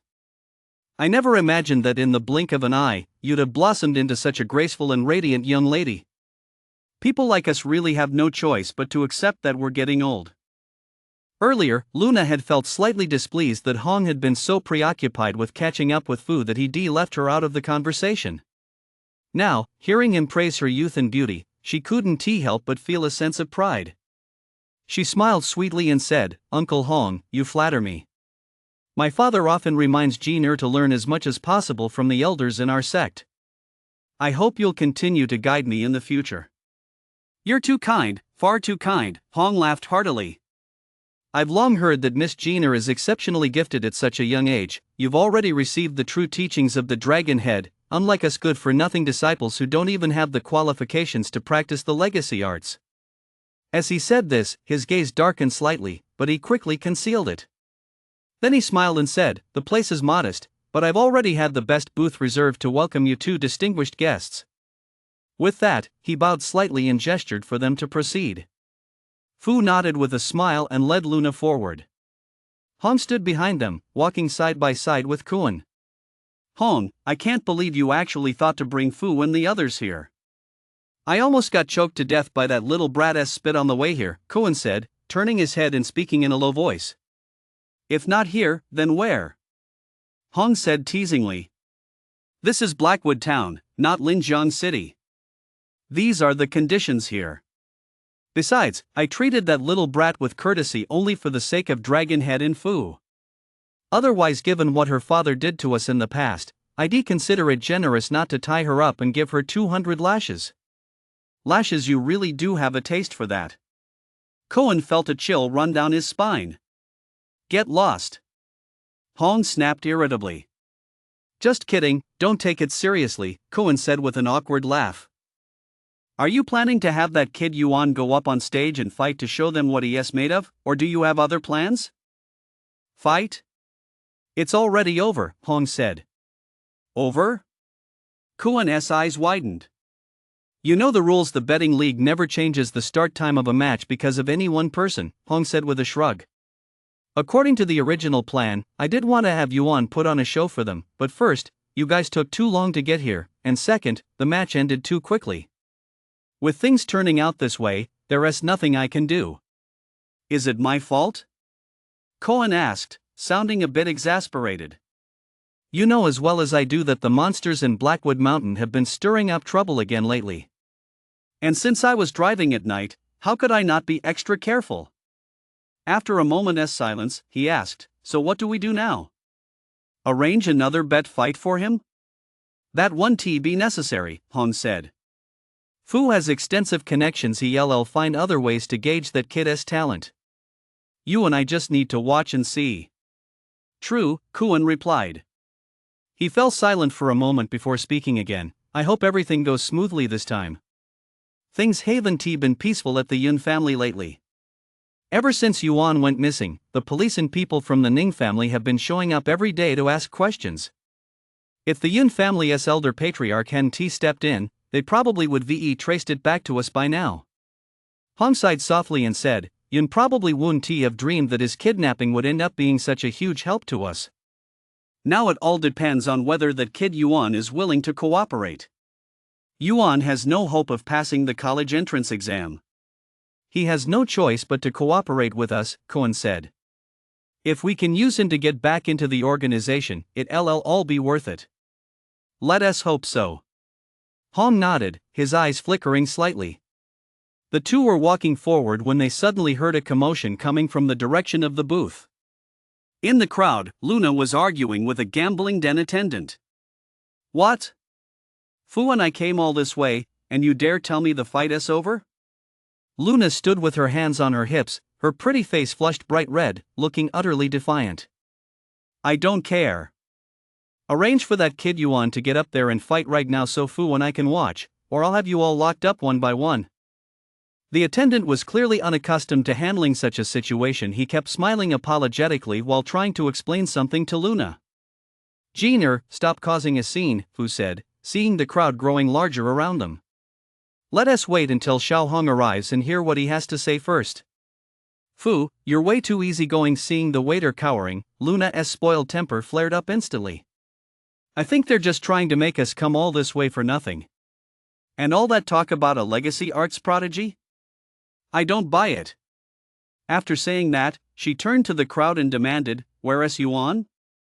If he has got the guts, let him come out so this lady can see just what he is capable of. Hong and Cohen exchanged a glance and immediately rushed over. After asking their subordinates for the details, the two were left both amused and exasperated. It turned out that Luna had arrived at the booth before them and, for some reason, had immediately started clamoring to watch Yuan's duel.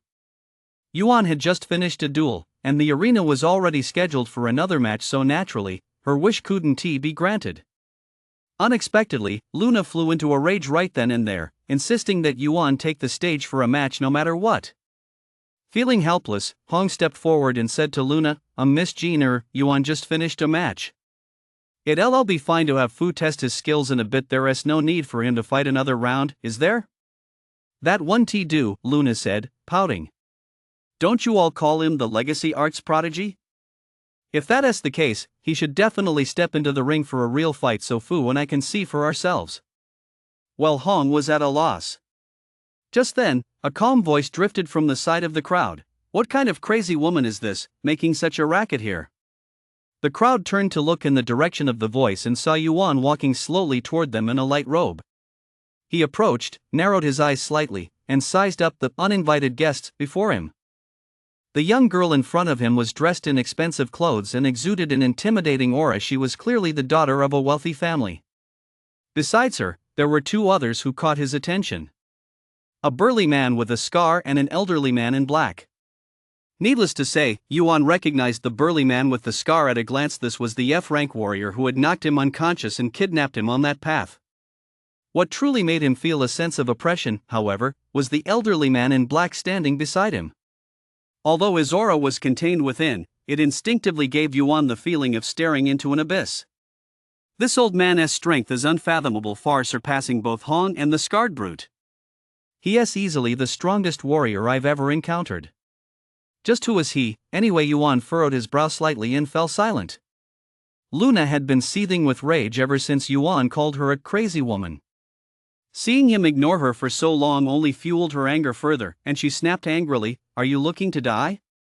What kind of creature are you, daring to insult this young lady? Do you think I want to tell my father and make you vanish from the face of the earth in a matter of minutes? I'm a human being, not some creature. Yuan rolled his eyes at her and said leisurely, Besides, I called someone a crazy old woman. I didn't say it was you. Why are you so eager to admit it? You. Luna was instantly overcome with rage at Yuan's retort. She glanced left and right. Seeing that Fu had his eyes slightly closed, looking as if he were sitting on the sidelines, she immediately turned to Kuan and said, Uncle Long, get in the ring for me and teach this kid a lesson. Let us see if he dares to be so arrogant again. Me? Cohen pointed at his own nose. Miss Jenner, I don't think that's a good idea. Chapter 39, Spring Fist Skill. I don't care. I just want to see you fight Yuan. Luna Wunti let it go. She plopped down on the sofa, crossed her arms over her still plump chest, and looked at Cohen, pouting as she said, "If you don't do as I say, I'll tell Grandpa that you two brought in some overrated upstart just to curry favor with him. Grandpa will be furious when he finds out he might never let either of you back into the organization for the rest of your lives." Well. Cohen froze on the spot and shot a pleading glance at Fu. But Fu suddenly seemed as still as a monk in deep meditation, paying no heed to Luna's tantrum. His gaze remained fixed on Yuan, his brow slightly furrowed as he lost himself in thought. The others didn't understand what was going on and didn't dare to disturb him. Hong forced a smile and stepped forward to placate her. "Miss Jenner, the boxing ring has its own rules. Bets can only be placed between fighters of the same rank. Cohen is at the top of F rank, while Yuan is at the top of G rank. The two aren't even in the same league. Even if Cohen agreed, it wouldn't be a fair fight. If Miss Jenner enjoys watching fights, I'll have a few G rank warriors come up to the ring and fight for your entertainment right now." "Would that be all right?" "You're lying. You're all a bunch of liars." Luna snapped, her eyes wide. "I clearly heard someone say that Yuan just defeated an entry-level F-rank warrior. How come, when it comes to Uncle Long, it suddenly becomes an unfair victory?" She stole a glance at Fu and, seeing no sign that he intended to intervene, felt a secret surge of joy, which only fueled her defiance. Pointing at Yuan, she declared, "No matter what, I'm going to watch him fight Uncle Long today. If they don't step into the ring, I'll call my grandfather right away and tell him you're all conspiring to deceive him and making fools of me and Fu." Kuan. Hong.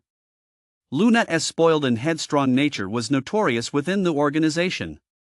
Apart from a select few such as the Dragon Head, Fu, and the young master, she looked down on everyone else. Cohen and Hong had been away from the organization for many years and had only ever heard about Luna's temper. Only now did they truly experience firsthand what it meant to be subjected to unreasonable tantrums and pushing someone to the brink of death. The two exchanged glances, momentarily at a loss. "Miss Jenner."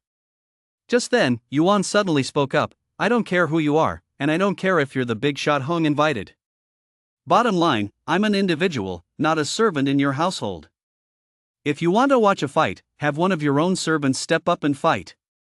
Don't think the whole world has to revolve around you just because you have a little power. I don't have time to put up with your nonsense." With that, he turned and walked away. You stop right there." Luna sprang up from the sofa with a thud, her pretty face instantly flushing crimson. She darted toward Yuan in a few quick strides, glared at him with her beautiful eyes, pointed a finger at his nose, and snarled, "Who do you think you are, talking to me like that? Do you know who my grandfather is? He could crush you to death with a single finger." Your grandfather, besides bringing up your grandfather, what else can you do?" Yuan glanced at Luna and sneered, "If you've got what it takes, come up on stage and fight me yourself. What kind of skill is it to run wild just because you're backed by an elder's power?" Luna trembled slightly with rage. Tilting her head back, she said, emphasizing each word, "You think I'm afraid? I'm just afraid I'll hit you too hard and kill you. For someone as arrogant as you, I could take on 10 of you with ease." "Fine, go ahead and kill me if you think you're so great." Yuan shrugged. "I'm just afraid that some people are better at bragging than they are at fighting. They'll end up getting crushed and shooting themselves in the foot." "Who are you calling a braggart?" Luna's eyes widened, and she reached out to slap Yuan. Seeing Yuan grinning cheekily with no intention of dodging, she rolled her eyes, lowered her hand, and, in a fit of rage, laughed sarcastically, "I won't hit you, lest someone accuse me of bullying the weak. Let us head to the ring right now for a fight. If you lose, you'll kneel at my feet and kowtow 10 times, then bark like a dog 10 times. What if I win?" Yuan asked offhandedly. "That's impossible." Luna was about to explode, but after a moment's thought, she forced her anger down and said petulantly, "If I win, I'll stay here as your personal maid and take care of your every need. How about that? Fine, it's a deal, Yuan said with a faint smile.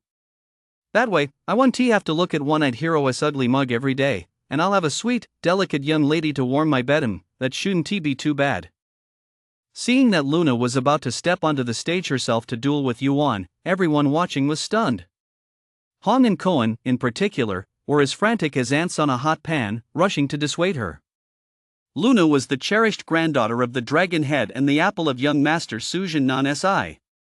Although she had received the Dragon Head's direct teachings, she was still young, and her strength was only at the top tier of G rank. Facing Yuan, who had swept through the G rank division undefeated, losing would simply be losing, no disgrace. But if any accident or mishap were to occur, everyone present, including the two of them, would likely be held accountable. Hong and Cohen tried to talk Luna out of it for a long time, but to no avail, so they hurriedly turned to Fu for help. But they never expected that Fu, for reasons unknown, would actually agree to let Luna take the stage and challenge Yuan to a duel. He even said he wanted to use this opportunity to assess both of their true strength and potential, leaving Hong and Su utterly dumbfounded yet powerless to do anything about it. Seeing that the duel was now a done deal, Hong had no choice but to summon one of his subordinates to fetch a level 2, 1-star psychic armor for Luna. Little did they know Luna would immediately berate them mercilessly, claiming she could easily crush Yuan with her bare hands and that giving her spirit energy armor was an insult to her. This girl won't listen to a word anyone says. I'm afraid she is going to get herself into trouble. Kuan watched the Xuanhai gang henchman scurrying away with the spirit energy armor, a look of helplessness on his face. The people who can actually say something aren't saying anything. What's the point of us two, who have no say, just fretting over it? Hong shook his head. I just hope that kid Yuan knows what's at stake and doesn't hurt Miss Jeaner. Otherwise, the two of us might end up paying the price. She'll be fine. Fu's here, Cohen said. With his super E-class skills, he should be able to keep Miss Jeaner safe. Let us hope so. Hong glanced at the young man and woman walking toward the ring, sighed, and said nothing more. Below the ring, the group of gamblers who had just witnessed Yuan's successful fight against a higher-ranked opponent perked up at the prospect of another spectacle, craning their necks in anticipation. The moment they saw that Yuan's opponent was actually a stunningly beautiful, slender young woman, their mouths nearly drooled. They stared blankly, grinning lecherously. Fortunately, these brutes had enough sense to realize that a young woman capable of making Hong bow his head must hold a high status, so they all watched from a distance, none daring to make lewd remarks. Otherwise, the fight wouldn't even have started before the floor below would likely be littered with people. Luna strode onto the boxing ring with her head held high. She swept her gaze across the crowd below, taking in their lecherous expressions, which only deepened her contempt. She gritted her teeth, pointed at Yuan across the ring, and snarled, "Yuan, you've provoked me time and again. If I don't take care of you with my own hands today, I, Luna, swear I'm no longer human." Fine, bring it on. Yuan had already taken off his gear before stepping onto the ring. Bare-handed and wearing only a light shirt, he looked across at her and said contemptuously, "Let me make one thing clear, I'm a country bumpkin. I don't know what it means to treat a lady with gentleness. With those skinny arms and legs of yours, if you get hurt by me in a moment, don't say I didn't warn you. How dare you? I'll kill you." Luna was beside herself with rage. She twisted her waist and lunged at Yuan, swinging her delicate fists. Yuan dodged 2 moves and had already figured out her fighting style. A smirk tugged at the corner of his mouth as he laughed. The spring fist skill? That's interesting. What? Spring fist skill is my grandfather's signature move. How could this hick possibly recognize it? Luna's gaze hardened. Without a word, she unleashed another flurry of punches and kicks, forcing Yuan to retreat step by step, as she shouted, "Country bumpkin, die." Yuan dodged her attacks as if strolling through a garden, sighing softly, "Your technique isn't bad, but it's not authentic enough." The spring fist skill emphasizes using the mind to direct the intent, and using the intent to direct the strikes. Only then can one truly achieve flexibility and versatility, defeating the enemy with a single blow. Your moves have all the form but lack the essence of Wing Chun.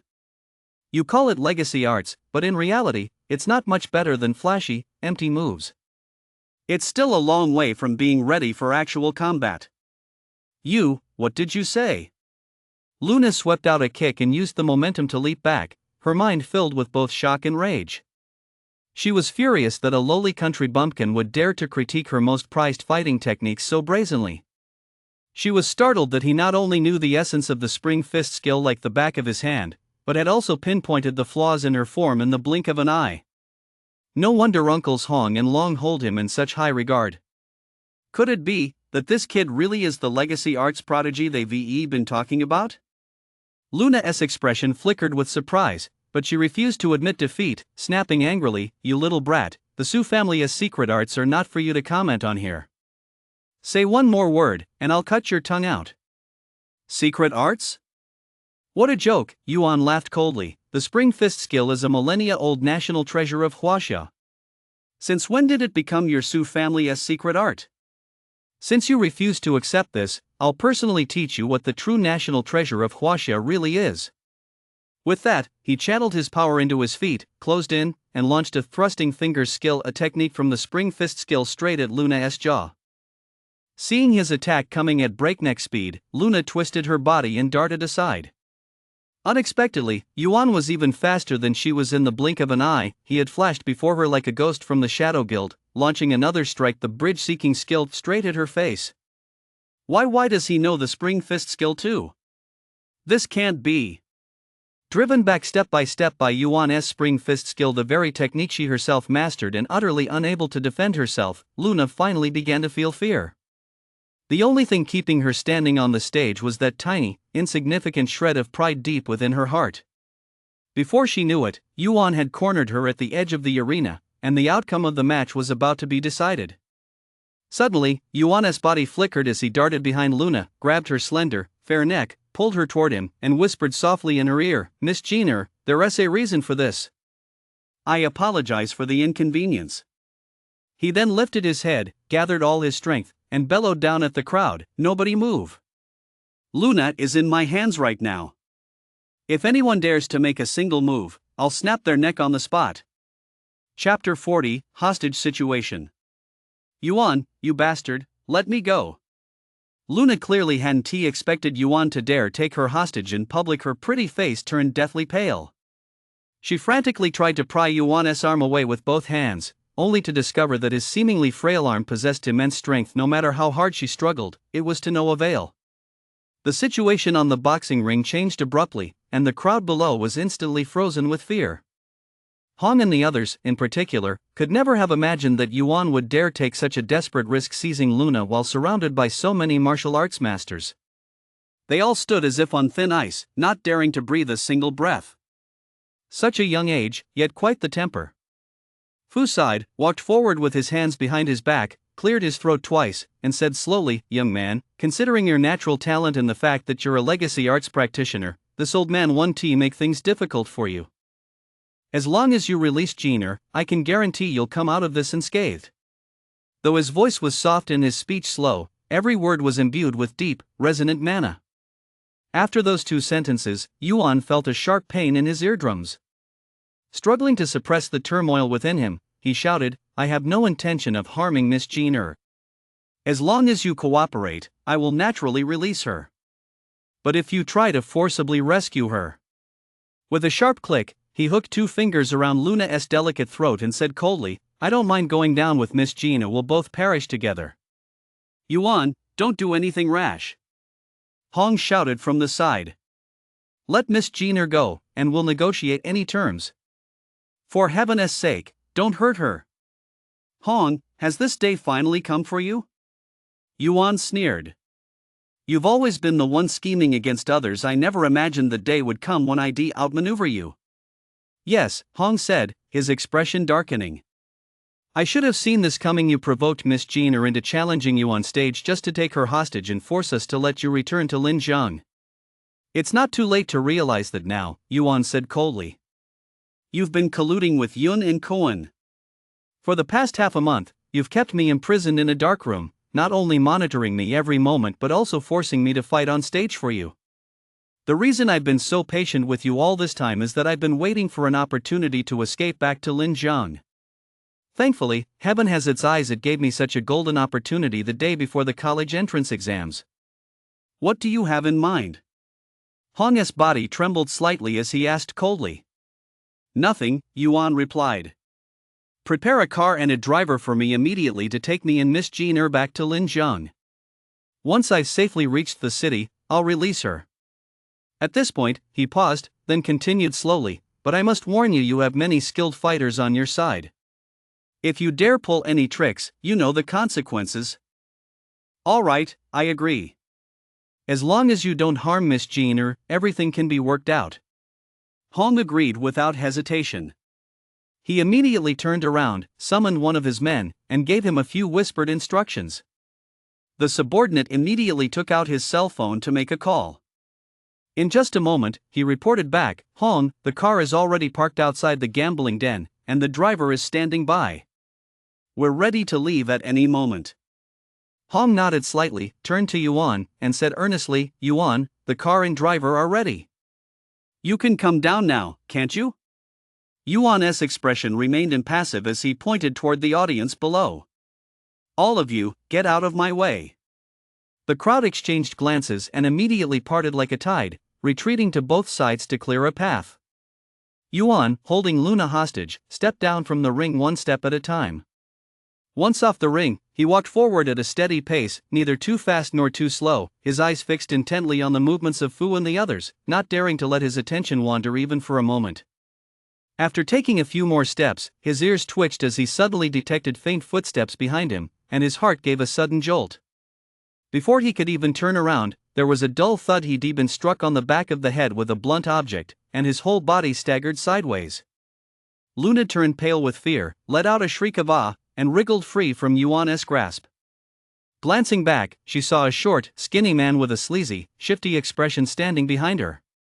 He was clutching a metal rod crackling with electricity and grinning lecherously at her, filling her with revulsion. Seeing that the moment was right, Fu lightly tapped the ground with his foot and darted forward like a gust of wind. With a flick of his sleeve, he extended a withered, wrinkled hand and snapped it back sharply, pulling Luna, who had been 5 meters away, right up to him out of thin air. Mana projection. He is an E-rank powerhouse. Everyone watching, including the gang bosses, was awed by the extraordinary mastery Fu had displayed with that move. Hong and Cohen were especially thrilled. It's been so many years, we finally get to see old man Fu in action again.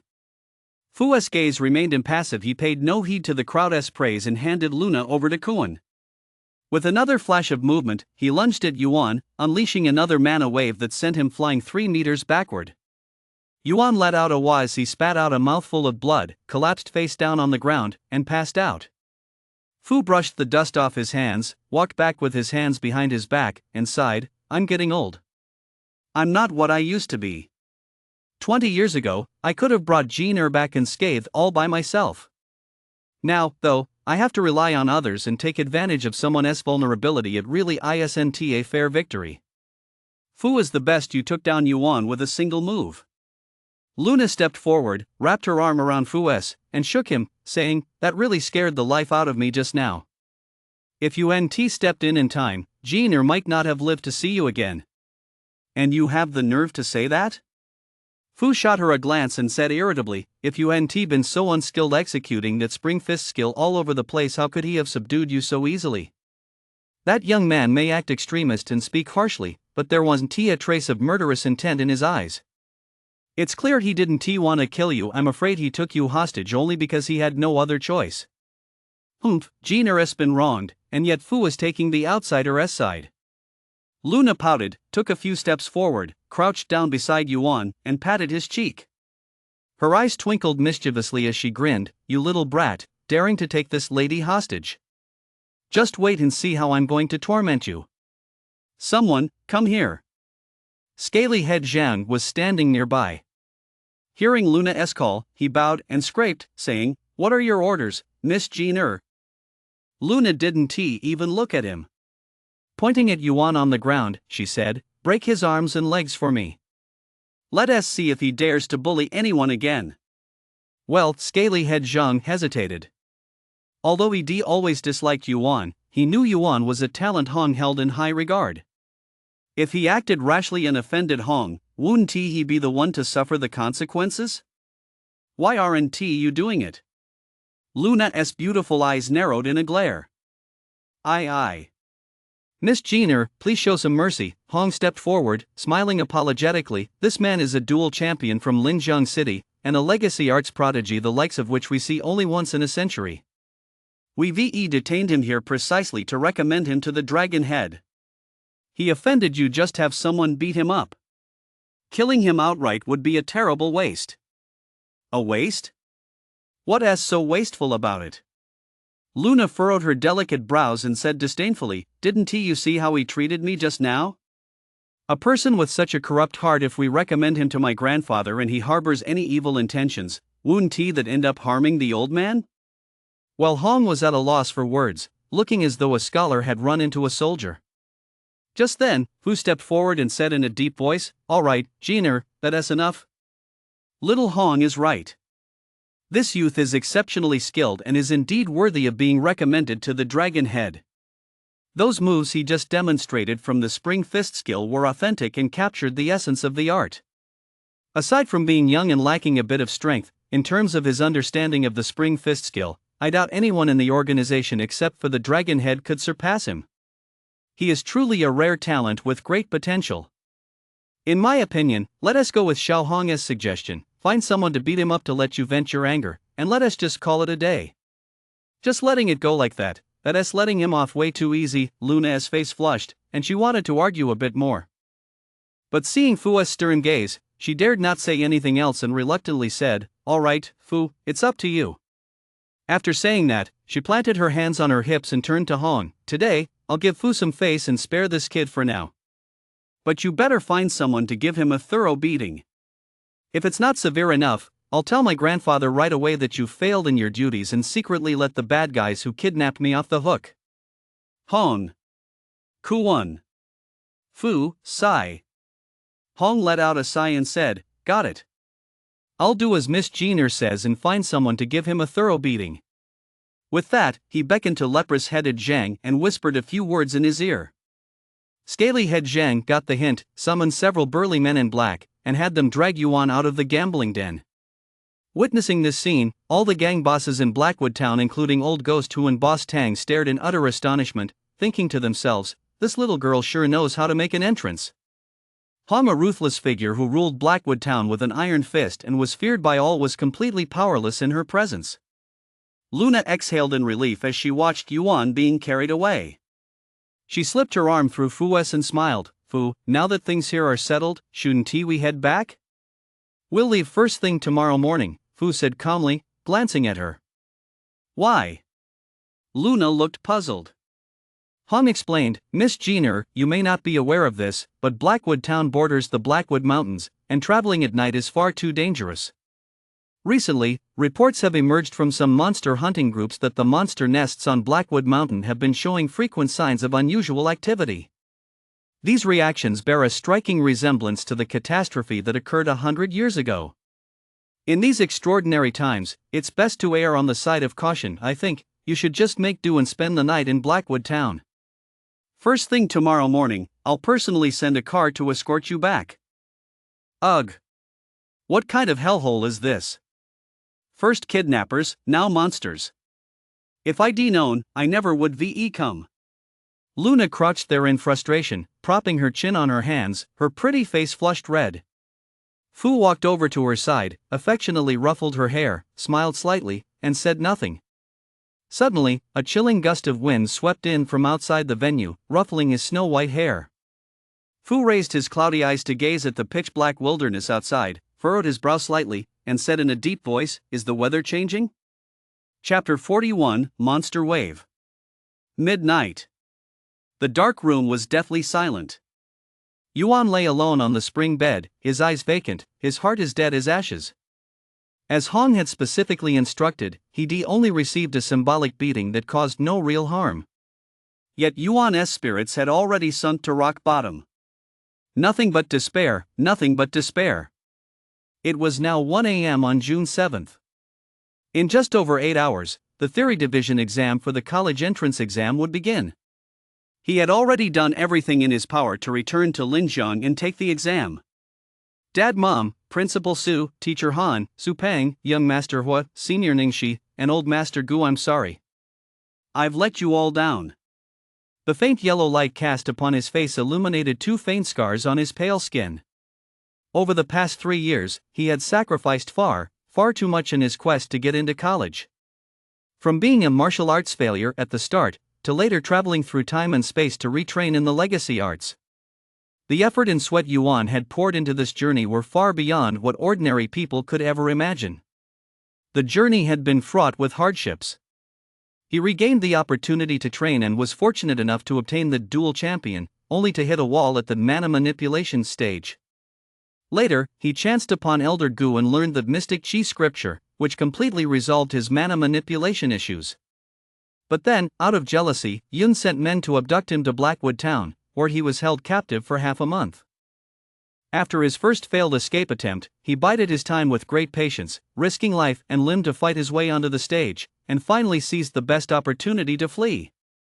He even went so far as to kidnap a woman to force Hong to release him, but unexpectedly, at the very last moment, his plan fell short and his hopes were shattered. In just a few hours, the college entrance exams will begin. Even if I manage to escape from here, what's the point anymore? Yuan leaned against his pillow, his eyes slightly red.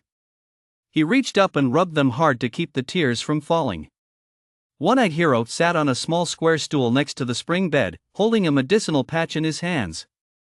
Seeing Yuan in this state, he wasn't sure whether to apply the patch or not. Yuan turned his head, glanced at him, and gave a wry smile. One-eyed hero, you're still the most carefree. You have no desires, no needs, you're cheerful every day, without all these worries. One-eyed hero furrowed his brow, shook his head vigorously, and was just about to protest with a few ah-oh-oh sounds. Just then, a soft beep sounded in the dark room, and Hong's holographic image from the Shadow Guild had already appeared at the foot of Yuan's bed. Is your injury any better? Hong asked with a faint smile. Thanks to you lot, I'm not going to die, Yuan replied expressionlessly, then added casually, so, did that little girl surnamed Su stop you from killing me? I told you, Hong said bluntly, her expression as still as a deep well. Fu didn't agree. Tell Fu I thank him, Yuan snorted derisively, sitting up on the spring mattress and looking at Hong. But I'm a little puzzled, you all treat her like a deity, yet you dare to disobey her orders? Heh, there's no need to mock me. Hong let out a cold laugh and said, many things aren't what you imagine them to be, including our motives for locking you up here, Miss Jean and Fu's true identities, and, of course, the organization behind us. Sorry, but I don't care one bit about any of that. Yuan said, I'll ask you just one thing, are you willing to let me go? If not, just kill me now. Otherwise, even if I stay here, I'll never work for you again, and I certainly won't join this so-called organization you keep talking about. Remember, I told you a long time ago that I'd never let you go. Hong said, as for whether you're willing to step into the ring and fight for me, that no longer matters. Through your training over this period, your legacy arts talent has been proven, and your combat skills have improved significantly. We've essentially achieved our goal, so naturally we won't force you into any more duels. So, in the end, you still won't let me go. Seeing Hong's indifferent demeanor, Yuan's anger erupted instantly, and he roared, I just don't fucking get it. I'm just an ordinary high school student. Even if I've practiced legacy arts for a few days, there is nothing special about that. Why are you guys keeping me locked up like this? Could it be that this is also an order from Yun? You're wrong, Hong said. Yun isn't even worthy of giving us orders. Even if his father stepped in, he wouldn't be qualified. What? Yuan's pupils contracted slightly. You weren't sent by Yun? Strictly speaking, no, at least I wasn't, Hong said calmly. Now that it's come to this, I might as well let you in on some inside information. He paced slowly through the dark room, speaking in a measured tone. For years, my junior brother Cohen has been working for the Yun family. A little over half a month ago, he received orders from Yun to kidnap a senior at Municipal No. 3 High School. That student was me, Yuan said coldly. That's right. Because of your existence, Yun's plan to claim the title of top scorer in the Linjiang City College Entrance Exam Combat Division was seriously threatened. So he ordered Cohen to secretly detain you in a place where no one could find you, and to release you only after the college entrance exams were over. By then Yun will have already secured the title of City Combat Division top scorer. Even if you return to Linjiang, without concrete evidence, it'll be hard for you to stir up any trouble. Hong paused here and turned to observe Yuan's reaction. He saw Yuan sitting upright on the spring bed, his brow furrowed, as if deep in thought. He paused for a moment, then continued, Cohen received orders to ambush you on the road with his men. During the fight, he realized you had a good aptitude for legacy arts, so he brought you here. He hopes to use me to train you and, in the process, uncover more of your talents and potential. Once you've truly grown, he'll recommend you to our teacher the Dragon Head to secure a chance for the two of us to return to the organization. Whether you can successfully join the organization will determine the fate of me, Cohen, and many others. So during this time, I've been recording your training progress via surveillance cameras while also sending you into the ring to fight others, in order to ignite your fighting spirit and abilities. Everything I've done is simply to ensure you stay here obediently and remain at our disposal. You're really quite honest, Yuan said sarcastically. Of course. Since I've chosen to cooperate with you, I'll be as honest as possible, Hong replied with a smile. Cooperation? Yuan laughed coldly. Sorry, I'm not interested. Hong glanced at him and smiled faintly. You don't even know what the organization is, so of course you're not interested in cooperation. But I believe that once you have the chance to witness the organization's power, you'll naturally gain a whole new understanding of what I've said today. Enough with the nonsense. Get to the point, Yuan said impatiently. Hong didn't seem to mind in the least and continued on his own. Joining the organization will bring enormous benefits, both to you personally and to your family. I know you're harboring a lot of resentment, but I still urge you to give up this futile struggle this morning, especially something like taking Miss Gina hostage. If it happens again, don't even think that Cohen and I or even old man Fu himself will be able to save you. Death would be a blessing, Yuan said. Being locked up in this godforsaken place with no light is worse than being dead. Think it over carefully. First thing tomorrow morning, I'll. Just as Hong finished speaking, the holographic image of the Shadow Guild suddenly shook violently, then began to blur. What kind of shenanigans is that Hong up to now? Yuan furrowed his brow slightly and looked up. In the remnants of the Shadow Guild hologram, Hong's face was contorted with sheer terror. What's going on? Did you see a ghost? Yuan's eyes widened. Just then, with a click, Hong's holographic Shadow Guild image shattered into countless specks of light and vanished completely. Almost at the same moment, a heart-wrenching scream suddenly rang out from outside the iron gate. It's a monster. The monster wave is coming. Run.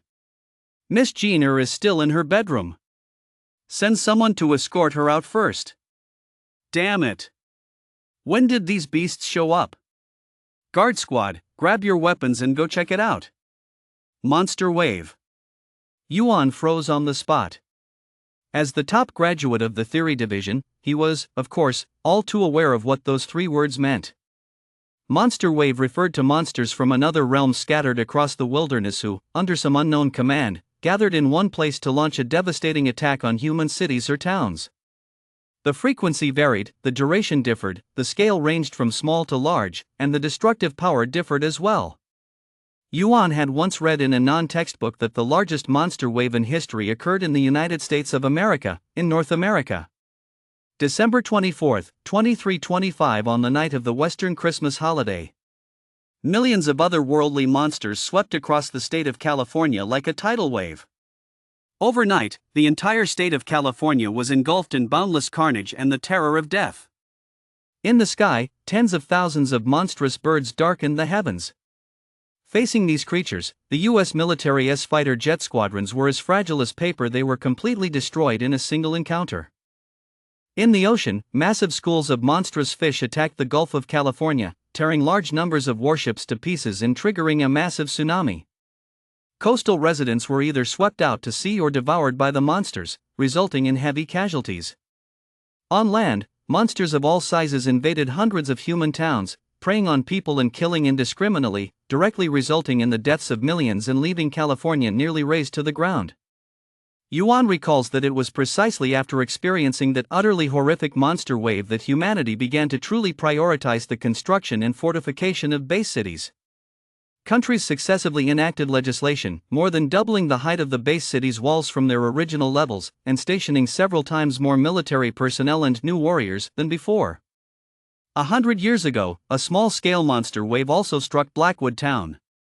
At that time, thousands of monsters from Blackwood Mountain swarmed in droves, attacking the towns surrounding a main thoroughfare in Linjiang City. The assault claimed the lives of over 10,000 people, transforming once thriving towns into desolate, barren wastelands. Yuan grew up in the slums and had heard terrifying stories about that monster wave from his parents and neighbors since childhood. Now, hearing the commotion outside the Iron Gate, his heart sank. His gaze darkened as he thought to himself, "No, I haven't escaped yet. I can't die here, absolutely not." Chapter 42, The Fist of the Hero. Oh. Suddenly, One-Eyed Hao's voice rang out beside him. Yuan looked up to see him slap his thigh, leap up from the plastic stool with a thud, snatch the leather-bound notebook from the straw mat, dash to the iron gate, peek through the crack a few times, then return to the spring bed, grab Yuan's hand, and pull him toward the exit. "It's no use. We're locked in this dark room. Without a key, there's no way out." One-Eyed Hero was yanking so hard on Yuan's arm that it stung. Yuan tried to talk him down while struggling to break free. But after struggling for a long time, he was astonished to discover that, despite his current physical strength, he simply couldn't shake off One-Eyed Hero's grip. One-Eyed Hao clung tightly to Yuan's arm. A rare look of determination and resolve flashed across his ugly face as he pointed at the iron door and pounded his chest forcefully. "You think I can get us out of here? Give me a break, will you?" Yuan said with a wry smile. "I don't know how to pick locks, and I've never practiced the art of bone contraction. This iron door alone is enough to give us a headache." One-Eyed Hero shot Yuan a disdainful glance, shoved him aside, took a few steps back, and thrust his feet hard against the ground. His muscles bulged instantly as he channeled all his strength into his legs, propelling his massive frame over 2 meters tall straight into the pitch-black, solid steel door. In an instant, a thunderous boom echoed through the air. One-Eyed Hero's solid, burly frame slammed violently into the refined steel door before him. For a moment, the dark chamber was filled with flying sand and dust. Yuan looked up and saw that the refined steel door over 10 centimeters thick had actually been smashed open by One-Eyed Hero. It crashed to the ground with a clang, sending a cloud of dust billowing into the air. "Holy crap, he's got superhuman strength." Yuan was instantly dumbfounded, looking at One-Eyed Hero with newfound respect. This guy's brute strength is astonishing. If he were to learn the mountain lean skill from the 8 extreme skill that would be quite a sight. One-Eyed Hero stood amidst the dust and turned to give Yuan a goofy grin. He poked his head out the door again, looked left and right, saw that the area was deserted, and raised his hand to beckon Yuan over. Yuan immediately caught up and followed One-Eyed Hero out the front door. The two emerged from the dark room and, without pausing for a moment, sprinted down the pitch-black third-floor hallway. When they reached the corner and looked down, they saw that the entire building had descended into chaos. People were fleeing for their lives, cursing and wailing, crowding the lower 2 floors so densely that not even a drop of water could pass through. One-Eyed Hero casually picked up a ragged piece of cloth from the ground, pulled it over Yuan's head, and led him through the crowd, weaving left and right. Before long, the two slipped into a kitchen in the southwest corner of the first floor. Yuan pulled the ragged cloth off his head, looked at the wall cabinet that had suddenly appeared before him, and asked, "What's going on?" One-Eyed Hero made a shushing gesture, stepped forward, yanked open the cupboard door, and pointed downward. "What does that mean?" Yuan asked.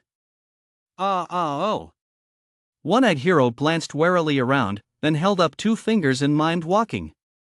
"You want me to climb down through the cupboard?" Confused, Yuan stuck his head inside the cabinet to take a look. Only then did he discover that there was actually a staircase inside the cabinet. It all clicked, and he turned back, saying, "You're something else, you actually managed to find a secret passage like this." One-eyed hero gave a sheepish grin, bent down, and shoved Yuan into the cabinet. You're telling me to go, but what about you? Yuan turned back and asked with a frown. Oh. One-eyed hero muttered a reply, pointed upstairs, slammed the closet door shut with 2 loud thuds, and ran toward the staircase without looking back. Hey! Yuan stood where he was, listening to One-eyed Hero's footsteps fade into the distance. He had no choice but to make his way down the stairs in the dark. He hadn't taken more than 2 steps when he suddenly heard 2 click-clack sounds behind him. The closet door was opened again, and the gleaming muzzle of a gun peered inside. Stop right there! Put your hands up and get out of the secret passage. Scabby head Zhang? Yuan recognized the voice immediately. His expression shifted slightly. What is he doing here? After a moment's thought, he followed the man's instructions, stepping back out of the secret passage 1 step at a time until he returned to the kitchen. Stand still. Lean against the wall now. Soon, Scabby Head Zhang's voice rang out again, and Yuan complied once more. He glanced up, his pupils contracting slightly.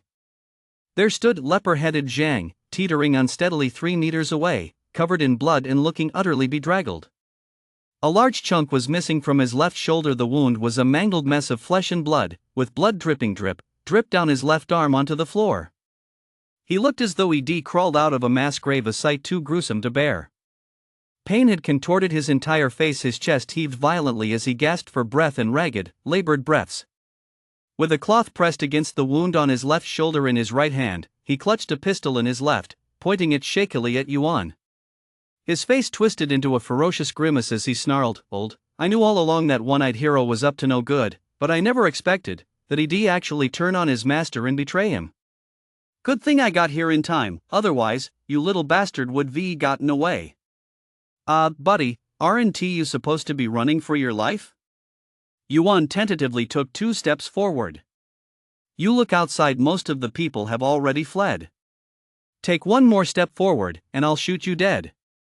Scabby Head Zhang had clearly seen through Yuan's intentions. He said coldly, I've been screwed over by you once. Do you think I'd let you do it a second time? Trying to distract me? No way. With that, he raised the pistol a few inches, aimed it at Yuan's head, and grinned savagely. This is a real gun in my hand. If you don't believe me, feel free to step forward and find out. Fine, I give up. Yuan stopped in his tracks and glanced at leper-headed Zhang's face. Seeing his features contorted and his emotions on the verge of spiraling out of control, he asked, Where is Hong? Take me to him. I have something to say to him face to face. Hong, you've got the nerve to mention Hong. Scabby Zhang suddenly became agitated and roared, If it weren't for you, Hong wouldn't be dead. What? Hong is dead? Yuan was taken aback. Not long ago, he had been talking to Hong's holographic avatar in the Shadow Guild. Hearing the news of his death, he was momentarily at a loss. With Hong's skills, how could he just die like that? You have the nerve to ask that. Leper Zhang roared. To save Miss Jean, Hong was surrounded and attacked by over a dozen monsters. He was torn to pieces. You, the one to blame for all this, have no right to even mention his name. No, that is not. Yuan was getting more and more confused. Explain yourself clearly. Hong died saving Luna, not me. How did I become the culprit? Shut up. Scaly Head Zhang said, struggling to hold back his grief. If it weren't for you, how would Miss Jean have ended up in Blackwood Town, and when the monster wave hit the town, how could Hong have been held back and unable to escape immediately? You damned culprit, I'll kill you to avenge Hong. At that moment, Yuan felt as if a million divine monsters were roaring past his eyes. Buddy, this is the first time I've realized your thought process is so bizarre. Just because you've got a gun, you think you can do whatever you want and spout nonsense? He looked up at Scaly Head Zhang and said, enunciating each word clearly, No matter what you say, Hong's death has nothing to do with me. If you want to kill me, just do it, no need for all this nonsense. If I end up falling at the hands of someone like you, I'll just have to consider myself unlucky. Fine, very fine. Scaly Head Zhang laughed bitterly in his rage. I, scaly head Zhang, grew up without parents. It's only thanks to Hong's great kindness that I've managed to scrape by until now. Now that he is gone, I can't go on living alone. I'll kill you right now and send you to join Hong in death. Yuan sighed helplessly. But before you kill me, there is one thing I want to tell you. When you point a gun at someone, remember to look over your shoulder, otherwise, you won't even know how you died. You, what did you say? Leper-headed Zhang's eyes suddenly widened as he spun around abruptly. He saw an enormous black shadow guild member lunging toward him. He let out a startled scream and exclaimed in shock, It's you. In the blink of an eye, the black shadow guild member had closed in on him.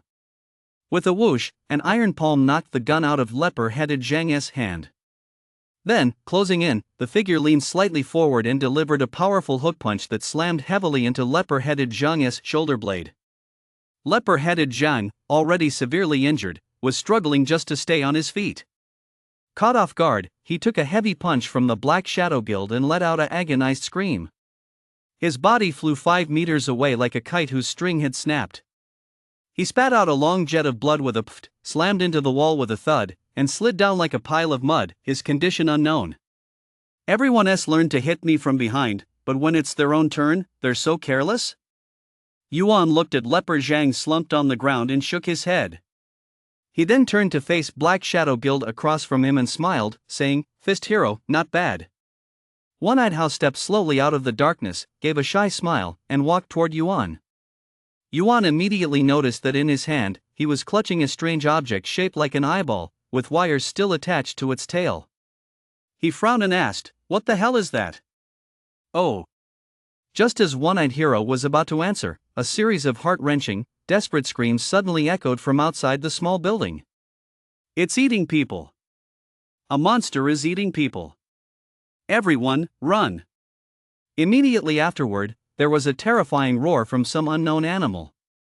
One-Eyed Hao furrowed his brow, pulled a dusty leather pouch from his pocket, tossed the leather-bound notebook and the eyeball into it all at once, tied it shut, and pushed Yuan toward the closet. Before long, they reached the built-in cabinet. With 2 clicks, he opened the doors, and they squeezed inside one after the other. He slammed the doors shut and began descending. Hey, from now on, I'll just call you Ahao. It rolls off the tongue better. Sniff sniff. If we manage to escape safely, I'll take you for a stroll along the river, then find a place to have that painting of yours framed. Sniff oh.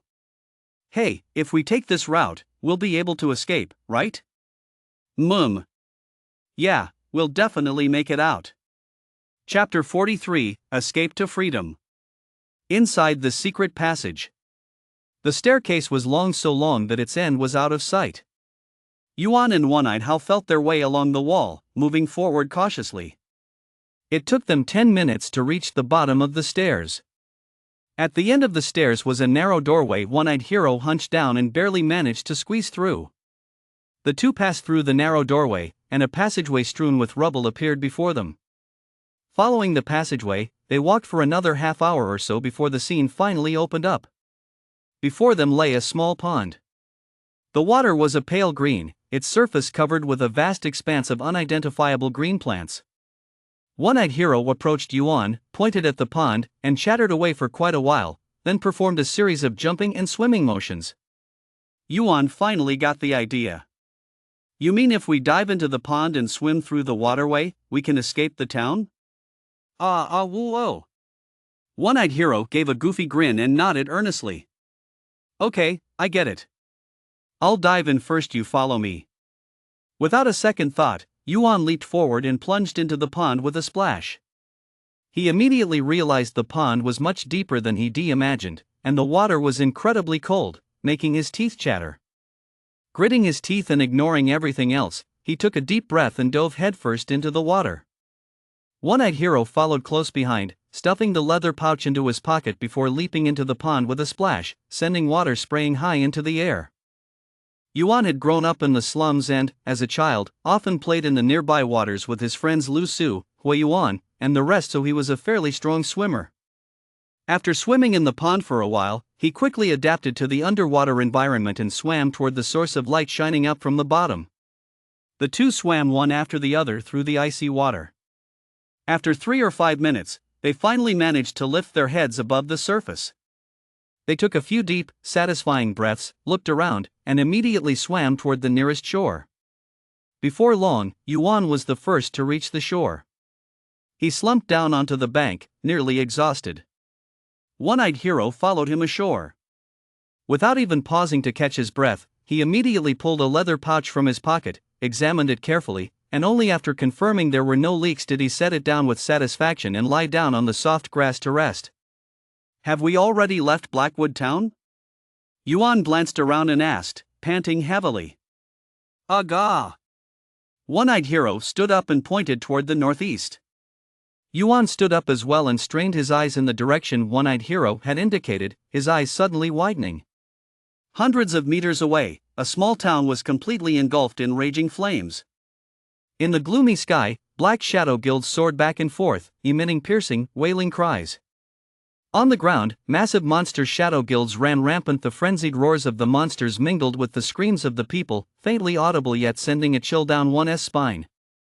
"Is this the monster wave?" Yuan stared blankly at Blackwood Town engulfed in flames, frozen in place like a stone statue. In the past, his understanding of the monster wave had come entirely from books. He never could have imagined that the real-life monster wave would be countless times more terrifying than he'd ever imagined. It was only by witnessing the monster wave with his own eyes that he realized just how fragile and helpless humanity was in the face of such a colossal disaster. Yuan and One-Eyed How crept closer to Blackwood Town step by step, taking cover in the grass. From a distance, he saw a man torn in half by a black leopard at least 2 meters long. He saw a family of 3 become separated in the monster wave and perish one after another at the jaws of a pack of giant rats with sharp fangs.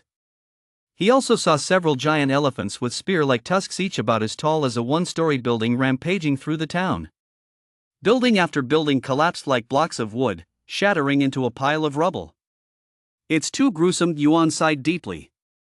Just a few hundred monsters were enough to completely destroy a thriving little town. No wonder the monster wave in California back then claimed the lives of millions of people in an instant. One-eyed hero gave a faint reply, his eyes still fixed on the pack of giant rats with sharp fangs that had slaughtered a family of 3, a glint of hatred flickering in his gaze. "Let us go. Don't look anymore, I can't bear to watch." Yuan patted One-eyed hero on the shoulder and turned away. After a moment, One-eyed How turned around and followed Yuan deeper into the grass. After walking for a while, Yuan said, "Although we've escaped Blackwood Town, we still need to figure out how to get back to Linjiang. I've heard it's several hundred kilometers from here to Linjiang. If we walk there on foot, it'll probably take days and nights to get there. There are only a few hours left until the college entrance exam. If we want to make it in time, we need to find a way to get there as soon as possible." "Oh, woo?" One-eyed hero scratched his head, then his eyes suddenly lit up, and he went on saying oh for a while.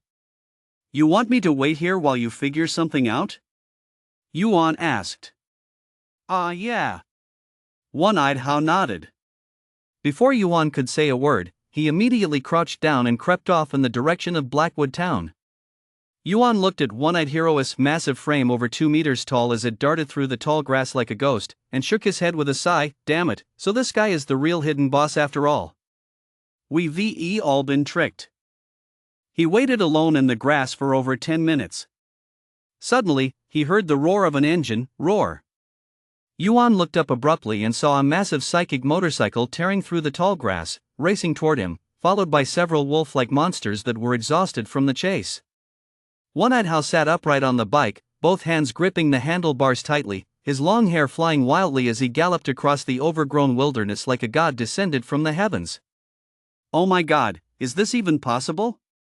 Yuan was so moved he started crying. "Painter How, God Fist How, Speed Demon How, I fucking love you." In no time at all, One-eyed How had already circled the area several times on his bike. Only after he de-worn those unlucky low-level monsters down until they were foaming at the mouth and lying motionless on the ground did he turn the bike around and race toward Yuan's location. Before long, he pulled up alongside Yuan, executed a stunning drift, and brought the motorcycle to a stop right in front of him. Holy crap, that was insane. Yuan looked at one-eyed hero, whose hair was blown out like chicken feathers, and felt his worldview completely shattered. One-eyed hero, what kind of god are you, exactly? One-eyed hero ignored him, grinning, laughing foolishly at him for a moment before pulling a motorcycle helmet out of the trunk and handing it to Yuan. Yuan nodded gratefully, hopped onto the bike, and put on the helmet. Ah, oh woo. Don't worry, hold on tight. Oh woo. Out in the open fields, a buzzing roar filled the air. Two streaks of dark blue light flashed from the back of the motorcycle, and with a roar, it sped forward, cutting through the open fields, onto Yama Road, and heading toward Linjiang City. It's been a while, this feeling of freedom. Destination, Linjiang City. The psychic motorcycle raced through the night, and 4 hours later, it finally came to a stop on a small hillside on the outskirts of Linjiang City. Yuan took off his helmet, cradled it in his arms, dismounted the motorcycle, and walked to the foot of the hill. Facing the faintly cool morning breeze at 6 o'clock, he gazed at the towering, majestic city walls of the base city in the distance, his heart filled with emotion. I'm back. I'm finally back. When Koan and the others had kidnapped him and taken him to Blackwood Town, he had briefly doubted he'd ever escape. Under Hong's watchful eye, he had bided his time, honed his abilities, and endured battle after battle. His first attempt to escape ended in failure when he fell into a trap set by Hong. On his second attempt to escape, he tried to take Luna hostage, but ultimately failed at the last moment. On the eve of the college entrance exams, Yuan had already fallen into despair. Who could have imagined that a once-in-a-century monster wave would erupt in Blackwood Town? By a twist of fate, it gave Yuan a helping hand, enabling him to escape with his life. After these past half a month of trials, Yuan had undergone a dramatic transformation, both inside and out. He had grown a bit taller, his build had become more robust, and most noticeably, his face had finally shed its former youthfulness and pallor, taking on an air of greater composure and resolve. Compared to before, Yuan's strength had also increased significantly. He had mastered the 5 animals exercise to the highest level, and his physical functions had been perfected and strengthened to the greatest extent possible, far surpassing the level he was at when he first began practicing the legacy arts. He even sensed faintly that several major meridians within his body were undergoing some mysterious transformation, as if it were a precursor to breaking through a bottleneck. Furthermore, he had consistently practiced the mystic chi scripture taught to him by Elder Gu, further enhancing his proficiency in the use of mana. Even more astonishing was Yuan's combat prowess. Under Hong's arrangement, within just half a month, he engaged in more than a dozen heart-pounding, life-or-death battles with warriors from all over, accumulating a wealth of real combat experience. From his first match, where he was forced to flee across the entire arena by Li Tiankue, to his final battle, in which he defeated the F-rank assassin He Lianchong with his staff, he improved with each fight, making progress at a truly astonishing rate. Now, his Arhat Fist, Mighty Vajra Palm, 8 Extreme Skill, and Spring Fist Skill have all reached a state of mastery, and he has made some progress with the first 3 forms of the dog beating staff technique. Although there is still plenty of room for improvement, he is more than ready to face the upcoming college entrance exams. Yun, I really have to thank you. If it weren't for you, I might not have been able to make such tremendous progress. Yuan narrowed his eyes slightly and gave a cold smile. The college entrance exams are about to begin. Just you wait. I swear I'll make you pay the price you deserve for what you've done. One-eyed hero quietly stepped forward and stood silently beside Yuan. Gazing out at the magnificent cityscape in the distance, his eyes were filled with anticipation. After gazing for a while, he took a leather pouch from his pocket, opened it, and retrieved the eyeball-shaped object he brought from the small house in Blackwood Town, handing it to Yuan. For me? Yuan took the eyeball, turning it over and examining it closely. What on earth is this thing that was worth risking your life to get? Chapter 44, Yuan's Return. Ah woo ah. One-eyed hero extended his large hand and pressed a hidden spot on the back of the eyeball. With a soft beep, a green beam shot out from the pupil, and in an instant, a 1-meter square video screen materialized in midair. This is Yuan glanced at the screen and froze instantly. The scene on the screen was none other than the dark room where he had been imprisoned for half a month. In the lower right corner, the video's recording time was clearly displayed, June 7, 26:15, 1:13. In the video, Hong's holographic shadow guild figure appeared to be floating beside a trampoline bed, his voice clear and distinct. My junior brother, Cohen, has been working for the Yun family. Over half a month ago, he received orders from Yun to kidnap a senior at Municipal No. 3 High School. That student was me. That's right. Because your presence posed a serious threat to Yun's plan to secure the top spot in the Lingjiang City College Entrance Exam Combat Division, he ordered Cohen to secretly detain you in a place where no one could find you. After listening to every word, Yuan finally had a moment of clarity. What one-eyed hero had risked his life to retrieve for him was, in fact, a surveillance camera hidden in the darkroom, equipped with memory storage capabilities. He opened the video directory, which contained a complete record of the entire process from the first day of his abduction to the time of the monster wave spanning more than 10 days. Every person who appeared in the darkroom, every movement, and every word was clearly recorded. Yuan had previously been worried that, given the Yun family's vast influence and his lack of concrete evidence, it wouldn't be easy to bring him down. With this lethal eyeball, all his problems were solved. Once the video was exposed, Yun wouldn't even know how he died. How, thanks, Yuan said, picking up the eyeball and addressing One-Eyed How. This is very important to me. Everyone in Blackwood Town thinks you're a fool. Who would thought you're actually the smartest person in town? You even kept someone as shrewd as Hong in the dark. You really outdid yourself. One-Eyed How scratched his head and grinned like an idiot. Yuan sighed deeply and said, Blackwood Town is already ruined. Why don't you come with me to the city? You've got nowhere to go anyway. I can introduce you to my teachers and classmates, and teach you the legacy arts.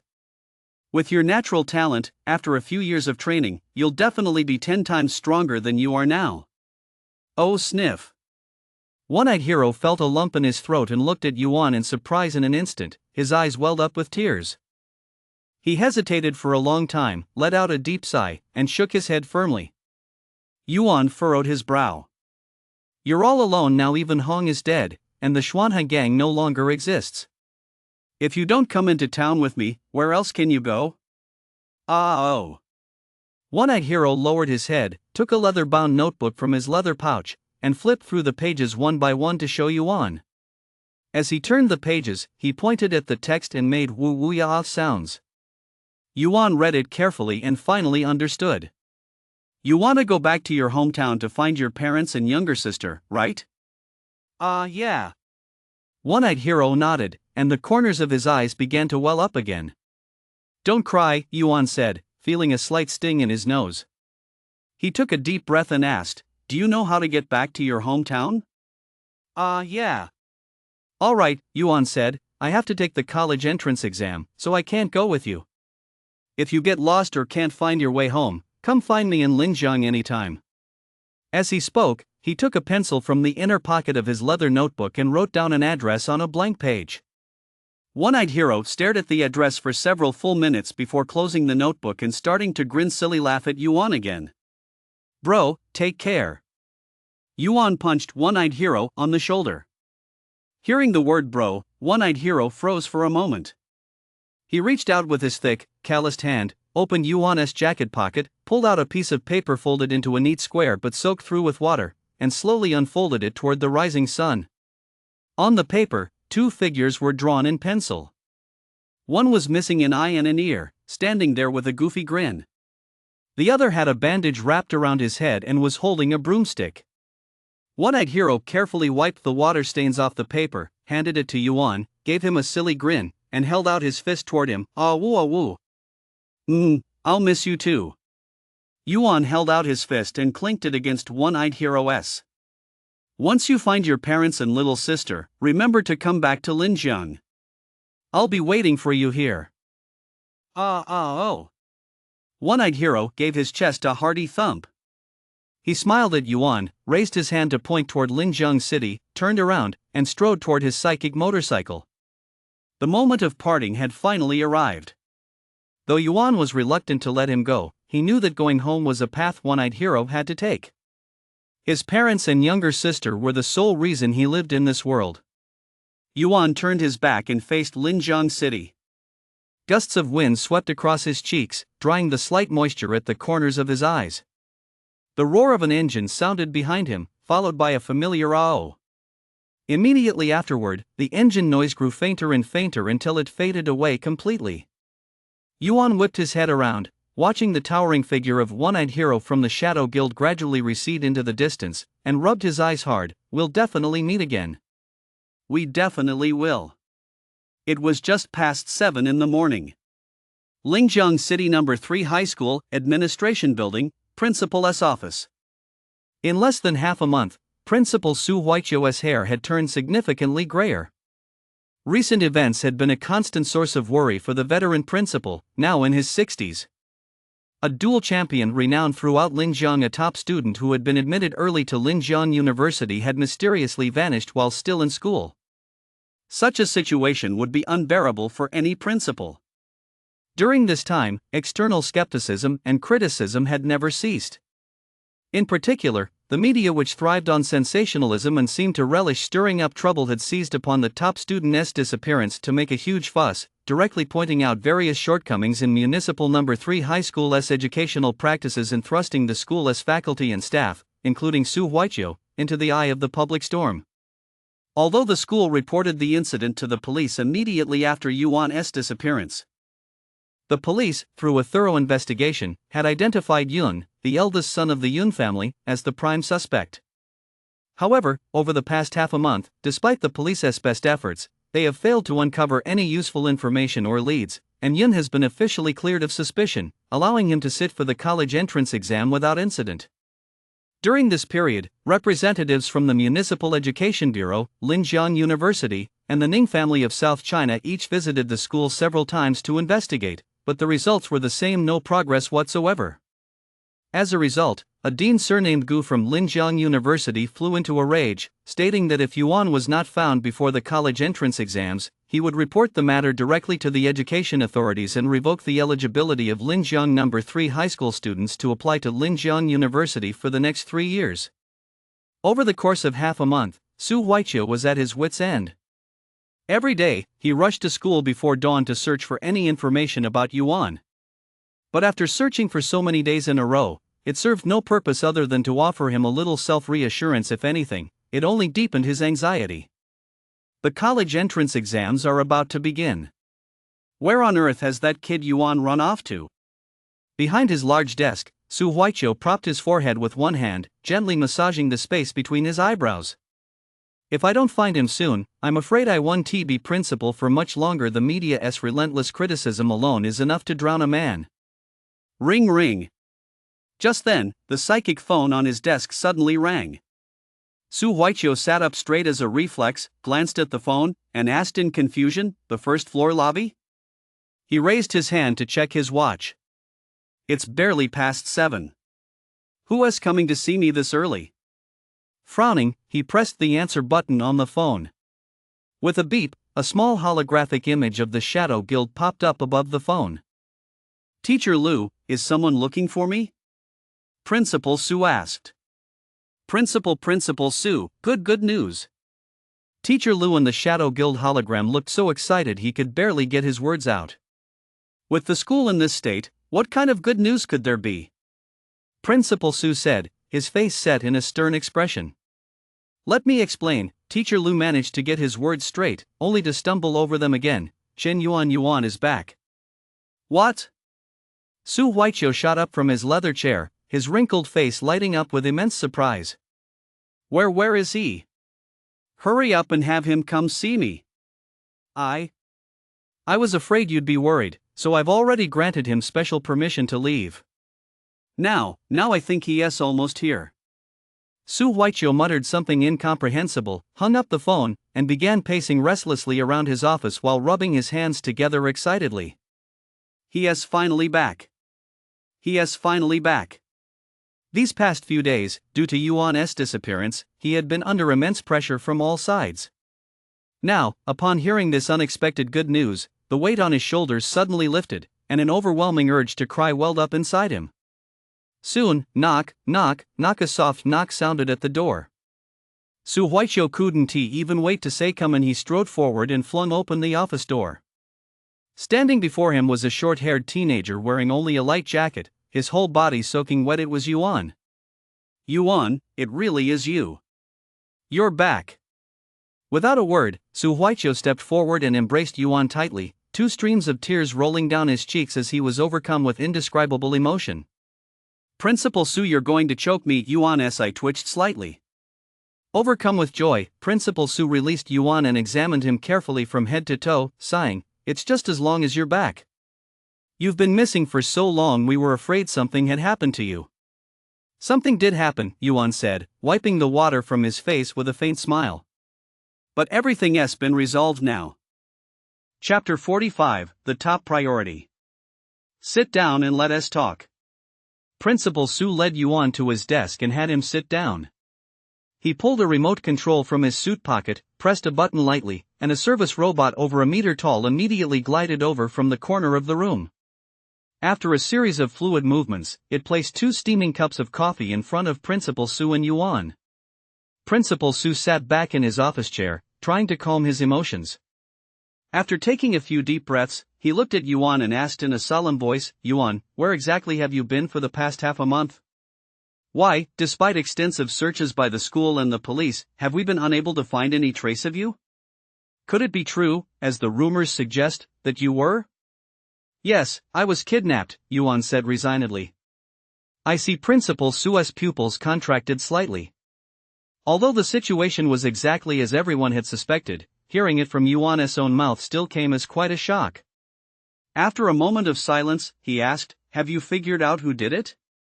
"Principal Su, you must have guessed it long ago," Yuan said, his gaze hardening as he spoke slowly. "The mastermind behind this whole affair is Yun."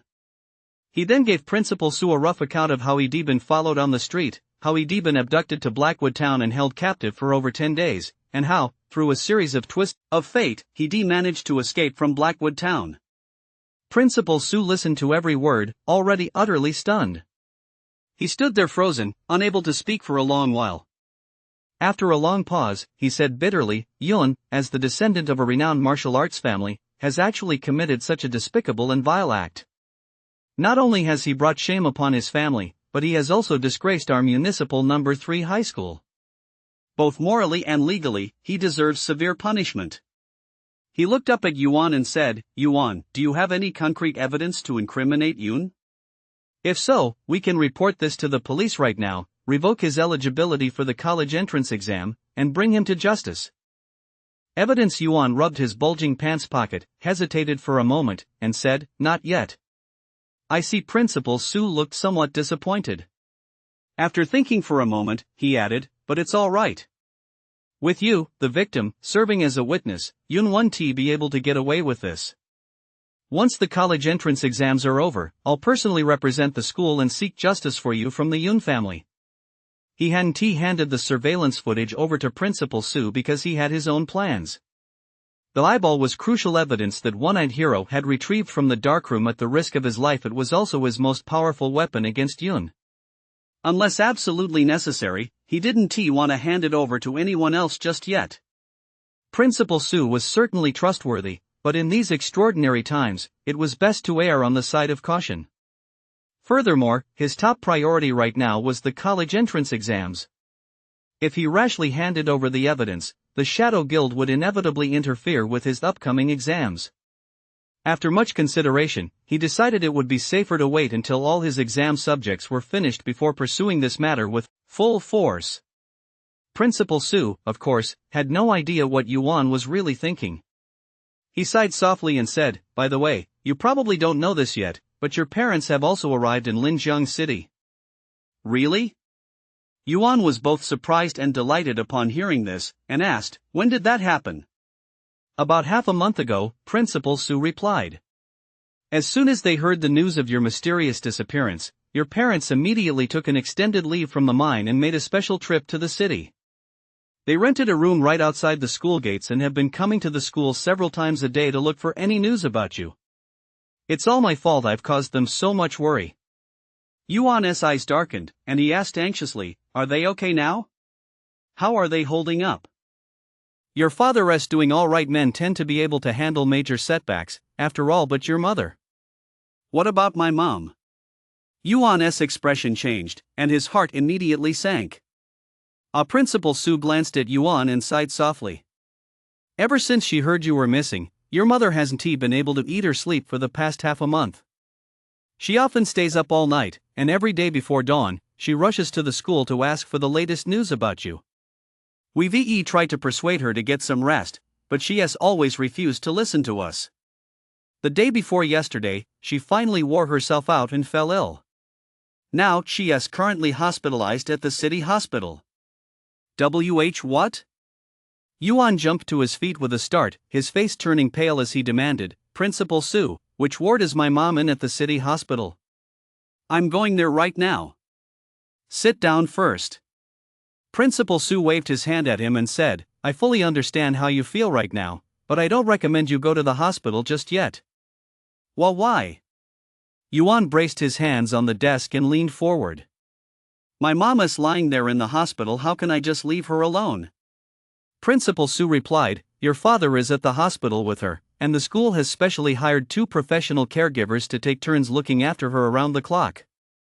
Furthermore, the doctor said your mother's condition is due to excessive worry and overwork. As long as she gets proper rest and recuperation for a while, she'll recover. As for the costs, the school will cover everything, you can rest assured.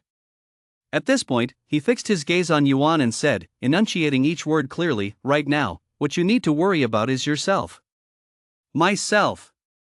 Principal Su nodded slightly and asked, think carefully. After enduring countless hardships to escape back to Linjiang, what exactly were you fighting for? The college entrance exam, Yuan replied without hesitation. Very good. Listen carefully. Principal Su's gaze grew stern as he said solemnly, in a few hours, the theory division of the college entrance exam will begin. There is only one thing you need to do now, let go of your burdens, give it your all, show your true potential, and prove yourself in the exam hall. Think about it, your parents leave early and return late every day, raising you to adulthood and scrimping and saving to pay for your education. What exactly was it all for? If your mother saw you giving up the college entrance exam to take care of her choosing to be a deserter, would she thank you, or would she feel even more guilty for being a burden to you? I don't need to tell you the answer, you know it best in your heart. Yes. Principal Su's words jolted Yuan out of his daze, and by then, he had regained his composure. The college entrance exam was just around the corner, and all he could do now was give it his all and strive for the top. If he gave up this hard-won opportunity on a whim, not only would his mother on her sickbed never forgive him, but Yuan himself would never forgive himself either. Yuan had sacrificed so much for the college entrance exam. When he first entered his freshman year of high school, lacking a natural talent for martial arts, he staked everything on the theory division and gave it his all. From an unremarkable student from the slums, he gradually rose to become the top student of the theory division with outstanding grades. Throughout his 3 years of high school, despite facing plenty of skepticism and ridicule, he always believed that as long as he persevered and got into college, he would make a name for himself and provide his parents with a better life. Later, when he unexpectedly gained the opportunity to train in martial arts, he cherished it more than anything. Every day, he would rise before dawn to practice the 5 animals exercise, transforming his body and strengthening his constitution. He doubled his practice of the mystic chi scripture, gradually improving his ability to manipulate mana. He trained relentlessly in legacy arts techniques, enduring life and death battles and honing his combat skills through one fight after another. While trapped in Blackwood Town, Yuan had briefly feared he would miss this year's college entrance exams. Now that he had finally escaped the den of evil and returned to Linjiang, he naturally had to treat the exams as his top priority and give them his all. Besides, there is still that bastard Yun to deal with.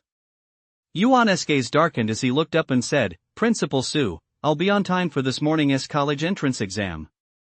I'll give it my all for my parents and for my own future. That's the spirit, Principal Su exhaled softly. He raised his wrist to check his watch and smiled faintly. It's 7:25 a.m. now. There are still about 2 hours until the theory division exam begins. Go back and get ready. Be at exam room A8 at Linjiang No. 1 High School before 9 a.m. to wait for admission. Don't be late. As he spoke, he pulled open the middle drawer of his desk, took out a white envelope, and handed it to Yuan. "Here is your admission ticket. I've been keeping it safe for you. In addition, the Education Bureau has your student file on file. Once the Theory Division exam is over, your real-time scores will appear on the citywide Linjiang College entrance exam rankings, updated simultaneously across the city at the very same time as the other candidates. As for your parents, the school will inform them of your situation on your behalf, so you can rest assured." Yuan reached out to take the exam admission ticket, nodded firmly, and said, "Principal Su, I will definitely give it my all and will never let your kindness go to waste." With that, he stood up from his chair, bowed deeply to Principal Su, and turned to leave the office. Principal Su looked up at Yuan's slender back, standing as straight as a steel spear, and saw a reflection of his own younger self. He clenched his fists involuntarily, his eyes glinting faintly. "Yuan, you've got to do your best." Yuan left the administration building and walked straight out of the campus, then hurried without pause to his rented apartment off campus. With less than 2 hours left until the college entrance exam began, he couldn't waste a single second. A journey that usually took him over 10 minutes was completed in the blink of an eye. He scanned his face at the entrance downstairs and quickened his pace as he dashed up the stairs. When he reached the door of his rental, he instinctively reached into his pocket only to realize that his keys, cell phone, and other belongings had all been left behind in Blackwood Town. Standing on tiptoe, he dug into a hole in the wall by the door and pulled out a copper key caked with mud and dust. "Good thing I have a spare key, otherwise, I'd have had to break down the door." With a click, he unlocked the door and stepped inside. "The eyeball and one-eyed hero paintings, my exam admission ticket, huh? The bank card Hong gave me is here, too." Yuan reached into his pocket and pulled out the items one by one. Not bothering to organize them, he tossed them haphazardly onto the bed, grabbed a towel and a change of clothes, and rushed into the bathroom. With a hiss, the showerhead sent streams of water cascading over him, instantly making him feel refreshed and invigorated. He hurriedly finished his shower, changed into a clean sports t-shirt, and packed his essentials. Standing in front of the mirror, he looked at his refreshed, reborn self as if he'd survived a catastrophe, took a deep breath, and smiled confidently. College entrance exam, here I come. Chapter 46, Big News. 8:28 a.m. Yuan finished getting ready, put on the school-issued psychic energy bracelet, slung his backpack over his shoulder, and left his rental apartment. He went down to the first floor, activated a psychic energy-powered shared bike in the parking lot by the roadside, leaped onto it, pedaled off, and set off toward the exam venue, riding into the morning sun. Experiencing that sensation of racing like the wind once again, Yuan felt a surge of exhilaration. Recalling the scene from half a month ago when he'd been cornered by a car and forced into an alley, a faint smile involuntarily tugged at the corners of his mouth. "Yuan, you thought you had everything planned out. If you knew I'd escaped Blackwood Town unscathed and made it to the college entrance exam on time, your expression would be priceless." On the wide boulevard, traffic flowed endlessly, and everywhere he looked, he saw students and parents rushing to exam venues across the city. Riding his psychic bike, Yuan weaved freely through the dense traffic. At 8:50 a.m., he finally arrived at his exam site, Linjiang City First Municipal High School. There sure are a lot of people. After parking his bike and looking at the bustling crowd ahead, Yuan couldn't help but be amazed. The National College Entrance Examination follows uniform standards. Coordinated by the Huaxia Department of Education, multiple testing centers are established in designated cities across the country. Candidates from the same city but different schools are randomly assigned to different testing centers to take the exam, in order to minimize the occurrence of cheating as much as possible. Municipal No. 1 High School, where Yuan was taking the exam, is Linjiang City's premier, top-tier high school. Not only are its educational facilities first-rate, but its faculty is also exceptionally strong. Every year, the number of students admitted to top-tier national universities ranks among the highest in the city, far surpassing that of other high schools. Before 9 a.m., nearly 1,000 students had already gathered outside the exam venue, waiting to enter. They came from more than a dozen high schools of varying sizes across Linjiang City. For the vast majority of them, today was undoubtedly the most important day that would shape their future destinies. Yuan pushed his way through the crowd and walked forward. Before long, he suddenly heard a familiar voice behind him, "Chen Yuan?" Yuan spun around abruptly and saw a tall, slender, handsome boy standing not far behind him to the side. A look of surprise and delight immediately spread across his face. "Young Master Hua? Ha, you're here too." Hua Yuan was surrounded by dozens of students from Linjiang No. 3 High School. Upon seeing Yuan, their faces instantly lit up with astonishment. It's Yuan. He is actually back. The dual champion who has been missing for half a month. I never thought he'd still be able to take the college entrance exam. Big news. This is definitely big news. If word gets out, it'll definitely send shockwaves through the entire No. 3 high school. Hua Yuan's eyes were already brimming with tears. He strode forward, threw his arms around Yuan, and said with a trembling voice, "You bastard, you disappeared for half a month without even giving us a heads up. Su Pang and I both thought you thought I was dead?" Yuan's eyes reddened slightly as well, and he laughed. "Don't worry, bro. I'm tough as nails, I'm not going to die." "You jerk, and you still have the nerve to joke around?" Hua Yuan let go of Yuan, pulled him aside, and glared at him, saying, "Where the hell did you go, you little bastard? Su Pang and I were worried sick. We asked everyone we could find about you. All we knew was that you went out to train half a month ago and never came back. We were both frantic, afraid something bad had happened to you." "Well, it's a long story. I'll tell you all about it once the exams are over." The theory division of the college entrance exams was about to begin, and Yuan didn't want to dampen Hua Yuan's exam mood at the Shadow Guild right now. So he decided to keep the incident where he'd been kidnapped by Yun's men under wraps for the time being and changed the subject. "By the way, where is Su Pang? Isn't he in the same exam hall as us?" "Oh, him," Hua Yuan caught on immediately and didn't press further. "His exam is at Municipal No. 7 High School." He smiled slightly and continued, "You know what? That guy downed those 3 bottles of tempering serum you gave him. He has made incredible progress over the past half month. His skills are now incredibly close to the standards for a second-tier university. His first-choice major is the Legacy Arts program at Linjiang University." "Legacy Arts College?" Yuan chuckled. "He has got good taste." "You bet," Hua Yuan laughed. "I guess it's because of your Shadow Guild's reputation. That kid has been obsessed with Legacy Arts lately. He has been running to the library at every opportunity, digging up a ton of information on it, and even got himself a notebook to jot down a bunch of questions he doesn't understand, saying he is waiting for you to answer them. Once the theory division exam is over, let us go find him. If he sees you, he might be so thrilled he'll faint right on the spot." "Let us not rush it," Yuan said, his expression darkening slightly. "After the exam, I need to make a trip to the city hospital." "The hospital?" Hua Yuan's eyes widened. "What's wrong with you now? At it like this, don't go causing any more trouble." "It's not me, it's my mom," Yuan said. "Your mom's in the hospital?" Hua Yuan furrowed his brow. "I heard from Su Pang that auntie has been missing you so much. She has been sick lately, but I never expected this. How is she?" "Is it serious?" "Principal Su said it's from overwork," Yuan sighed softly. "Right now, my dad and the caregiver the school hired are both at the hospital keeping watch. It shouldn't be anything too serious." "That's a relief," Hua Yuan said, letting out a sigh of relief. He placed his hand on Yuan's shoulder and whispered, "From now on, let us focus all our energy on the college entrance exams. Give it your all, aim to be the top student in the city. I'll do my best." "Let us both give it our all," Yuan said with a faint smile. The two exchanged smiles, but Hua Yuan's expression suddenly darkened, and he said solemnly, "Yuan, there is something I have to warn you about regarding Yun." "You?"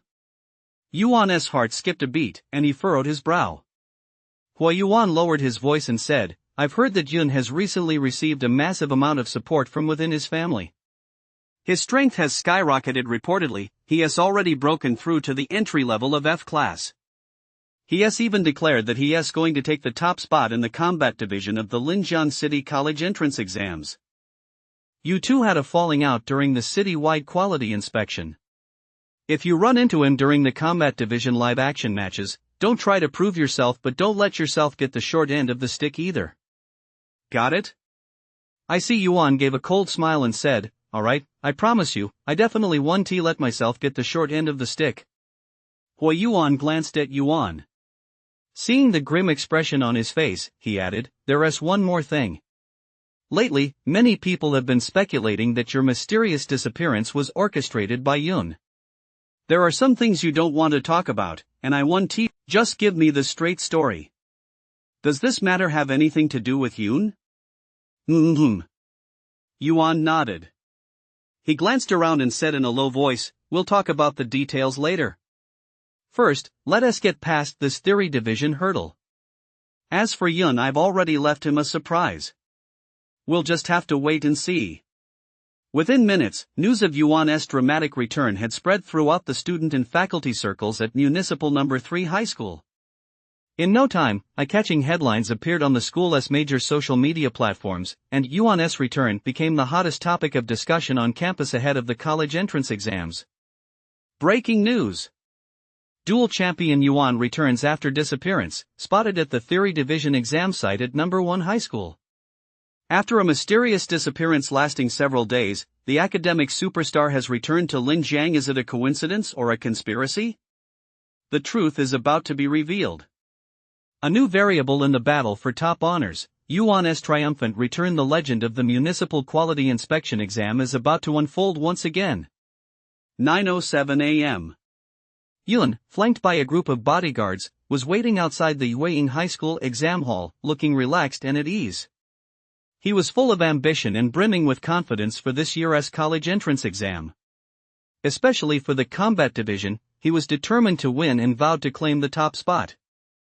To prepare for this year's Combat Division college entrance exam, he had specifically requested several extremely rare genetic serums from his family, forcibly boosting his strength from top-tier G-class to entry-level F-class.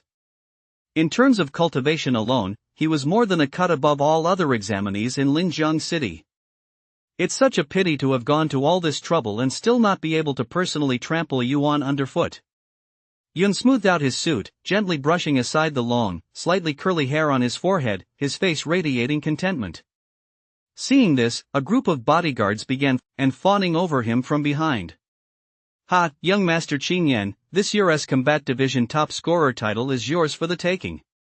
Once young Master Qin Yan wins the Combat Division champion title, his status within the family will inevitably rise, securing his position as the top young member of the Yun family. In a few years, he'll even have a strong chance of succeeding as the family head. We look forward to young Master Qin Yan's young family head's continued guidance in the future. Yun raised an eyebrow, thoroughly enjoying the flattery. His handsome face beamed with smug satisfaction. Glancing at his wristwatch, he saw there were still a few minutes before entering the exam hall, so he decided to pull out his spirit-powered phone to pass the time. As soon as he looked at the screen, he let out a startled "damn" and nearly dropped the phone. The entire screen was ablaze with everyone discussing the same thing: Yuan's return. His hand trembled slightly as he scrolled through the messages, discovering many of them accompanied by clear videos and photos. He tapped on a photo. The person in it could be none other than Yuan. Yun tapped on a video and saw Yuan wearing a sports t-shirt, chatting and laughing with Hui Yuan. The shock in his heart instantly reached an unimaginable level. No, it can't be. This isn't possible. Wasn't Yuan locked up by Kuan and the others a long time ago? How could this be? Yun's face turned ashen, and a frenzied rage raged deep within him. He walked alone to a corner and dialed Kuan's number. "Ring ring, the number you dialed is temporarily unavailable. Please try again later." "Sorry." "Damn it, answer the phone." Yun's hand trembled more and more violently as he dialed the number again. "Beep beep, the number you dialed is temporarily unavailable." "Fuck, pick up." "Beep beep." Yun dialed one number after another, but to his despair, he got nothing but busy tones. Damn it. That bastard Kuan letting Yuan escape at a critical moment like this? Does he want me dead? His expression grew darker and darker. He picked up his phone again and dialed the numbers of several other underlings. The responses were almost identical. They lost contact with Cohen the night before last, and there had been no word from him since, as if he vanished into thin air. Damn it. Yun slammed the phone down on the floor, completely losing his temper. That bastard Cohen must have betrayed the Yun family and let Yuan get away on purpose. Chapter 47, The Theory Division Exam begins. The current situation was undoubtedly very unfavorable for Yun. His original plan was to secure the full support of his family after winning the title of the Combat Division top scorer in Linjiang City. Then, with the help of the family elders and high-ranking members, he would engage in a multi-party power struggle with the Ning family, the police, and the education authorities to downplay Yuan's disappearance and sweep it under the rug. By then, the college entrance exams would already be over. Even if Yuan were returned to Linjiang, he would pose no threat to Yun. How much of a stir could a top-ranked student who failed the college entrance exam with no compelling evidence in hand really cause? Yun never imagined that a twist would occur at this critical juncture. Yuan's forceful return before the college entrance exams would undoubtedly become the biggest stumbling block to his bid for the title of City Combat Division Champion. Furthermore, Yun didn't know whether Yuan had evidence to press charges against him. If not, Yuan would have nothing but empty accusations, and Yun could still use his family's influence to sweep the matter under the rug. But if Yuan did have evidence, the situation would be serious. Once Yuan handed the evidence over to the police and the kidnapping charges were substantiated, even if the entire Yun family threw its full weight behind him, it might not be enough to save him. At this thought, Yun couldn't help but feel a surge of panic. Just then, the loudspeakers outside Yueying Middle School blared, "The 2615 National College Entrance Exam for the Theory Division is about to begin. All candidates, please have your required identification and equipment ready, and line up to enter the exam hall." Damn it! Yun's face went pale as he growled, "The Theory Division college entrance exam is about to start. It's probably too late to deal with Yuan now. Forget it, let that kid run wild for another day. I'll settle the score once the Theory Division exam is over." At the same time, the exam hall at No. 1 Municipal High School also announced that candidates were to enter.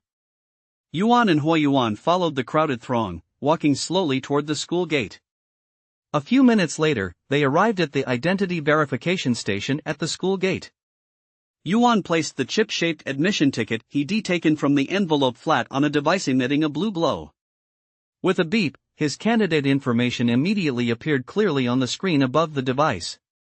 Candidate name, Yuan. Date of birth, August 28, 2598. School, Linjiang No. 3 High School. Exam subject, Gaokao Theory Division. After verifying their identities, the two entered the campus together. Brilliant sunlight filtered through the dense clouds, bathing the modern campus of Linjiang No. 1 High School in its glow.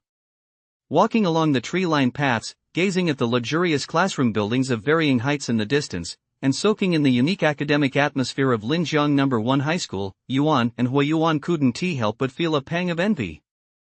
The two arrived at the foot of a classroom building named Jining and stopped. "All right, it's about time," Huayuan said with a smile. "I should head to my exam room now. Good luck, try to come back as the top scorer." "I'll do my best," Yuan replied with a faint smile. "You do your best, too. I'm off." Huayuan raised his fist and bumped it against Yuan's, saying, "I'll come find you after the exam." Yuan nodded firmly, watching as Huayuan turned and walked away, disappearing around the corner of the building. Exam room A16, where Yuan was seated, was located on the third floor of Jining building. Glancing down at the students from various schools frantically reviewing their material, as well as the college entrance exam slogans and statues of scholars visible everywhere, Yuan couldn't help but feel moved. Suddenly, he recalled his past life and the theory that education is useless that a small segment of society was so eager to promote. Yuan had always held a critical stance toward this way of thinking. He had always believed that, for the vast majority of ordinary students, the college entrance exam was a platform for competition that couldn't be more fair. Whether they were wealthy second-generation students born with a silver spoon in their mouths, the children of high-ranking officials with exceptional status, or impoverished students with nothing to their name, they all took the same exam. There was no favoritism based on differences in status or wealth. Whether one could make a name for themselves and rise to prominence depended on the extent and method of each person's effort. For ordinary students like Yuan, the college entrance exam is the most crucial opportunity to change their destiny. Even after being transported to this world, that perception remains unchanged. Although everyone comes from different backgrounds, possesses different natural talents, and has access to varying cultivation resources from a young age, the assessment criteria for the college entrance exam are fixed. It is undeniable that a small number of exceptionally privileged second-generation martial artists, such as Yun, are born with a head start. They can rely on gene-enhancing injections to forcibly boost their physical constitution and strengthen their abilities. They can draw on their family's vast wealth to purchase expensive spiritual energy equipment. They can even hire professional martial arts instructors at great expense to undergo specialized training from a young age. Yet even so, this does not mean that candidates from ordinary backgrounds have no chance of surpassing them. The college entrance exam is the fairest yardstick of all. For everyone, the assessment standards are the same. By meeting or even exceeding these standards, ordinary people can leap over the dragon gate and achieve extraordinary feats. Conversely, if one fails to meet the established assessment standards, even with a fortune beyond measure, it is difficult to advance further. Yuan rested for a moment at the base of Jining Tower, carefully checked his exam equipment and admission ticket once more, then climbed the stairs to the third floor. He arrived outside the classroom marked Exam Room A18 and joined the line to wait for entry. Outside the classroom door stood a middle-aged teacher with a slightly receding hairline. He was holding a spiritual energy device, verifying the identities of candidates entering the exam room. Before long, Yuan reached the classroom door. He activated the psychic wristband on his wrist and held it out. The middle-aged teacher raised the device and gently tapped the wristband with a soft beep. Instantly, a small, square screen appeared above the device. Yuan? His gaze swept briefly over the screen, then he suddenly looked up. He looked Yuan up and down and asked, "Are you Yuan from Municipal Number 3 High School?" "Yes, sir," Yuan replied with a slight smile. The middle-aged teacher's eyes flashed, and he asked again, "Are you the same Yuan who broke the city-wide quality inspection record for the combat division and was admitted to Linjiang University on a special exemption?" "Yes, teacher," Yuan replied again. "That's strange." The middle-aged teacher gave him a suspicious look, picked up his admission ticket to check it carefully once more, waved him into the exam room, and scratched his head, saying, "Wasn't he the student reported missing half a month ago? Could I have remembered wrong?" A moment later, all the test takers waiting outside the exam room entered one by one. Following the information on his admission ticket, Yuan found his seat by the window, which was a pretty good spot. He looked down and immediately spotted a dark black helmet sitting in the corner of the desk. His eyes widened as he exclaimed, "Is this the 7th generation XR7 exam simulator that's been going viral online? Is it really that cool?"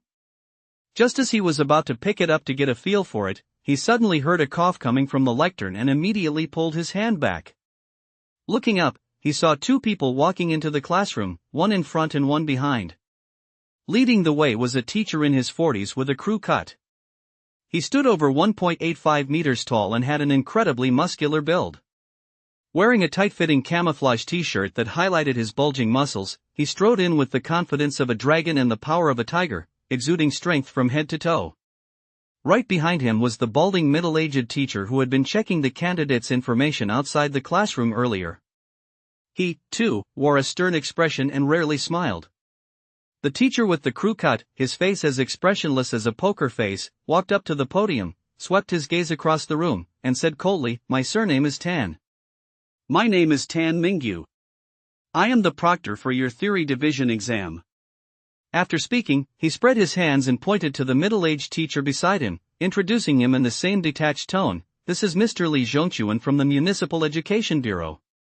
He will serve as the supervisor for this exam." Tan Mingyu, head of the Combat Division Teaching and Research Group at First High School, known as Tan the Devil, as impartial as iron. TSK with him personally proctoring the exam, who in their right mind would dare to cheat? Cheat? We'd better avoid even the slightest slip-up. This guy is notoriously neurotic if he catches you. Tan Mingyu furrowed his brow and gave a light cough. The room immediately fell silent. He looked at the group of test takers and said in a deep voice, "Teacher Li and I will be fully responsible for all matters related to this exam.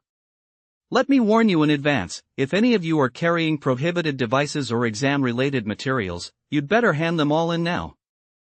Otherwise, if I discover them, you will all be treated as cheaters and disqualified from the exam." No sooner had he finished speaking than the examinees in the exam hall exchanged glances. They looked at one another, but even after quite a while, no one dared to speak up. "It's best if there aren't any."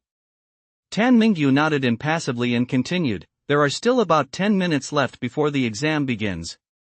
Although you've all received relevant training and have a general understanding of the theory division exam rules, according to procedure, I must reiterate the specific details regarding the exam once more before it begins.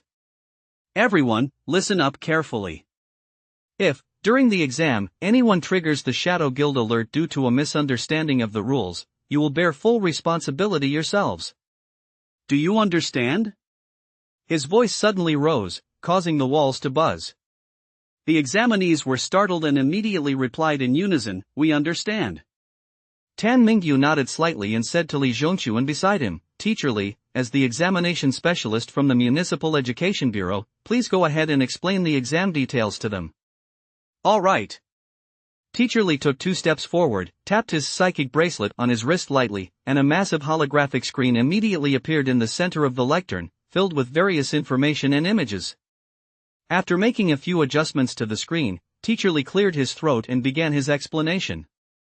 The theory division of the college entrance exam consists of 2 parts, the theory exam in the morning and the experimental exam in the afternoon. The theory exam will be held from 9:30 a.m. to 11:30 a.m., and the experimental exam will be held from 2:30 p.m. to 5:30 p.m. Once both exams are over, your real-time scores will appear immediately on the college entrance exam channel of the Municipal Education Bureau's official app. Candidates can use the psychic wristbands distributed by their schools to log into the app and check their theory division exam scores, as well as their city-wide rankings.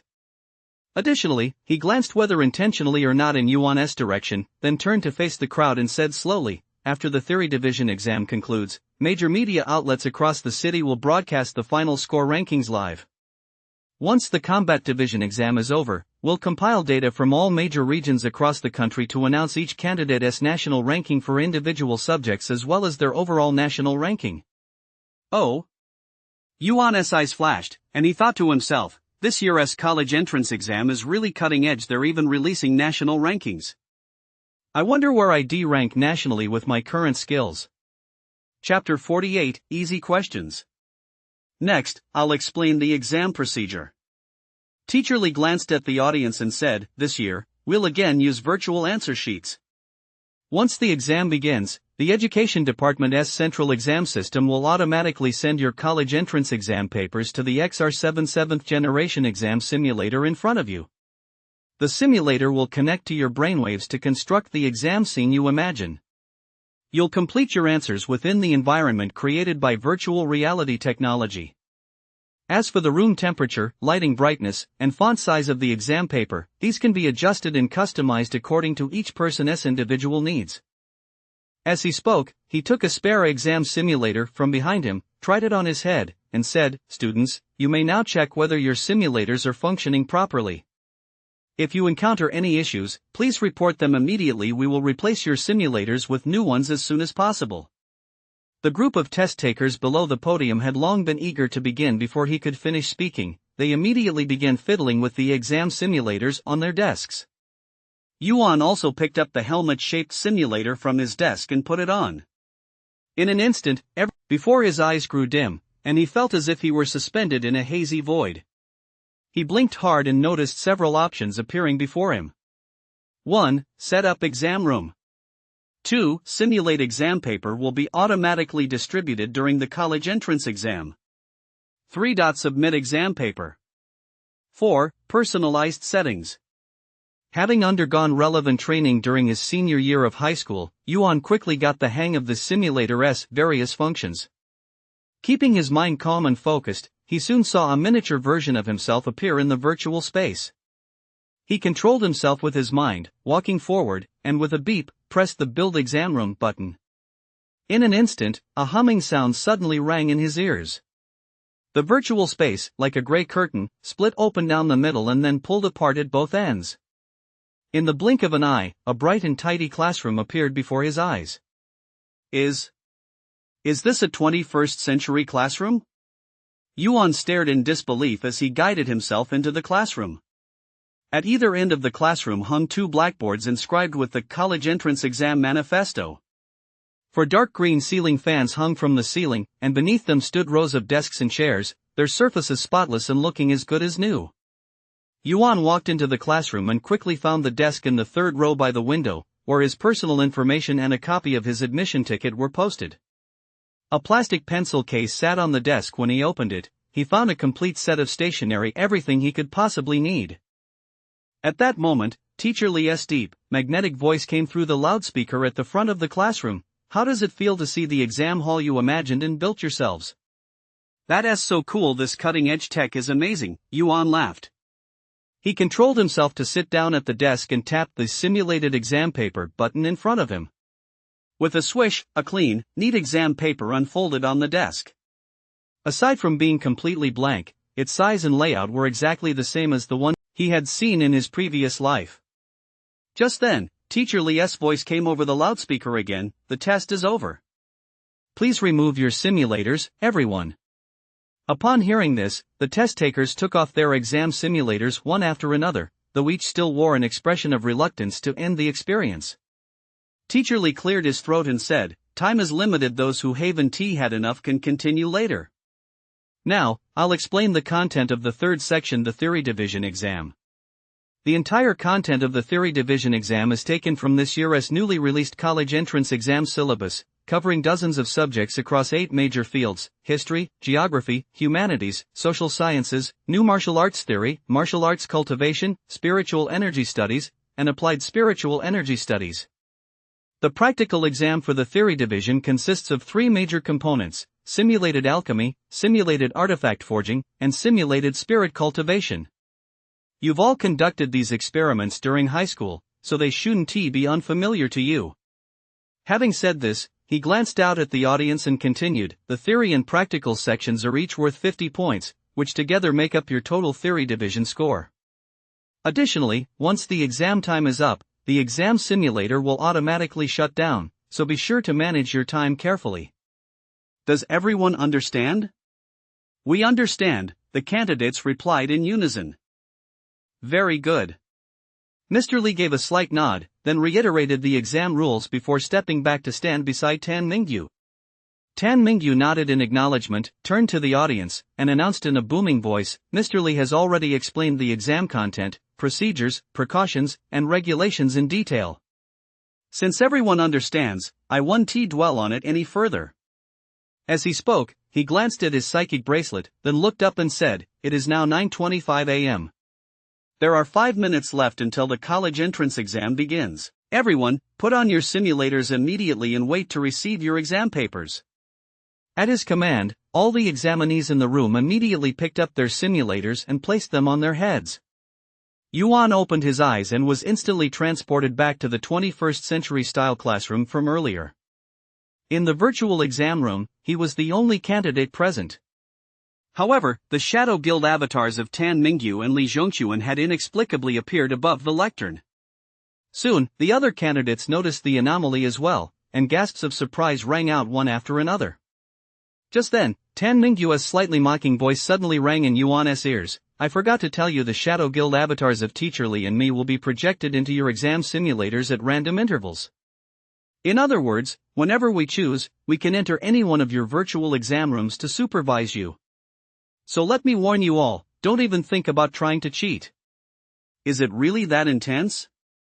Yuan sat in the empty, vintage-style classroom and smiled faintly.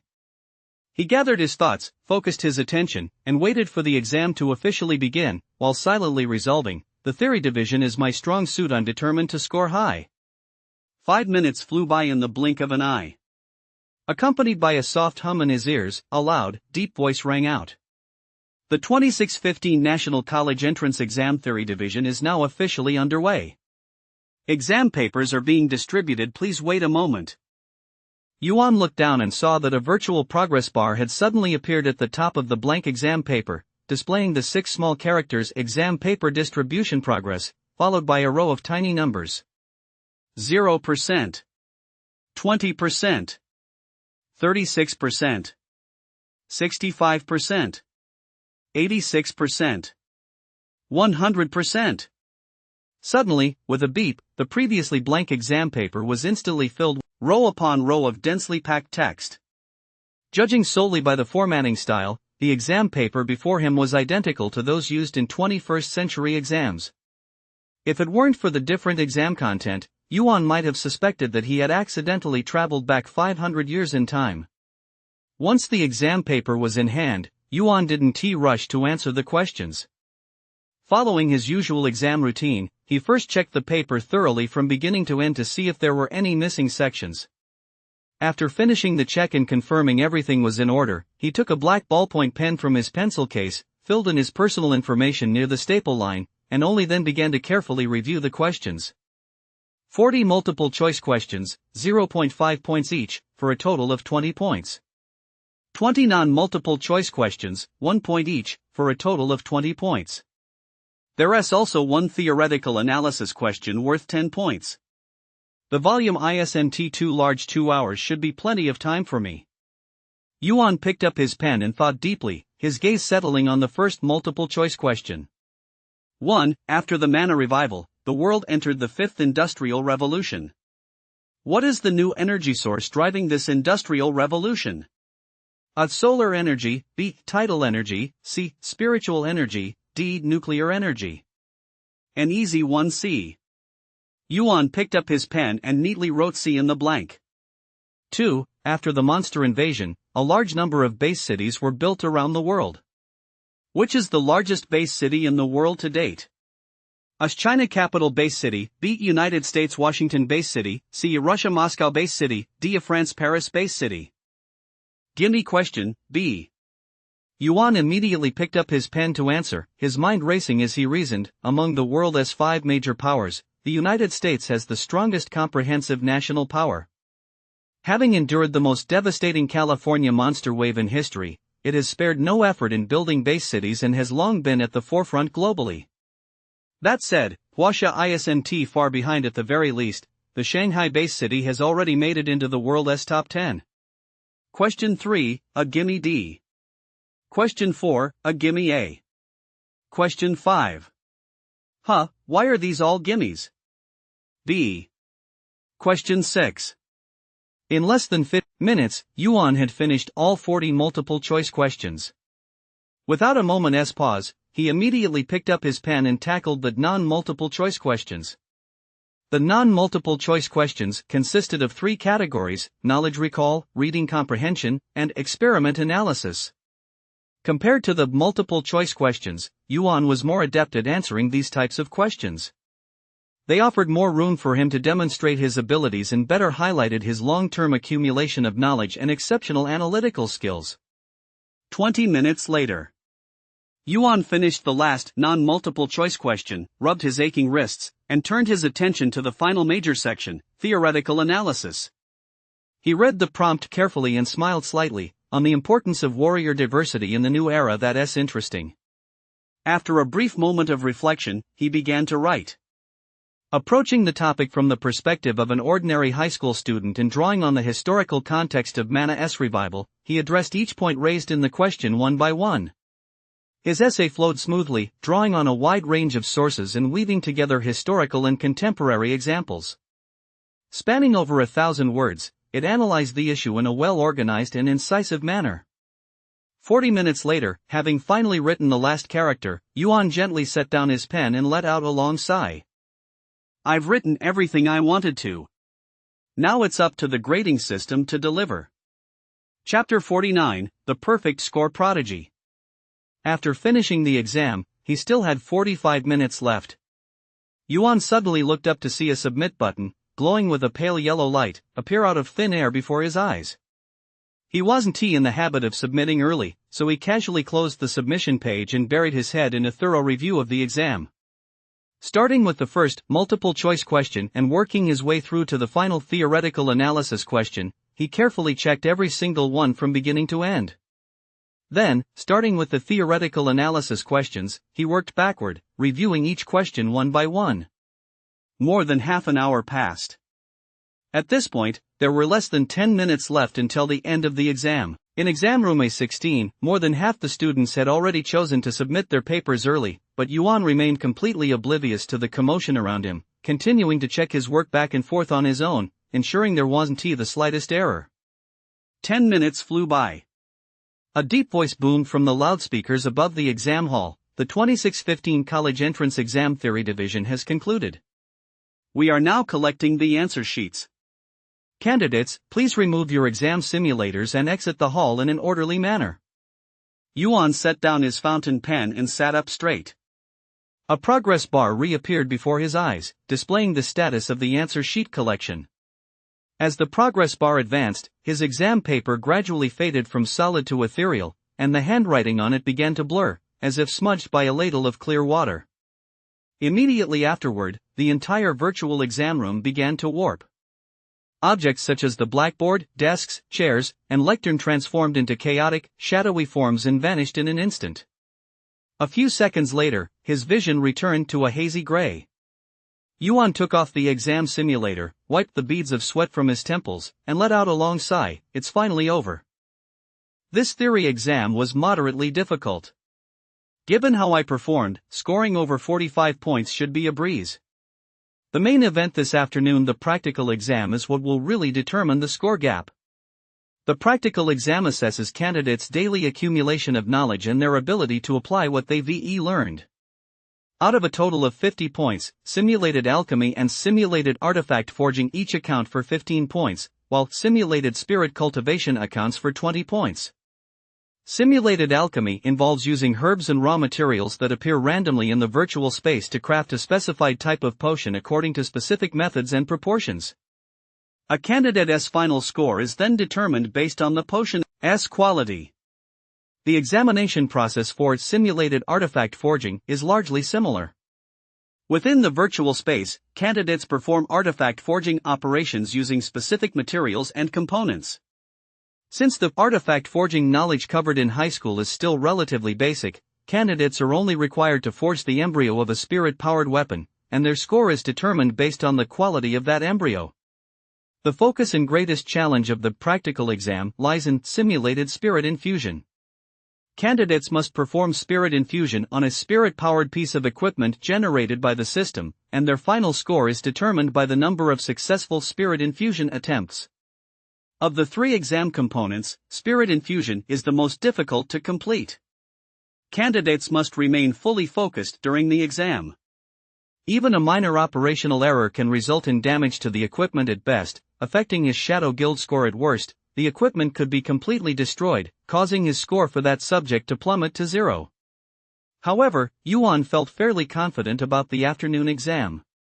Over the past 3 years, he had focused entirely on the theory division, spending all the time others spent at the martial arts hall in classrooms and laboratories. Whether it was alchemy, artifact forging, or spirit refining, he had conducted countless experiments on each subject. As long as there weren't any unconventional or bizarre questions beyond the syllabus, scoring high wouldn't be difficult. After packing up his things, leaving the exam hall, and walking down the stairs, Yuan immediately spotted Hua Yuan waiting at the foot of Jining Tower. "Young Master Hua, judging by your look, you must have done well this morning," Yuan said with a slight smile as he approached. Pretty much everything I reviewed was on the test.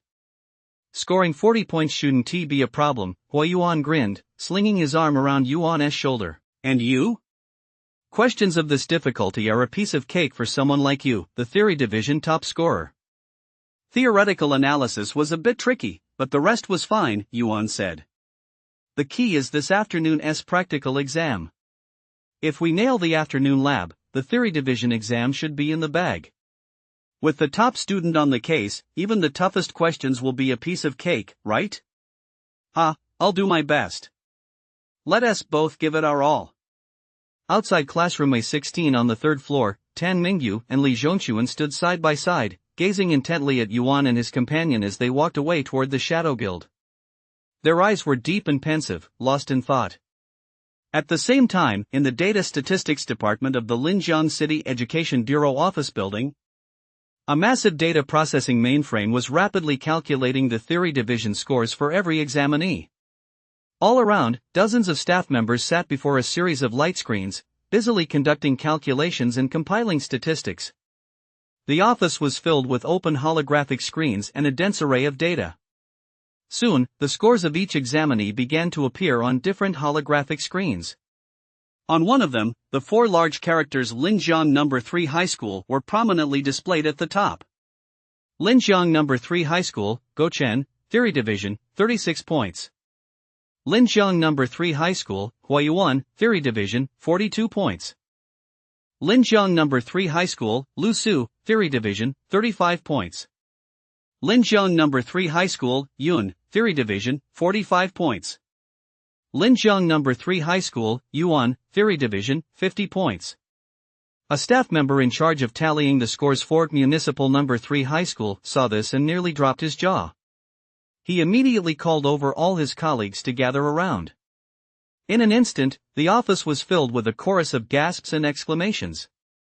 A perfect score in the Theory Division. When did No. 3 High School produce such a prodigy?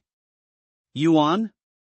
Isn't that the dual champion from high school who'd been missing for half a month? I never would have thought. Not only did he come back to take the college entrance exam, but he also scored a perfect score. It's unbelievable.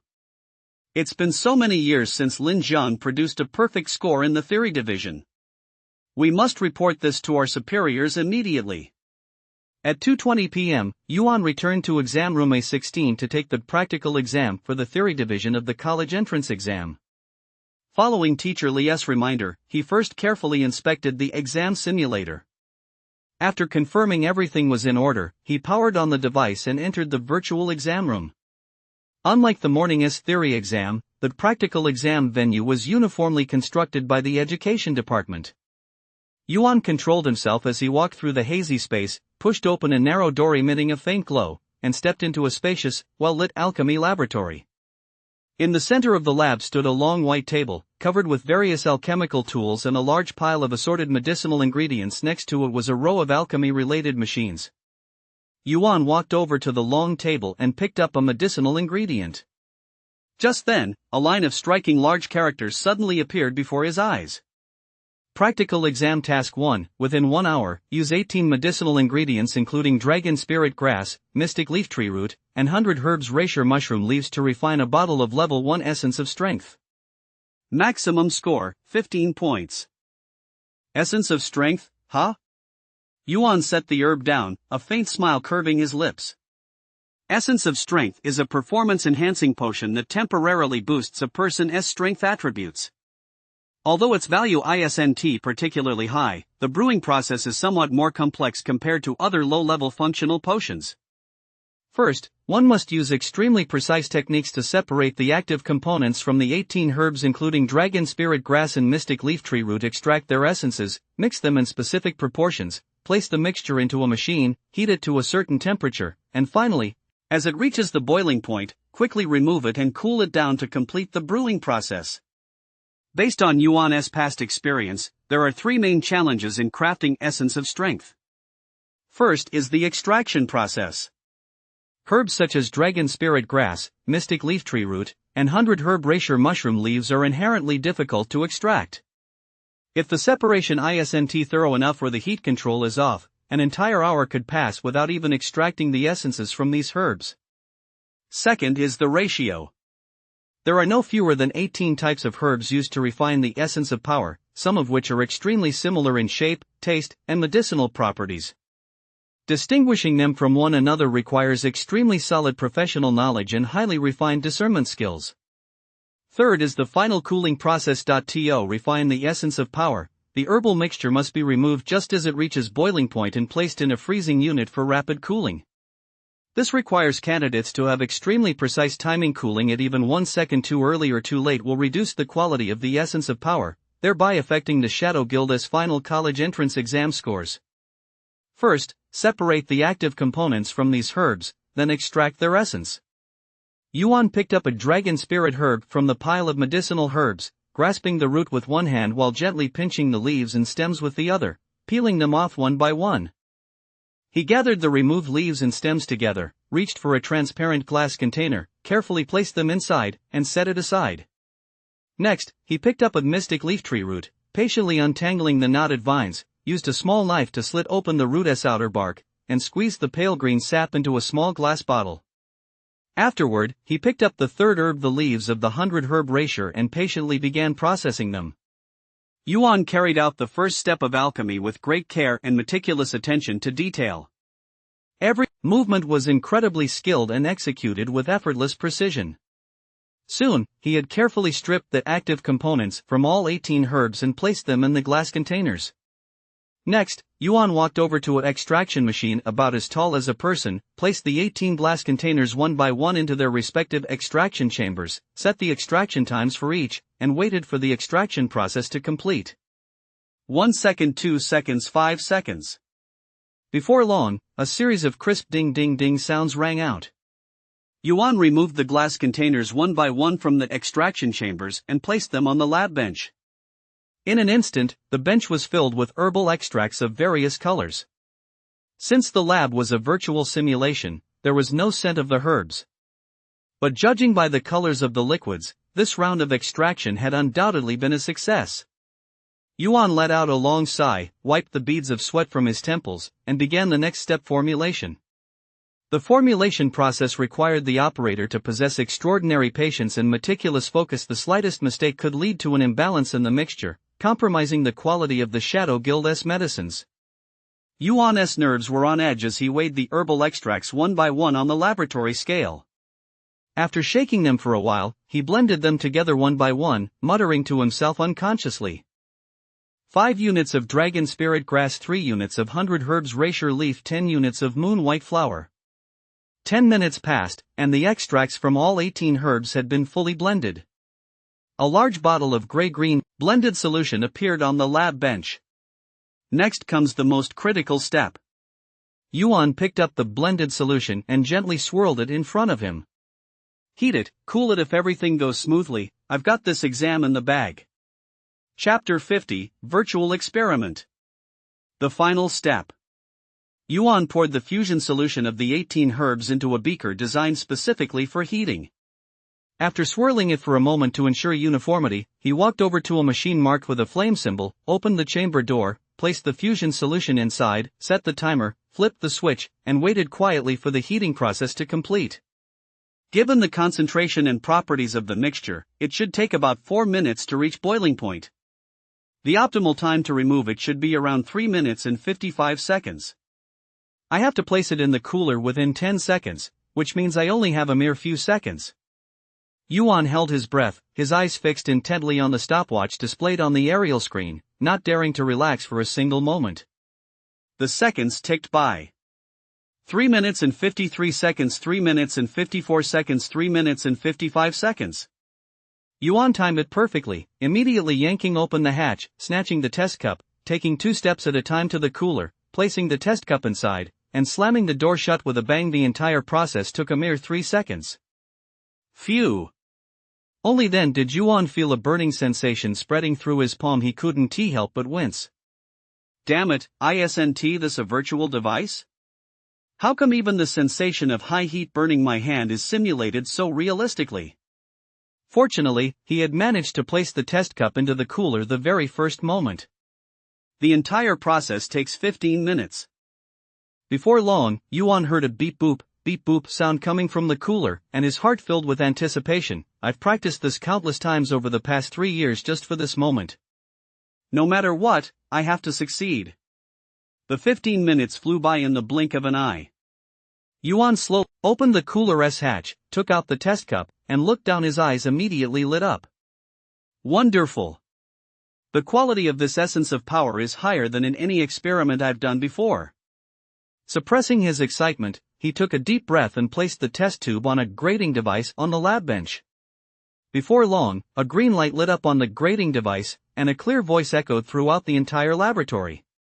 Candidate, Yuan. Test sample, essence of power.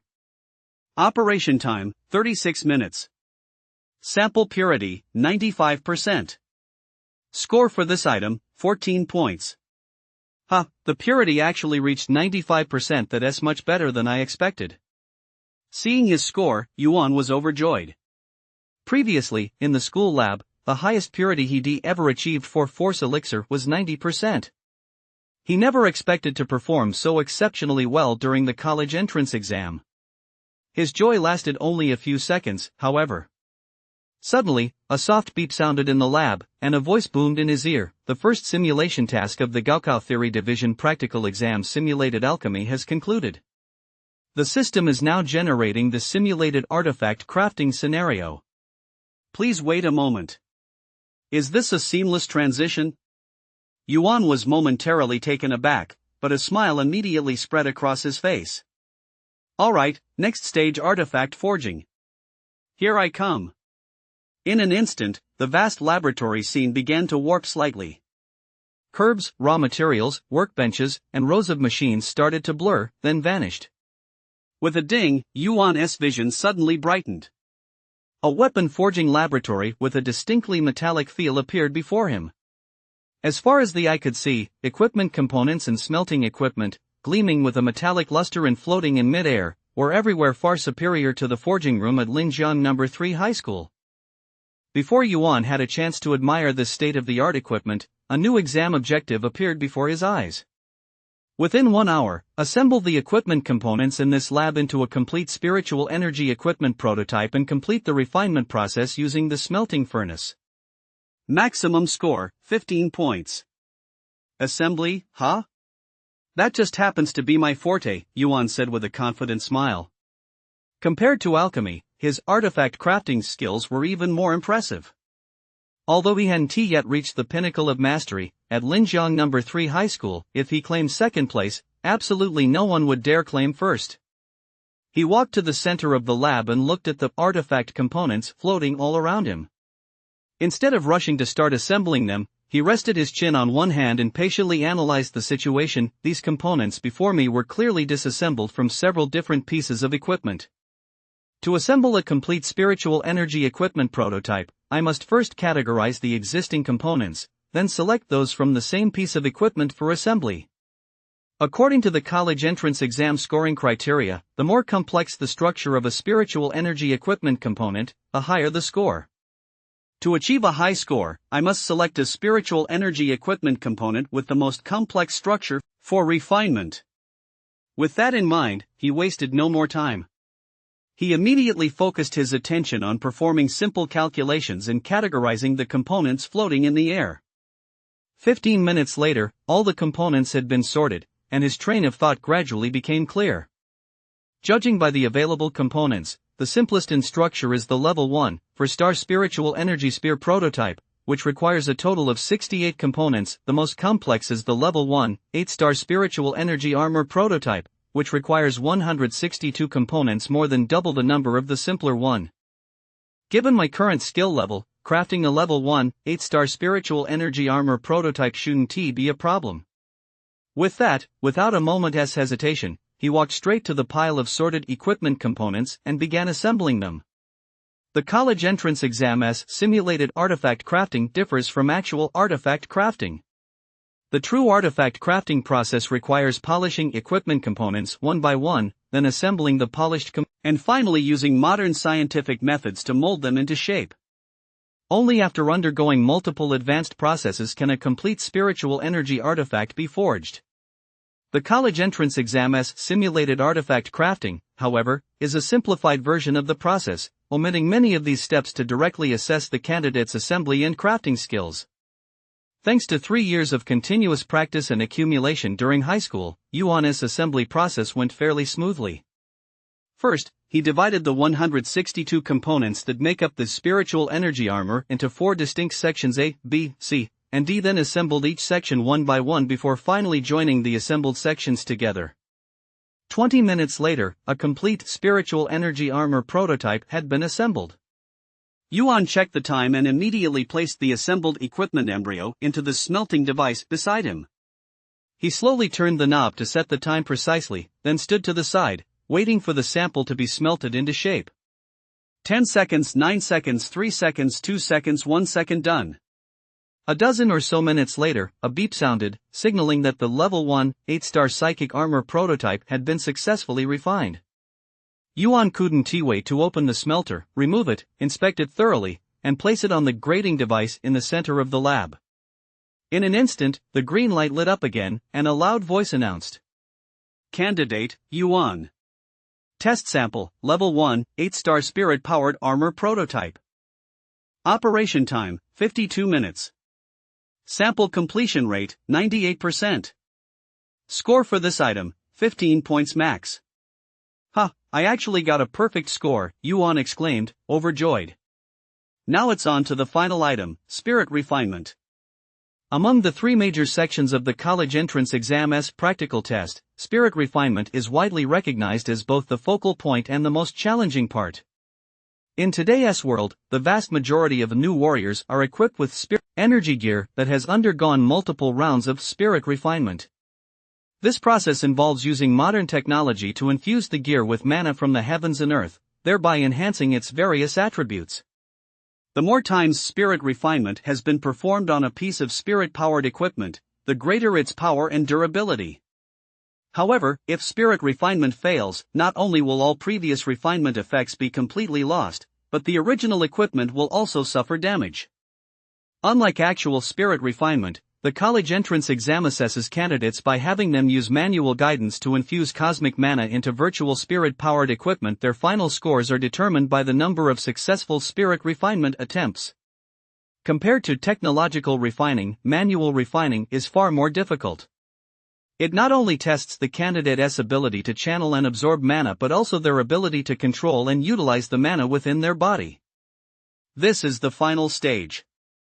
I must give it my all and do everything in my power to achieve a high score. Yuan's gaze was resolute as he clenched his fists tightly. In the blink of an eye, the equipment blanks, equipment components, smelting devices, and other objects in the artifact refining laboratory all vanished. In their place was a much more expansive virtual space. The background of the space was pure white at a glance, it appeared simple and elegant. Looking ahead, a spiritual energy longsword hovered in midair, emitting a faint blue glow. A voice sounded once more. Within 1 hour, perform spirit refining on the Level 1 spiritual energy longsword provided by the system 4 times. Each success earns 5 points, each failure deducts 2 points. Maximum score, 20 points. A perfect score of 20 points means I must reach refinement level plus 4. A single failure will set me back to refinement level plus 0. To achieve a perfect score, I'll have to aim for 4 consecutive successes. Yuan gazed at the spirit energy suspended in midair, deep in thought. His high school textbooks had provided a detailed explanation of the probabilities involved in refinement. Taking Level 1 spirit-powered equipment as an example, the success rate for spirit refinement plus 1 is around 90%. At spirit refinement plus 2, the probability drops to 60%. For spirit refinement plus 3, the success rate plummets to 30%. By extension, the probability of achieving spirit refinement plus 4 is a meager less than 15%. An excellent spirit refinement master can use modern technology and high-quality auxiliary materials to significantly increase the success rate of spirit refinement, while also preventing damage to the equipment in the event of failure. However, in the college entrance exam, there is only one requirement for candidates: the ability to control mana. Using the body in place of technological equipment, mana is channeled through the body and infused into the spirit-powered equipment. In the school laboratories, Yuan had always relied on equipment for spirit forging. Now, attempting it for the first time using pure human power, his heart was filled with anticipation. Controlling himself, he walked step by step toward the spirit sword floating in the void.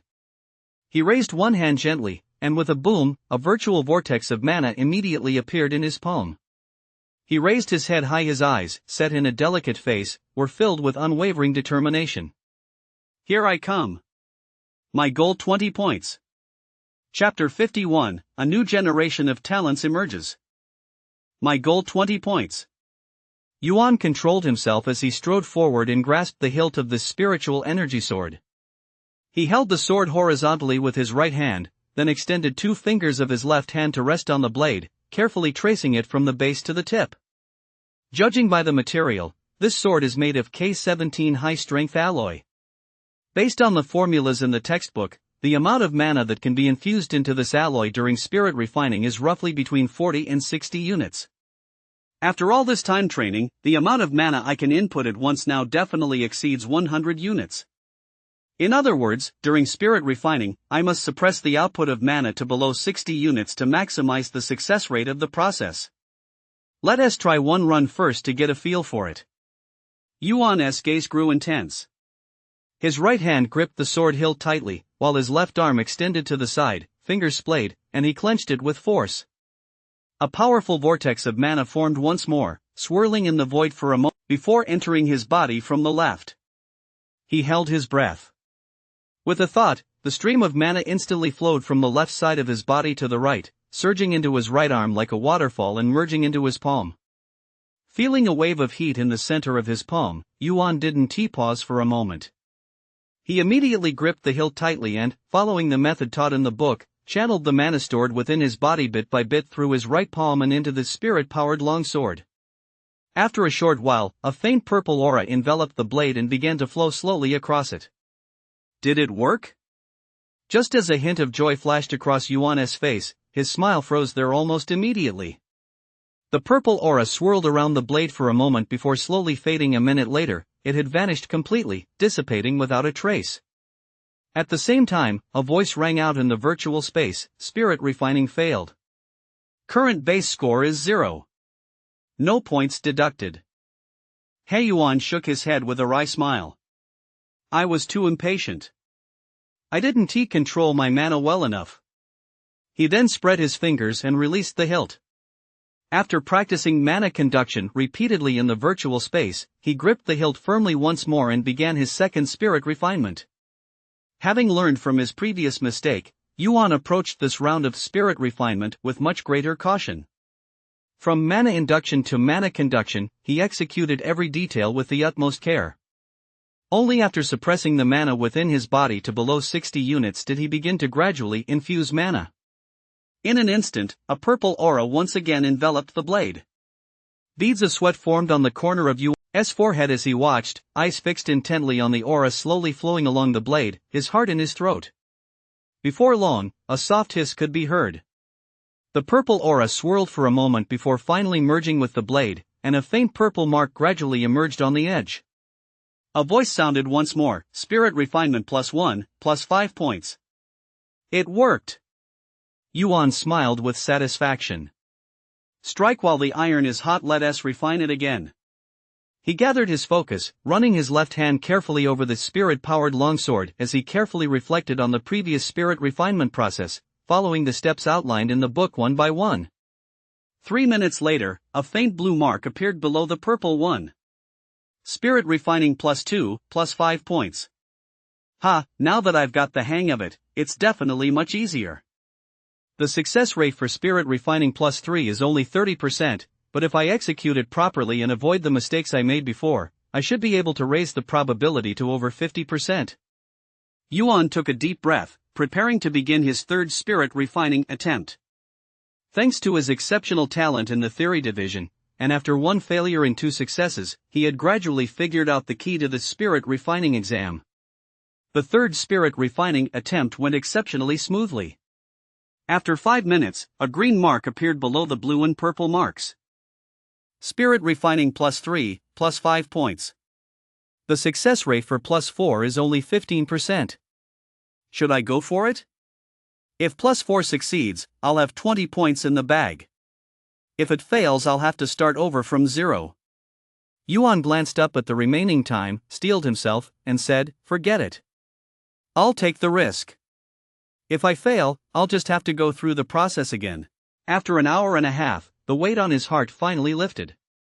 All the hard work he put in over the past 3 years of high school, poring over his research in the lab time and time again, had finally paid off. A short while later, a green light screen slowly materialized in the pure white space, clearly displaying row after row of data. Candidate, Yuan. 2615 College Entrance Exam Theory Division Practical Exam Total Score. Simulated Alchemy, 1415 points. Simulated Artifact Forging, 1515 points.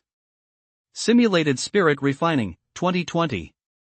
Total score, 4950, exam rating, S+. Dad, Mom, I did it. Looking at his theory division scores, Yuan's eyes welled up with tears. No one could understand how he had managed to climb step by step from a low-income student with a weak academic foundation to the position of number one in the theory division at his school. For this moment, he had poured in so much sweat and time, and endured countless taunts and ridicule. Fortunately, hard work pays off. Now, with an outstanding score of 49, he had given the best possible account of his 3 years of effort. After enduring 3 grueling exams, Yuan felt completely exhausted, both physically and mentally. He took off his helmet, gently massaged his slightly throbbing temples, opened his eyes, and realized he was the only test taker left in the exam room. The entire classroom was now empty except for the proctor, Tan Mingyu, and the Education Bureau inspector, Li Zhongquan, who were still standing at the front of the room. Yuan, are you done with the exam? Li Zhongquan asked with a smile. Yeah. Yuan set down his helmet, nodded, glanced around the room, and asked, did they all turn in their papers early? To be precise, they gave up early. Li Zhongquan shrugged. Many gave up during the first round, simulated alchemy. Some were stumped by the second round, simulated artifact crafting. Only a very few managed to persevere through the third round, simulated spirit cultivation, but after failing several times in a row, they simply stopped trying. After saying this, he looked at Yuan and smiled. In the entire S16 exam room, you're the only one who completed all 3 rounds of the exam. Is it really that dramatic? Yuan paused for a moment. I didn't think the exams were that hard. Tan Mingyu. Li Zhongquan. Tan Mingyu cleared his throat and said, the theory division exams are now completely over. You may leave the exam hall with your belongings. Oh, thank you for your hard work, teacher. Yuan gathered his things, stood up from his seat, bowed deeply to the 2 of them, and walked slowly out of the exam hall. Watching Yuan's back recede into the sunset as he left the Shadow Guild, Tan Mingyu's eye twitched slightly. After a long moment, he finally spoke, Teacher Li, it's been over a decade since anyone scored above 95 on the theory division of the college entrance exam, hasn't he it? Is this Yuan some kind of prodigy? Neither arrogant nor subservient, neither conceited nor impatient, he is truly a formidable figure, Li Zhongquan sighed. First high is Feng Xiaolu and Zhou Jinshan, second high has Xia Qianer and Zhang Ziliu, third high already has a Yun, and now there is this Yuan. Add in the prodigies from all the other high schools, and this year's college entrance exam is going to be quite something. A rare smile flashed across Tan Mingyu's poker face as he remarked with a sense of resignation, talented individuals emerge in every generation. In a few more years, we old-timers can step back into the background. Let us see how he performs tomorrow, Li Zhongquan said. I'm curious, a martial arts prodigy who scored 95 units on the Combat Division City-wide Proficiency Test, what kind of results will he achieve on the Combat Division College Entrance Exam? Whether he is a dragon or a worm, you and I will wait and see. Tan Mingyu's eyes flickered. He raised his head and gazed at the setting sun, a faint smile curving his lips as he remained silent. Yuan left Jining Tower and walked slowly toward the main gate of First High School. He had agreed with Hui Yuan to meet at the school gate after the exam. Then, together with Lu Su, they would visit his mother in the hospital before returning to the dormitory to thoroughly review the material for tomorrow's Combat Division exam. Walking along the paths of First High School's campus, Yuan quickly noticed something unusual around him. Everywhere on campus, students were gathered in small groups of 3 or 5, holding their phones and discussing something animatedly. Quick, open the Municipal Education Bureau app. The citywide real-time rankings for the College Entrance Exam Theory Division are out. They're out this fast? Yuan's heart skipped a beat as he reached into his pants pocket, only to discover he hadn't brought his phone.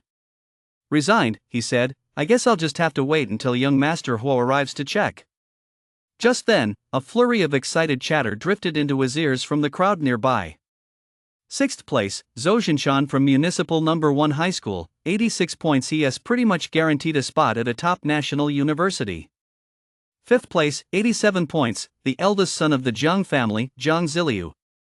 The second son, Jiang Ziheng, ISNT bad either 84 points, ranked 7th. 4th place, 88 points, Hua Yuan from Municipal Number 3 High School? Never heard of him. Haha, young master was scored 4th in the city? Yuan was overjoyed upon hearing Hua Yuan's name.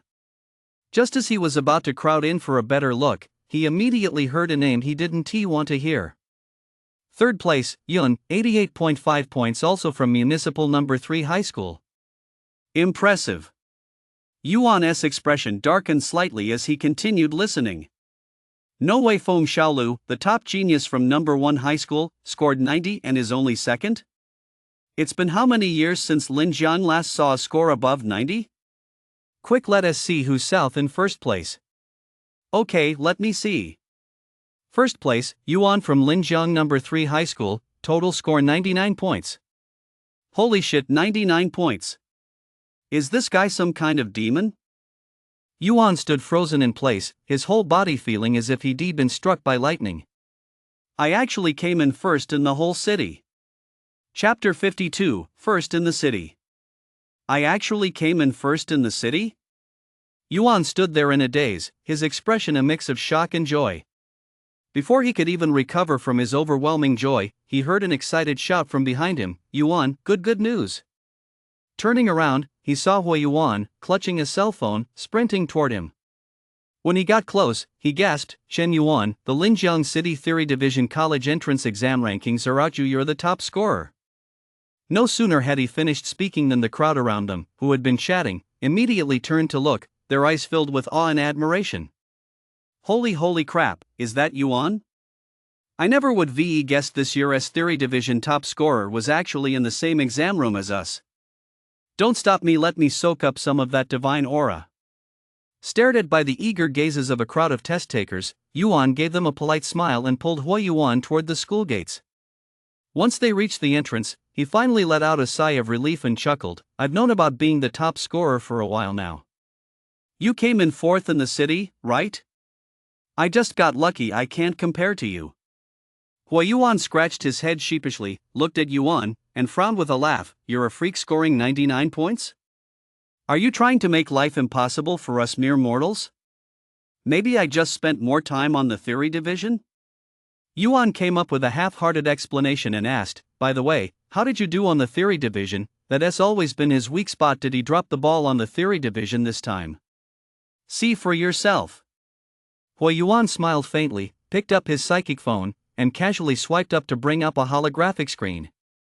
After tapping the screen a few times, a long table appeared. He swiped slightly across the table, tapped lightly on a cell, and with a beep, a candidate's exam information popped up. Yuan leaned in to take a look of delight spreading across his face. 80 points, 92nd in the city? Not bad at all. You bet, Hua Yuan said, putting away his phone with a laugh. This guy never scored higher than 70 on the theory division practice exams. Failing was practically the norm.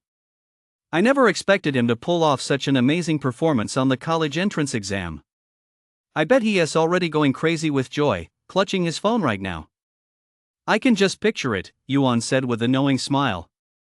2 childhood friends, one ranked 4th in the city, the other 92nd. Hua Yuan's goal since childhood had been to get into a nationally renowned university like Tsinghua University. Throughout his 3 years of high school, his grades in every subject had consistently been excellent, so ranking 4th in the city was simply him performing at his usual level. Lu Su, on the other hand, was something of a surprise. In just one short month, he transformed from a theory division underachiever into an up-and-coming academic star. As long as tomorrow's combat division competition didn't throw a wrench in the works, admission to Linjiang University was practically a sure thing. Thinking of this, Yuan couldn't help but feel genuinely happy for them. All 3 were children from humble backgrounds who had fought their way up from the slums to gain admission to their dream universities through relentless hard work. Was truly a cause for celebration. Just as Yuan was about to walk on, he suddenly saw Hua Yuan raise a hand and point across the street. Look, who was that? Furrowing his brow slightly, he looked up and followed the direction of Hui Yuan's finger. Across the street, a portly yet agile man was crossing the crosswalk and striding quickly toward the school gate. Yuan couldn't help but feel a surge of delight. Su Pang. Yuan, Yuan. Lu Su's layers of fat jiggled as he sprinted all the way to Yuan. Without a word, he threw his arms around Yuan and burst into tears. Damn it, where the hell have you been? I thought you'd died out there. All right, stop crying. I'm back, RNTI? Yuan's nose stung with emotion as he patted Lu Su's plump back comfortingly. I don't care. Lu Su wiped his tears roughly and cursed, if you pull a stunt like this again, I'm done being your brother. Alright, I promise there won't be a next time. Yuan raised a hand and smiled helplessly. Come on, chubby, don't keep blaming Yuan. It was a special situation, Hui Yuan said from the side. Damn it, what special circumstances? Was that bastard Yun behind this?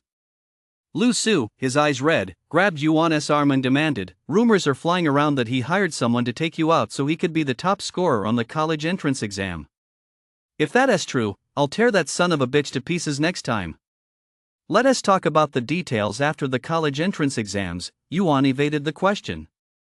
He chose not to reveal the truth, partly out of consideration for the exams. Lu Su wasn't like Hui Yuan, he had a short temper and hated injustice with a passion. If he found out that Yun had sent people to kidnap him, who knows, he might actually grab a knife and storm the Yun family estate to demand answers from Yun. The college entrance exams were currently in full swing, and if any trouble arose at this critical moment, it would undoubtedly have a massive impact on the exams. Moreover, the Yun family's influence was immense. Unless it was absolutely necessary, Yuan didn't want to act rashly and tip them off. He paused briefly before saying to Lu Su, don't ask about Yun for now. When the time is right, I'll tell you everything. Now is not the time to get distracted. What you need to do is focus all your energy on passing the college entrance exams. Your mom is at home waiting for good news. Give it your all, don't let her down. You. Lu Su stared blankly at Yuan, frozen for a moment. He slowly released his grip on Yuan's arm and said bitterly, fine, I'll do as you say. That's the spirit, Yuan said with a sigh of relief. He glanced at Lu Su and changed the subject. I just saw your theory division scores, you've made great progress. You've been putting in a lot of work lately, haven't you? Sure enough, Lu Su's attention quickly shifted back to the exam. Wiping away his tears, he gave a sheepish grin and said, it's okay, I guess. But compared to the two of you, I'm still way behind. That's not bad at all. Theory division isn't exactly your strong suit, Yuan said. Besides, with nearly 10,000 test takers citywide, making it into the top 300 is no small feat. Hui Yuan chimed in, look at his hairline, it's clearly receded by a centimeter. Lu Su scratched his head sheepishly. If I can score a few more points, losing a bit of hair is no big deal. Yuan has still the best 99 points that probably rank him in the top 10 nationwide. You bet, Hui Yuan laughed. When Yun sees Yuan's ranking, he'll probably spit out 3 gene of blood again. Ha, serves him right, Lu Su snorted coldly. That bastard thinks he is invincible just because his family is powerful. If the 3 of us really went after him, we'd have trampled him underfoot long ago. Yuan shrugged, smiling but saying nothing. After all this time of honing his skills, he had long since learned to hide his sharpness within. The man he was today was no longer the timid student who used to let others bully him. He hadn't forgotten what Jin had done to him, it was just not the right time yet. When the time was right, he would settle every single debt that Jin owed him, one by one. And that moment wouldn't be too far off. The afterglow of the setting sun filtered through the clouds, bathing the entrance to Municipal No. 1 High School and stretching the shadows of the 3 members of the Shadow Guild. Yuan looked at his 2 childhood friends, held out a hand, and said earnestly, no matter what, let us all do our best on tomorrow's combat division entrance exam. One fat hand and 2 thin ones clasped together, casting a shadow under the setting sun. Alright, let us all do our best. At the same time, Blue Ridge Villa District, the Grand Hall of the Yun family mansion. Yun sat on a spacious, luxurious leather sofa, his face ashen as he glared at a massive holographic screen not far ahead. His fists were clenched so tightly they were nearly bleeding, and his teeth ground together with a click-clack sound. Damn it, the Sidious Theory Division top scorer was actually snatched away by that bastard Yuan, damn it. Standing beside the sofa was a middle-aged butler. Seeing that Yun was on the verge of losing control, he spoke gently, "Young master, please calm down. Yuan's escape is a done deal, we can't stop him from taking the college entrance exam.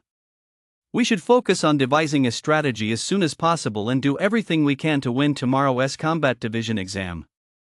Screw calming down. Yun sprang to his feet, grabbed a fruit platter, and smashed it on the floor, shouting, "That bastard Cohen still hasn't been heard from, we don't even know if he is dead or alive. If he turns himself into the police or leaks what I've done, we'll all be finished before the exams are even over." The middle-aged butler's expression shifted slightly. After a moment's thought, he said, "Bai Ling just called to say the master is on his way back. Why don't you discuss a plan with him?" Discuss? Am I asking for a beating or something? Yun grew even more furious and snapped, "Kidnapping Yuan was supposed to be carried out in secret without my dad's knowledge. If he finds out I did this, he'll skin me alive." He let out a heavy sigh, slumped onto the sofa, and buried his face in his hands, rubbing them frantically. After a moment, he looked up and said, "We'll just have to take it one step at a time now. Dispatch more men immediately to search for Cohen's whereabouts. Remember, bring him back alive or bring back his body. As for the college entrance exam, with my current skills, I don't believe there's a tiny Yuan I can't handle." "Hey, you're really confident, aren't you?" Before he could finish speaking, the villa door slowly swung open, and several people walked in. Leading the group was a middle-aged man in his 40s. He was burly with extremely broad shoulders, wearing a dark black Zhongshan suit. His hair was neatly combed, though his temples were already streaked with gray. His features bore a 7 or 8 out of 10 resemblance to Yun's, but compared to the latter, he carried an added air of world weariness from having weathered many trials. His narrow, elongated eyes were utterly impassive, betraying no emotion, yet whenever he glanced around, they exuded an inexplicable aura of authority and intimidation that made it difficult to meet his gaze. Dad. Upon seeing the middle-aged man, Yun's eyes widened suddenly. She sprang up from the sofa with a thud, her whole body trembling uncontrollably as she stammered, "You're back." The middle-aged man led a group of people into the living room and approached the sofa. He glanced down at the shattered fruit platter on the floor, then looked up at Yun. A cold smile curled at the corners of his mouth as he said in a sinister tone, "I, Yun Muwa, have raised quite the son. You're not even out of high school yet, and you're already plotting kidnappings. If I hadn't been secretly cleaning up your messes behind the scenes, I'm afraid the Yun family would have been ruined by you." Chapter 53, The Super Gene Serum. "Dad, let me explain. I didn't." Yun was completely flustered, stammering as he spoke, cold sweat pouring down his forehead. He didn't even dare to meet his father, Yun Muwa's, gaze. Yun Muhua ignored him and sat down on the sofa. Glancing at the holographic screen still floating in the air, he remarked casually, "A penniless student from the slums has actually driven the esteemed young master of the Yun family to the brink of ruin, going so far as to resort to such despicable tactics as kidnapping. Xing Yan, you've really brought honor to our Yun family." Yun was at a loss for words. Leaning back on the sofa, Yun Muhua casually accepted a lit cigar from a servant behind him, took a deep drag, and changed the subject. "Speaking of which, kidnapping a penniless kid from a destitute home is one thing, but I never imagined you'd actually let him escape before the college entrance exams. What a terrible plan. It's my fault." Yun lowered his head, standing before his father, and said meekly, "I failed to supervise my men properly, which led to Yuan's escape. I bear primary responsibility for this."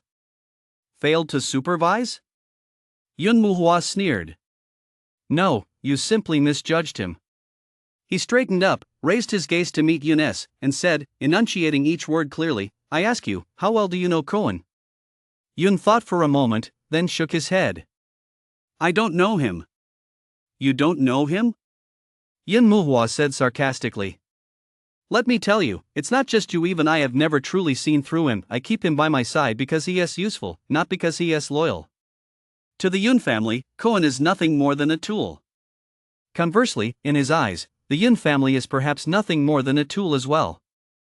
The relationship between Cohen and the Yun family is purely contractual, a relationship of mutual exploitation.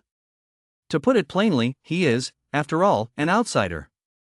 And you actually sent an outsider of unknown background to carry out a mission so crucial to the Yun family's interests? That's not just reckless, it's downright foolish, utterly foolish. As soon as he finished speaking, the hall fell deathly silent. Everyone held their breath, not daring to utter a single word. Yun's face had turned ashen, his whole body was shaking violently, and cold sweat was pouring down, completely soaking his back.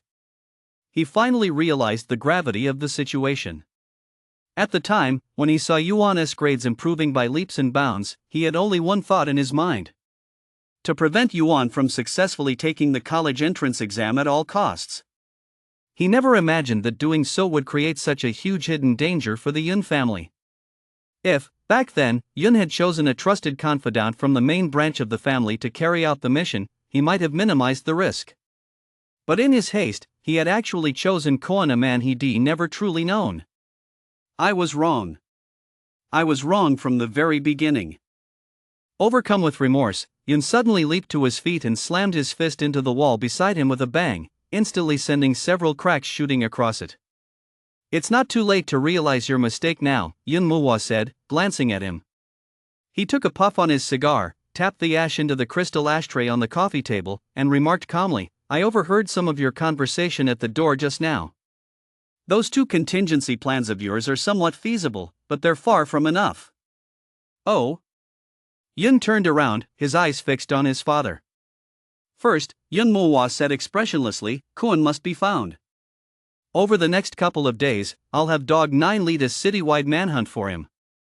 Once he is found, kill him on the spot. Kill him? Yun's pupils contracted. That's right, Yun Muhua said.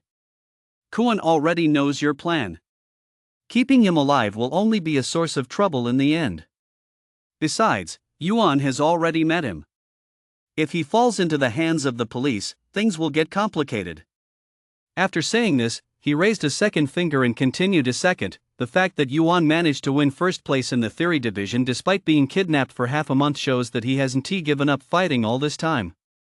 Therefore, we must prepare for two scenarios. On one hand, we'll do everything we can to boost your strength. On the other hand, we'll closely monitor his performance in tomorrow's combat division exam. The moment there is any sign that he might threaten your chances of winning first place, intervene immediately to ensure there are no mishaps. Intervene? Yun was a bit unsure of his father's intentions and asked, lately, because of Yuan's disappearance, our Yun family has already been under police scrutiny. Taking action against Yuan at a critical juncture like this, I'm afraid. You know full well that no one has dared to lay a hand on Yuan during this time. Do you really think the police don't know that? Yun Muhua said grimly. Yun suddenly realized, Dad, you mean to? Exactly, Yun Muhua said with a cold smile. Precisely because everyone believes Yuan is safest right now, I'll do the opposite. I'll strike at this very moment. No one would ever imagine that the Yun family would take such a huge risk to eliminate Yuan at this very moment. Even if someone guessed as much, they'd never be able to secure concrete evidence. This time I'll have Bai Ling handle it personally. I'll make sure that kid vanishes without a trace. Uncle Bai Ling? Yun was both surprised and delighted. If Uncle Bai Ling steps in, that brat Yuan won't stand a chance. Don't get too excited just yet, Yun Muhua said coldly. I know you'd love to see Yuan dead, but if you want to accomplish great things, you must first learn to be patient. Killing is the last resort unless absolutely necessary. It's best to play it safe. At this point, he looked up, fixed his gaze on Yun, and said solemnly, the three major branches of the Yun family have been in conflict for many years.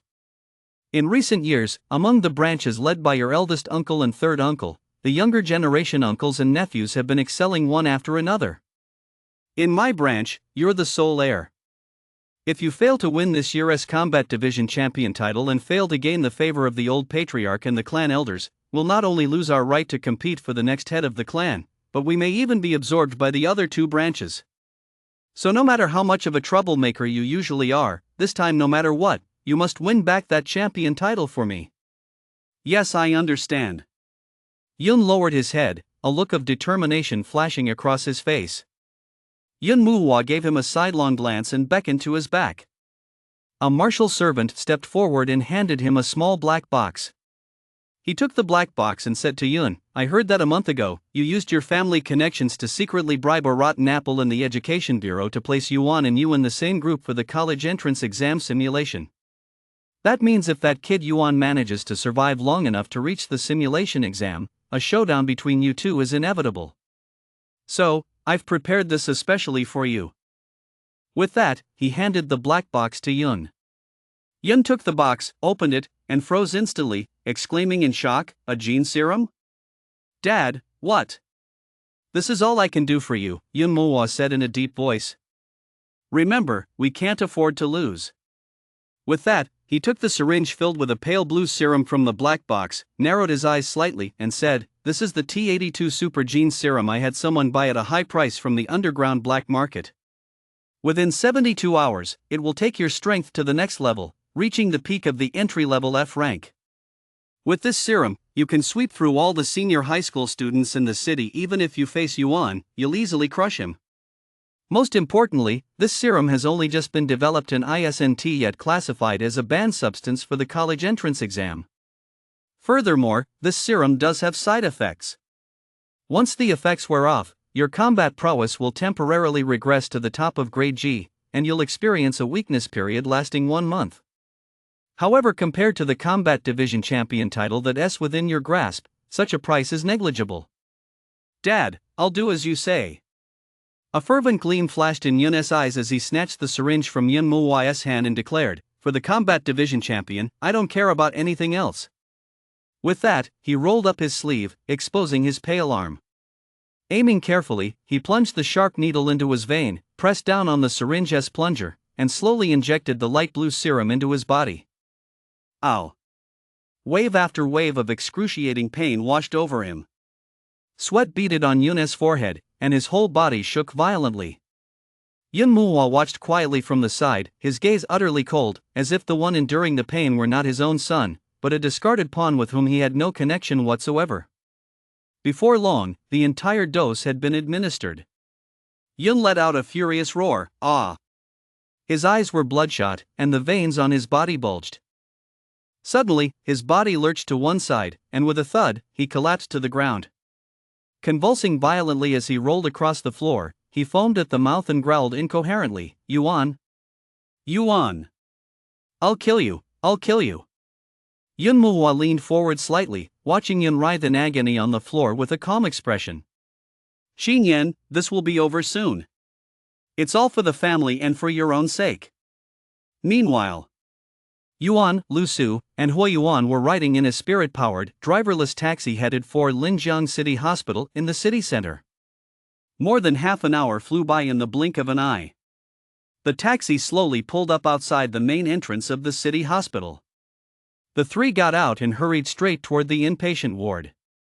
On the way, Yuan had already contacted Principal Su to find out the location of his mother's hospital room.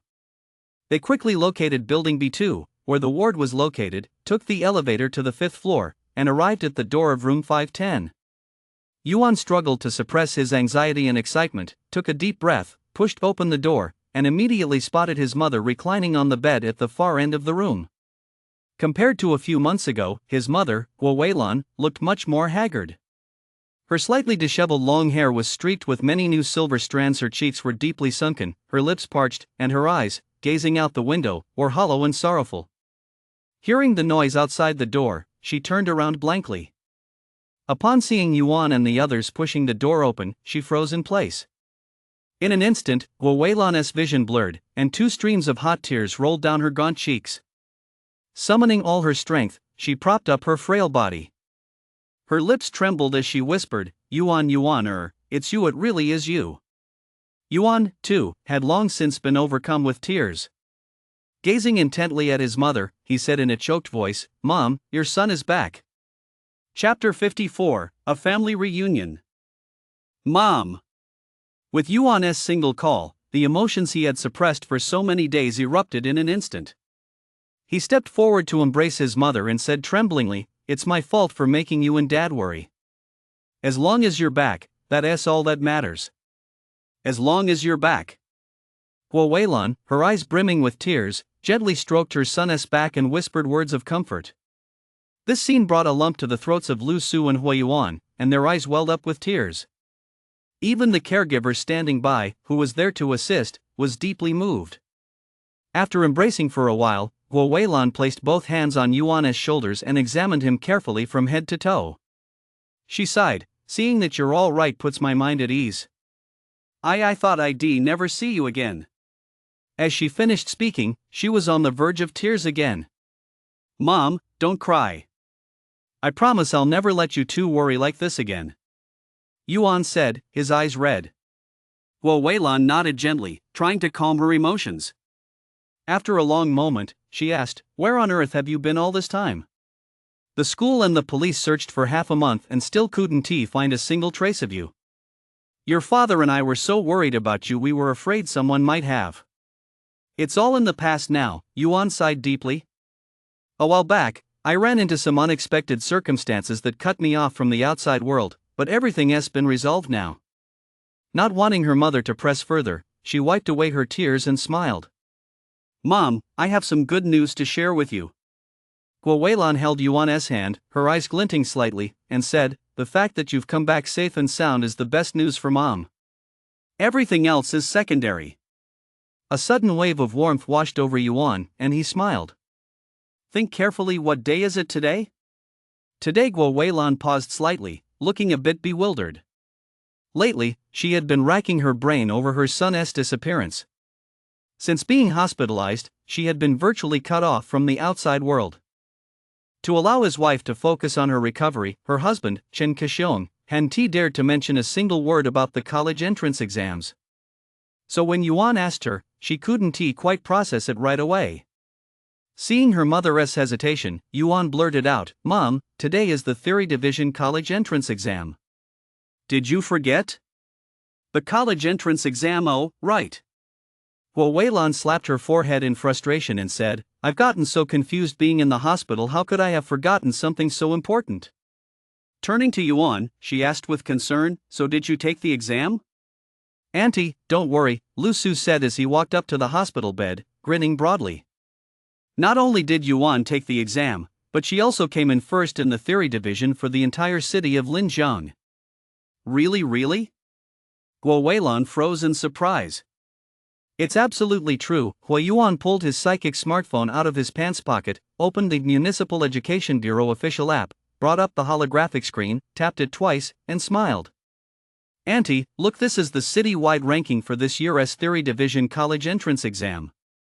The national rankings won't be out for a few days, but with Yuan's scores, he'll definitely make it into the top 10 nationwide." Guo Weilan leaned forward, squinting as she looked at the screen. A moment later, the tears she had just managed to hold back welled up again, and she sobbed, "That's wonderful, my son has made something of himself." She gently stroked Yuan's cheek and said through her tears, "You've never had a natural talent for martial arts since you were little. Your father and I have always felt guilty about that. We never dared to hope you'd achieve much, we just wanted you to live a healthy, safe life that would have been enough for us. I never imagined that you'd give Mom such a huge surprise. You must have gone through a lot of hardship to become the Theory Division champion, didn't you?" "Mom, as long as I can make something of myself and give you both a good life, a little hardship is nothing." Yuan's eyes sparkled as he smiled. "There's an even bigger surprise I haven't told you yet. Mom, I can practice martial arts now." With that, he poured out everything to his mother in one go: how he had accidentally obtained the legacy arts inheritance, how he healed his body using the 5 animals exercise, how he won the combat division city quality inspection dual championship, and how he been accepted early by Linjiang University. He had originally planned to explain all these things to his parents one by one after the college entrance exams were over. But in this moment, Yuan simply couldn't hold it in any longer. His sole desire was to lift his mother's spirits, ease her pain, and help her get out of the hospital as soon as possible, so he didn't hold back any longer. Guo Weilan and her husband worked at a mana crystal mine near the slums. Since they spent most of their time at the mine and rarely had the chance to communicate with the outside world, they couldn't keep up with their son's school life in real time like other parents. Upon suddenly hearing that Yuan was capable of cultivating martial arts, their joy and surprise soared to unimaginable heights. Clutching their son's hands tightly, Guo Weilan said with a choked voice, "That's wonderful, truly wonderful." "Mom, don't worry," Yuan said with a resolute look in his eyes. "Not only will I become the Theory Division champion, but I'll also do my absolute best to reclaim the Combat Division championship. All these years, because I lacked martial arts talent, you and Dad have endured no end of scorn from others. I've kept all of that in my heart.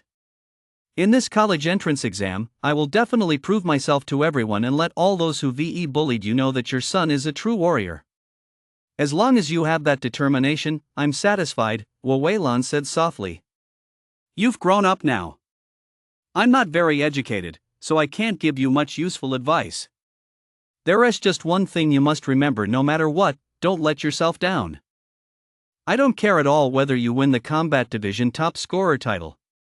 As long as you perform to the best of your ability and leave no regrets, that's enough." Yuan gazed at his mother and nodded firmly.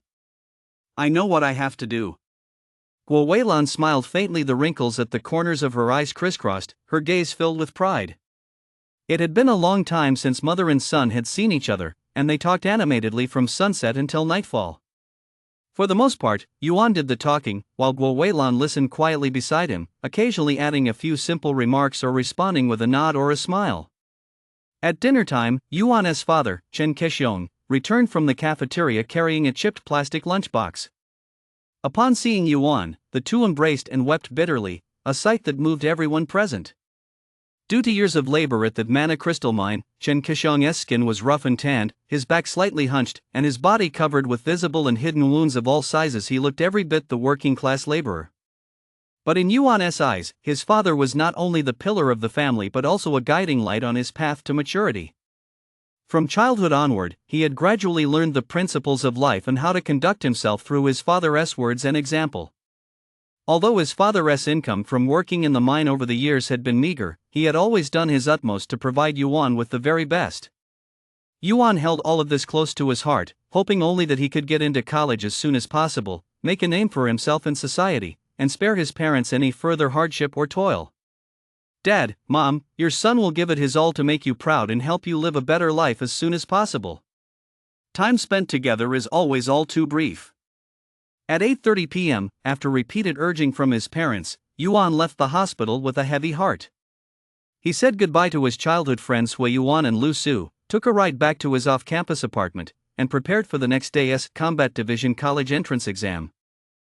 For Yuan, tomorrow's Combat Division college entrance exam was undoubtedly a milestone. Over the past 17 years, unable to practice martial arts, he had endured endless bullying and ridicule from those around him. Now, he had finally been given the opportunity to train in martial arts, and through his own relentless efforts, he had climbed step by step from the very bottom to where he stood today. He was determined to prove his strength to everyone on the exam floor of this annual event. After returning to his rental and taking a shower, Yuan sat on his beechwood bed, ready to review Combat Division theory. Just then, his spiritual energy bracelet beeped, and a series of light screens popped up one after another. Yuan looked up to see messages congratulating him on winning the Theory Division top scorer title. "Yuan, congratulations on becoming the City Theory Division top scorer. Hard work pays off, believe in yourself. I look forward to seeing you perform even better in tomorrow's Combat Division Hanbin. To perform at such an extraordinary level and claim the top spot under these circumstances, Yuan, I knew I hadn't misjudged you. I'm proud of you, and Third High School is proud of you. Su Huiqiu. Congratulations, Yuan. You deserve this. Good luck. Keep up the great work for tomorrow's Combat Division college entrance exam. If you strike it rich, don't forget us. Once you're successful, don't forget your classmates, huh?" Watching the messages flash across the screen one after another, Yuan couldn't help but smile. With a towel in one hand to dry his damp hair, he replied to express his gratitude. "Yuan, it's Ning Shi. First of all, congratulations on becoming the Theory Division top scorer. This is a great start for you. Keep working even harder from here on out. Senior Ningxi Yuan looked at the screen that suddenly flashed to life. Before his eyes floated the image of that stunningly beautiful Shadow Guild member he met a month ago during the Combat Division City qualifiers, and his heart fluttered slightly. He continued reading and discovered there was more. Second, regarding tomorrow's Combat Division exam. Given your skill level, you shouldn't have anything to worry about, just like during the college entrance exams. If I don't have classes, I'll be there in person to cheer you on. Let go of the pressure, go in with a clear mind, you'll definitely do great. Finally, about your disappearance. Upon reading this, Yuan's heart sank, and he read on, word by word. In late May, the administration at No. 3 High School reported that you had gone missing. Linjiang University immediately dispatched an investigation team. I also sought out Yun 4 times, but unfortunately, I couldn't get anything out of him. My intuition tells me this must have something to do with him. Now that you're back, if you have evidence that Yun sent people to kidnap you, feel free to contact me anytime. Of course, if you're not comfortable with that, you can contact the police directly. This incident is a disgrace to the Linjiang education community. No matter what, we absolutely cannot let the culprit get away with it. I trust your judgment and respect your choice. A woman's intuition really is spot on. Yuan looked at the screen, narrowed his eyes slightly, tapped the reply button gently, and quickly typed a few words. Thanks, Senior. I'll give it my all for the Combat Division College Entrance Exam. Chapter 55, The Combat Division begins. The next morning at 6:30 a.m. Yuan woke up early, washed up, packed her exam supplies, threw on a t-shirt, and rode her bike to the Combat Division College Entrance Exam venue, the Linjiang City Culture, Museum, and Sports Center located on the northern outskirts of the city. Unlike the Theory Division College Entrance Exam, the Combat Division College Entrance Exam is administered as a citywide unified test. Nearly 10,000 senior high school students from across the city gathered in the massive stadium, which could accommodate 80,000 people, to take the Combat Division College Entrance Exam simultaneously. At 7:50 a.m., Yuan arrived at the Wenba Sports Center. He found a parking spot for his psychic bike, walked to the entrance of the sports center, and was immediately stunned by the scene before him. The vast plaza was packed with students from various schools, each looking excited and eager to begin. The crowd surged like a tide, packing the vast plaza so tightly that not a single gap remained. Listening closely, he could hear excited chatter everywhere. Yuan weaved his way through the gaps in the crowd. Before long, he arrived beneath a large banyan tree at the entrance to the sports center, where he immediately spotted Lu Su and Hui Yuan, who had been waiting there for some time. Both of them had spruced themselves up for the occasion. Lu Su had somehow managed to get his hands on a cropped t-shirt emblazoned with the slogan, "There is no second in martial arts," paired with baggy training pants. Combined with his stocky build, his every move exuded a distinctly middle school-esque vibe. Hui Yuan, on the other hand, wore a beige blazer paired with dark-colored casual pants. His black hair was slicked back to a glossy sheen, and he looked both energetic and refined. "You two, are you heading to a fashion show?" Yuan teased. "Fatso, aren't you afraid of getting beaten up if you walk around in that outfit?" I was just trying to pump myself up," Lu Su said, scratching the back of his head sheepishly. "You need to pump yourself up?" Hui Yuan glanced at his bulging belly and chuckled. "You're already so full of air, aren't you afraid it'll burst if you pump anymore?" "Pfft, I'm not talking to you two, you have absolutely no sense of aesthetics." Lu Su turned his head away, tilting it way back. Hui Yuan and Yuan exchanged a smile and said, "Yuan, how is your preparation coming along? You should have the Combat Division top scorer title in the bag, right?" "Hard to say if it's a sure thing, I'll just do my best." Yuan glanced at the bustling crowd around him and said, "Every year, the college entrance exams are full of top-tier talent, especially those hidden academic powerhouses from first high and second high. Not a single one should be underestimated. Besides, there's only one top scorer in the Combat Division. If we can snag it, great. If not, oh well. Just do your best." "Hey, Yuan," Lu Su turned his head and muttered, "that's not what you told Auntie yesterday." Yuan shook his head with a wry smile. That was. Before he could finish, a low, soft voice called out from behind him, Yuan. Yuan turned around and saw a lean, sullen-looking teenager walking slowly toward him. He couldn't help but furrow his brow. Go-chan? Compared to the last time they met, Go-chan looked slightly different. He shaved his flowing long hair into a short cut. His demeanor had lost some of its rebellious edge and gained a touch of gloom. What are you doing here? Lu Su and Huiyuan thought he was looking for a fight again, their eyes brimming with hostility. Go-chan glanced at them, completely unfazed, and walked straight up to Yuan, saying indifferently, "Congratulations on being the City S Theory Division champion. Next I suppose you'll be aiming for the Combat Division title, right?" "You bet," Lu Su said, instantly puffing out his chest with a smug look.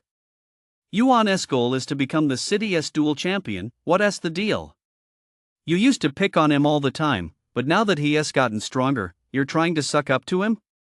"You're all talk." Yuan glanced at Lu Su and motioned for him to be quiet. Turning to Go-chen, he said slowly, "Everyone has goals, but whether they'll be achieved is anyone's guess. By the way, how have you been lately?" "Not bad," Go-chen shrugged. "But compared to you, I'm still a long way off.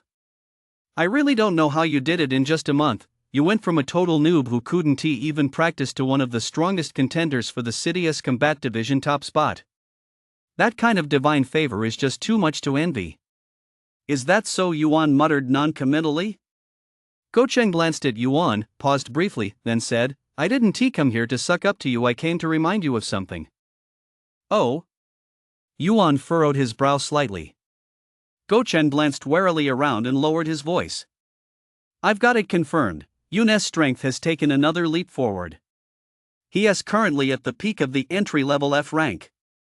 If you run into him during the college entrance exam's live combat round, I advise you not to put up a fight, just concede defeat right away." "You son of a bitch, what the hell do you mean by that?"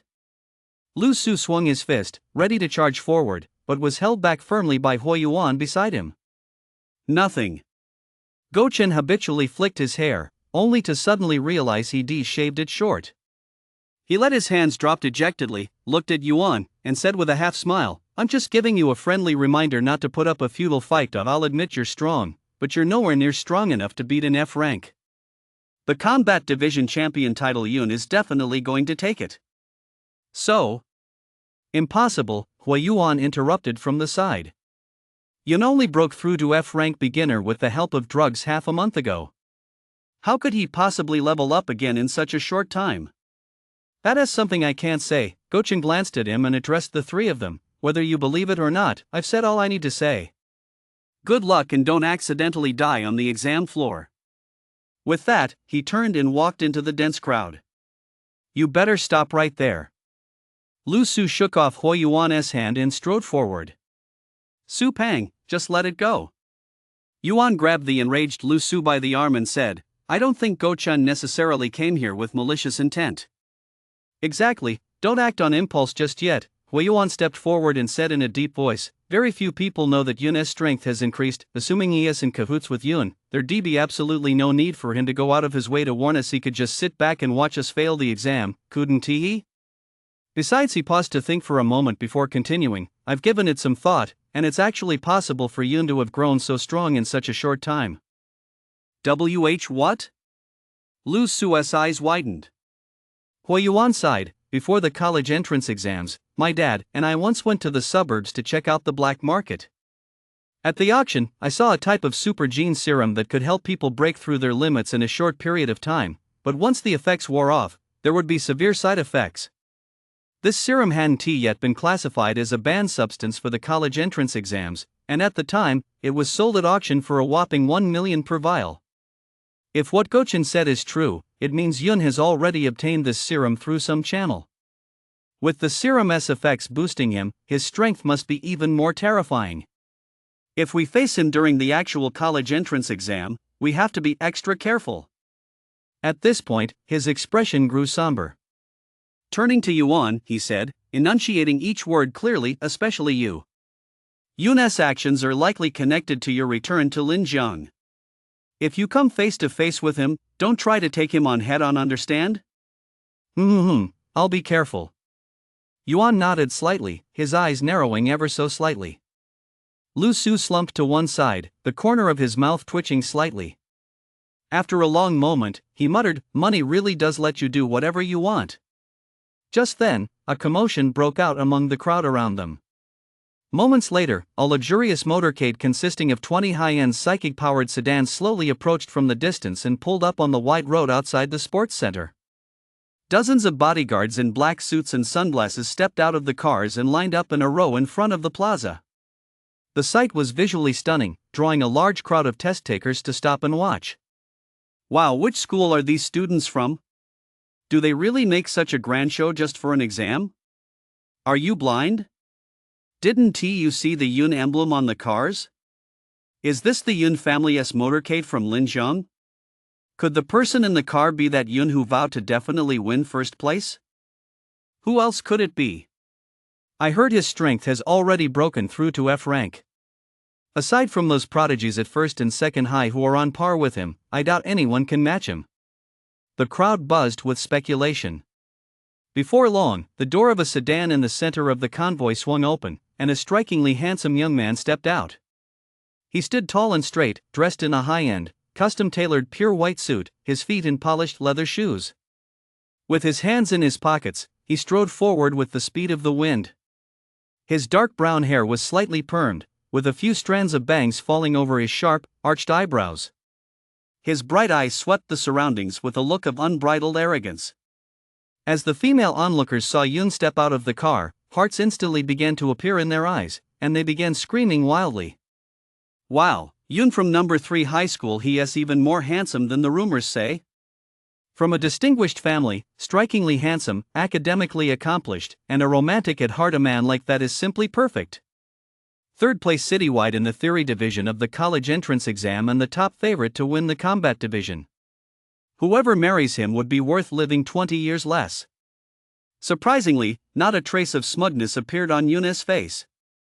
Instead, he looked quite aloof, walking on ahead as if in a world of his own, ignoring the flattery from those around him. Seeing this, a group of bodyguards immediately split into two lines and followed him, pushing the surrounding onlookers to both sides to clear a wide path for Yun. Although the examinees were resentful, seeing how aggressive and rude the bodyguards were, they dared not defy them and could only hang their heads and step aside. Yun and her entourage walked straight to the entrance of the sports center. She gestured behind her, and a middle-aged man who looked like a butler stepped out of the crowd to negotiate with an exam proctor standing at the door. The proctor hesitated for a moment, then stepped aside to let Yun and his group enter. Instantly, the other students waiting outside were filled with righteous indignation and began cursing loudly. Damn it, just because you're rich, does that make you so great? Special privileges even on the college entrance exam? Is the Department of Education just sitting around doing nothing? Why do we have to suffer out here under the blazing sun while Yun gets to go in early? The crowd shouted and cursed. Even some of the girls who previously had a favorable impression of Yun began to feel resentful.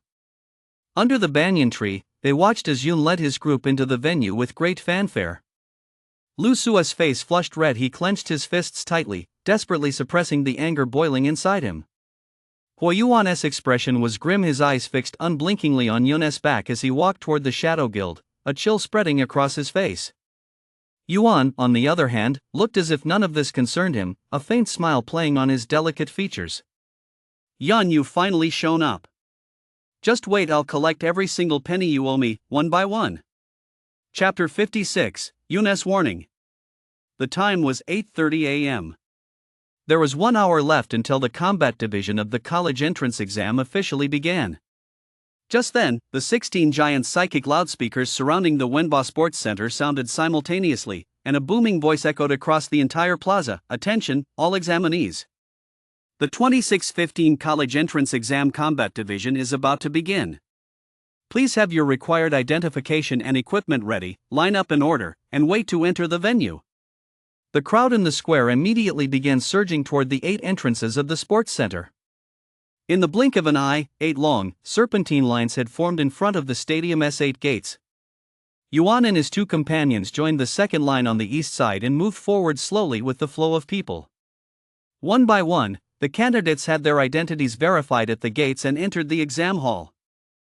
10 minutes later, the three arrived at the East 2 gate. Yuan activated his psionic bracelet, held it up to a scanner at the gate, and with a beep, the gate swung open. Passing through the gate, they stepped into a circular passageway about 50 meters long. On both sides of the passageway, a portrait hung every few meters, depicting legendary warriors from various eras since the Mana revival. The paintings were masterfully executed, clearly the work of renowned artists. The intertwining lines brought the distinctive features of each legendary warrior to life with striking realism and precision. Walking toward the exam hall under the gaze of these legendary warriors, the candidate's spirits soared even higher. Before long, Yuan reached the end of the circular passageway. He took a few more steps forward, and the scene ahead finally opened up. This was his first time at the Wenba Sports Center. He had long heard that this was the dedicated venue for the aerial soccer competition of the 106th Huayan Games, and his heart was filled with curiosity and anticipation. Upon entering the sports center, the first thing that caught his eye was a vast expanse of green turf. Compared to the 21st century, this field was clearly much larger at a glance. It appeared to be at least 4 times the size of a standard soccer field. At each of the 4 corners north, south, east, and west stood a traditional soccer goal. Looking up, he saw 4 aerial soccer goalposts floating above the field, drawing gasps of amazement from a group of students. Yuan had once read descriptions of aerial soccer in a book. After Mana's revival, human physical capabilities had improved dramatically. A series of far-reaching transformations had taken place in the fields of politics, economics, military affairs, culture, and sports. Soccer, an ancient sport originating in the 11th century, had also undergone new changes and reforms. Not only had the size of the playing field expanded considerably, but the number of goals had also increased from the original 2 to the current 4. During matches, a total of 4 teams compete on the field. With the aid of flight-type spiritual energy gear, players form alliances and engage in high-altitude battles, a level of excitement far surpassing that of traditional 21st century soccer, making it deeply popular among today's youth. I've heard that universities often organize aerial soccer tournaments between departments. Just thinking about it gets me pumped. Yuan smiled, turned his gaze away, and continued walking forward. His eyes immediately fell on the 16 giant holographic screens suspended above the north side of the venue. The screens displayed the names of various schools in Linjiang City. Beneath the screens, the area was already packed with examinees from all the schools. The 3 of them quickly located the Linjiang No. 3 high school formation and walked briskly over. The 3rd high school students present immediately surrounded Yuan the moment they saw him, vying to offer their congratulations. Yuan, you're here. Congratulations on winning first place in the theory division. You've really brought honor to our school this time. Let us see who dares to look down on us 3rd high now. Give it your all in the combat division later, too. Let us aim for a double victory. Yuan showed not a trace of arrogance. With a smile on his face, he politely thanked each of them in turn. Lu Su and Hui Yuan, standing nearby, felt a sense of pride at the sight. Lu Su, in particular, slung his arm around Yuan's shoulder and laughed heartily, joking around with his classmates, looking utterly smug as if it were he, not Yuan, who had won first place in the theory division. Hui Yuan glanced at Lu Su and smiled helplessly. His gaze suddenly fell upon Yun, who was strolling over, and he quickly nudged Yuan's arm with his elbow. Yuan had already spotted Yun out of the corner of his eye. He gave Hui Yuan a subtle nod, turned around, and faced Yun head-on. The group of 3rd high school students who had been fawning over him just moments ago gave Yuan an awkward smile the moment they saw Yun arrive, then tactfully scattered like a flock of birds. While Yuan certainly needed to curry favor, Yun was no one to mess with. For them, at this critical juncture, it was wiser to play it safe. With the exam approaching, Yun had no entourage or bodyguards with him. With his hands in his pockets, he walked straight up to Yuan, looked him straight in the eye, and said coldly, "Come on, let us find a place to talk." After saying that, he pulled one hand out of his pocket and pointed to the side of the venue. All right, Yuan agreed immediately and started walking. Seeing this, Lu Su and Hui Yuan's faces immediately betrayed their anxiety. Yuan turned back, nodded at the 2 of them, and followed Yun toward the side of the exam hall. A few minutes later, Yuan and Yun arrived at a secluded spot off to the side of the exam hall. Yun stopped, turned around, and studied Yuan for a long moment before saying slowly, "I never expected to actually see you here. I'm really surprised." Yuan let out a cold laugh and said, "I'm surprised too. After that incident happened, I thought for a while that I wouldn't be able to take the college entrance exam. Thankfully, heaven has its eyes and let me return to Linjiang and didn't let certain people's devious plans succeed." "What a pity," Yun said, flicking a strand of hair aside with an air of detachment and a derisive chuckle. "But you really are lucky. After going through something like that, you actually managed to come back unscathed." "I am lucky," Yuan shrugged. "If it weren't for that tiny bit of luck, I might not have made it back alive to take the college entrance exam today." He looked at Yun and said sarcastically, "But if it weren't for your ruthless methods, I never could have achieved so much in such a short time." "You went to such great lengths to cultivate an arch-rival, shouldn't I thank you for that?" "There's no need to mock me, it's pointless," Jin said. "Even if I had to choose again right now, I'd still do the same thing. There's an old saying in China, a man isn't a man unless he is ruthless. In my view, a real man should know exactly what he wants at all times and fight for it at any cost. As for the means, that's not something I give a second thought to." "Ha, I was almost convinced by you," Yuan said expressionlessly. "Sacrificing others' interests, futures, and even lives for your own personal gain, is that what you call the deed of a true man?" "Exactly." A cold gleam flashed in Yun's eyes as he said icily, "To be honest, during the city quality inspection, I didn't think for a moment that a good-for-nothing like you who has no talent for cultivation and only won the combat division champion title by sheer luck had any business being my opponent. Later, I realized I was wrong. I underestimated you. Your rate of growth has far exceeded my expectations. I can no longer stand idly by." Yuan's lips curled into a faint smile, but he didn't respond. Yun shot him a glance and said indifferently, "Since fate has decreed that you'll take the college entrance exam, I have no further objections. We'll settle this during the practical exam. By then I'll show you what a real gap between us looks like." "The actual exam? So you're already certain we'll be assigned to the same group?" Yuan said with a half smile. "Group assignments are a mere trifle for the Yun family," Yun said. "I hope you can maintain this relaxed attitude during the exam. See you in the exam hall." He turned away, took a couple of steps, then turned back to Yuan and said, "Oh, right, there's one more thing I need to remind you of. As for that incident, you'd better just pretend it never happened. My dad has already hired the best defense team in the South China region, and all the necessary connections have been taken care of. Given your family's situation, there is absolutely no way you can win the case. If you think you can take me down so easily, I suggest you give up that idea." With that, he turned and walked toward the line of candidates from Linjiang No. 3 High School. "Can't take me down?" Yuan stared at Yun's back, his gaze gradually turning icy as a mocking smile spread across his face. "We'll see about that." A dozen or so minutes passed, and all the examinees waiting outside the sports center had entered the venue. The vast, spacious green field was instantly packed to the brim with examinees from various schools. Before long, a buzzing roar filled the air. The spiritual energy loudspeakers encircling the sports center sounded simultaneously, filling the entire field with rousing music that set the candidates' blood racing. A convoy of pure white spiritual energy sedans slowly drove through the main gate of the sports center and, under the gaze of nearly 10,000 candidates, pulled into temporary parking spaces beside the grandstand. Soon, the car doors opened one after another. A group of people stepped out of the sedans. Some were older, some younger, but all were dressed formally and wore solemn expressions. After getting out of the cars, without the slightest hesitation, they walked straight up to the podium and took their seats at the dozens of seats that had been arranged in advance. Seated in the center of the front row was a middle-aged man in his 50s with a long face.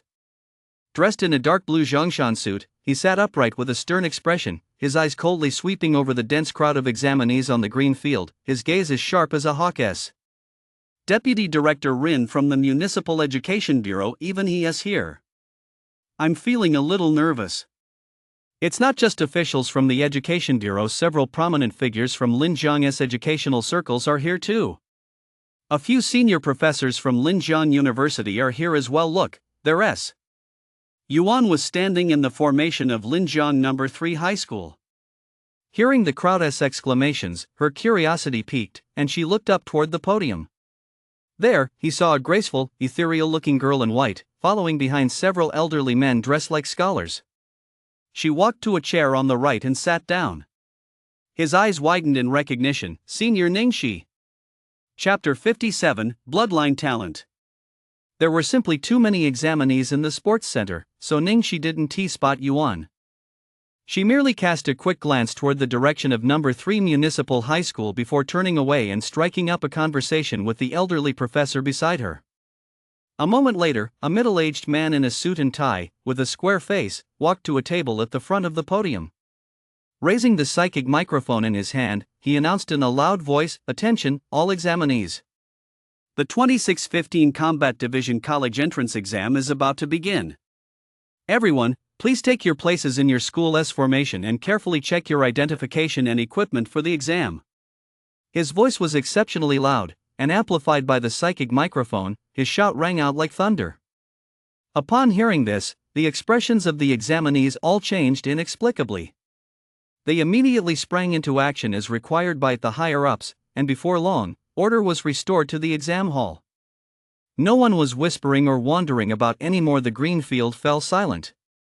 Seeing that order had been partially restored, the middle-aged man turned and nodded to Deputy Director Rin, who was seated upright at the center of the podium.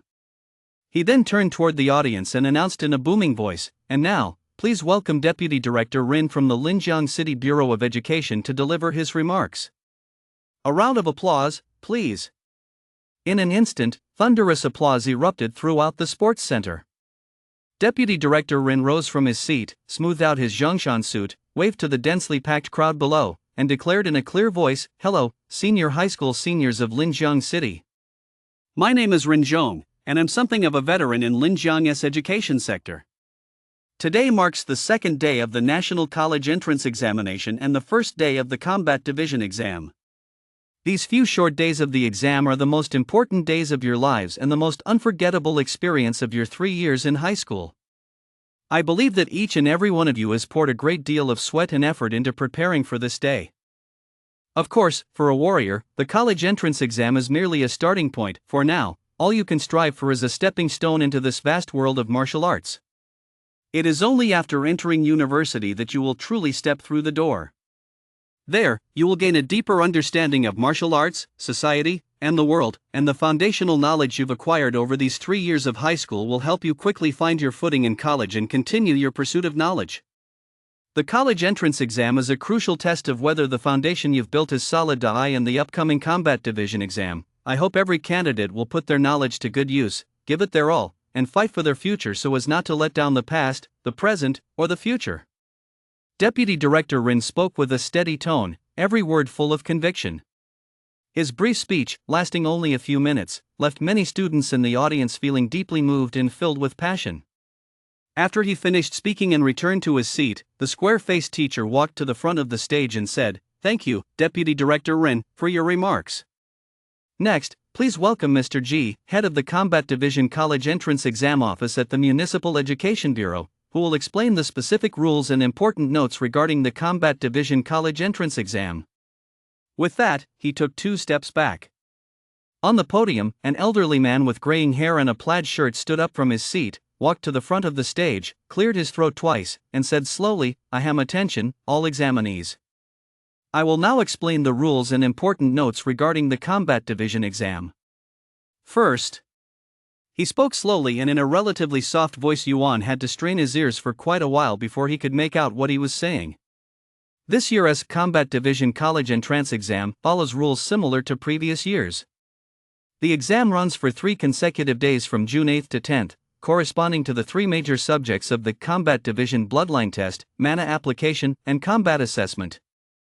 The total score for all 3 sections is 100 points, with the Bloodline Test accounting for 20%, Mana Application for 30%, and Combat Assessment carrying the largest weight at 50%. The Bloodline Test utilizes the latest generation TR-15 talent tester, and each school's formation will be allocated several of these devices. Candidates line up according to their admission ticket numbers to undergo individual testing of their bloodline talents.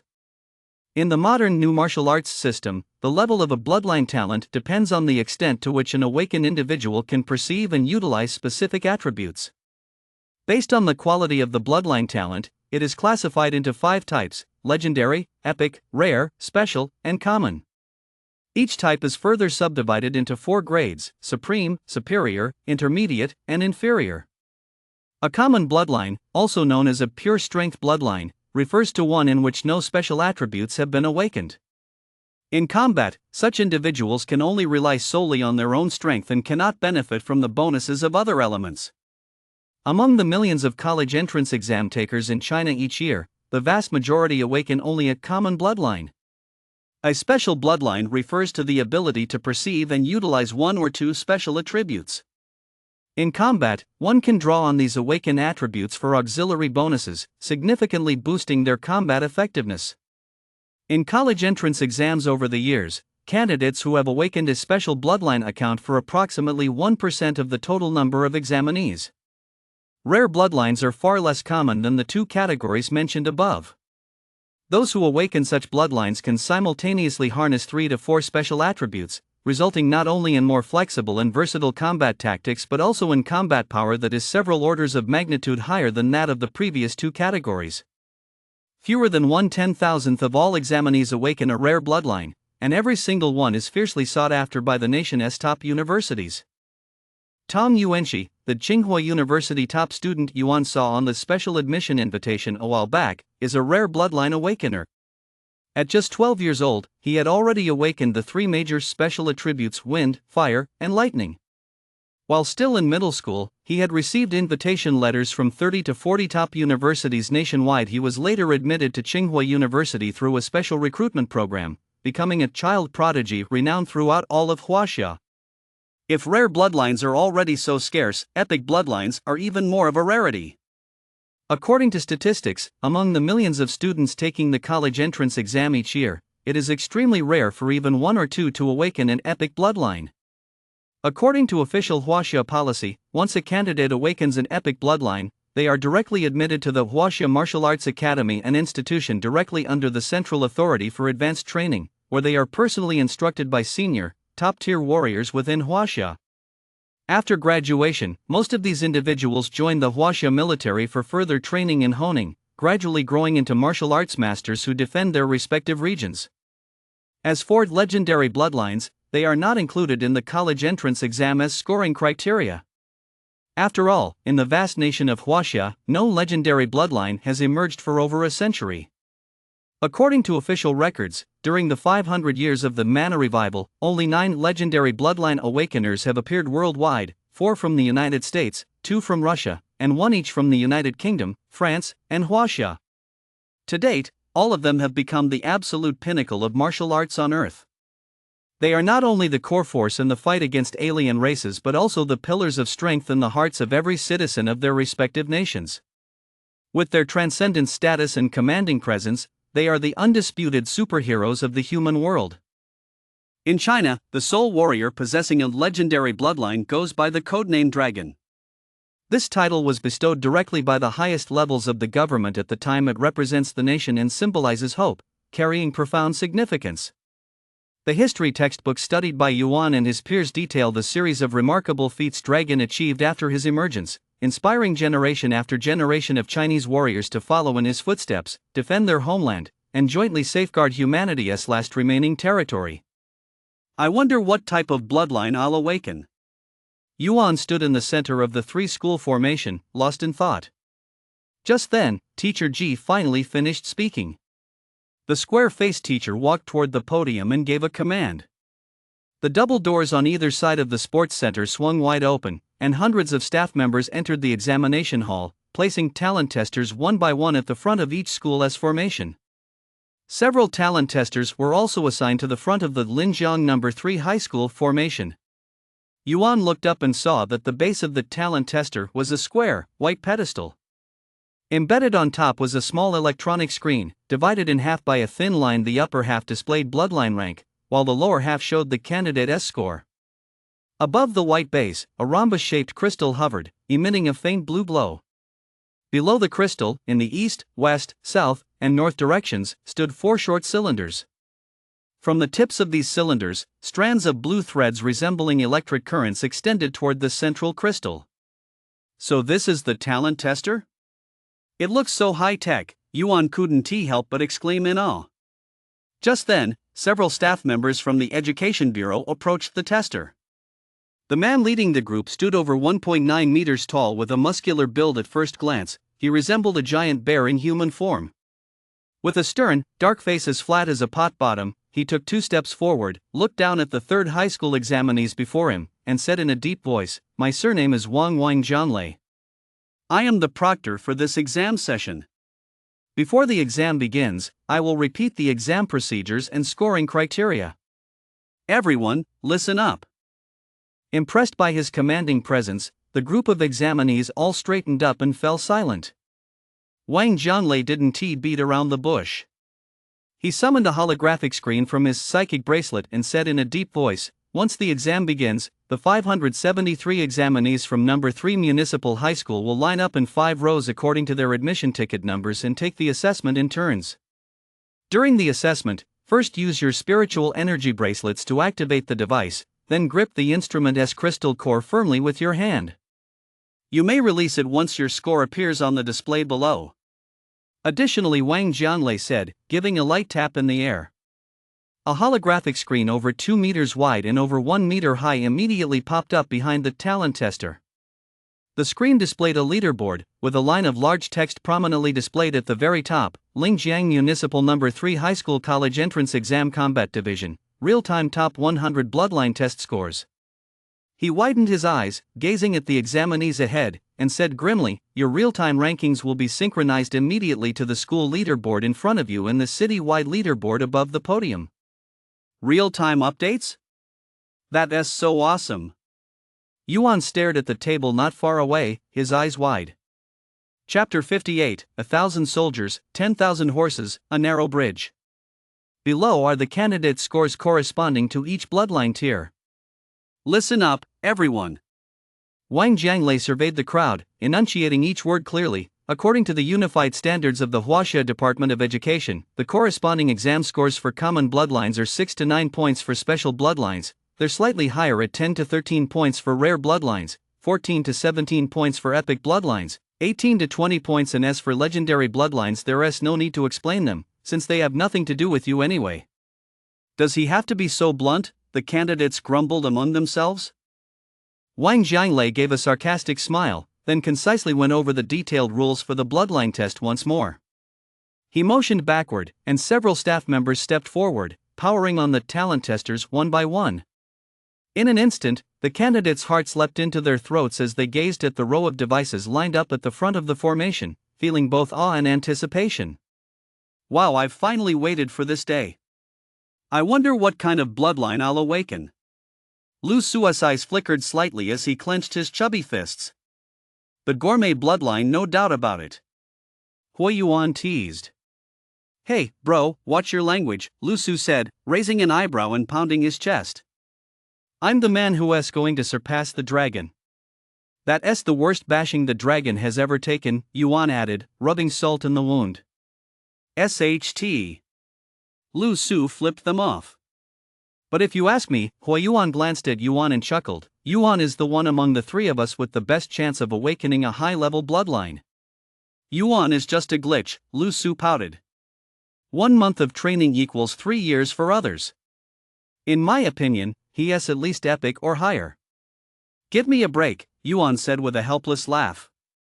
He knew full well that the reason he'd grown so strong in such a short time was thanks to the legacy arts legacy stored in his mind and his day in, day out high-intensity training.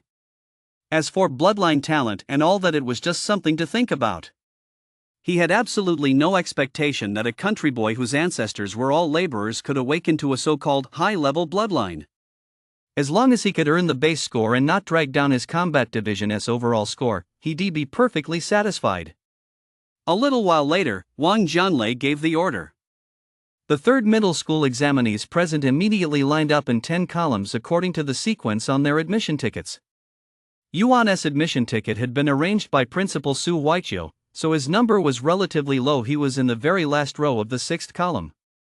Hua Yuan and Lu Su were both ranked higher, but one was in the fourth column and the other in the seventh. Yun, meanwhile, stood in the second to last row of the first column, his expression still impassive, looking confident and composed.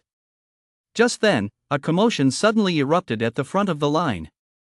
Yuan looked up and saw that, above the podium, a massive holographic screen 10 meters long and over 5 meters wide had suddenly appeared.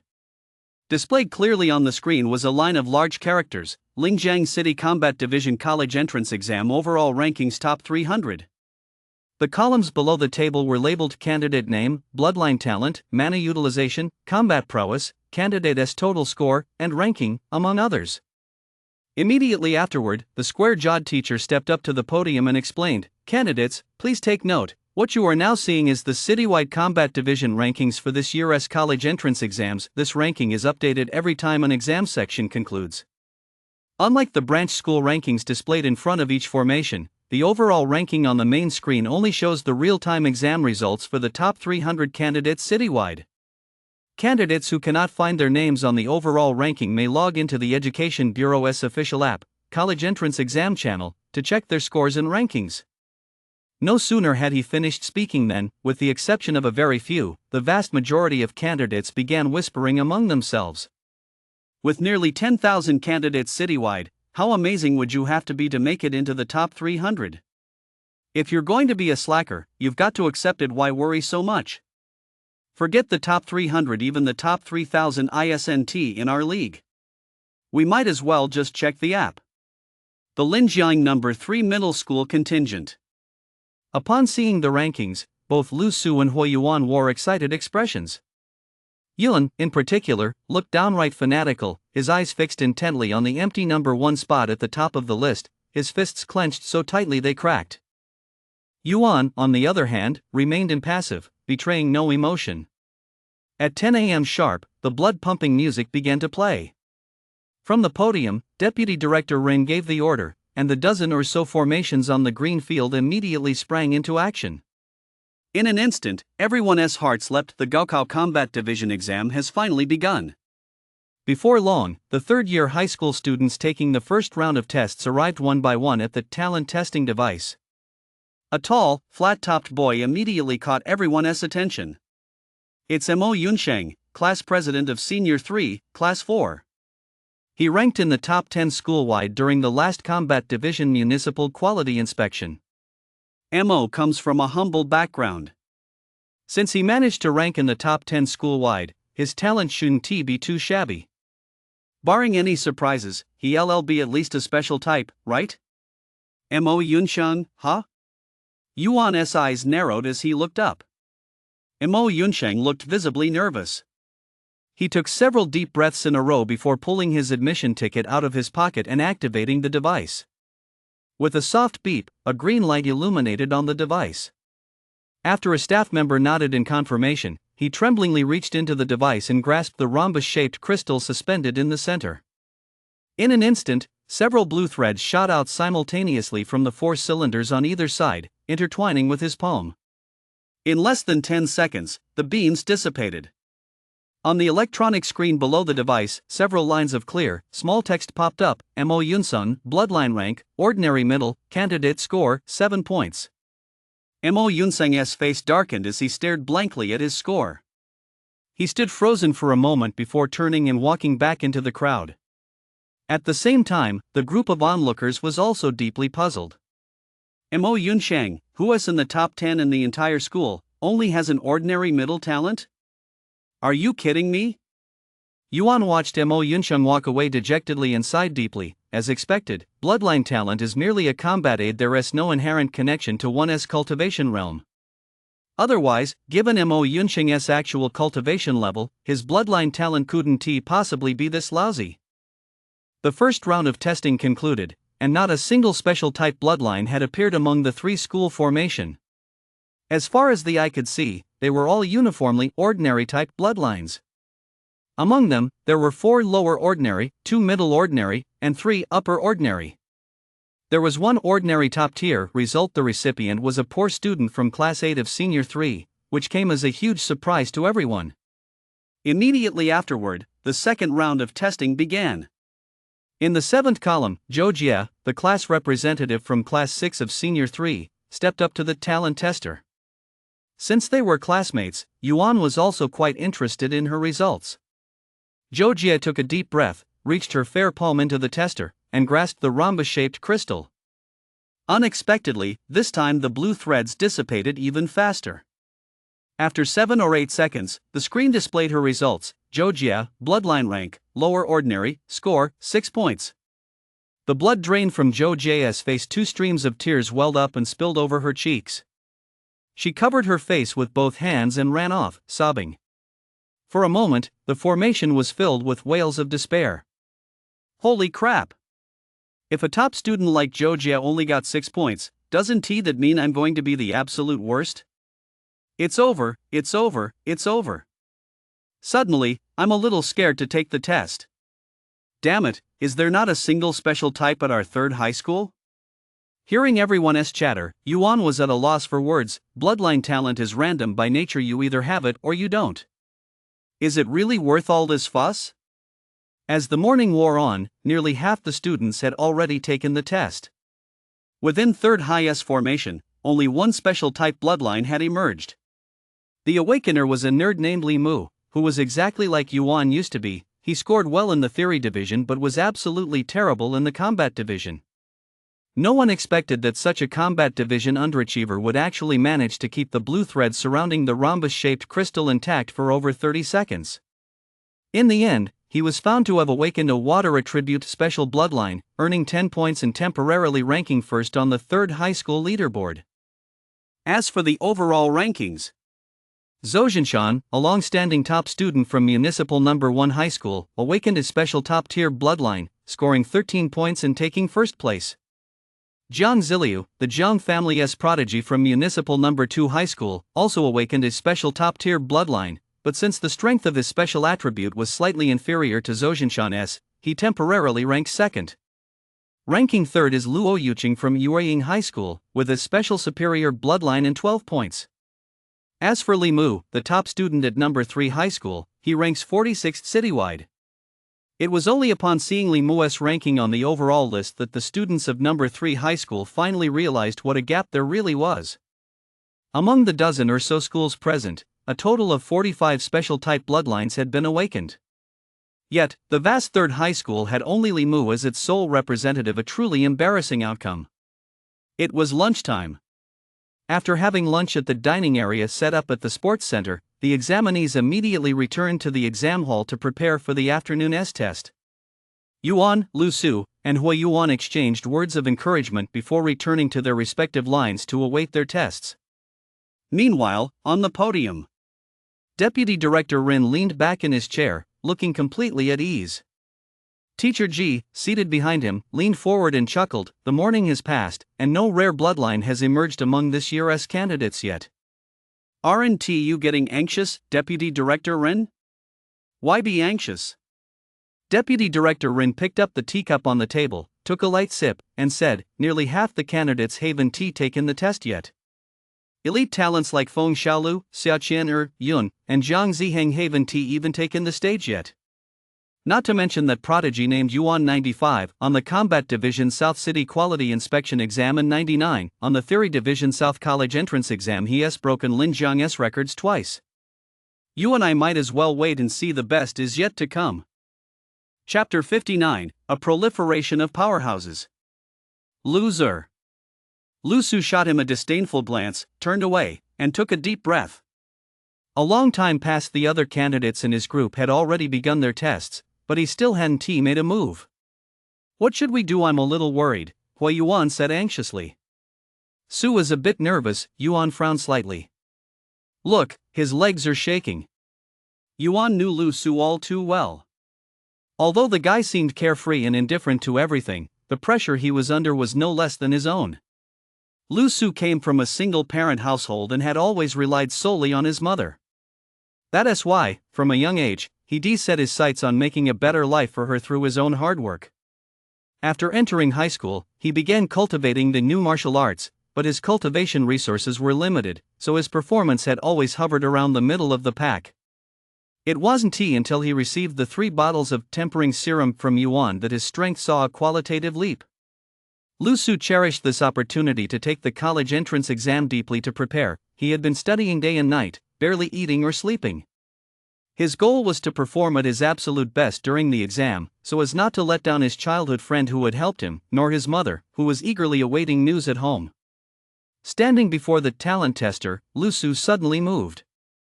He clenched his fists tightly, steeled his resolve, reached out to grasp the diamond-shaped crystal, closed his eyes, and waited for the final verdict. Lu Su, you can do it, you've got this. Why is he closing his eyes? Hua Yuan's eyes widened. He is probably just too tense, a little too nervous. Yuan offered a wry smile. Hua Yuan shrugged. Lu Su kept his eyes tightly shut, not daring to look at the screen on the device. Suddenly, he heard a gasp of astonishment from behind him. Wow! Listening closely, he could make out Yuan and Hua Yuan's voices mixed in. Su Peng, open your eyes quickly. Hearing his childhood friends' voices, Lu Su felt a little calmer. He opened his eyes just a crack and glanced toward the small screen. The next moment, his eyes widened suddenly. On the electronic screen, a row of small text appeared in bold. Lu Su, bloodline rank, lower special physical enhancement, score, 10. Ah ha ha ha, I'm set for life. Lu Su was overjoyed. He spun around, threw his arms around his 2 childhood friends, and pointed at the screen, shouting, "Brothers, I've got a special bloodline too. We saw it, we saw it. Easy there, you're almost suffocating us. Whoa, long live the ancestors." Lu Su let go of the 2 and, glaring at the thug who just mocked him, spat, "You bastard. You were pretty cocky just now, weren't you? You bet you'd eat shit on livestream if you lost, right? If I don't see that video by 8 o'clock tonight, don't even show your face at the exam hall tomorrow." The thug didn't dare utter a word in the face of Lu Su's tirade and slinked away with his head in his hands, causing the crowd around them to burst into laughter. Hua Yuan looked up at the rankings and chuckled. 6th and 3rd high, 62nd in the city, not bad, Su Peng. Just so, Lu Su raised an eyebrow and said to Yuan, "It's up to you now. Good luck." "Yeah, good luck." Yuan's eyes flashed, and he nodded firmly. Just then, a commotion erupted from the crowd. A figure clad in Shadow Guild attire pushed through the crowd, walking slowly to the front row of the first column and standing before the talent tester. Yuan looked in the direction of the noise, his expression darkening as he said coldly, "It's Yun." Chapter 62, Don't underestimate a young man. With yesterday's experience under their belts, the candidates entered the venue in an even more orderly fashion. As soon as the spiritual energy broadcast finished announcing the entry, nearly 10,000 candidates spontaneously formed 8 lines and slowly entered the Wenba Sports Center. Yuan and his 2 companions passed through the circular passageway into the exam hall and soon arrived at the 3rd middle school S formation. A convoy of white vehicles pulled in one after another, and the podium was filled with people in an instant. Yuan glanced up at the podium and noticed Ningxi had also arrived. He waved at her. Ningxi was scanning the 3rd middle school section for Yuan's figure when she spotted him waving. She flashed him a radiant smile and made a go for it gesture. This scene caught Yun's eye and nearly made him explode with rage. Glaring at Yuan with venom, he cursed under his breath, "You bastard, you've got the nerve to be flirting around. Just wait until the results come out, I'll see if you can still smile then." Today's exam was once again presided over by Deputy Director Rin. As was customary, after a brief opening address, Teacher Ji explained the exam rules to everyone. Just like yesterday, the MANA application exam was conducted separately for each school. The vast stadium was divided into 16 testing areas, supervised by dedicated proctors and monitors. The MANA application exam consisted of 3 events: maximum strength, maximum speed, and maximum agility. Each event was worth 10 points, but the scoring criteria differed for each. The passing threshold for maximum strength was 150 kilograms, earning a base score of 6 points. An excellent rating required 300 kilograms, earning 7 points. The outstanding rating requires 400 kilograms. Achieving this standard places a candidate among the very best. The exceptional rating requires 500 kilograms, the physical strength limit for a G-rank new warrior, and very few candidates ever reach this standard. As for a perfect score, a candidate must achieve 600 kilograms. Over the years, aside from a handful of prodigies and a few exceptional individuals who have awakened the strength enhancement bloodline, almost no one has been able to reach this standard. The passing thresholds for extreme speed are 10 seconds, 8.5 seconds, 7 seconds, 5.5 seconds, and 4 seconds, while the passing thresholds for maximum agility are 30, 50, 70, 90, and 120 successful dodges within 1 minute. Just like maximum strength, the perfect scores for these two categories are equally unattainable peaks. Every student who has scaled these three peaks during high school has, without exception, gone on to become a martial arts master renowned throughout their region. To ensure the most accurate presentation of candidates' scores, the Education Department has equipped every testing site with the world's most advanced testing instruments. At the same time, candidates' real-time scores along with yesterday's bloodline talent results will be displayed on the school-by-school leaderboard in each testing site, as well as on the city-wide leaderboard on the main stage. The testing site for Municipal No. 3 High School is located southwest of the Sports Center. Led by Proctor Wang Jianlei, hundreds of candidates from No. 3 High School entered the testing venue and couldn't help but marvel at the 3 rows of brand new testing equipment before them. The Extreme Strength exam uses the PW76 strength tester, which features a minimalist design. A bow-shaped semicircular ring stands upright on a circular base, with a chain suspended above it. Hanging from the chain is a jet black sandbag marked with the words 1,500 kilograms. The testing equipment for extreme speed is the SP8 Psychic Treadmill, which condenses a 100-meter track into a 5-meter-long treadmill. Powered by psychic energy and precision engineered, it allows candidates to run on it and measure their exact 100-meter speed without their body shifting. As for extreme agility, the test is conducted by the 8th-generation martial arts master psychic robot. The martial arts master robot employs the world's most advanced artificial intelligence technology. Based on preset parameters, it can simulate various martial arts techniques to assess how many times a candidate can dodge attacks within 1 minute. Gazing at the row of testing equipment across from him, Lu Su was thrilled. Stretching his limbs, he looked full of confidence. Damn it, I've been working hard for half a month, and it's finally time to see the results. I'm gonna give it my all. Yuan was also warming up. Hearing this, he smiled faintly and said, "Not bad. With that kind of drive, you'll definitely make it into the top 100 in the city." Top 100? Hui Yuan turned to look at Lu Su and said, "Tell Yuan what your goal is right now." Lu Su chuckled and raised his hand, holding up 2 fingers. Top 20? That's gutsy, Yuan said, feigning surprise. If you make it into the top 20 in the city, I'll treat you to a big meal after the college entrance exams. At the mention of a big meal, Lu Su's eyes lit up. It's a deal. No backing out now. Just as Yuan was about to speak, Hui Yuan chimed in with a laugh from the side. "I forgot to tell you, Su Pang's current level is way better than it was a month ago. You still have time to back out now." "Why would I back out?"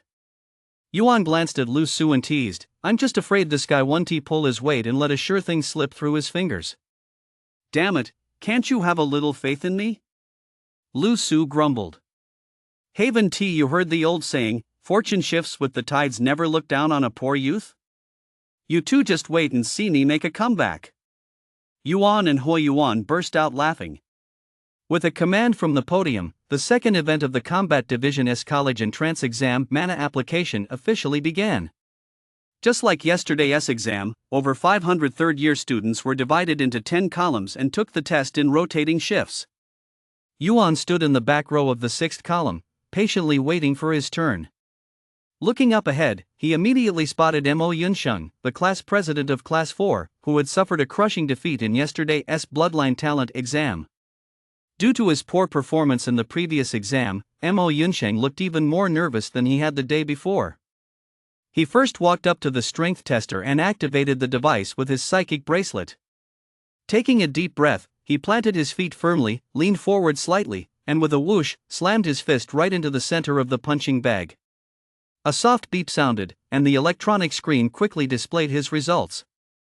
Mo Yunsun, maximum strength, 356 kilograms, score, 7.5 points. Next, he moved on to the speed tester, stepped onto the treadmill, and began the test. After a frantic sprint, his maximum speed result was recorded at 7.6 seconds, earning him a score of 7.5 points. The final event, maximum agility, was clearly Mo Yunsun's forte. He darted left and right in front of the martial arts robot. After 1 minute, he had dodged a total of 72 attacks, earning a score of 8 points. Moments later, a holographic screen in front of the testing area displayed Mo Yunsun's total score for mana manipulation, 24 points. Looking at his score, Mo Yunsheng let out a long sigh, and a smile returned to his face. Yuan watched from behind and mused. Mo Yunsheng didn't perform well yesterday, but he has immediately returned to his normal level today. It seems that the quality of one's bloodline talent and the strength of one's mana manipulation are indeed not directly related. Round after round of tests continued, and the morning passed quickly. A little while later, it was Go Chen's turn to take the stage. He walked up to the strength tester, gathered all his strength, raised his arm, and landed a heavy punch on the punching bag. With a dull thud, the punching bag swayed slightly, and 2 lines of small text appeared on the display. Go Chen, maximum strength, 462 kilograms, score, 8.5. Holy crap, when did Go Chen get this good? Who knows? This guy has been like a different person lately. Aside from class, he spends all his time at the gym. I wonder what got into him. Yuan was also slightly surprised.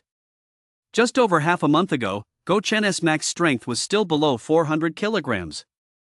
In the short span of half a month, he made such remarkable progress.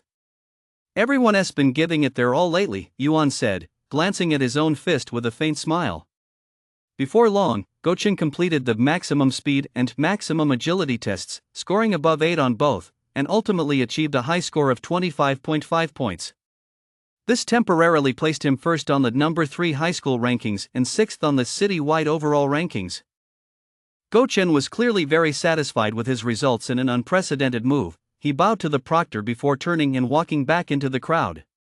As the exam progressed, competition among candidates from different schools grew increasingly fierce. Feng Xiaolu and Zhou Jinshan from 1st High School Xiaoqian ran the Jiang brothers from 2nd High School Huang Tianqi and Wang Chao from 3rd High School. One genius after another took the stage, continuously breaking the high score records on the overall leaderboard. In an instant, cheers rang out one after another, and the atmosphere inside the exam hall quickly became electric. It would soon be Lu Su's turn to take the test. Yuan and Hui Yuan immediately made their way to the front row, standing as his steadfast support and cheering him on. Go for it, Su Pang. Don't be nervous, give it your all, Hui Yuan said with a smile. Yuan also encouraged him, give it your all, a feast is waiting for you. Lu Su turned around and gave them both a firm nod. Wobbling his bulky frame, he strode toward the strength tester. He pulled out his spiritual energy bracelet, activated the device, planted his feet firmly, his face flushed crimson. With a roar, he swung his fist at the punching bag. Moments later, the test results appeared on the electronic screen. Lu Su, maximum strength, 400 kilograms, score, 8 points. Whoa, not bad. Yuan was speechless. In just over half a month, his strength has nearly doubled. How did this guy do it? Him? He just eats, trains, and eats, Hui Yuan chuckled. But to be honest, those 3 bottles of tempering serum you gave him made a huge difference. Su Pang's natural talent was already solid with that external boost and his sheer determination. It's no surprise at all that he achieved this result today. As the two spoke, Lu Su had already arrived at the spiritual energy treadmill, ready to take the extreme speed test. Speed and agility had always been Lu Su's weak points, so Yuan and Hui Yuan were both holding their breath for him. Unexpectedly, Lu Su actually broke his personal record. He clocked an excellent time of 8.2 seconds on the psionic treadmill and successfully dodged 75 attacks in the extreme agility test, earning a high score of 8 points. After completing all 3 tests, his total score was 23 points, placing him 5th on the 3rd high school rankings and 38th on the citywide rankings. Lu Su had been overjoyed at first, but upon seeing his ranking, he instantly felt a bit down. Oh man, my feast is gone. Yuan and Hua Yuan shook their heads and smiled wryly. Just then, all the candidates in Lu Su's session had finished their tests. Hua Yuan's eyes flashed, and he smiled faintly. It's my turn now. Chapter 63, The Devil is Always One Step Ahead. Compared to Lu Su, Hua Yuan appeared much more composed. He walked slowly out of the line and bowed respectfully to the proctor. As soon as he reached the strength tester, he activated the testing equipment with his spiritual energy bracelet. Facing the dark, heavy sandbag, he took a deep breath. With one leg forward and the other back, he took his stance.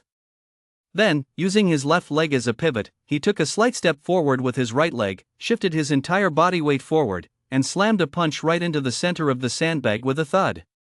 The sandbag swayed with a rattle, and the electronic screen immediately displayed the results. Hua Yuan, maximum strength, 485 kilograms, score, 8.5. Hua Yuan glanced at the screen, then moved on to the psychic treadmill and the martial arts robot, completing the maximum speed and maximum agility tests, respectively. He ultimately achieved outstanding results: 6.2 seconds in the 100-meter dash and 92 dodges in 1 minute for a total score of 26 points. This surpassed Go Chen, propelling him to first place on the 3rd high school rankings and 7th on the citywide rankings. Young Master Hua, you're improving at an incredible pace, Yuan said with a smile. I was so close to 500 kilograms, Hua Yuan said, still looking a bit disappointed. Come on, be grateful, Lu Su teased with a laugh. That score has already cleared the National Key University cutoff. What more could you possibly want? You're right, Hua Yuan smiled faintly. Just as he was about to continue, he suddenly pointed at the first formation not far away and said, "Look over there." Yuan and Lu Su turned their heads and saw that Yun had, at some point, moved to the front of the column, ready to take the exam. Hua Yuan's expression darkened as he said, "Among this year's examinees, Yun is the only one whose strength has reached F rank. I wonder how high a score he'll get." Only 1 F rank? Lu Su frowned. What about Feng Xiaolu and the others? I've heard Feng Xiaolu is just a hair's breadth away from F rank, while Xia Qianer, Zhou Jinshan, and the rest are mostly at the half-step F rank level. Compared to Yun, they're probably still a bit behind, Hua Yuan said. Whoa, Lu Su exclaimed, having money really is great. Having money is one thing, how you spend it is another, Hua Yuan murmured. Enhancement potions shouldn't be used recklessly. You have to take them gradually, in specific doses. Otherwise, they could cause permanent damage to a warrior's body at best, causing a regression in cultivation at worst, impairing bodily functions and shortening one's lifespan. Yun is so reckless injecting high doses of genetic serums twice in a single month. I really don't know what he is after. He wants to claim the title of City Combat Division Champion, and he is determined to get it no matter what, Yuan said calmly. Hua Yuan sighed, winning honor this way is simply not worth the cost. In the end, it'll likely amount to nothing. That'd be just great. Lu Su exclaimed. That kid bullies the weak and commits all sorts of injustices.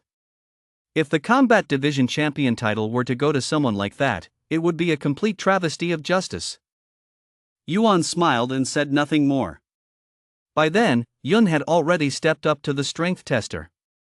As soon as he appeared, he immediately drew the attention of countless onlookers. Look, Yun is about to start his test. The top student in the combat division at 3rd high school, one of only 2 rare-type bloodlines in the entire city, and the strongest contender for the city's combat division top spot. Impressive. If he takes first place in this event today, the combat division top spot is practically his. The leaders and professors on the podium also opened video feeds from their respective branch campuses to closely follow Yun's live exam broadcast. Yun seemed to relish all this attention. Ignoring the proctor, he walked straight up to the device and activated it with his psychic bracelet. He cracked his knuckles slightly, causing his entire body to creak and pop. Leaning back slightly, raising his right arm, swinging it halfway through the air, then suddenly exerting all his strength to slam a fist down on top of the punching bag with a boom. With a crack, the punching bag swayed violently. Moments later, Yun's results appeared on the electronic screen. Yun, maximum strength, 592 kilograms, score, 9.5. The onlookers gasped in unison, each one utterly stunned. Holy crap! 592 kilograms, is this even human? No wonder he's a freak with rare type bloodlines. That's practically a perfect score. Man, we're no match for him. People like that aren't even in the same league as us. Yun, however, paid no heed to the crowd and walked straight toward the spiritual energy treadmill. He stepped onto it, mustered all his strength, and sprinted at full speed. After 5.2 seconds, the treadmill stopped spinning.